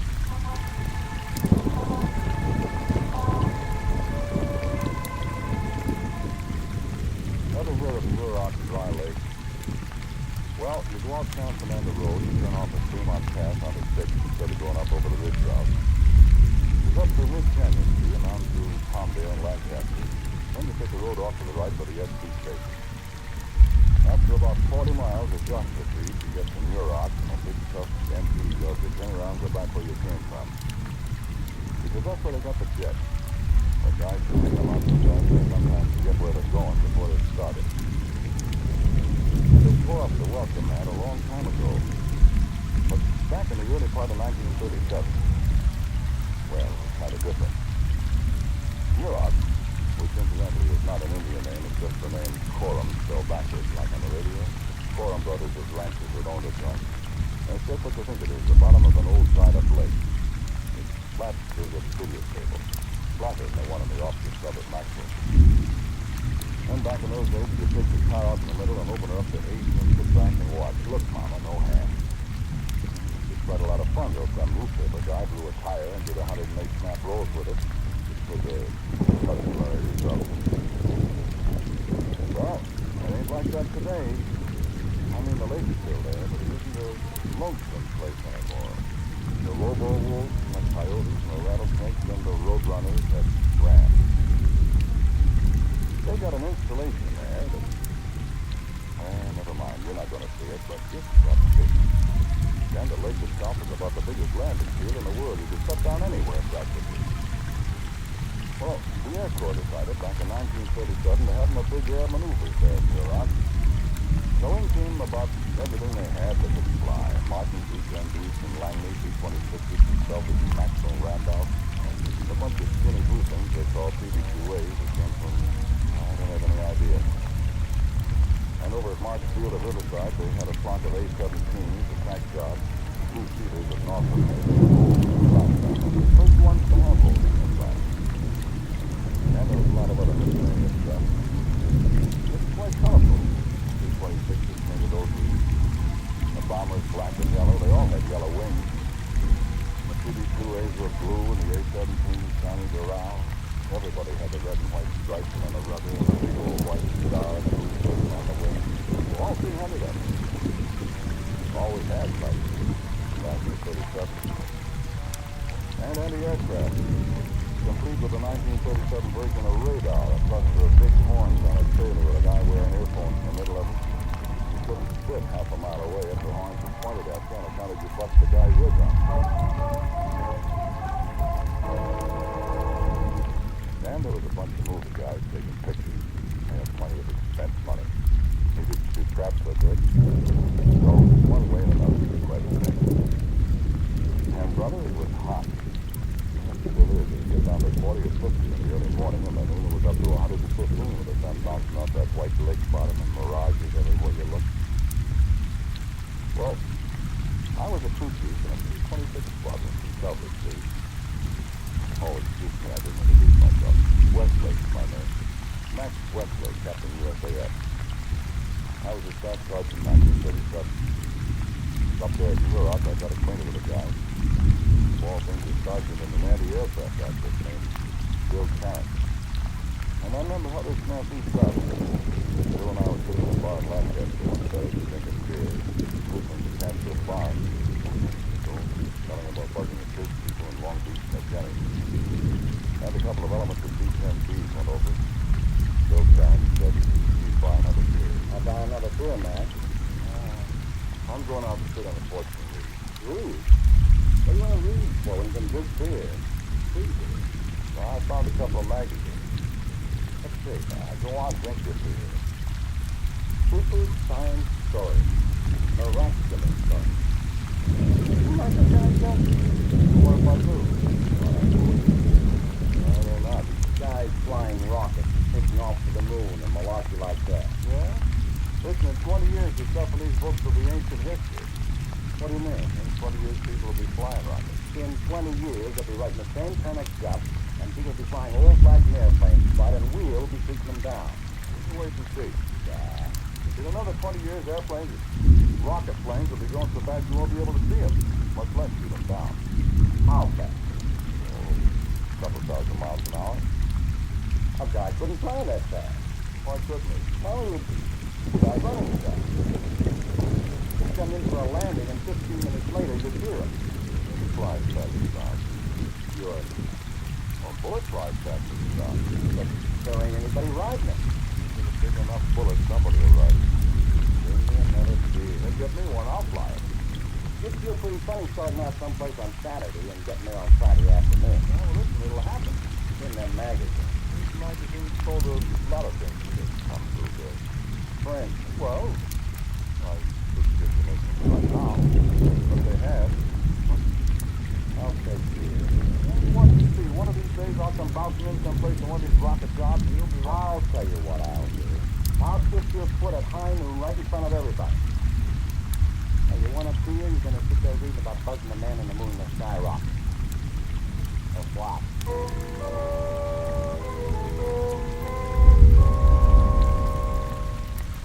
I did both.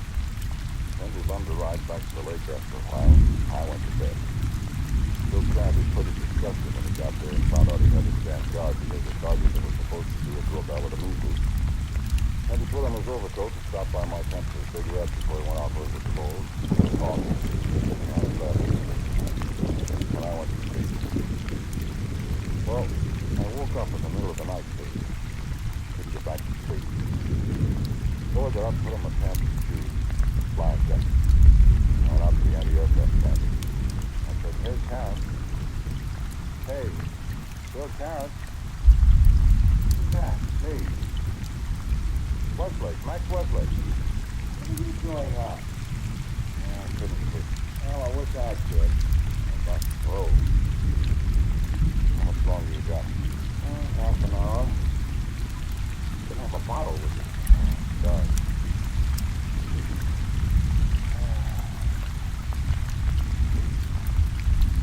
Pretty nice, isn't it?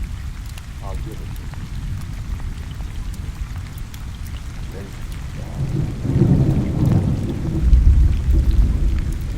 Ever fly a plane?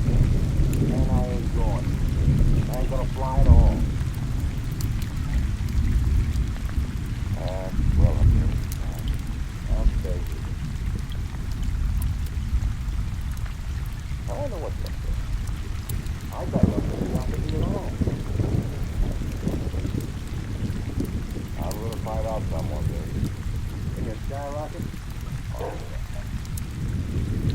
What was that? What's your name? I'll let you come up there. Probably one of your skyrockets. Anybody else tonight? I don't see anything. I wonder what it... Hey, come on. Look up there. Where? Right there, by the big zipper. What is it? I don't see anything. You know what that is? That's a parachute.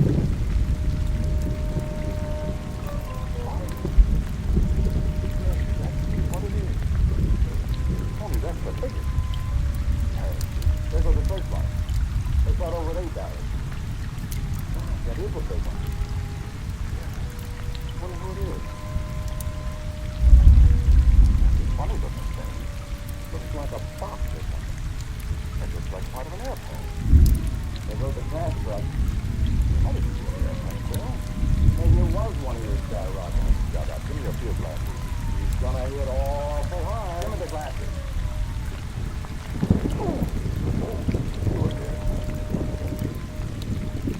Part of an airplane.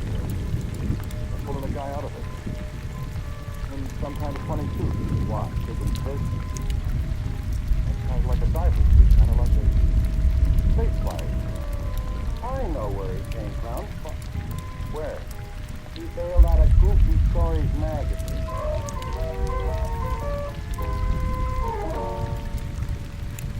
handed back the glasses to Bill Kant, and I walked over to the infirmary. That's where they take whoever it was, I figured. And in a minute, the crash wagon came back and they carried the fella in.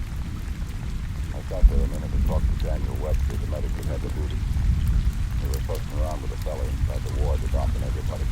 I sat there talking. There was a piece of metal lying on a stretcher that one of the medics had picked up where the thing crashed. I looked at it. U.S. Air Force was central on it. U.S. Air Force and a number and XF-131. What's XF-131? Why, that's U.S. Air Force. This is the Army Air Corps. What's the U.S. Air Force? Something new? And what's it? XF-131. I know what XF-126 is. You were in the big transmission. What's this? XF-131. And when the doctor called me, I stood up surprised. Come in here. Sir? I said come in here. Yes, sir. In here. Yes. Ever see that man before? Why, no, sir. Sure. Well, he looks kind of familiar, but is he, He's got a slight concussion, and I've given him a shot. who is he, sir? Is he from here? You don't know him? I know, sir, but I... He looks familiar. What's your first name, Sergeant? Sir? Your first name. Oh, Max. What's the matter, sir? Sergeant, that man's name is Max Westlake, too. Huh? Only he's a major in the United States Air Force. Hey, Major, Sergeant. Huh?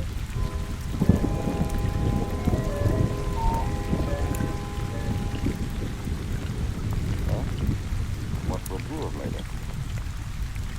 I looked at the guy more carefully. And then I saw how he looked familiar. I've seen that puss in the mirror every morning for 22 years. There was a scar on the eyebrow where I drove the car into the lamppost. And it was on the wrong eyebrow. Then I remembered I wasn't looking into a mirror. I said, "What's it in face?" He said, "Don't you?" I said, "What is it?" So I went out. Just as I was going out of the canteen, walked Bill Kant. And I said, "What's funny?" He looked up and said, "Yawn." What's the matter with you, man? Huh? Well, look at this situation. I think I've got something figured out. What are you doing, for the love of... I'm shaking off my stuff, man. What for? Well, not exactly high news, but you're going to kiss my foot just the same. Huh? That's right. Why? Because, Terrence, that guy in there, that guy that flew in here in a skyrocket, that major in there, is me.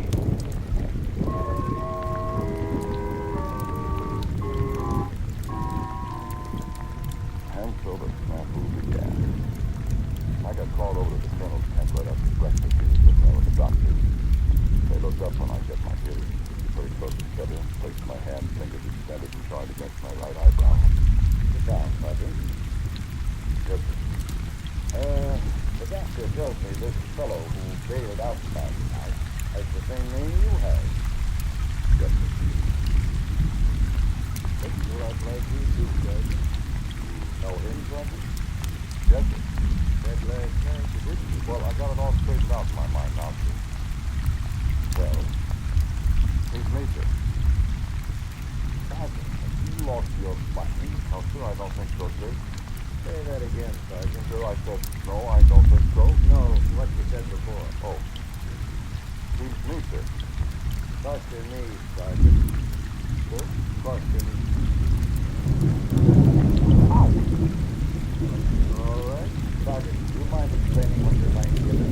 I've got a technical program on this morning, and I... Go ahead. Sir, it's perfectly simple. Aviation is progressive, sir. So what? What, sir? Perfectly simple. Major Westlake, me, flew in something like a rocket plane or something quite a long time in the future. You understand, sir?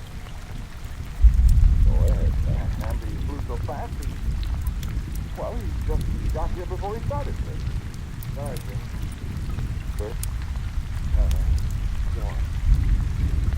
Well, sir, that's all there is. Sometime I'll be a major like he is. I mean, like I am. No, what do I mean? I mean, if he's me, I'm a major. But I'm still a sergeant. I mean, I'll be a major and I'll take off, but then when I get here, I mean, when I got here, I'm still a sergeant. Sergeant. My yes. I'm sorry, sir, but that's what happened, sir. Somebody around here is crazy. Oh, no, not me. Let's try that again, shall we? What? You're here. Just want to be sure I'm not hearing things, Sergeant. Well, if you're hearing them, so am I. Go on, sir. Well, sir, someday in the future, I'm going to be a major. You're not as... Well, never mind. Someday I'm going to be a major, and I'm going to fly a rocket plane or something. How do you know all this, Sergeant? You got a crystal ball? No, sir. It's obvious, ain't it, sir? Not to me. You, Doctor? Well, you're going to be a major. Yes, sir. I must be. I'm over there in the tent, ain't I, Doctor? And I'm a major, ain't I? You see? Sir? And someday when I'm a major, sir, I'm going to get into this rocket plane, see, and I'm going to take off and I'm going to go so fast. I must have been rolling last night. Sergeant, you must want to get out of the army awful bad. Me? No, sir, I don't want to get out of the army. Well, what makes the colonel think that? Well, if I ever heard of anybody asking for a transfer to the loony bin, this is it. Sir, I assure the colonel I am not nuts. Well, then, why the dickens are you telling me all this? Sir, the colonel asked. Okay, go on. You were taking off in the rocket ship. Or something like that. Oh, like I said, I go so fast that I just run out of time and I landed last night. You believe that, Sergeant? Yes. Where did you live? I mean, how did you fall on this basic? Well, sir, I read science fiction magazines sometimes. You do. And I just deduced. Oh, sir, rocket travel is perfectly possible. An interesting theory. Doctor, are you not too? I'm really not sure, Colonel. Well, what are you talking about, then? I was just looking at the identification card I took out of the major regimental pocket. What about it? It's dated November 24th, 1951. 15 years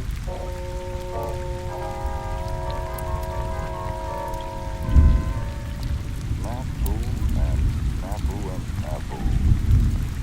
The colonel didn't have any job hops or anything. Confined me to my tent. That is, you can find sergeants not to play place to my tent. Not to play place was still out like a light. Couldn't talk. And me, I didn't have anybody to talk to. But I thought. And the harder I thought, the surer I was right. And the second day I was in there, the colonel came to my tent and he looked about 18 years older. I stood up. Yes, Sergeant. Now listen, I have the doctor take that major finger. I flew him to Washington. He looked up in the big file. Just came back this morning. Yes, sir. I'll read you what they say. The subject's fingerprints are those of Staff Sergeant Max Wesley. There is no record of a Major Max Westlake in the Army Air Corps. Directions, so forth and so forth. That's the way I figured it. Westlake, if you're running a sandy on Not me, running a sandy, sir. number 3. Where are we going? Right? Clever.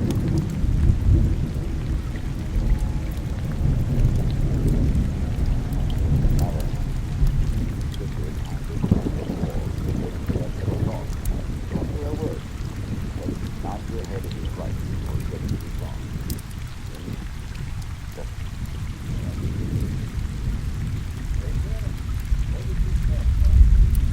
You're a You're on, sir.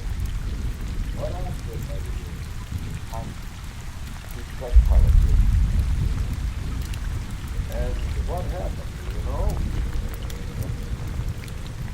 I was flying an XS-131.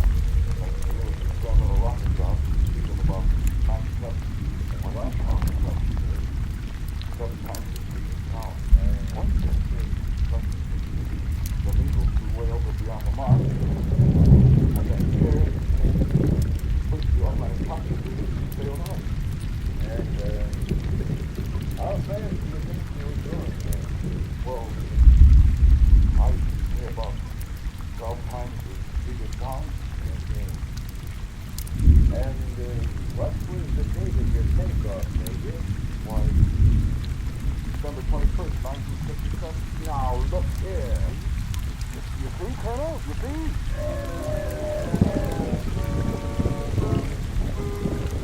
Absolute. Wow. Top. Hoorah. The Army never saw one like this before.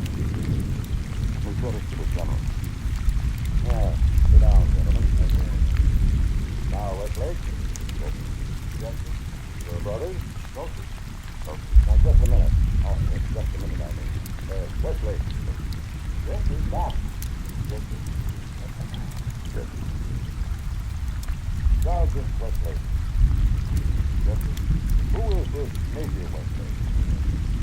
He's me, sir. Sergeant, we can't prove otherwise, General. That will do, Colonel. Now, Major Westlake, who is this sergeant? Sir, I don't know. Is he your brother? No, sir. Who is he then? Anthony. Sir, I think he's me. Doctor, are these men crazy? Not as far as I can tell, sir. Well, what ails them then?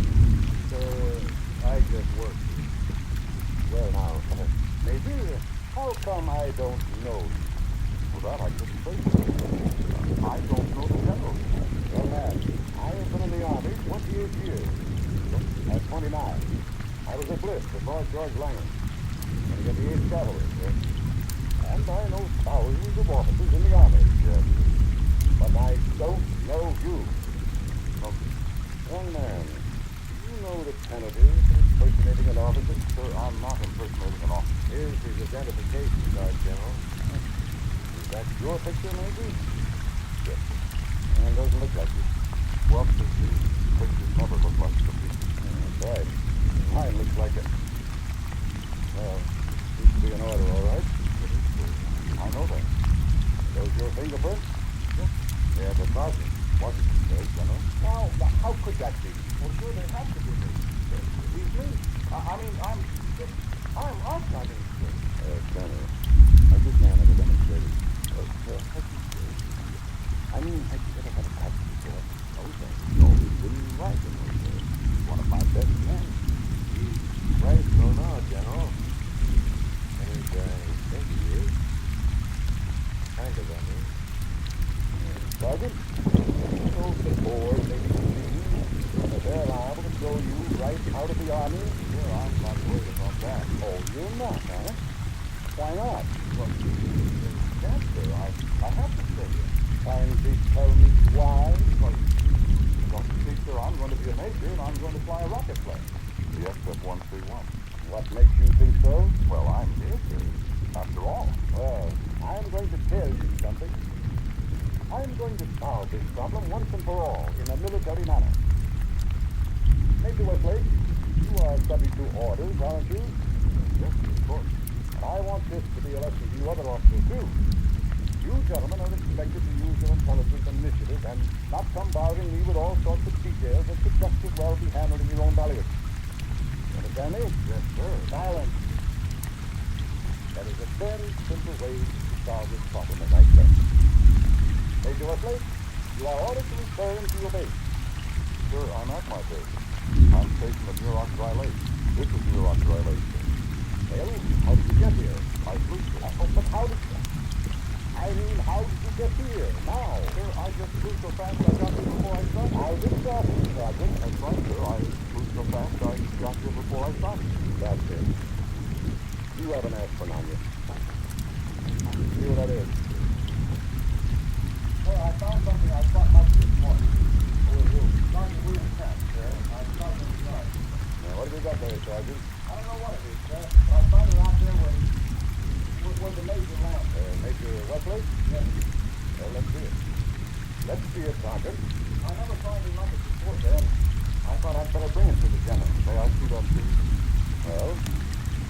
my machmeter stick. Your what?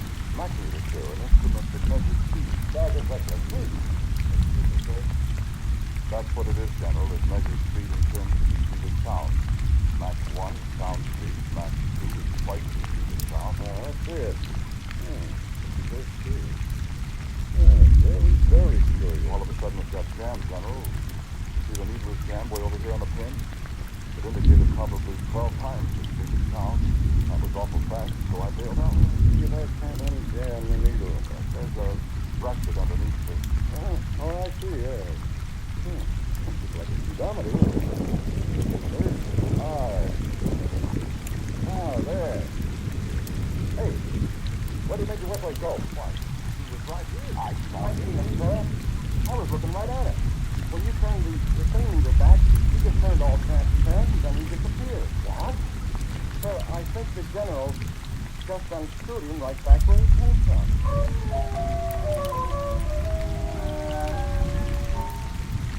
That's it. The general turned the machmeter backward, and that's all. But I like the enough I got out of all that snafu. Well, I'm a captain now, and it's only 9 more years, and I'll be a major. And I'll fly an XF-131 here at Muroc, and my machmeter will go haywire, and... My gosh, have I got to go through all that again?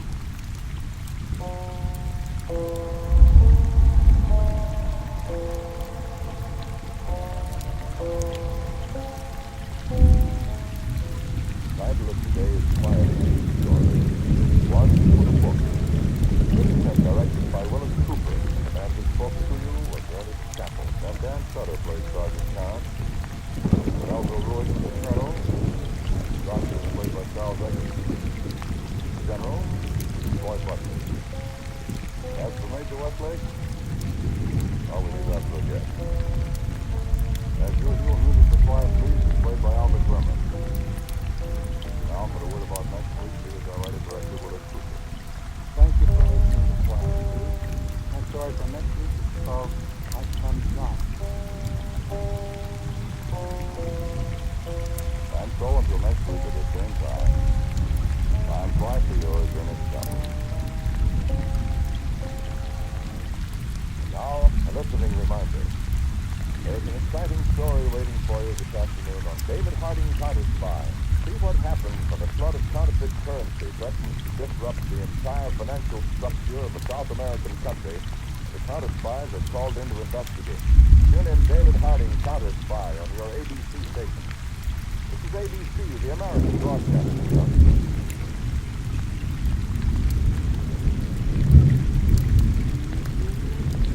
Countdown to platform. X-minus 5, 4, 3, 2, minus 1,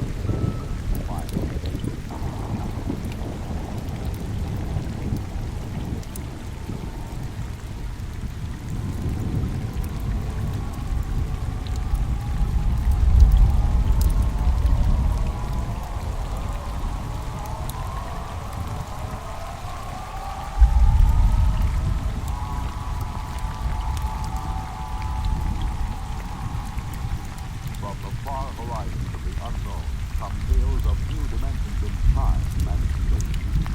These are stories of the future, adventures in which you'll live in a million quick-beat years on 1,000 maybe worlds. The National Broadcasting Company, in cooperation with Galaxy Science Fiction Magazine, presents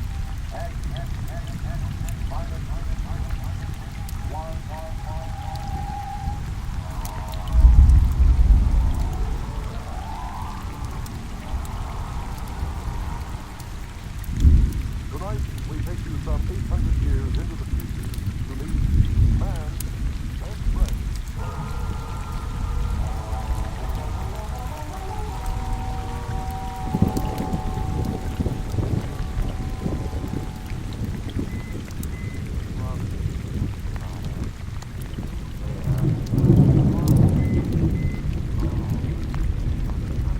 All right, I'm coming. I'm coming. Well, stand in for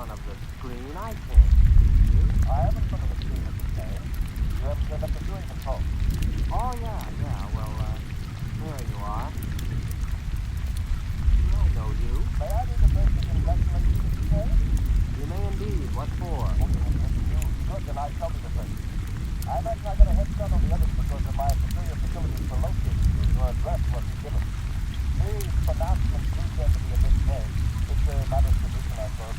I haven't heard any news for days. I've been listening to my sound tapes and meditating.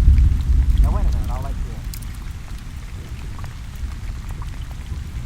Oh, the auto version must have got New York. They'll have to open the manual. Just a minute. All right. You can come in now. I suppose you don't know who I am. Well, you're wearing the uniform of an upper echelon salesman. I just wanted to warn you, nobody can force me to buy anything. I'm a free citizen. All that stuff. And I suppose the big news is I'm the lucky householder to whom the little gem room inspector will first be off. Oh, nothing of the sort.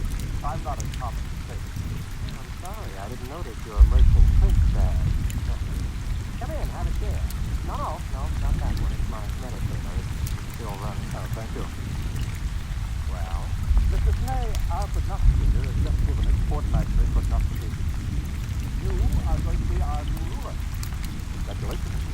I'm sure you will be a splendid one, too. But wait, what's become of the old ruler? You're scheduled to dispose of him sometime this month.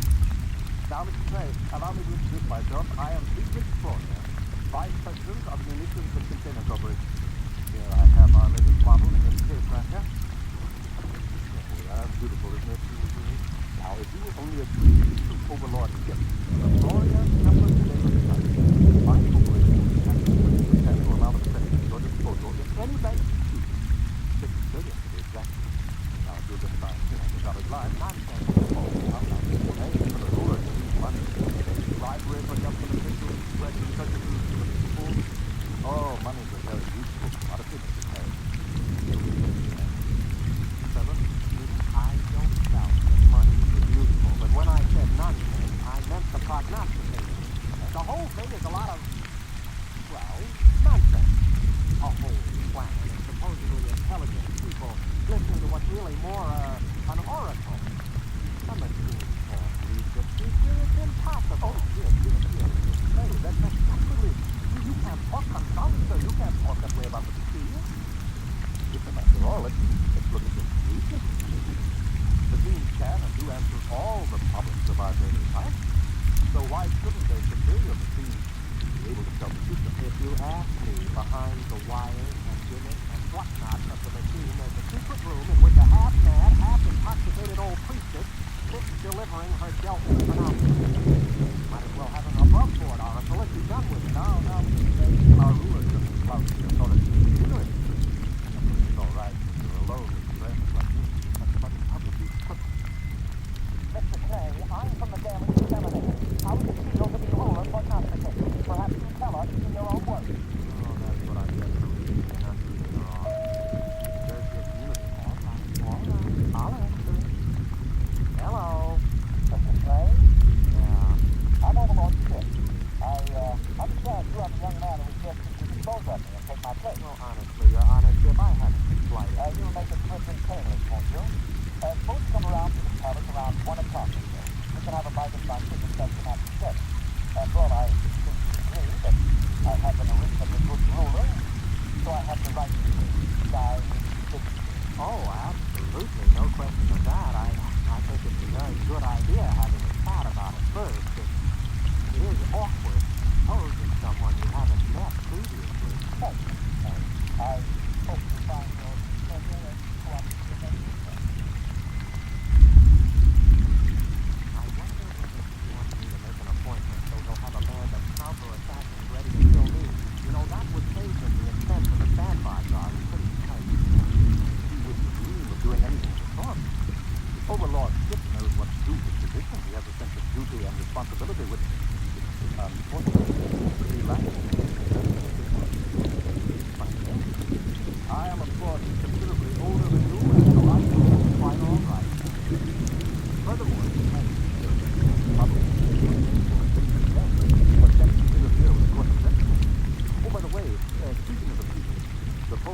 We are out to hail their new leadership. You really what's up with well, I'm not going to do it. They can't make me kill him and take over, and that is flat.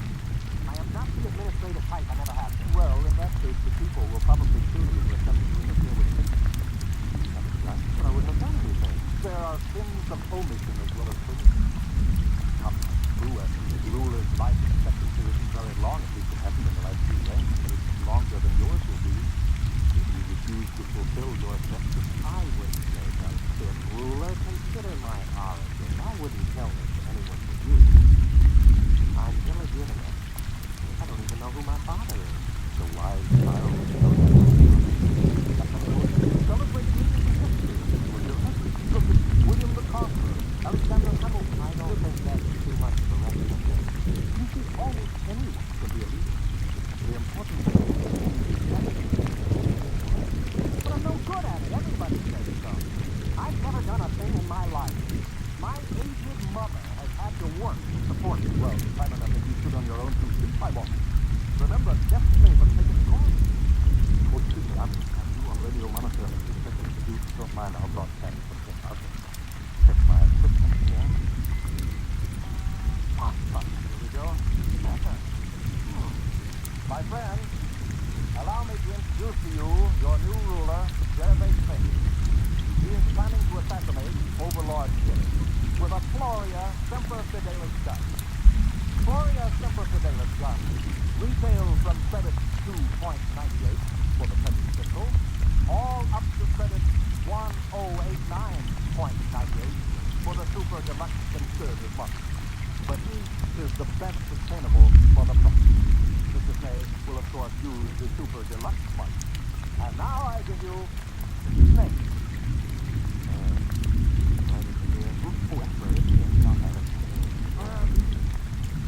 Thank you for your confidence and support. I only hope I prove worthy of it. That's all. Thank you, ruler prognosticate, Gervais Bay.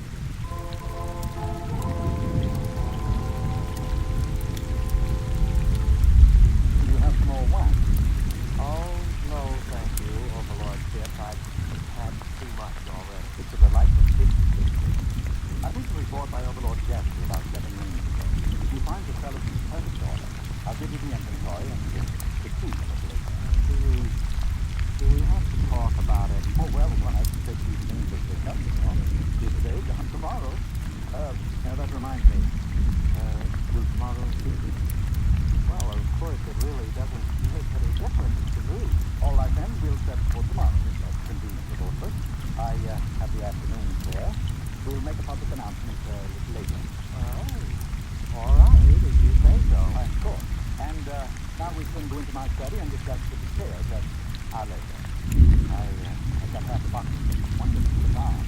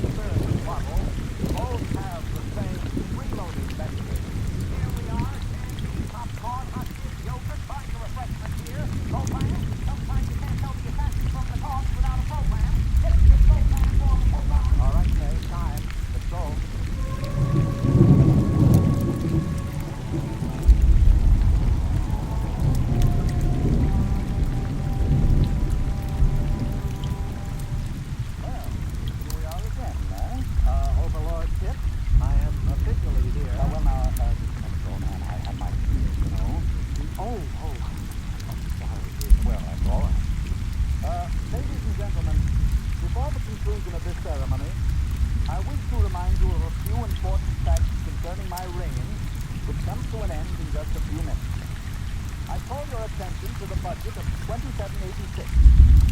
83 billion credits against an outgo of 72 billion.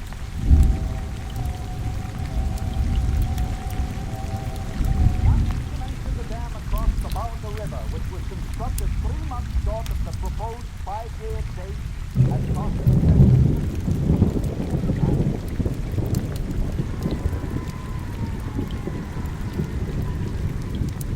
Well, that's good, old man, huh? You all done? Why, yes, let's have it, everything. Well, goodbye and good luck, old man. Time you're ready. You mean now? Well, come along, old man. That quest have only cleared an hour. There's a bunch of program starting soon. Get on with it. Well, all right. Here goes.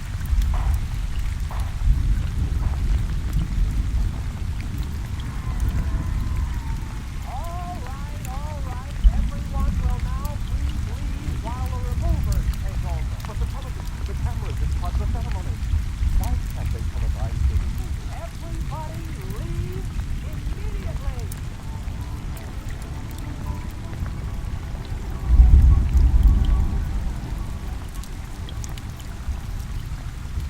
They're all gone now, Overlord. You out.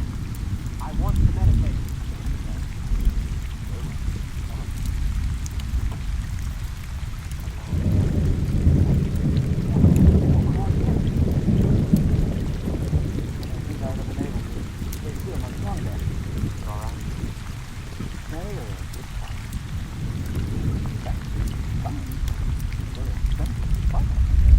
No time for chatting. We've got to get this over in a hurry. Now comes the part where your friends will have to look like real removers. I hope they can give us a professional touch. Don't worry about us. We are real removers. At least both of us have participated in removal. I'll take off my hood. But wait! Why, you're Overlord Morehouse. I see you in pictures. And the other one. You're kidding. You died before I was born. That is, you were supposed to have died. Both of you were. Morehouse was supposed to have killed you. Well, we're not precisely dead, only retired, you might say. The prognosticators say he had to be killed, just disposed of. As Biff undoubtedly pointed out to you in your little interview together. Sorry, I couldn't tell you the truth, old man, but you might have changed your mind. We formed a little club of dead overlords. We're looking forward to the day when you join us. In a hurry. If the four of us are discovered, the mob will hear us. Oh, you're right. Get off the stretcher. It's bad enough we're going to have to carry you out. And don't expect us to lift you up.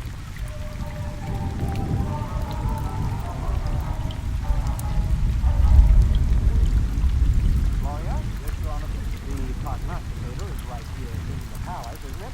Yes, sir. Lead me to it immediately. This way.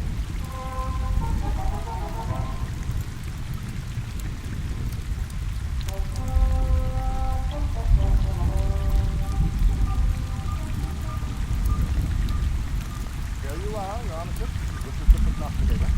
20 stories high, 100 meters wide, the center of our entire Pacific. Leave me. I would be alone with the prognosticator. Leave me. And take all the technicians with you.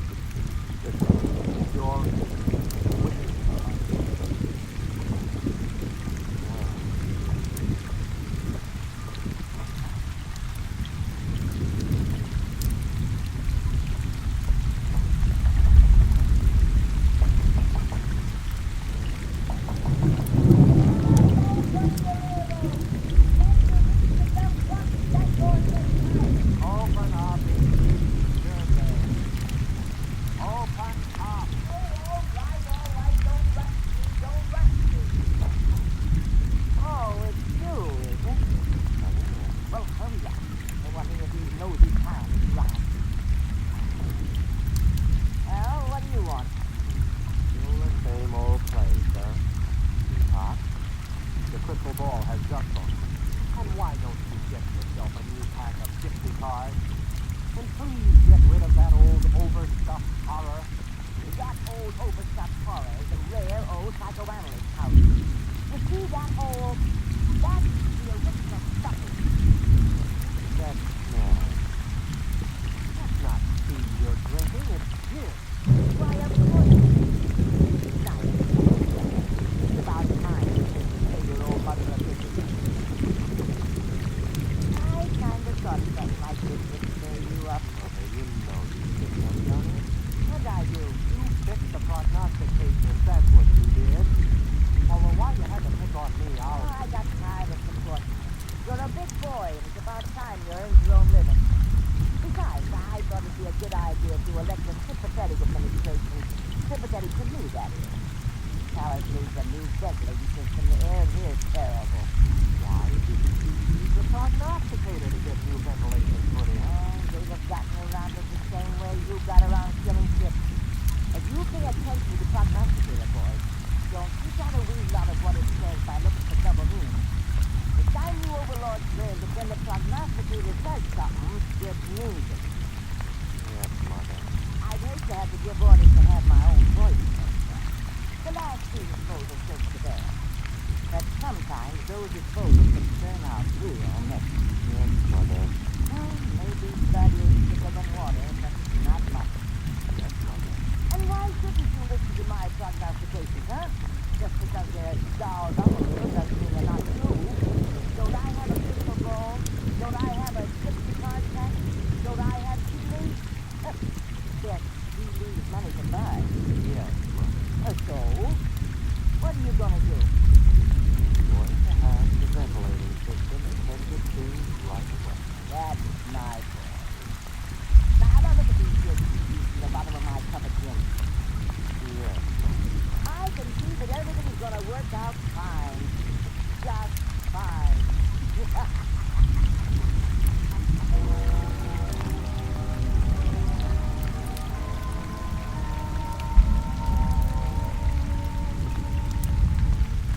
You have just heard X-1, presented by the National Broadcasting Company in cooperation with Galaxy Science Fiction Magazine, which this month features The Hardest Bargain by Evelyn Smith. Galaxy Magazine on your newsstand today. Tonight, X-1 has brought you Man's Best Friend, a story from the pages of Galaxy, written by Evelyn Smith and adapted for radio by Ernest Kenoy. Featured in the cast were William Nestled as May, Wendell Holmes as Gloria, Daniel Ortega as Chip, and Leona Powers as Mother, with Raymond Edward Johnson and Bob Hastings. Your announcer, Ratcliffe Hall. With this broadcast, X-1 concludes its present series. The show will return to the air on Thursday, June 20th. Check your local radio listings for the new date and time. That's Thursday, June 20th. X-1 was directed by Daniel Sutter and is an NBC Radio Network production.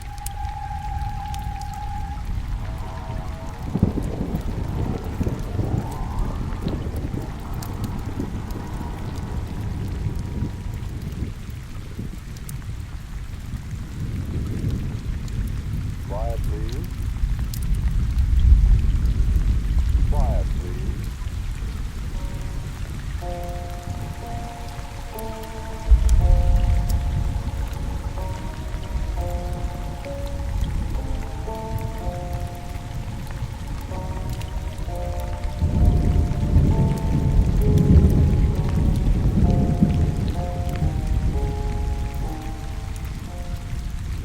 Broadcasting Company presents Quiet Please, which was written and directed by Willis Cooper, which features Ernest Staffel.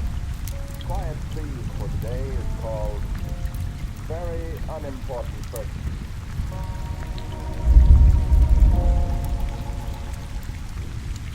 The Hollow Men. Never read it? A lot of people were very fond of quoting from it when T.S. Eliot got the Nobel Prize, especially that part.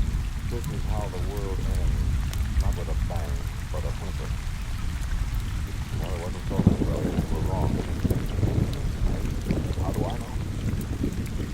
I was there. I don't know how it happened. Maybe someone dropped something. Maybe one of our own people pushed the wrong button.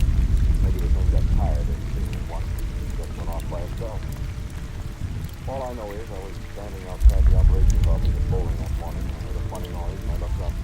I just happened to be looking north in the direction of Baltimore. And I knew what it was the minute I saw it. I was at least. I saw both that day and that station. It couldn't fool me for a minute. So, there's an airplane standing there, and I saw Ruth alongside the doorway to the office. She grabbed her to the arm, and I boosted her into that airplane, and I took off. Because when you see that pink and green-colored mushroom cloud, you don't wait. If you do, you must be part of the next. So Ruth didn't put up much of an argument after I pointed at her. Couldn't argue, her mouth was hanging over her foot. For me, I was too busy to talk for a couple of minutes. I got to 10,000 feet awful fast. We got ourselves a good 20 miles away from Washington. I was noticing that for a miracle, both fuel tanks were full. The roof just about jumped out of her face about what I said. What's the matter now? I said it. I felt the laugh.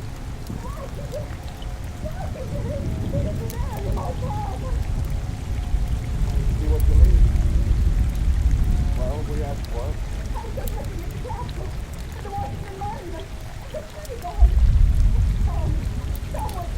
What everybody's been waiting for, honey? Well, if it was, it's all over now. If anybody dropped a couple of more of those bombs. We're going to get out of here as fast as this airplane will take us. Hopefully we won't fly right into one of those things. Where can we go? Give me the microphone, Harold. I'm going to see who's still alive. Thanks. I don't know who to call. Hello, CQ. Hello, CQ. This is USAF plane 909344 calling CQ. CQ. If you hear me, anybody, give me a call. Speak up, somebody. Over. Hello, CQ from USAF plane 909344. Do you hear me? Over. Wait. Philadelphia, this is Army 909344. I hear you very well. Is everything all right there? I say again, is everything all right? Over. Hello, Philadelphia, this is USAF 909344.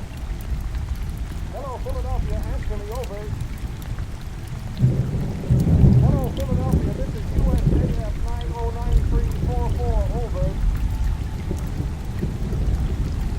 No, Philadelphia. Wait. That's Philadelphia, but stop.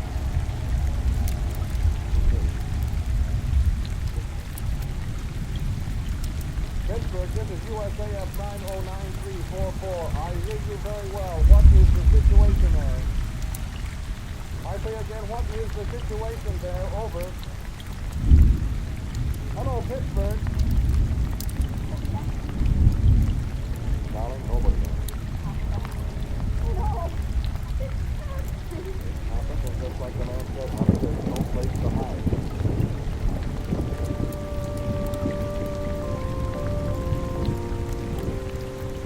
Wherever we turned, we saw the towers, great clouds, starting out a blow away, rising around the edges, flaring up so we could see the ground once in a while. Every little town store, we couldn't tell what was going on down there, and I knew it might be happening. I didn't choose for that. Because the ragged edges of those clouds had been blowing across those little towns down there. It hadn't been inhabited enough. Pretty little towns with houses along the street. Pleasant little towns sitting on the edges of the riverbank. Nice little towns. They get there pretty quick.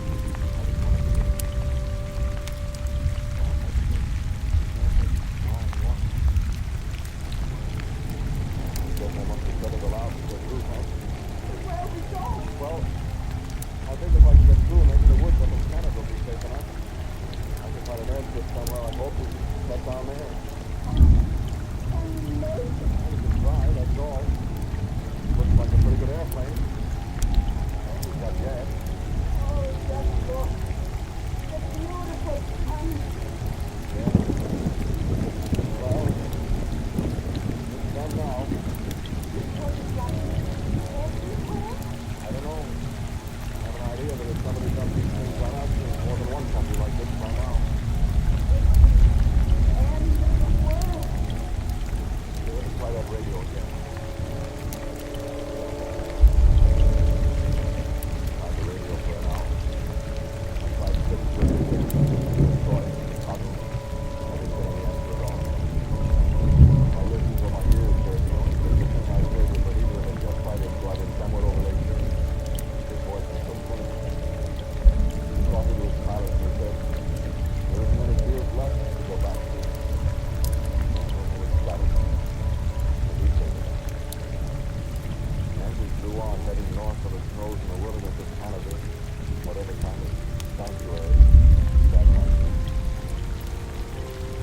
often wondered what people would say to each other in the face of an awful disaster.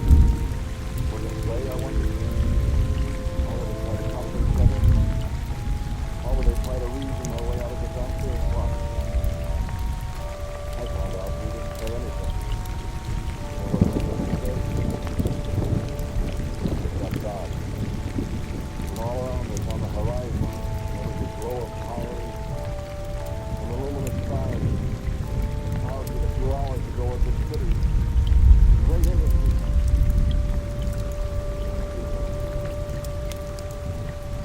Fuel tank I was using ran dry, and I switched to a separate one with fuel on at 20,000 feet. I could hardly see. I was the pilot who brought up.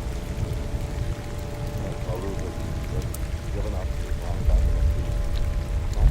Now I was making a tiny sound with her big arm on me. Got up, touched me over her arm. Okay. Decided to back to sleep.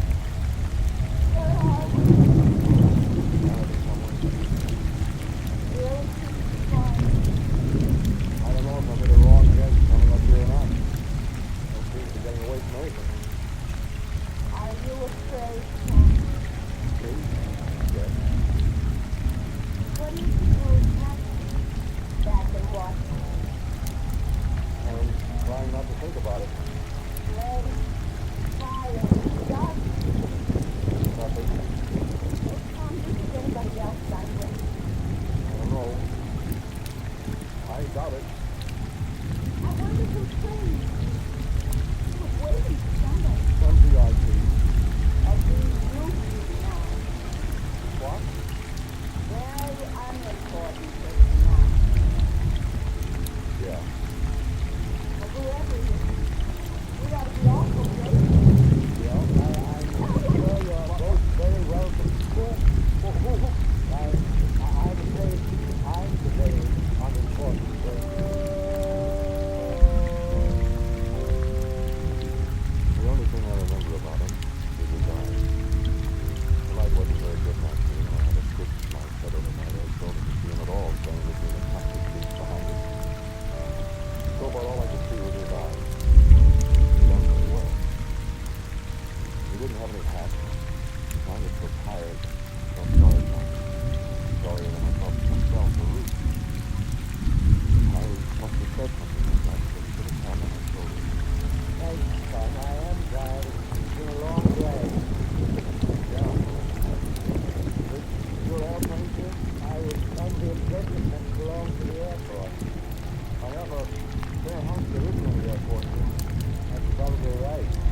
Were you back there all the time? Yeah. It's pretty rugged. Yes, it is. Very rugged. I heard you say you're going to try to get down somewhere in the Canadian woods. Yes, sir, I'm going to try. Don't try it. Well, I haven't got much choice. Don't try it. Well, sir, if I run out of fuel, Just keep right on going. I said if I run out of gas, The point I was making is that there may not be any Canada by the time you run out of gas. well, in that case, Yes, Do you think this is the end of the world? I wouldn't be surprised. Oh, no.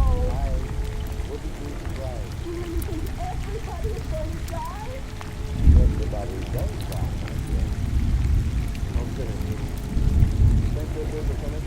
Well, scientists have warned what would happen if we destructive power of these things is well, temperature of Earth. I'll see what you mean. Oh, it's fancy. You think anybody will survive? I think so, yes. Oh, I hope. What do you base that on? You're not a very observant pilot, young man. Well, what do you mean? If you look out your window, you'll see another airplane flying right along with us.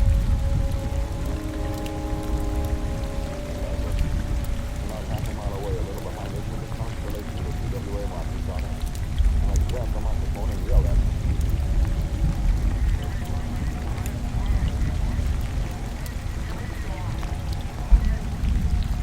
Where'd you come from? Over.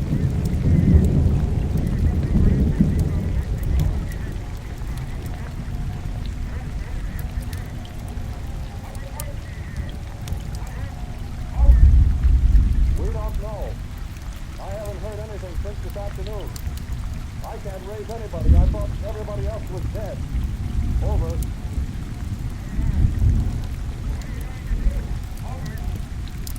Fly till I run out of gas. You got passengers? Over.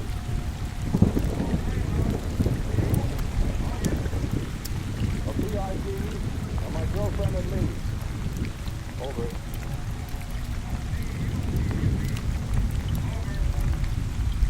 That's what he said. We're all VUPs, Bud. Over.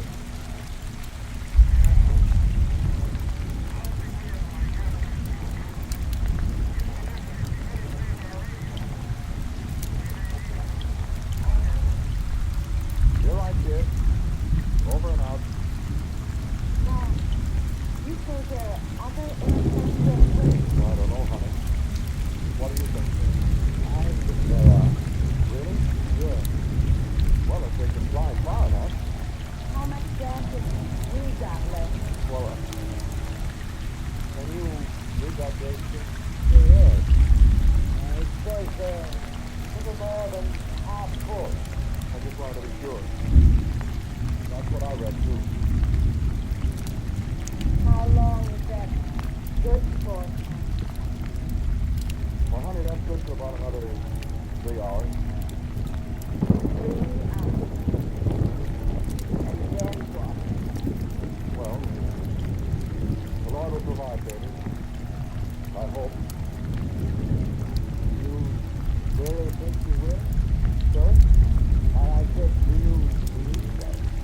Yes, we always has up to now, sir. We provided fire and destruction. The end of the world. Oh, the Lord didn't do that, child. That was the people of the earth thought better. Yes, everyone on earth isn't wicked. That's right. That's why government has such a thing. Yes, but how? Now, aren't you the one who said the Lord would provide you? Just go ahead and try your air.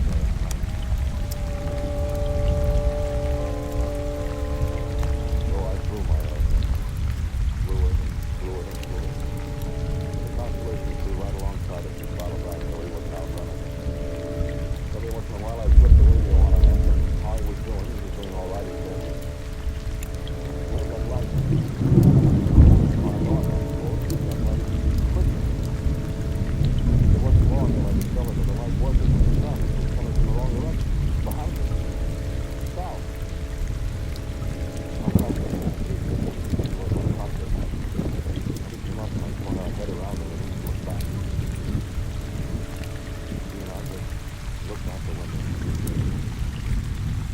What would you say to a whole rolling world full of fire? Flames leaving a mile in the air? Flames and smoke and destruction, blazing with literally everything in their path? What would you say to the solid rock boiling like water in a kettle, the world vaporizing horribly behind you? Coming on and on and on so that we, flying at 200 miles an hour, could see it overtaking us. What would you say? Bruce had fallen asleep again and she couldn't see it. Pilot was devastated. I heard his voice in my ear. I see it. Over. I'm squeezing out the bottom of the tank. Over. Thanks. It's over all right.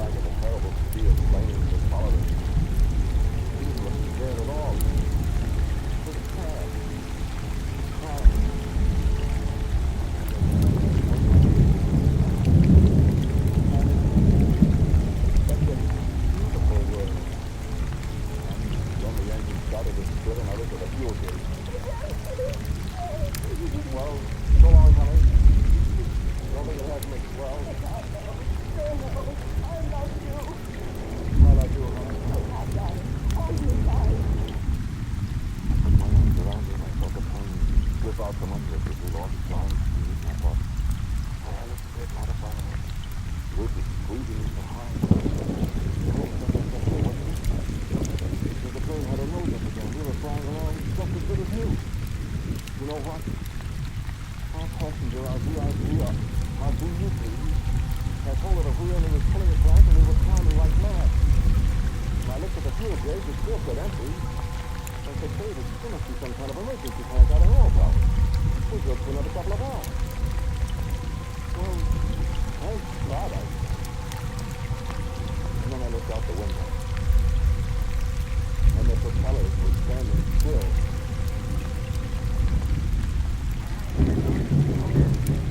I don't know. My fuel gauges show both tanks are empty, but I'm flying. Over.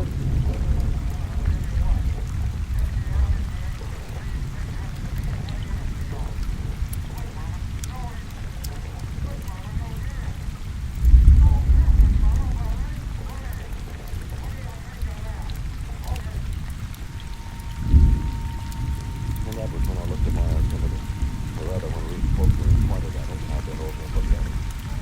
The needle had gone on around the dial, past the 30,000 feet at the end, and on around again. And it was starting to slow revolution. I think we must be 70,000 feet high. And nobody in all the world has ever been up that high. I looked out the window again. The planes were so far below us, the extended stretch of the farthest horizon that any man has ever seen. A horizon that was the definite arc of a circle, the edge of a great sea. Hard as the sea below us. The world was exciting. And close to dark. The roof was pointing out the window. I looked through, and above us, the east side of it, airplanes, 100, 1,000, a long, climbing river of airplanes. And I could read the identification on the sides of some of them. C for Britain, NC for the United States, H for Switzerland, X for Mexico, Russian planes, Swedish and Austrian. Every nation in the world, at least one plane for each country. And my heart jumped, because I knew that all the world wanted me.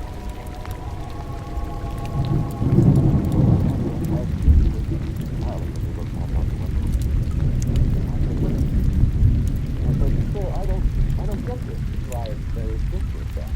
Not to me, sir. Who are those people? Where'd they come from? Where are they going? Where we live destroyed? It was a very wicked world, wasn't it? Well, I suppose something has to happen to the world every time it gets to it. Well, once upon a time, Adam and Eve came and they got punished. I suppose the reason the world wasn't destroyed then was, well, they had their world taken away from them, didn't they?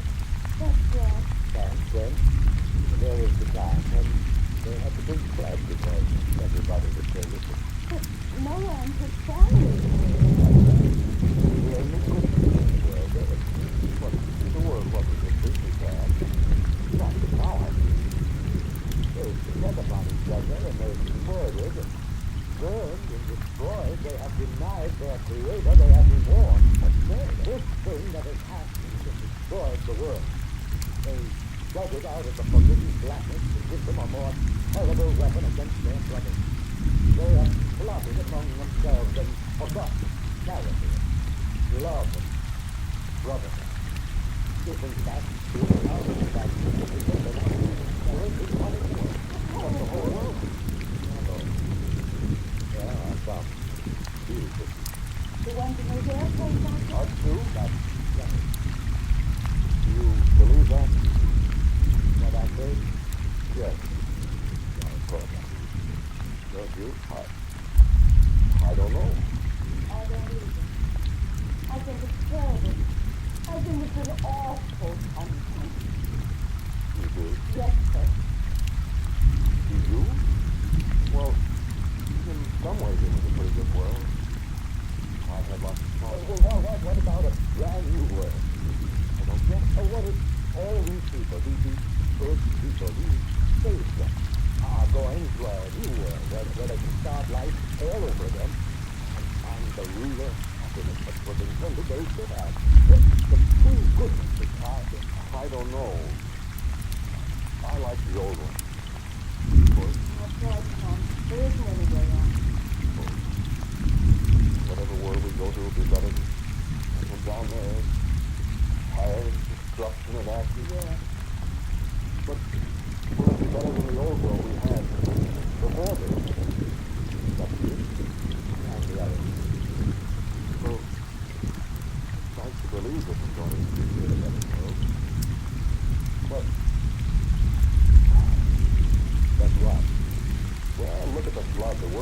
I can, and so on all the others that were saved, rebuild it. Yeah, look at it, Jesse. It was a fine job rebuilding it, didn't they? 3,000 or 4,000 years, it has to be destroyed all over again. This will be a new world. Hope it'll be all right. Say, how... Well, I mean, this is all a very pretty theory, but what if it doesn't work out that way? It'll work out that way. I'm confident of it. Just for fun. Give me the radio, Ruth. Hey there. Constellation. Over. Listen. My very unimportant person says he thinks we're going to another world. A nice new one. How's that with you? Over.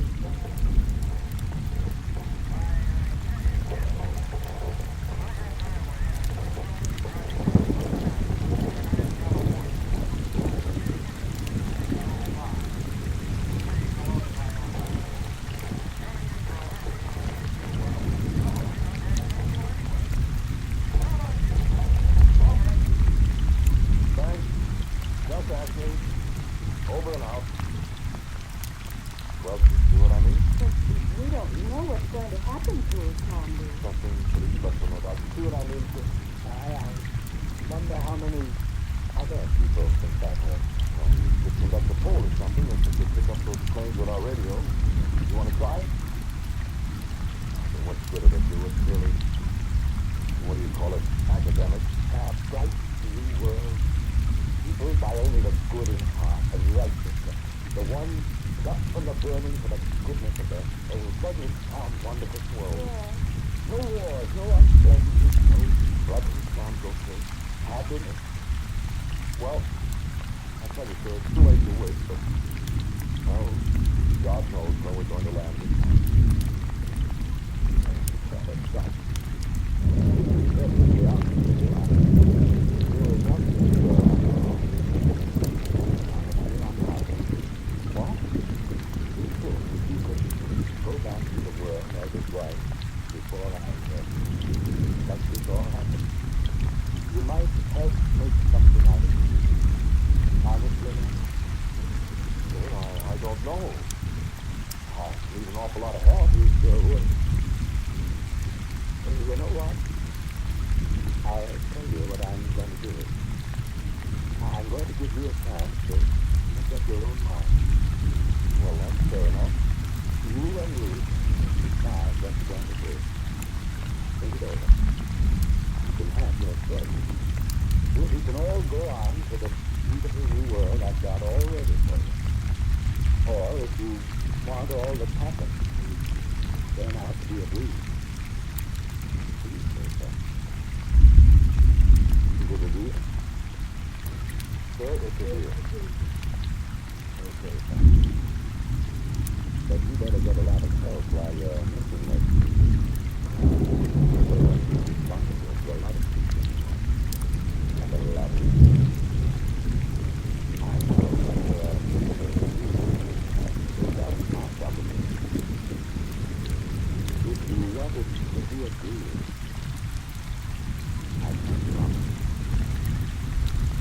Okay. Okay, sir. Okay.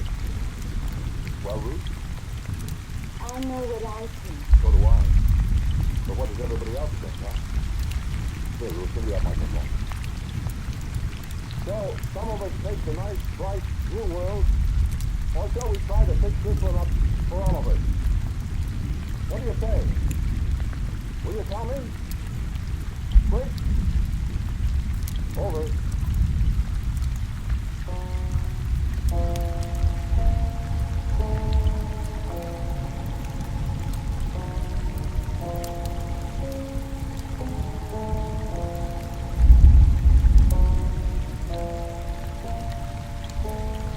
The title of today's Quiet Please story was Very Unimportant Person.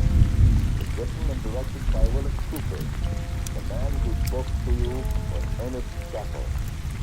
And others heard in today's cast were Adam Sheridan, James Monk, and Frank Thomas. As usual, music for Quiet Please is played by Albert Drummond. Now, what about next week? All right, Director Willis. Quiet, please. Next Sunday we'll reserve a half hour later at 5:30 p.m. Standard Time instead of 5 o'clock. Will you remember, please, 5:30, a half hour later, and the story will be Read Me the Riddle. And so until next week at 5:30 Standard Time, I'm quietly yours, Dennis Cabin.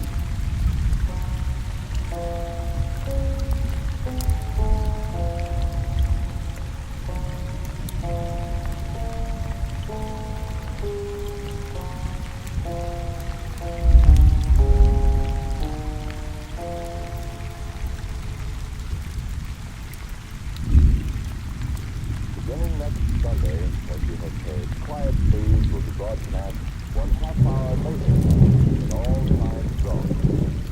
This is ABC, the American Broadcasting Company. This is WJZ, New York's first station, AM and FM.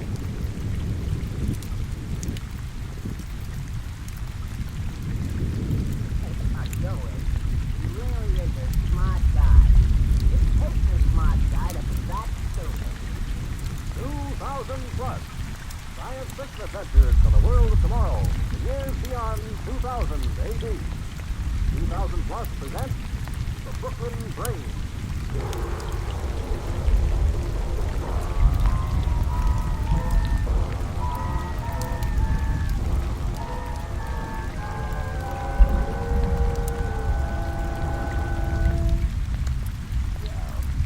I want to thank you for a very nice evening. The pleasure was all mine, Clary. I'd have you come up only it's after 12 and 5 asleep. That's all right. Well, good night, Joe. Clary, Yeah, Joe. you had a good time, huh? I mean, really? Good night, Joe. Oh, wait a minute, Clary. I got something to ask you. No. No what? No kidding. Maybe one of the helicopter bus. I am not distributing my favors with largesse. Boy, you're certainly no big voice. It's because I try to give myself culture. Every day in the facsimile newspapers, I do the crossway puzzle. Well, sure, Clary. I think that's fine. Only I got something to ask. I told That isn't what I mean. something else. Clary, will you marry me? I mean, that is... Will you? So sudden. We have known you 3 years. That ain't so sudden. Well, a girl likes to get proposals. Not so much. It's a very important thing. It should not be entered into lightly. I got a good job, a good future. It isn't that, Joe. What isn't that? I mean, like they say in psychology. I don't know what you're talking about, Clary. That's what I mean, Joe. You don't understand things like psychology. I always read the Handy Hints for Mental Health column. It's written by a psychologist. From such pursuits, I have learned that coach is what counts in life or marriage. The partners have to have a mental affinity to each other. Mental? Take Sam with you, Joe. He knows about music. Or Fred Daniels. He knows about art. Or take Harry Lester. He knows economics. Who knows economics? I had a loan of $5. What has money got to do with it, huh? Joe, Yeah, but how you have paid me a very high honor by asking me to be your wife. But I can't say yes. Oh, you mean... On the other hand, I didn't say no. I can't pretend I don't like you, Joe. You're basically a nice boy. Only you'd only get some culture, learn about things so we could have something to discuss, to talk about. Art, music, economics? Or similar high-class subjects. See what you can do. Okay, Clary. I'll try. And then I'll let you know. Sure. And, Joe, Yeah? in light of the circumstances, I rescind my previous refusal. What does that mean? It means you can have a good night, kid.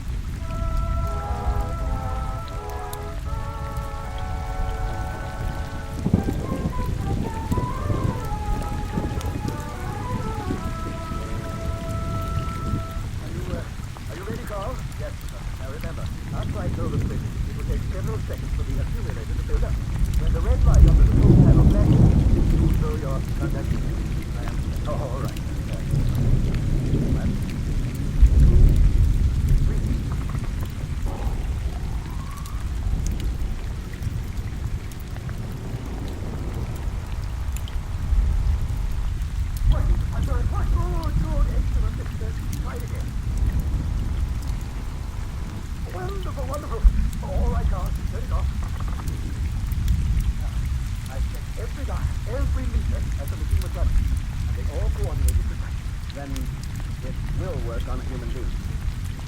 Are you sure enough to let me try it on you?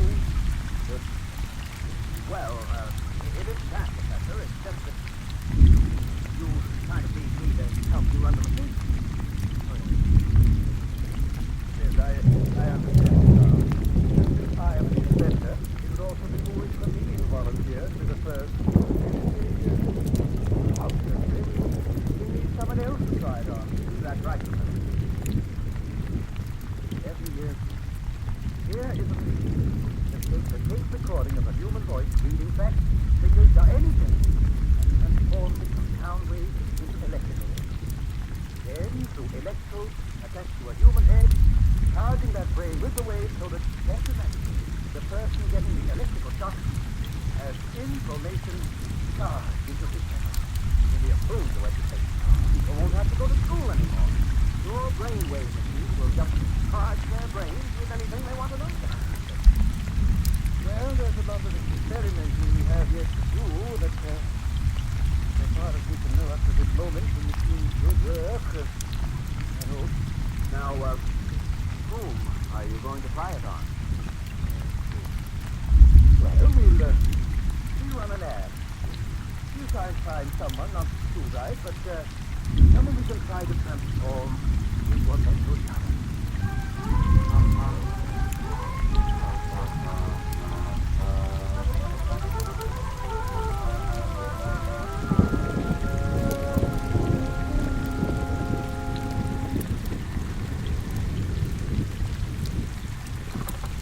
Hello?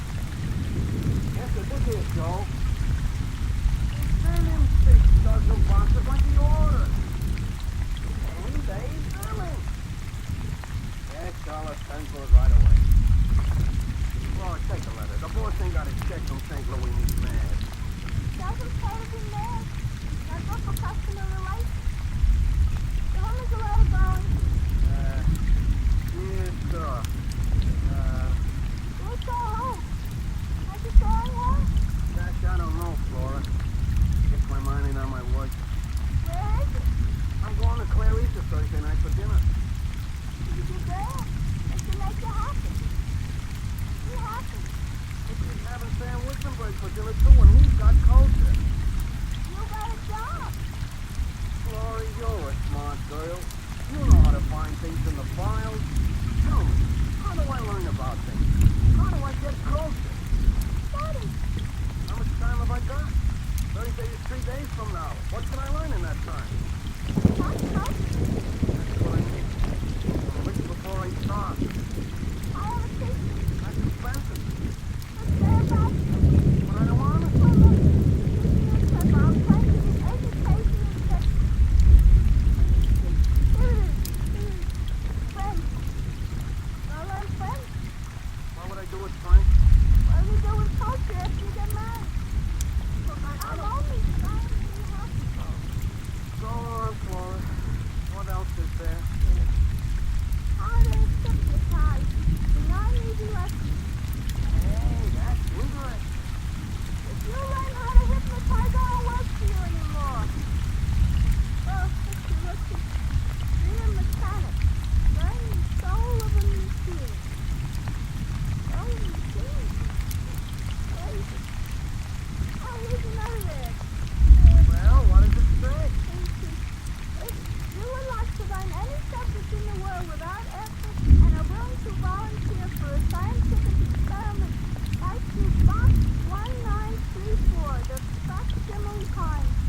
I don't like that volunteer for scientific experiment part. But it also says, if you would like to learn any subject in the world without effort, I should write that? all you lose is a stamp. Use a company stamp, you lose nothing. Okay. Guess I'll never get close to this wishing brick. Take a look. Here's some. Are you starting that again? Where's the home? Here's the Box 1934, the facsimile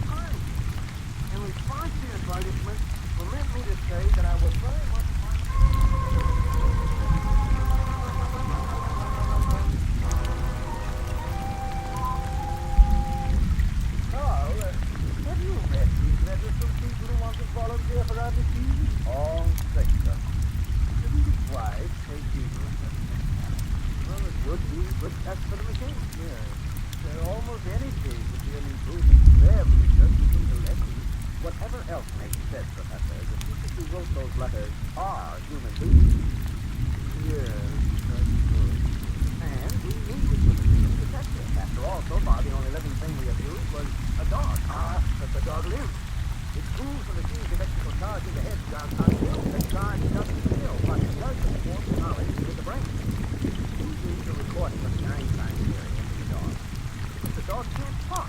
What good is it doing? But Carl, doesn't it give you satisfaction to know that because of our invention, there is one dog in the city who actually knows the Einstein theory? Did any dog know the theory before our invention? No. All right. So we have to that's why we are looking for a sure. But which one of these planets, which one of these people shall we take?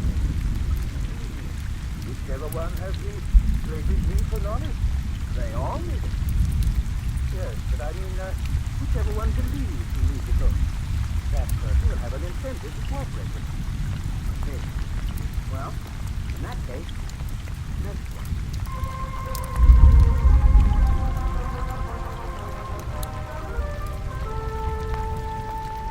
Laura, look! I got a letter. It's selected me. Congratulations. It says here, please choose your subject. Art, music, economics, that's for me. You also have another subject. How does that St. Louis pay its bill? That ain't culture. Desolation, Jonathan. God, Laura, you know what I mean. Like Clarice says, there's more to living than just having a job. You ever try living without a job? Ah, music, economics. Also, Sam Wisconsin, he's not the only one who knows those things. Also, Clarice, too. Should I call a number on this letter and make an appointment for you? What's it, Laura? Thanks a lot. Okay.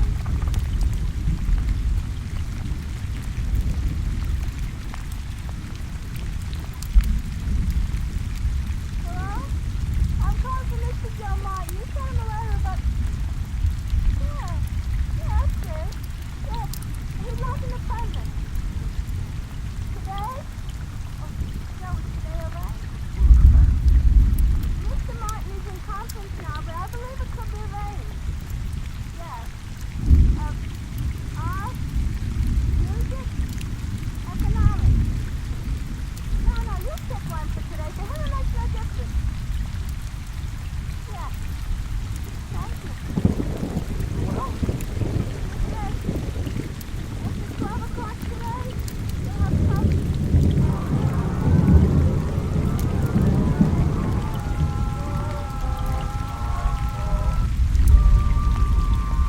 now, Mr. Martin, you just lie down here on this vertical table. Vertical table? I didn't come for an operation. I came for an exit. Oh, and you should get one, my boy. You should get one. After today, you'll be an expert on art. You know, painting and sculpting, all that sort of thing. Lie down. What are you going to do? Well, you see, Mr. Martin, you have brain waves. I have. Everybody has. You see, the brain gives us power, that's right. Now, what we do, when we try to quickly, is play a recording of some subject we want to learn. Now, the sound waves are transformed into electrical waves and are charged into your brain. The result is, you have the knowledge imprinted into your mind. Isn't that wonderful? I just remembered I got another appointment. Oh, no. Mr. Martin, in your letter you said you want to show your girl learn things. Smart? That culture? Where did I put my head? Here or there? Your head up here. Your feet down there.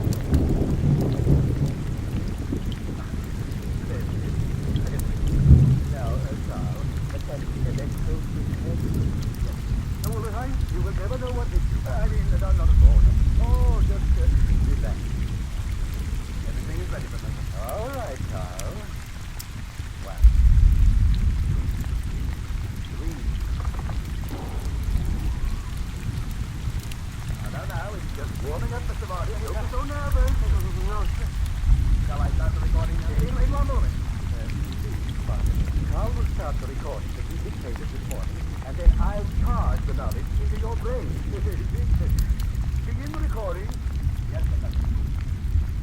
Among the new school of paintings which have excited modern critics, which are likely to have a profound effect upon future interpretive forms, the new circular school of impressionistic painting is outstanding. Now, for the charge. Employing vibrant... How is it? You all right? He's a little glassy. Maybe we better stop here. No. We'll try it once more. Only speed up the recording so we can charge his brain more quickly. All right, if you say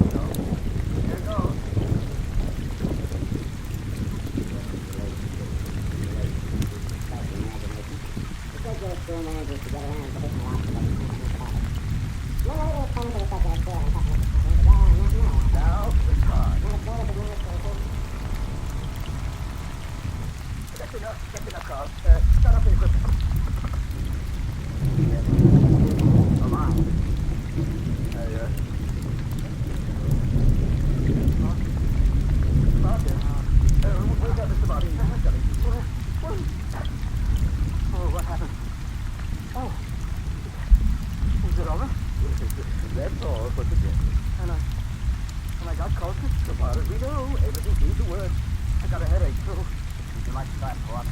No, I think I better go now. I gotta get back to work. So long, fellas.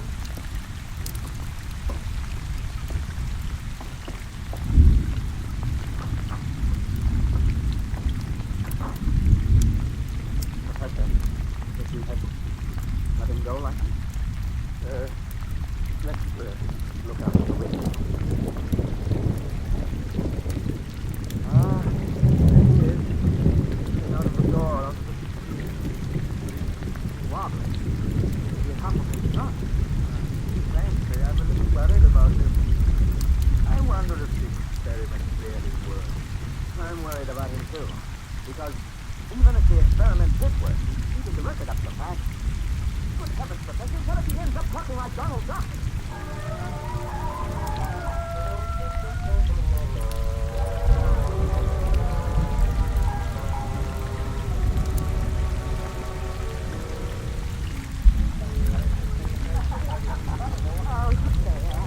You play the piano so beautifully. I'm Wittenberg, it's not known as the Beethoven of Brooklyn for nothing. I know exactly what you mean. When Mabel Baker said you look like a bum, you never got a haircut, I said it's because you're artistic. You're not getting a haircut, I mean. Oh, excuse me, there's the doorbell. More company? It's probably so. Now, Sam, don't you and Joe start anything.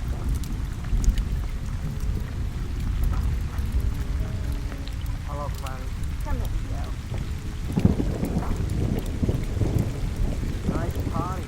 I hope you like it, Joe. Clarence, have you made up your mind yet? Made up my mind? You know, Clarence, about Joe, this is not the place to pursue that question. Well, I just thought that maybe I don't know yet, Joe. Come into the party. Sure, Clarence. Well, if it isn't Joe. How are you, Joe? Hello, Sam. Sam was playing the piano. Yeah, I heard. Played any good books lately, Joe? Well, we're taking inventory at the store, and I've been kind of busy. Yeah, Joe works very hard. A hard head, you gotta work hard, eh, Joe? The only reason you got a soft head is you got so much hair on it, it's like a mansion. But, Clarice says it's artistic. Clarice says... Well, Joe, I meant he looks like an artist. Artist? Wear long hair. And, speaking of artists, Joe, what do you think of the new secular school of impressionistic painting? Well, Do you think the dynamism of the blues is more effective than the interpretive qualities of the vibrant yellows? Sure, Joe. You're absolutely right. By the way, how about you and I go to the art museum tomorrow afternoon? Oh, that's very nice, Sam. Joe, what's the matter? Sure. You'll go with him to the art institute. Maybe he'll get a job. They'll use him as a hair mop to dust the paintings with. Joe. You want to know what I think about the new circular school of impressionistic painting? I'll tell you. I think the first choice of Piero is infinitely superior to the technique of Martinelli, but that the interpretive approach to both of them is immature. Joe. You're so smart, Sam, with the words. Let me ask you a few questions. Why does Gregory Thompson, a British impressionist, conceive all legendary characters in his painting as cubistic? Why? Well, it's because, why, Sam? I don't know. Sam, you don't know? You don't know that cubistic because Thompson is a cubist and not a circular school at all? You didn't know that, huh? But You're a blockhead. So you of all people should know a cubist. Now let me tell you something else. The important news in our struggle is the repossession of 19th century painting with particular emphasis on the portraits of that period. In fact, I think I will go myself tomorrow to the Art Institute and just look at that 19th century stuff. Would you like to come, Clary? Joe. Okay. Now, we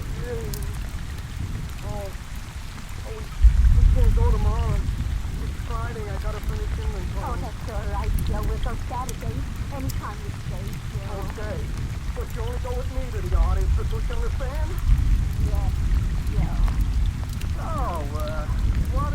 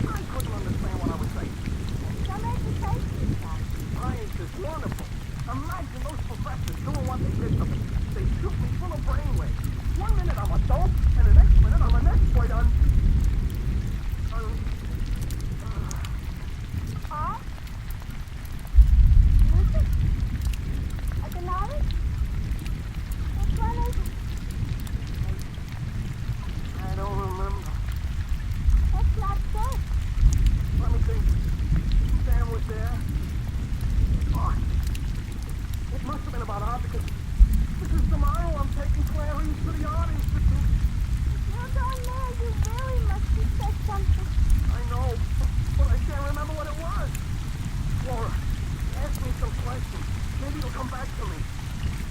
Why do you like to... I don't know. Yesterday I saw a picture in a magazine. It's like 4 soapboxes in the junkyard. Called Sunset in Hawaii. Magazine said it was a Gilbert picture. Can I send to you? No. Can you explain it even if you couldn't understand what you're saying? No. You may never start to help. Yeah. Yeah, that's right. Call Professor to make me another appointment. I gotta take Clarice to the Oldies system tomorrow. And I can't remember anything at all.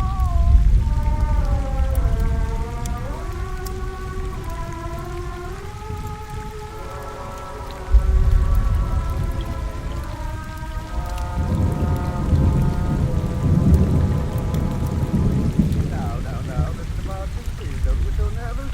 Just after my question. My girl, I'm finally making progress and this has to happen. Yes, Carl, put on the recording again. Let Mr. Martin hear it. Yes.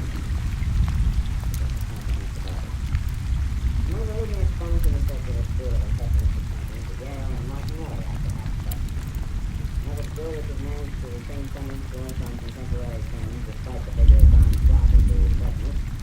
Is that group best exemplified by the work of Gregory Princeton, who was an impressionist? Yeah, now, you remember that? I don't remember it, I don't understand it. But we charged your brain with that information. You charged it, you started to collect it. I don't know where it is.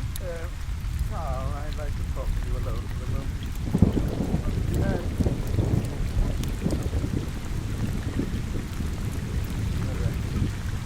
Let me see where it's from. Let me experiment. When I get the handle this morning, everything was perfect. What could have happened? Apparently, it was finger and breathing impression on the brain. 24 seconds of time. Oh! Terrible about it. Remember all the people. Well, we don't affect the machine. But what I most regret is there's no longer a God in the whole world who knows the answer. Well, I'm sorry, Mr. Barton, but obviously the experiment wasn't as successful as we had hoped it would be. Well, then give it to me again. Looks like I just gotta know about art. I'm taking Clarice to the Institute tomorrow. Looking to make you a movie instead. But I'm not afraid anymore. Put those things on my head again. Give me a manhole. I like it. Well, I'm afraid that's the problem. You just can't put it in. Huh? We're moving it to a laboratory upstate. It will take at least a month until we put it together again. Oh, all right. But tomorrow... Clarice won't marry me now.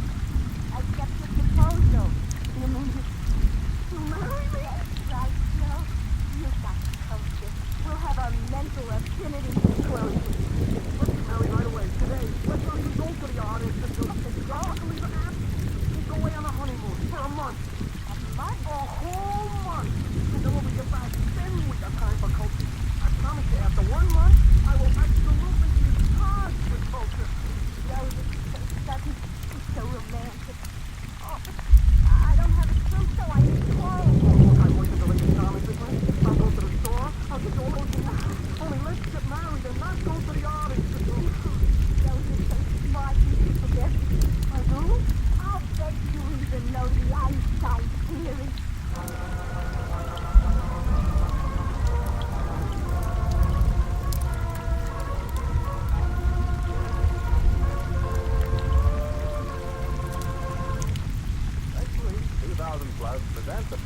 drama of adventure and terror. Be sure to listen. 2000 Plus is produced by Dreyer and Wilson Productions Incorporated. In today's cast, Bryna Rayburn portrayed Clarice and Flora, Gilbert Mack was Joe, William Keane was Sam, and Mercer McLeod was the professor.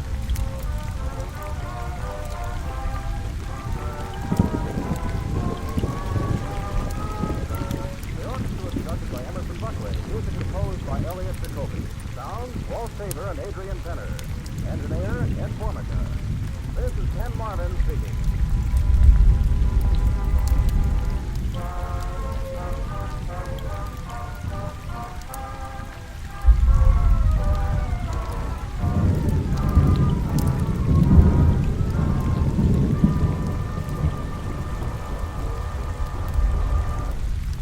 This program came from New York.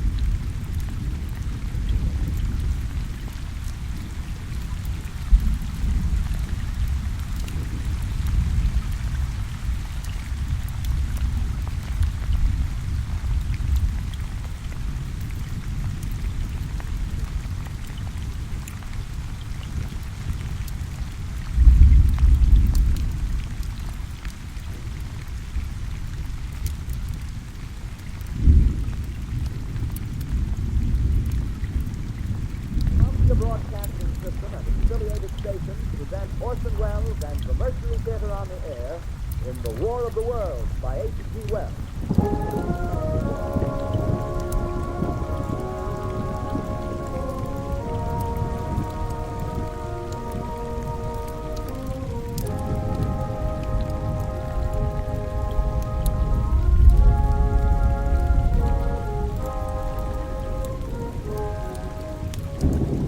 Ladies and gentlemen, the director of the Mercury Theater and star of these broadcasts, Orson Welles. We know now that in the early years of the 20th century, this world was being watched closely by intelligences greater than man, yet as mortal as his own. We know now that as human beings busied themselves about their various concerns, they were scrutinized and studied, perhaps almost as narrowly as a man with a microscope might scrutinize the transient creatures that swarm and multiply in a drop of water. With infinite complacence, people went to and fro over the earth about their little affairs, serene in the assurance of their dominion over this small, spinning fragment of solar driftwood, which by chance or design, man has inherited out of the dark mystery of time and space. Yet across an immense ethereal gulf, minds that are to our minds, as ours are to the beasts in the jungle, intellect, vast, cool, and unsympathetic, regarded this earth with envious eyes, and slowly and surely drew their plans against it. In the 39th year of the 20th century came the Great Disillusionment. Near the end of October, business was better. The war scare was over. All men were back at work. Sales were picking up. This particular evening, October 30th, the Crosby service estimated that 32 million people listening in on radio. Change in temperature. A slight atmospheric disturbance of undetermined origin is reported over Nova Scotia, causing a low-pressure area to move down rather rapidly over the northeastern states, bringing a forecast of rain accompanied by winds of light gale force. Maximum temperature 66, minimum 48. This weather report comes to you from the Government Weather Bureau. We take you now to the Meridian Room in the Hotel Park Plaza of downtown New York, where you will be entertained by the music of Raymond Rotello and his officers.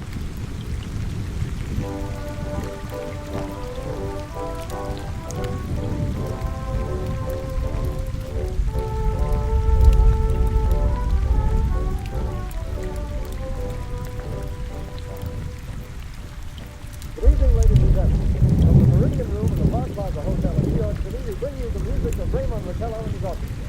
The Duchess of Spanish, Raymond Rotello leads off with La Convergence.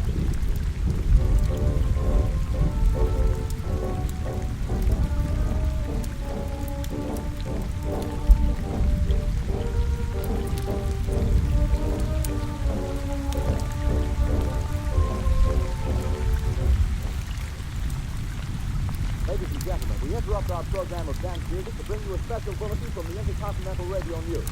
At 20 minutes before 8 Central Time, Professor Farrell of the Mount Jennings Observatory, Chicago, Illinois, reports observing several explosions of incandescent gas occurring at regular intervals on the planet Mars. The spectroscope indicates the gas to be hydrogen and moving toward the Earth with enormous velocity.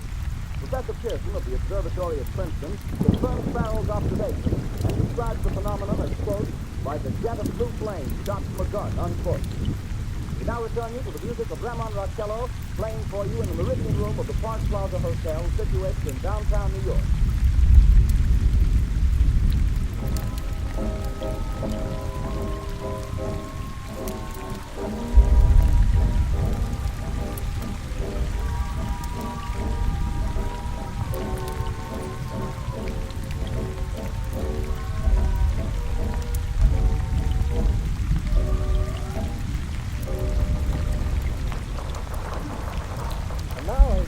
Never loses favor. The ever popular Stardust. Raymond Rochello and the Ghost.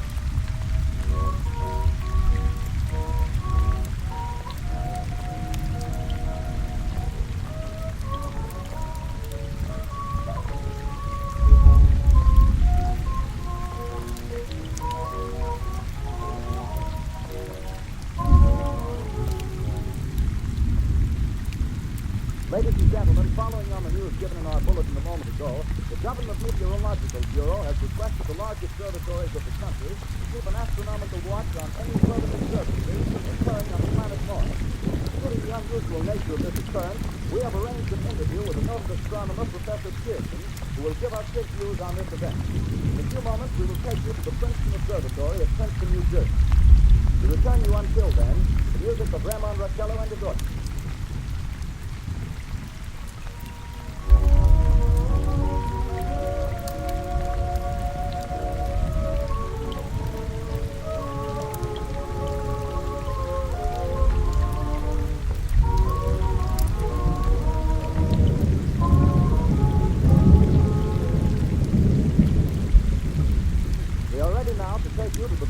Observatory at Princeton, where Carl Phillips, our commentator, will interview Professor Richard Pearson, famous astronomer.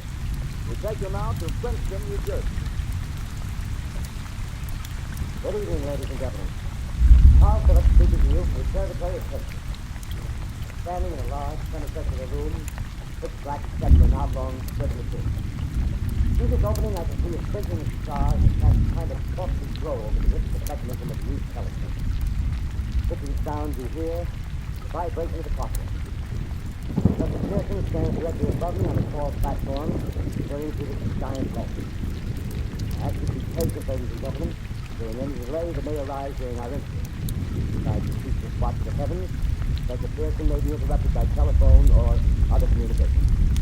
During this period, he is in constant touch with the astronomical centers of the world. Professor, may I begin our questions? Any time, sir. Professor, would you please tell our radio audience exactly what you see as you observe the planet Mars through your telescope? Only a usual moment, sir. A red disk swimming in the blue sea. That's where it's right across the disk. Quite distinct now because Mars has to be at the point nearest the Earth in opposition, as you call it. In your opinion, what do these transverse stripes signify, Professor? Not canals, I can assure you, Mr. Phillips. Although that's the popular conjecture of those who imagine Mars to be inhabited. From a scientific viewpoint, the stripes are merely the result of atmospheric conditions peculiar to the planet. Then you're quite convinced, as a scientist, that living intelligence as we know it does not exist on Mars? There's a chance against it are 1,000 to 1. And yet, how do you account for these gas eruptions occurring on the surface of the planet at regular intervals? Well, I cannot account for it. By the way, Professor, for the benefit of our listeners, how far is Mars from the Earth? Approximately 40 million miles. Well, that seems a safe enough distance. Just a moment, ladies and gentlemen. Someone has just handed Professor Pearson a message. While he reads it, let me remind you that we are speaking to you from the observatory in Princeton, New Jersey, where we are interviewing the world-famous astronomer, Professor Pearson. One moment, please. Professor Pearson has passed me a message which he has just received. Professor, may I read the message to the listening audience? Certainly. Ladies and gentlemen, I can read you a wire addressed to Professor Pearson from Dr. Gray at the Natural History Museum, New York. Quote, 9:15 p.m. Eastern Standard Time. Seismograph registered shock of almost earthquake intensity occurring within a radius of 20 miles of Princeton. Please investigate. Signed Lloyd Gray, Chief of Astronomical Division. Quote. Professor Pearson, could this occurrence possibly have something to do with the disturbances observed on the planet Mars? Well, hardly, Mr. Phillips. This is probably a meteorite of unusual size, and its arrival at this particular time is merely a coincidence. However, we can conduct the search as soon as daylight permits. Thank you, Professor. Ladies and gentlemen, for the past 10 minutes, we've been speaking to you from the observatory of Princeton, bringing you a special interview with Professor Pearson, noted astronomer. This is Carl Phillips speaking. We are returning you now to our New York City.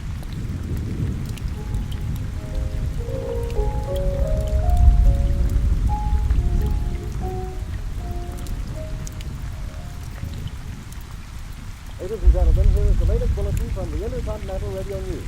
Toronto, Canada. Professor Morris of Macmillan University reports observing a total of 3 explosions on the planet Mars between the hours of 7:45 p.m. and 9:20 p.m. Eastern Standard Time. This confirms the earlier report received from American Observatory. Now, nearer home, comes a special bulletin from Trenton, New Jersey. It is reported that at 8:50 p.m. a huge flaming object, believed to be a meteorite, fell on a farm in the neighborhood of Grover's Mill, New Jersey, 22 miles from Trenton. The flash in the sky was visible within a radius of several hundred miles. The noise of the impact was heard as far north as Elizabeth. We have dispatched a special mobile unit to the scene, and we'll have our commentator, Carl Phillips, give you a word picture of the scene as soon as he can reach there from Princeton. In the meantime, we take you to the Hotel Martinet in Brooklyn, where Bobby Millett and his orchestra are offering a program of dance music.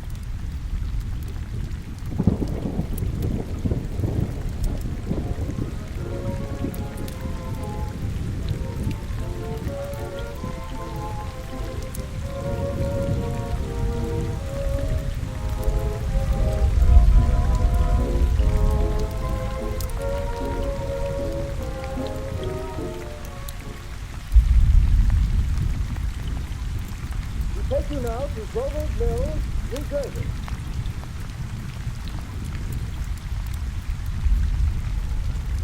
Ladies and gentlemen, this is Carl Phillips again, out of the Wilmot Farm, Grover's Mill, New Jersey. Mr. Pearson and myself made the 11 miles from Princeton in 10 minutes. Well, I hardly know where to begin. Paint for you a word picture of a strange scene before my eyes, like something out of a modern Arabian Night. Well, I just got here. I hadn't had a chance to look around yet. I guess that's it. Yes, I guess that's the thing directly in front of me. Half buried in a vast pit. Must have a terrific force. The ground is covered with splinters and tree, and it's not going to slow down. But I can see the object itself doesn't look very much like a meteor. At least not the meteors I've seen. It looks more like a huge cylinder. Has a diameter of, what would you say, Professor Pearson? What's that?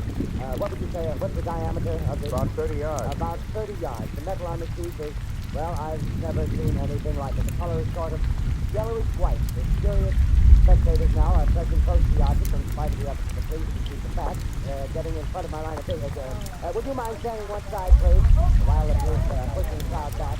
Here's Mr. Wilmot, owner of the farm here. You may have some interesting facts to add. Mr. Wilmot, would you please tell the radio audience much you remember of this rather unusual visitor that stopped in your backyard? Step closer, please. Ladies and gentlemen, this is Mr. Wilmot.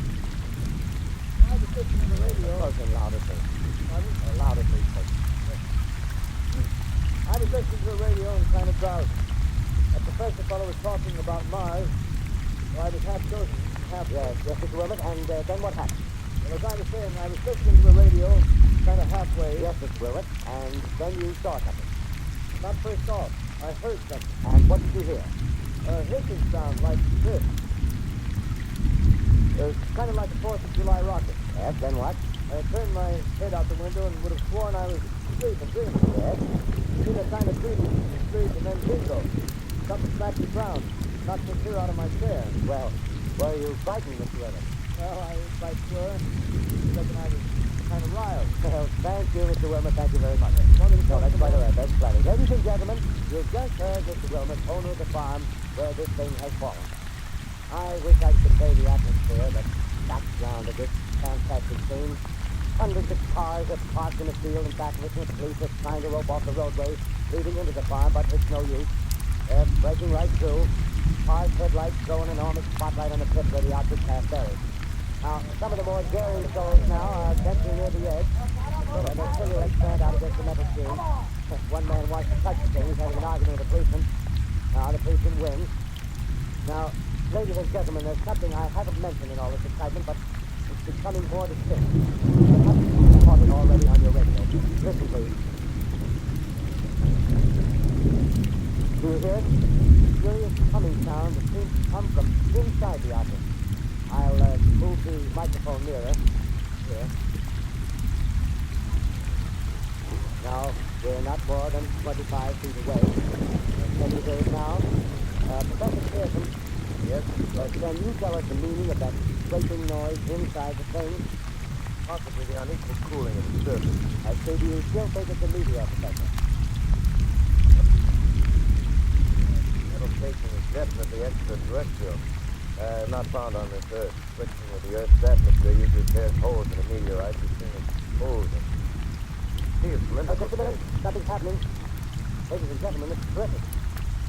This end of the thing is beginning to break off. The top is beginning to rotate like a screw, and the thing must be hollow.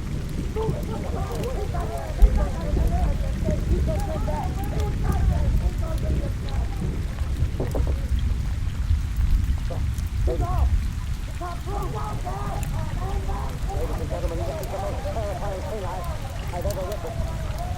Wait a minute. Someone's calling someone or something. I can see coming out of that black hole through luminous disc. The eyes, might be a face, might be almost a heaven. Something wriggling out of the shadow like a great snake. Now it's another one, and another one, and another one. They look like tentacles to me. I see things body now. It's large as a bear. It's like wet leather, but it's pink. Ladies and gentlemen, it's indescribable. I can hardly force myself to keep looking at it. It's so awful. The eyes are black and they gleam like a serpent in the mouth. A kind of food shade goes to life. It's dripping from its rimless lips. It seems to quiver and pulsate. And the monster, or whatever it is, can hardly move. It seems weighed down by possibly gravity or something. The thing's rising up now, and the cloud falls back at 320. It's not very clear, ladies and gentlemen. I can't find words. Well, I'll pull this microphone with me as I talk. I'll have to stop the script until I can take a new position. Hold on, will you please? I'll be right back in a minute.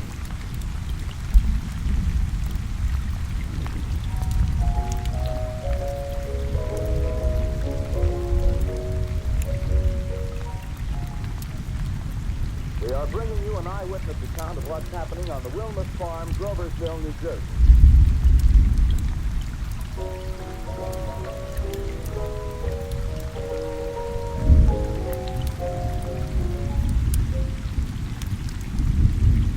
We now return you to Carl Phillips at Grover's Mill. Ladies and gentlemen, here I am, back in stone wall that joins this Wilmus garden. From here, I get a sweep of the whole thing. I'll give you every detail as long as I can talk and as long as I can see you. More state police have arrived. They're drawing up a cordon in front of the pit. About 30 of them. No need to push the crowd back now. They're willing to keep their distance. The captain is conferring with someone. Can't quite see who. I believe it's Professor Pearson. Yes, it is. Now they've parted, and the professor moves around one side, studying the object while the captain and two policemen advance with something in their hands. I can see it now. It's a white hat stick tied to a pole. Flag of truce. Those creatures know what that means, what anything means. Wait a minute, something's happening. Some shape is rising out of the pit. I can make out a small beam of light against the mirror. What's that? There's a shed of flame springers in that mirror, and it leaps right against bags of men. It strikes them head on. Lord, they're turning into flame. Now the whole field's caught up by the woods and fires. There's gas, tanks to the automobiles spreading everywhere. Coming this way now, about 20 yards to my right.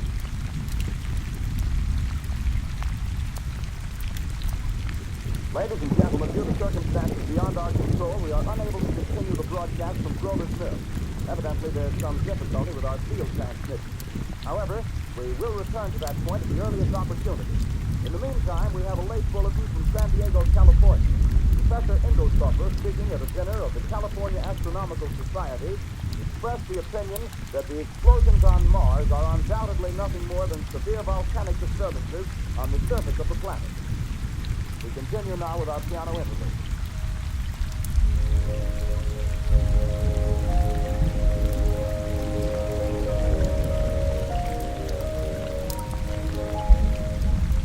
Ladies and gentlemen, I've just been handed a message that came in from Grover's Mill by telephone. Just one moment, please. At least 40 people, including 6 state troopers, died dead in a field east of the village of Grover's Mill. Their bodies burned and distorted beyond all possible recognition. The next voice you hear will be that of Brigadier General Montgomery Smith, commander of the state militia at Princeton, New Jersey. I have been requested by the governor of New Jersey to place the counties of Mercer and Middlesex as far west as Princeton and east to Jamesburg under martial law. No one will be permitted to enter this area except by special pass issued by state or military authorities. 4 companies of state militia are proceeding from Princeton to Grover's Mill and will aid in the evacuation of homes within the range of military operations. Thank you. You have just been listening to General Montgomery Smith, commanding the state militia at Princeton. In the meantime, further details of the catastrophe at Grover's Mill are coming in. The strange creatures, after unleashing their deadly assault, crawled back in their pit and made no attempt to prevent the efforts of the firemen to recover the bodies and extinguish the fire. The combined fire departments of Mercer County are fighting the flames which menace the entire countryside. We have been unable to establish any contact with our mobile unit at Grover's Mill, but we hope to be able to return you there at the earliest possible moment. In the meantime, we take you to... Just one moment, please. Ladies and gentlemen, I have just been informed that we have finally established communication with an eyewitness to the tragedy. Professor Pearson has been located at a farmhouse near Grover's Mill, where he has established an emergency observation post. As a scientist, he will give you his explanation of the calamity. The next voice you hear will be that of Professor Pearson, brought to you by Direct Wire. Professor Pearson. Of the creatures in the rocket cylinder at Grover's Mill, I can give you no authoritative information, either as to their nature, their origin, or their purposes here on Earth. Of their destructive instrument, I might venture some conjectural explanation. For want of a better term, I shall refer to the mysterious weapon as a heat ray. All too evident that these creatures have scientific knowledge far in advance of our own. It's my guess that in some way they are able to generate an intense heat in a chamber practically absolute non-conductivity. This intense heat they project in a parallel beam against any object they choose by means of a polished parabolic mirror of unknown composition. Much as the mirror of a lighthouse projects a beam of light. That is my conjecture of the origin of the heat ray. Thank you, Professor Pearson. Ladies and gentlemen, here is a bulletin from Princeton. It is a brief statement informing us that the charred body of Carl Phillips has been identified for Princeton Hospital. Now here's another bulletin from Washington, D.C.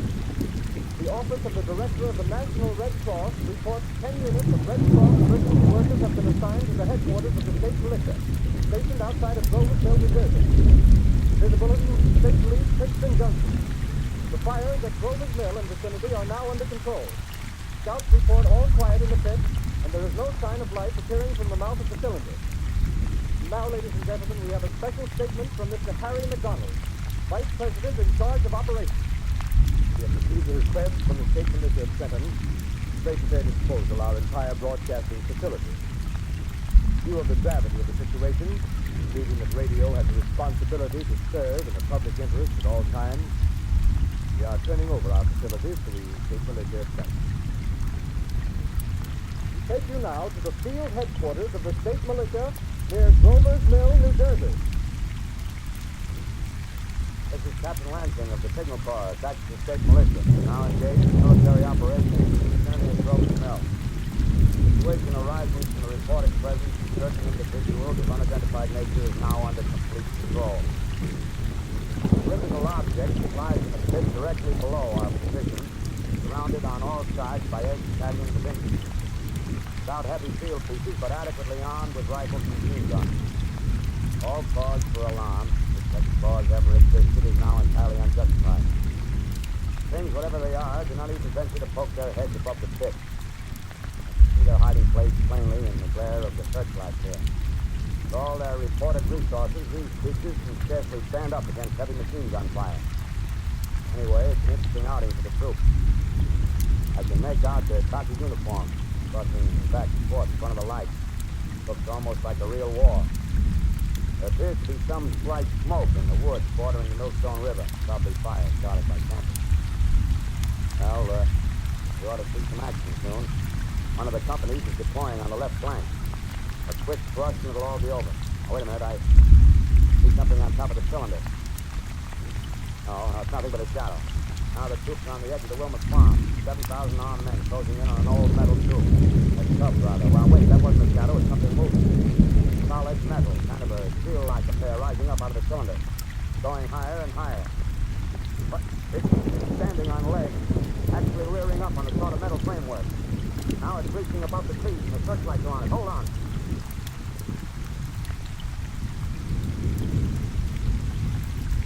Ladies and gentlemen, I have a grave announcement to make. Incredible as it may seem, both the observations of science and the evidence of our eyes lead to the inescapable assumption that those strange beings who landed in the Jersey farmlands tonight are the vanguard of an invading army from the planet Mars. The battle which took place tonight at Grover Mill has ended in one of the most startling defeats ever suffered by an army in modern times. 7,000 men armed with rifles and machine guns pitted against the single fighting machine of the invaders from Mars. 120 known survivors. The rest strewn over the battle area from Grover's Mill to Plainsboro, crushed and trampled to death under the metal feet of the monster, or burned to cinders by its heat ray. The monster is now in control of the middle section of New Jersey and has effectively cut the state to the center. Communication lines are down from Pennsylvania to the Atlantic Ocean. Railroad tracks are torn and service from New York and Philadelphia discontinued except routing some of the trains through Allerton and Phoenixville. Highways to the north, south, and west are clogged with frantic human traffic. Police and army reserves are unable to control the mass flight. By morning, the fugitives will have swelled Philadelphia, Camden, and Trenton is estimated to be twice their normal population. Martial law prevails throughout New Jersey and eastern Pennsylvania. At this time, we take you to Washington for a special broadcast on the national emergency. The Secretary of the Interior. Citizens of the nation, I shall not try to conceal the gravity of the situation that confronts the country, nor the concern of your government in protecting the lives and property of it. However, I wish to impress upon you, private citizens and public officials, all of you, the urgent need of calm and resourceful action. Fortunately, this formidable enemy is still confined to a comparatively small area, and we may place our faith in the military forces to keep them there. In the meantime, placing our faith in God, we must continue the performance of our duties, each and every one of them, so that we may confront this destructive adversary with a nation united, courageous, and concentrated to the preservation of human supremacy on this earth. I thank you. You have just heard the Secretary of the Interior speaking from Washington. Bulletins too numerous to read are piling up in the studio here. We're informed that the central portion of New Jersey is blacked out from radio communication due to the effect of the heat ray upon power lines and electrical equipment. Here's a special bulletin from New York. Cables have been received from English, French, and German scientific bodies offering assistance. Astronomers report continued gas outbursts at regular intervals on the planet Mars. The majority voiced the opinion that the enemy will be reinforced by additional rocket machines. There have been several attempts made to locate Professor Pearson of Princeton, who has observed Martians at close range. It is feared he was lost in the recent battle. Langham Field, Virginia. Scouting planes report 3 Martian machines visible above treetops, moving north toward Somerville with population fleeing ahead of them. There is not a truth, although advancing at express train speed, the natives pick their way carefully. They seem to be making a conscious effort to avoid destruction of cities and countryside. However, they stop to uproot power lines, bridges, and railroad tracks. Their apparent objective is to crush resistance. paralyzed communication and disorganized human society. Here is a bulletin from Basking Ridge, New Jersey. Coon hunters have stumbled on a second cylinder similar to the first, embedded in the great swamp 20 miles south of Martians. Army field pieces are proceeding from Newark to blow up the second invading unit before the cylinder can be opened, and the fighting machine rigged. They are taking up a position in the foothills of Washington Mountain. Another bulletin from Langham Field, Virginia. Starting planes report enemy machines now 3 in number, increasing speed northward, kicking over houses and trees in their evident haste to form a conjunction with their allies south of Marshtown. Machines also sighted by telephone operator east of Middlesex within 10 miles of Springfield. Here's a bulletin from Winston-Field, Long Island. A fleet of Army bombers carrying heavy explosives flying north in pursuit of enemies. Scouting planes at their side. They keep the speeding enemy in sight. Just a moment, please, ladies and gentlemen. We've run special wires to the artillery line in adjacent villages to give you direct reports from the zone of the advancing enemy. First, we take you to the battery of the 25th Field Artillery, located in the Washington Mountains. 32 meters. 32 meters. Section 39 degrees. 39 degrees. Fire.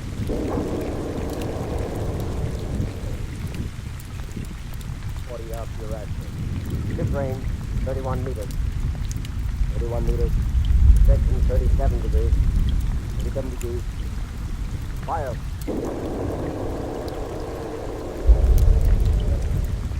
What's that? What happened to one of them? Stop. The others are trying to repair it. Get the range. 50 to 30 meters. 30 meters. Section 27 degrees. 27 degrees.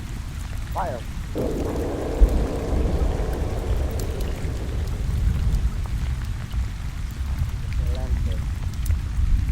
Letting off a smoke. What is it? This way. Close to the ground. Put on gas mask. Ready to fire. This is 24 meters. 24 meters. Section 24 degrees. 24 degrees. Fire.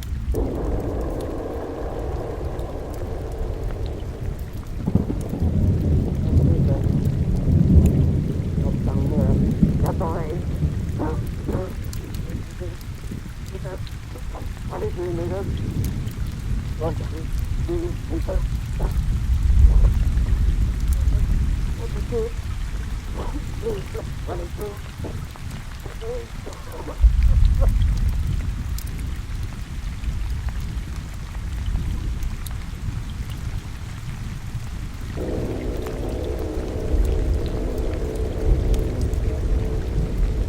Army bombing plane C-843 off Bayonne, New Jersey. Lieutenant Vogt, commanding 8 bombers, reporting to Commander Fairfax, Langham Field. This is Vogt reporting to Commander